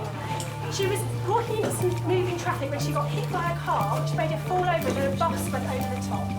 When we got there, she was underneath the bus. The bus had been jumped out by the fire brigade. Injuries top to toe. She's got a head injury. Her chest is clear. Her belly is soft but tender and has bruising on top. Pelvis seems to be intact. Seems to move her arms and her legs, and she's just got lots of grace all down her from the bus. She's had 4 milligrams of morphine, oxygen, and no other issues with us. Okay. Airway. Okay. I'm looking for everything, and I'm hoping that I will find nothing. You really want to identify the most life-threatening problems as soon as possible. Where did that hurt? Is that just dirty abrasion, or is it a big bruise? I think that's abrasion. Yeah, it's a dirty abrasion. She's got quite a big abrasion with some road rash over her abdomen as well. Can we transfer her on the scoop? I was at East Tilbury. I just took a load of scrap metal over there. And I got back in the cab and I see I had five missed calls from Amanda. So I tried phoning her back and she said, "Dad, she's under the bus. She's under the bus." When I took the truck back to the depot, I had to go past where Jade had been run over. And as I approached it, I could see 5 police cars there. And a council van. And I thought, I could see the police car, and I thought, what's that council van doing there? And as I went past, I thought, he must be washing the blood off the road. My little precious granddaughter's blood's been washed into the gutter. It just slowly began to dawn on me that she might not survive.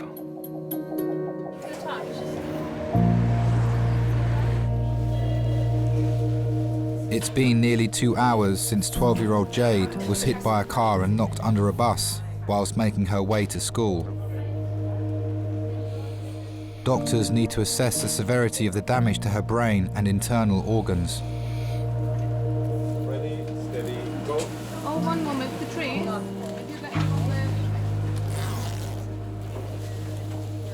So she's a 12-year-old girl, pedestrian crossing the road, struck by a car, and then a bus went over her. So we know that she's had a head injury and she's got some blood around her face. She's got what looks like a combination of some bruising to a dirty abrasion over her abdomen, which may well have been as the bus sort of rolled up over.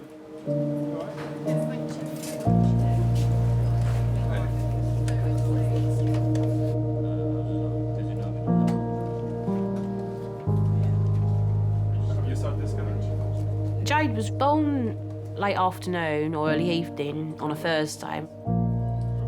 When I went home, it was so overwhelming. I thought, there was this little girl, and I thought, she's totally reliant on me, and I thought, am I going to be any good? You got this little person that you bring into the world, and it's your duty to protect her, you know, until I die. Yeah, I was reacting. I used to worry about everything. The most daftest things. My biggest concern, like, as Jade was getting older and going to school on her own, was her getting run over going to school. That was a big fear of mine. And it happened.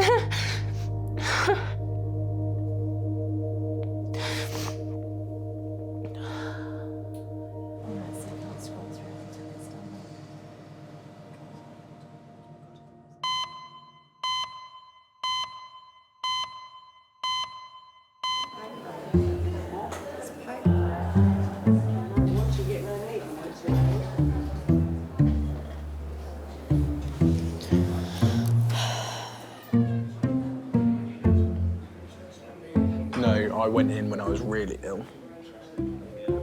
So then I could call up the next day and take the day off and not be that ill.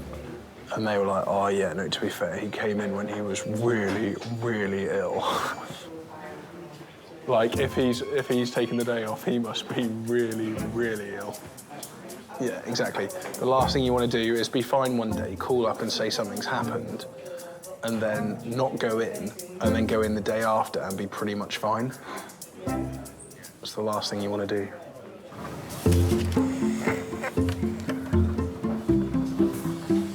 "46-year-old Brian has come to Miners after falling on his ankle. He's awaiting the results of an X-ray to see how badly it's been damaged.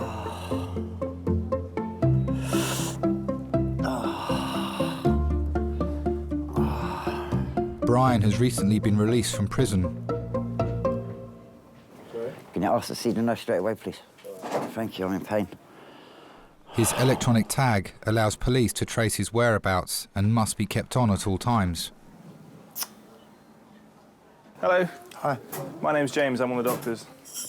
Mind if I call you Brian? Yeah, thank you very much. What's happened, Brian? I ran for a bus and I slipped on the pavement and it, by traffic lights.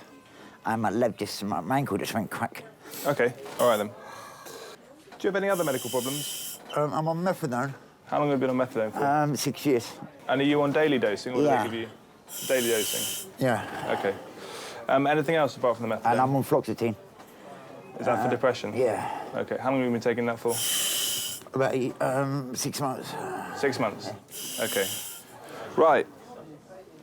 Your ankle's broken, I'm afraid, which is a shame. Yeah. And it's quite a nasty break. So there's two bones that sit at the base of the foot, called the tibia and the fibula, and both of them are broken.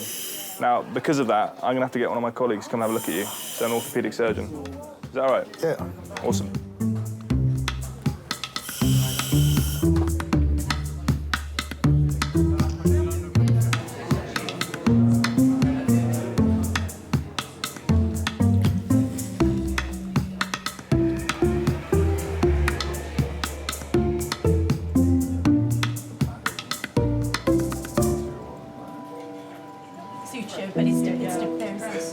Jade has had an emergency CT scan to show the extent of her injuries after she was hit by a car and then trapped under a bus. Yep. There is a liver laceration, there is fluid around the liver, there is some fluid around the spleen. I didn't see a splenic laceration, but I'll have a better look at it. Okay. I'm not quite sure what's going on in the pelvis. Okay, fine. Well, we'll give you some air then to let On her head CT, she's got a skull vault fracture that's minimally displaced posteriorly. She's got a large extracalvareal hematoma and a small bit of intracranial blood just under the fracture. I wish I didn't let it go. It's all my fault. It's not your fault. Oh, God. From what we can see, she has pulmonary contusions left and right, and we think that she may also have a liver laceration. She's going to be going back to A&E now in the next couple of minutes, OK? I can't believe this is happening. I just want to wake up. Yeah, it does seem. Steady, steady, roll. Well done. The scan shows that Jade has sustained multiple injuries. I just wanted to get to the hospital and see her as quick as I could. She was 3 days old when I took her to church. Well, I walked straight in the door and was greeted by Sister Elizabeth. And I said, "Here, sister, there's another one for you." And she said, "Oh, she's lovely." And she really was. She was beautiful, utterly beautiful.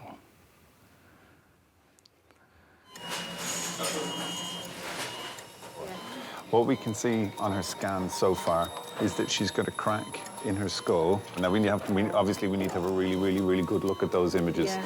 But we think she's got a crack in the back of her skull with a big swelling over from where she's got a big bruise over the top of it. Yeah. We think that she's probably got a tiny little bit of blood inside the fracture. We've asked the neurosurgeons. No, darling, you're not. So we've asked the neurosurgeons to come and see her because we have them here. She's also got some bruising on her lungs, and you kind of expect that, particularly with her having been trapped underneath the bus, because she couldn't breathe too well underneath. Okay, and that's why we have the oxygen on. But that will get better. You know, as parents, the hardest thing has got to be the uncertainty, the not knowing, the feeling that you're not being told everything, that people are putting a brave face on it because we automatically assume that things are going to be awful. Okay. In her tummy, we think that she may have some bleeding. Okay. So what we're going to do is just observe that. And this is the bit of the scans that we really need to have a really, really good, hard look at to see do we need to do anything about that bleeding. Okay? So for now, you know, she's had an awful bash and an awful knock. She really has. So if anything does change or if we need to do anything else, you will be the first to know. Okay. Okay? Anything you want to ask, you ask. Yeah. We're just waiting for the report of her CT. I just don't know what to think. I don't want to see me. They'll find her. Seeing me. You've got a good girl there. You've got a good girl there. Every time you spoke to her before, you've been really calm. Right? Okay, you've been really calm. She's holding her own as well. And she She's needs. holding her own. I just want her dad to be here. I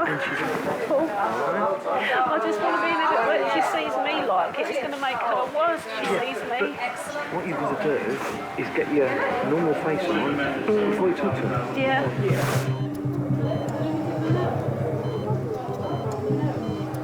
Jade's blood will be continually monitored for any changes in the function of her major organs.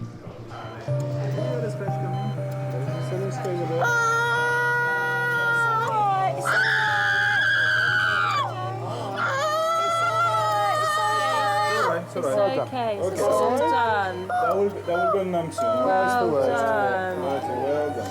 Good girl. That's all bit done. It's all Well finished. done. We'll give you a minute or two. I can't give No, you right any at the water at the moment. moment, darling.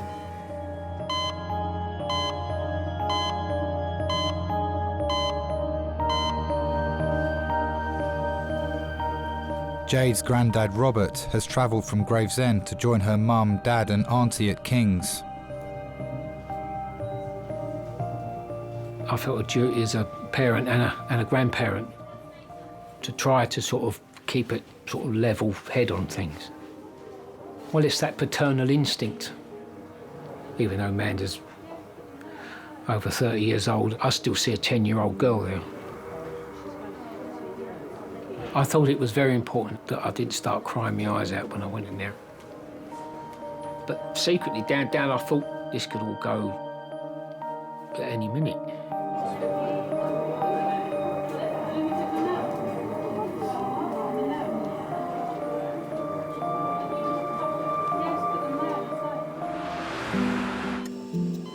It's been 3 hours since 12-year-old Jade arrived at King's after being hit by a car and trapped beneath a bus.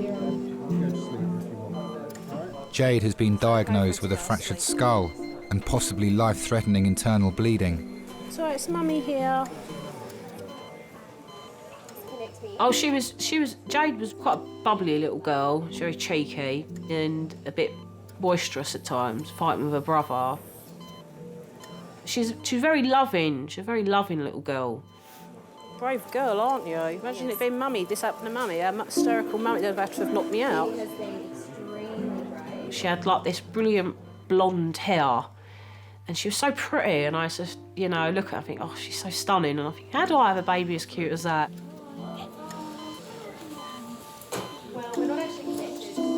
Of course, I know you are, darling. I know you are. If this was my little one, I would be too. I really would. I'd be terrified. Of course I would. Internal injuries can be very unpredictable, and they're almost always serious. We need to have a really good look at these pictures, because I can't promise you 100% that she doesn't need an operation just right now. If she does, she is in the right place to have it. Everybody wants to know the million-dollar question, which is am I going to be okay? He's here. Okay, so we will look after. Sometimes they're not, or we don't know. Okay.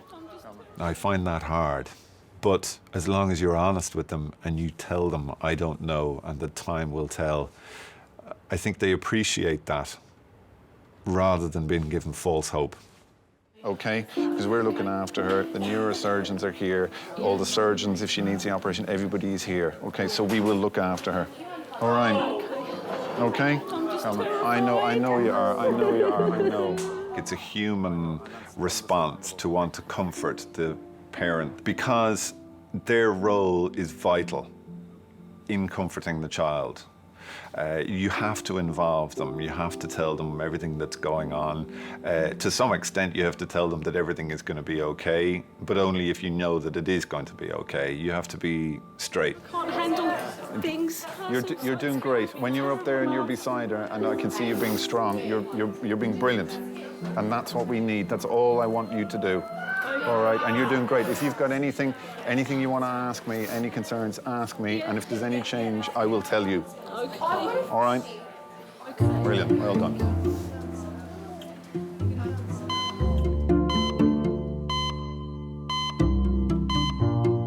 My water. Yeah, do you want some more? You can go and get some more over there if you want. I go to a nice school that you chose me because you thought it was nice. Yeah, I knew you went to a really nice school. And the teachers are very nice and they will look after me. So I don't think there's anything to be worried about.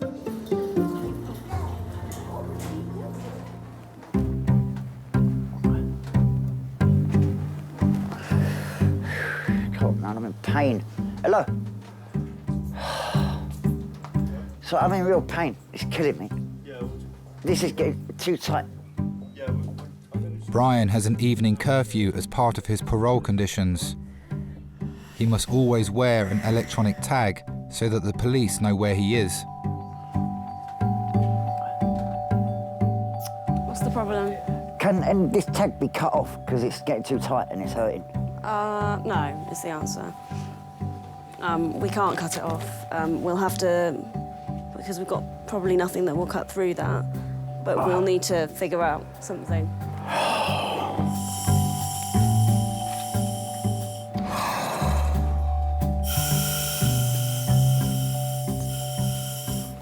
Thanks, nurse.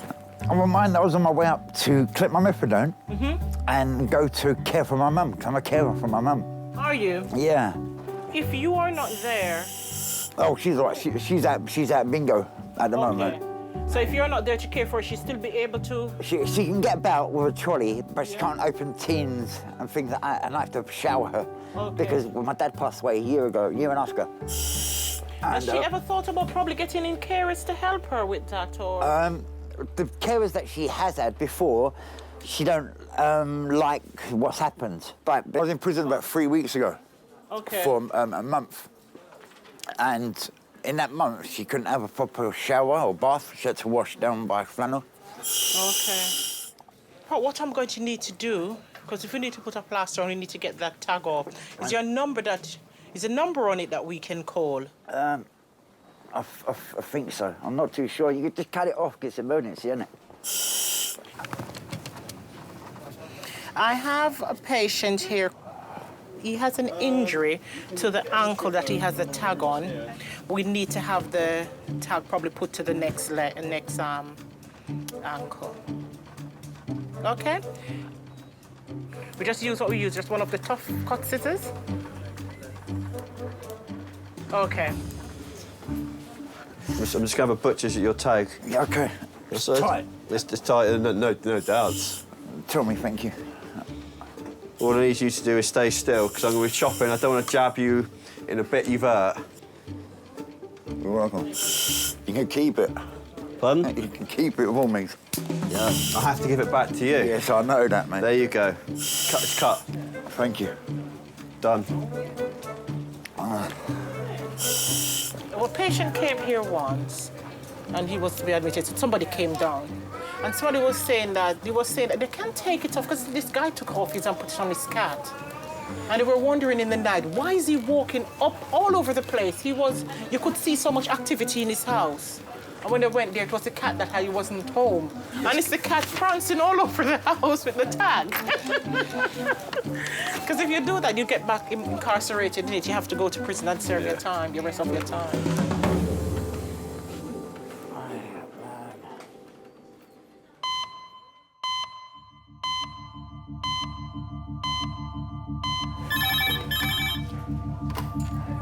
King's A&E.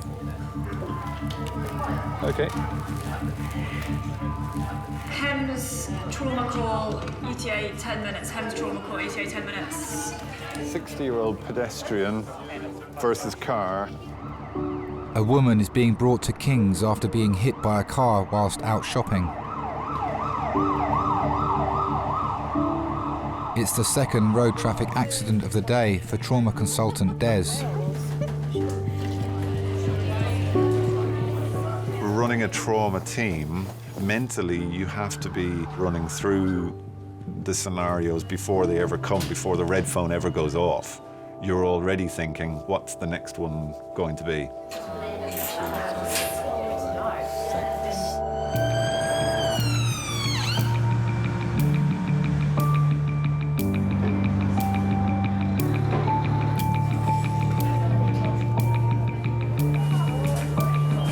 A department like King's, we see so much trauma every day that you'll be almost guaranteed to have 1 or 2 pedestrians hit by a car. It's not that it's predictable, but it's almost what you expect.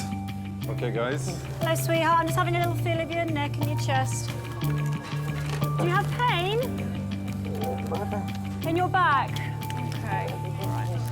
My job is not to stop accidents from happening.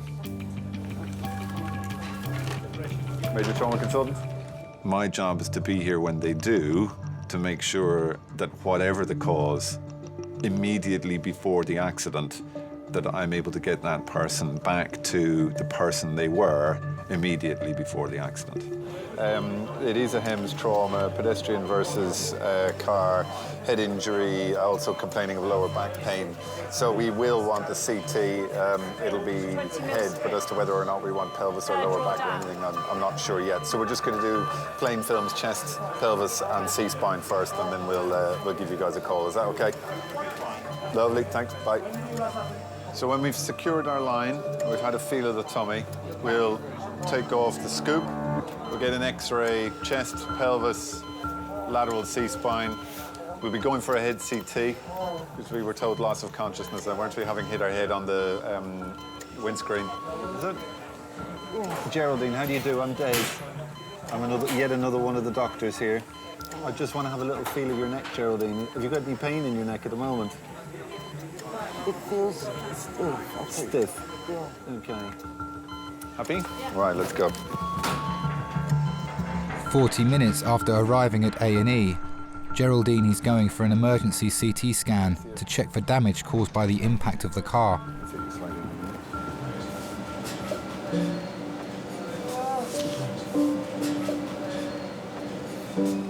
Well, the day had started off as any other day, really. Everything was fine. It was quite a normal day. Nothing seemed particularly out of place. You know, and I'm just thinking about getting home and having a nice cup of coffee. And then the most awful thing happened, and literally the world turned upside down. All of a sudden, there was just this huge impact that I felt to my side, which completely took me off my feet. I felt my head hit the window of the car and then slide off onto the floor. And for the first minute or two, no idea of where I really was. It's just a shock, a terrible shock. A dreadful shock, and you know, the shock is one of the things that stays with you for an awfully long time until you can get a bit of a handle on how your body's behaving.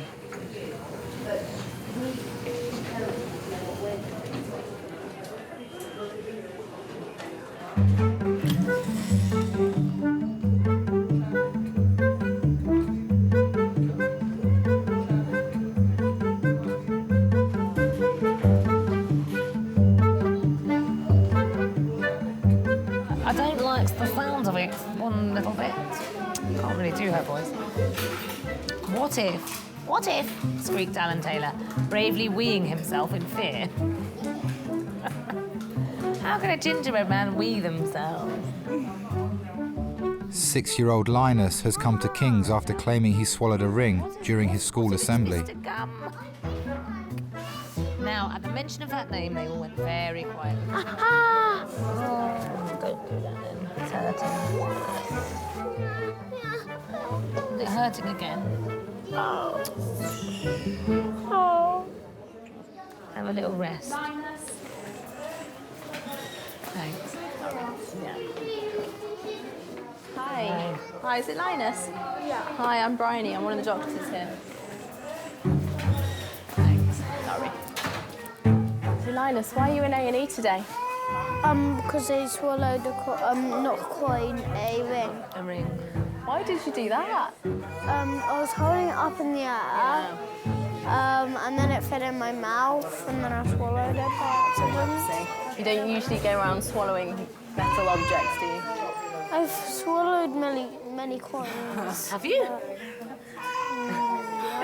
Did Mum not know about these? No, they were secret, were they? And you definitely swallowed it, you didn't spit it out? I tried doing it, but it just didn't come out. Fine. And after that happened, did your breathing feel funny at all or normal? I couldn't breathe for about a minute. And I thought I was, like, gonna die, but then... Just want to have a quick look in your mouth. Okay, so this is just a torch and this is a big lolly stick. Okay, so can you open your mouth really wide and say, ah. Stick your tongue out. Say, ah. Okay. Can't see it there, so it must have gone down. We're going to send you for a scan. Have a look in that chest of yours. See what your lungs look like. So if you just sit back in the waiting room, or just here for a minute, and then I'll show you where the X-ray is.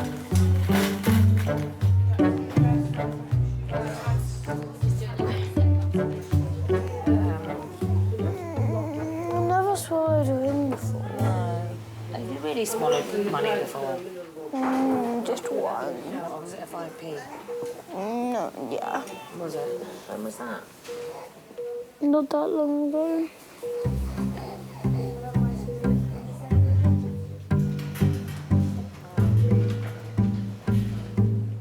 Geraldine's awaiting the results of her scan.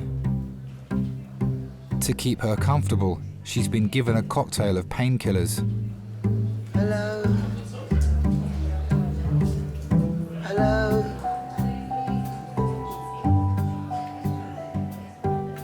When I got to the hospital, you know, I was thinking, oh my God, these people are... I've been, you know, the drugs really, they do make you feel very weird. Hello? They do make you feel very weird. They do. Hello? spaced out. Hello? Hello. I hear somebody calling. Yeah, me again. Good. So, half of your reports are come through, and they were all looking very good, as it's said. So I'm just waiting for the last couple to come now.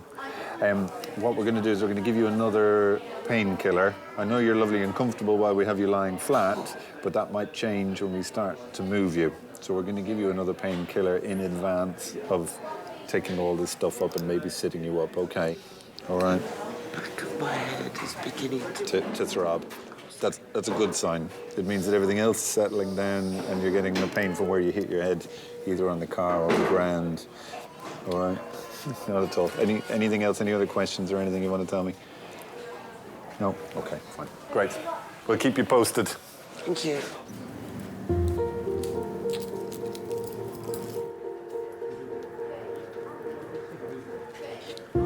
The damage to Jade's internal organs has resulted in internal bleeding. She will be carefully observed before a decision is taken to operate. All right, sweetie, come on. All right, darling. Spit it out, darling, spit it. I don't think that I ever appreciated being a father and having children when they were little. Nobody can prepare you for being a parent. It was very, very difficult. You know, your life changes and it's such a big responsibility, and I tried, you know, but I think I could have done better. I definitely think I could have done better. So the day that Jade was born, it was like being given another chance to be a dad again. And that's why I always sort of felt she was special. This one's my first grandchild, this one was. Hey? This is my first grandchild, this one. Special, the first. It's special. The first grandchild was the first granddaughter, so always special.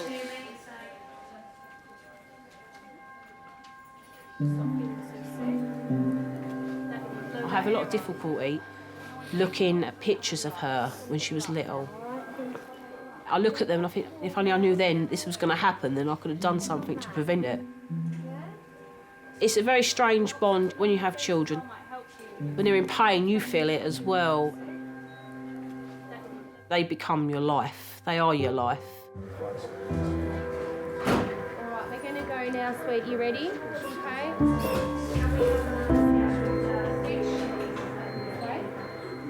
The results of Jade's scan reveal no damage to her brain, but she'll be taken to paediatric intensive care to monitor if the life-threatening bleeding in her stomach requires emergency surgery.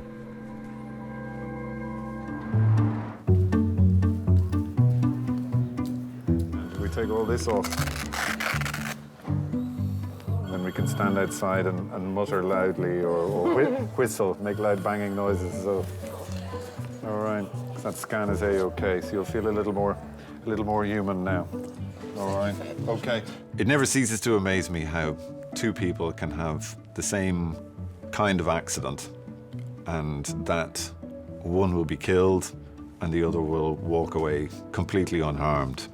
How that happens, I have absolutely no idea, but we see it every day. Have we called anyone for you, or is there anyone you want us to call, or are you sure? Okay, fine. Geraldine has a daughter with a new baby at home. She didn't want the hospital to call and worry her. I didn't feel that I was there alone. I felt very much as though I was under the care of the people at King's A&E. Like that, I will lose it.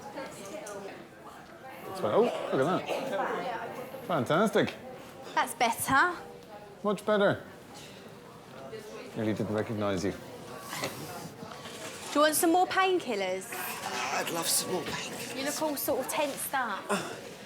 It's very painful, but I'm determined that I'm gonna. Yeah, but there's no need to Do be in my that best. much pain. We'll give you something else. What can we give her, Des? Thank you very much. Not allergic to anything, are you? Money makes me go funny. Does it? I think it makes us all go a bit like that. I wouldn't know. I've never seen enough of it, so... OK. OK, I'll get you some more Brilliant. painkillers now. Brilliant. See if I can get them. Thank you very much. Almost 3 hours after being hit by a car, Geraldine is given the all clear to return home that evening.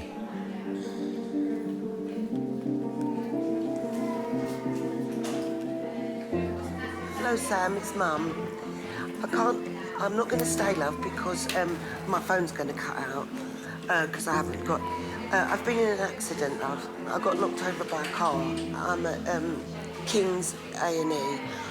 I'm sorry to have upset you, love.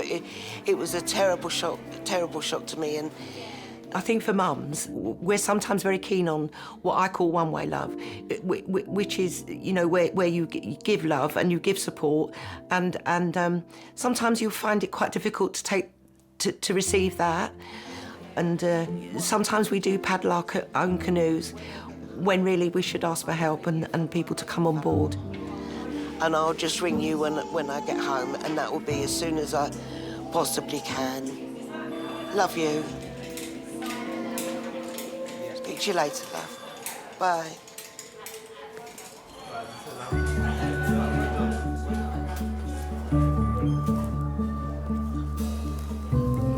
Oh, Mum, can I watch a movie when I get home? Yeah.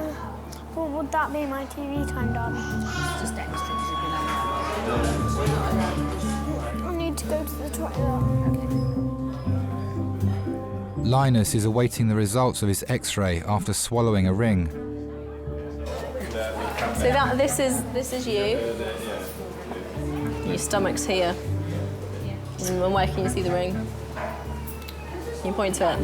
Yeah. In your tummy. Your tummy, yeah. So it might be a bit sore when you have a poo and it comes out, okay?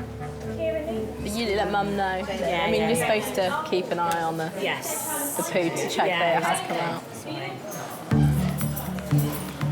Thank you so much. All the best.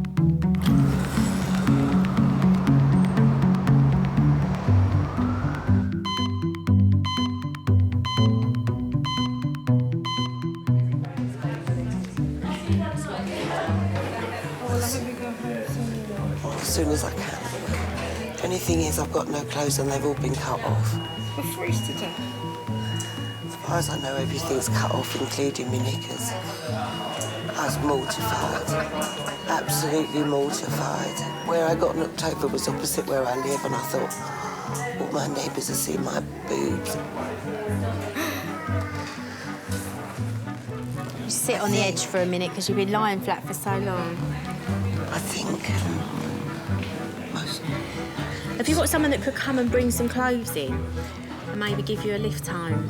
I'll get a taxi and go home. I just want to see how difficult it is. I think that the vulnerability you feel when you're in those positions of completely being in somebody else's hands, I think it's important to feel that somebody's there for you and that somebody's doing their very best for you. I think I've been so lucky. I think you have. It hasn't gone without me noticing how lucky, you know, and what could have been. So, yeah, I'll have plenty of people to thank. Just look after yourself now. I will. That doctor was just a wonderful man with a wonderful sense of humour. Where do you feel it? Here. Well, there's no claret, which is always good. Yeah. I'm just so glad he was there for me, and I really appreciate his bedside manner. I was planning, like, maybe a litre of gin and tonic just to ease the... But not tonight, Josephine. Not tonight, Joseph, no.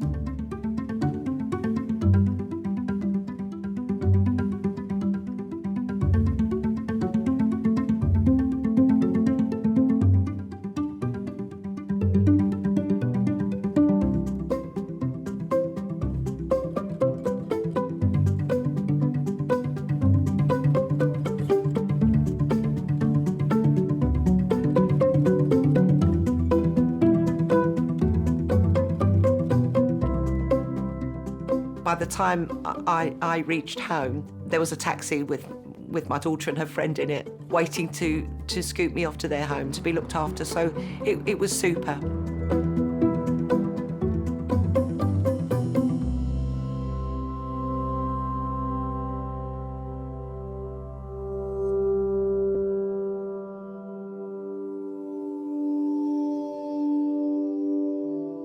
I had 2 fractures to my skull, bruised lungs, a broken collarbone, 3 broken ribs, and a broken nose, but I didn't really think that bothered me. It has slightly changed the relationship between me and Jade, because I'm always asking her, "You all right? Are you all right? How you feeling? Are you okay?" And I can understand that being annoying, because if someone was asking me 200 times an hour if I'm all right, it'd probably start to annoy me as well. I don't think it's changed me. It's just I'm closer to my family now. And plus I always cross at the lollipop man.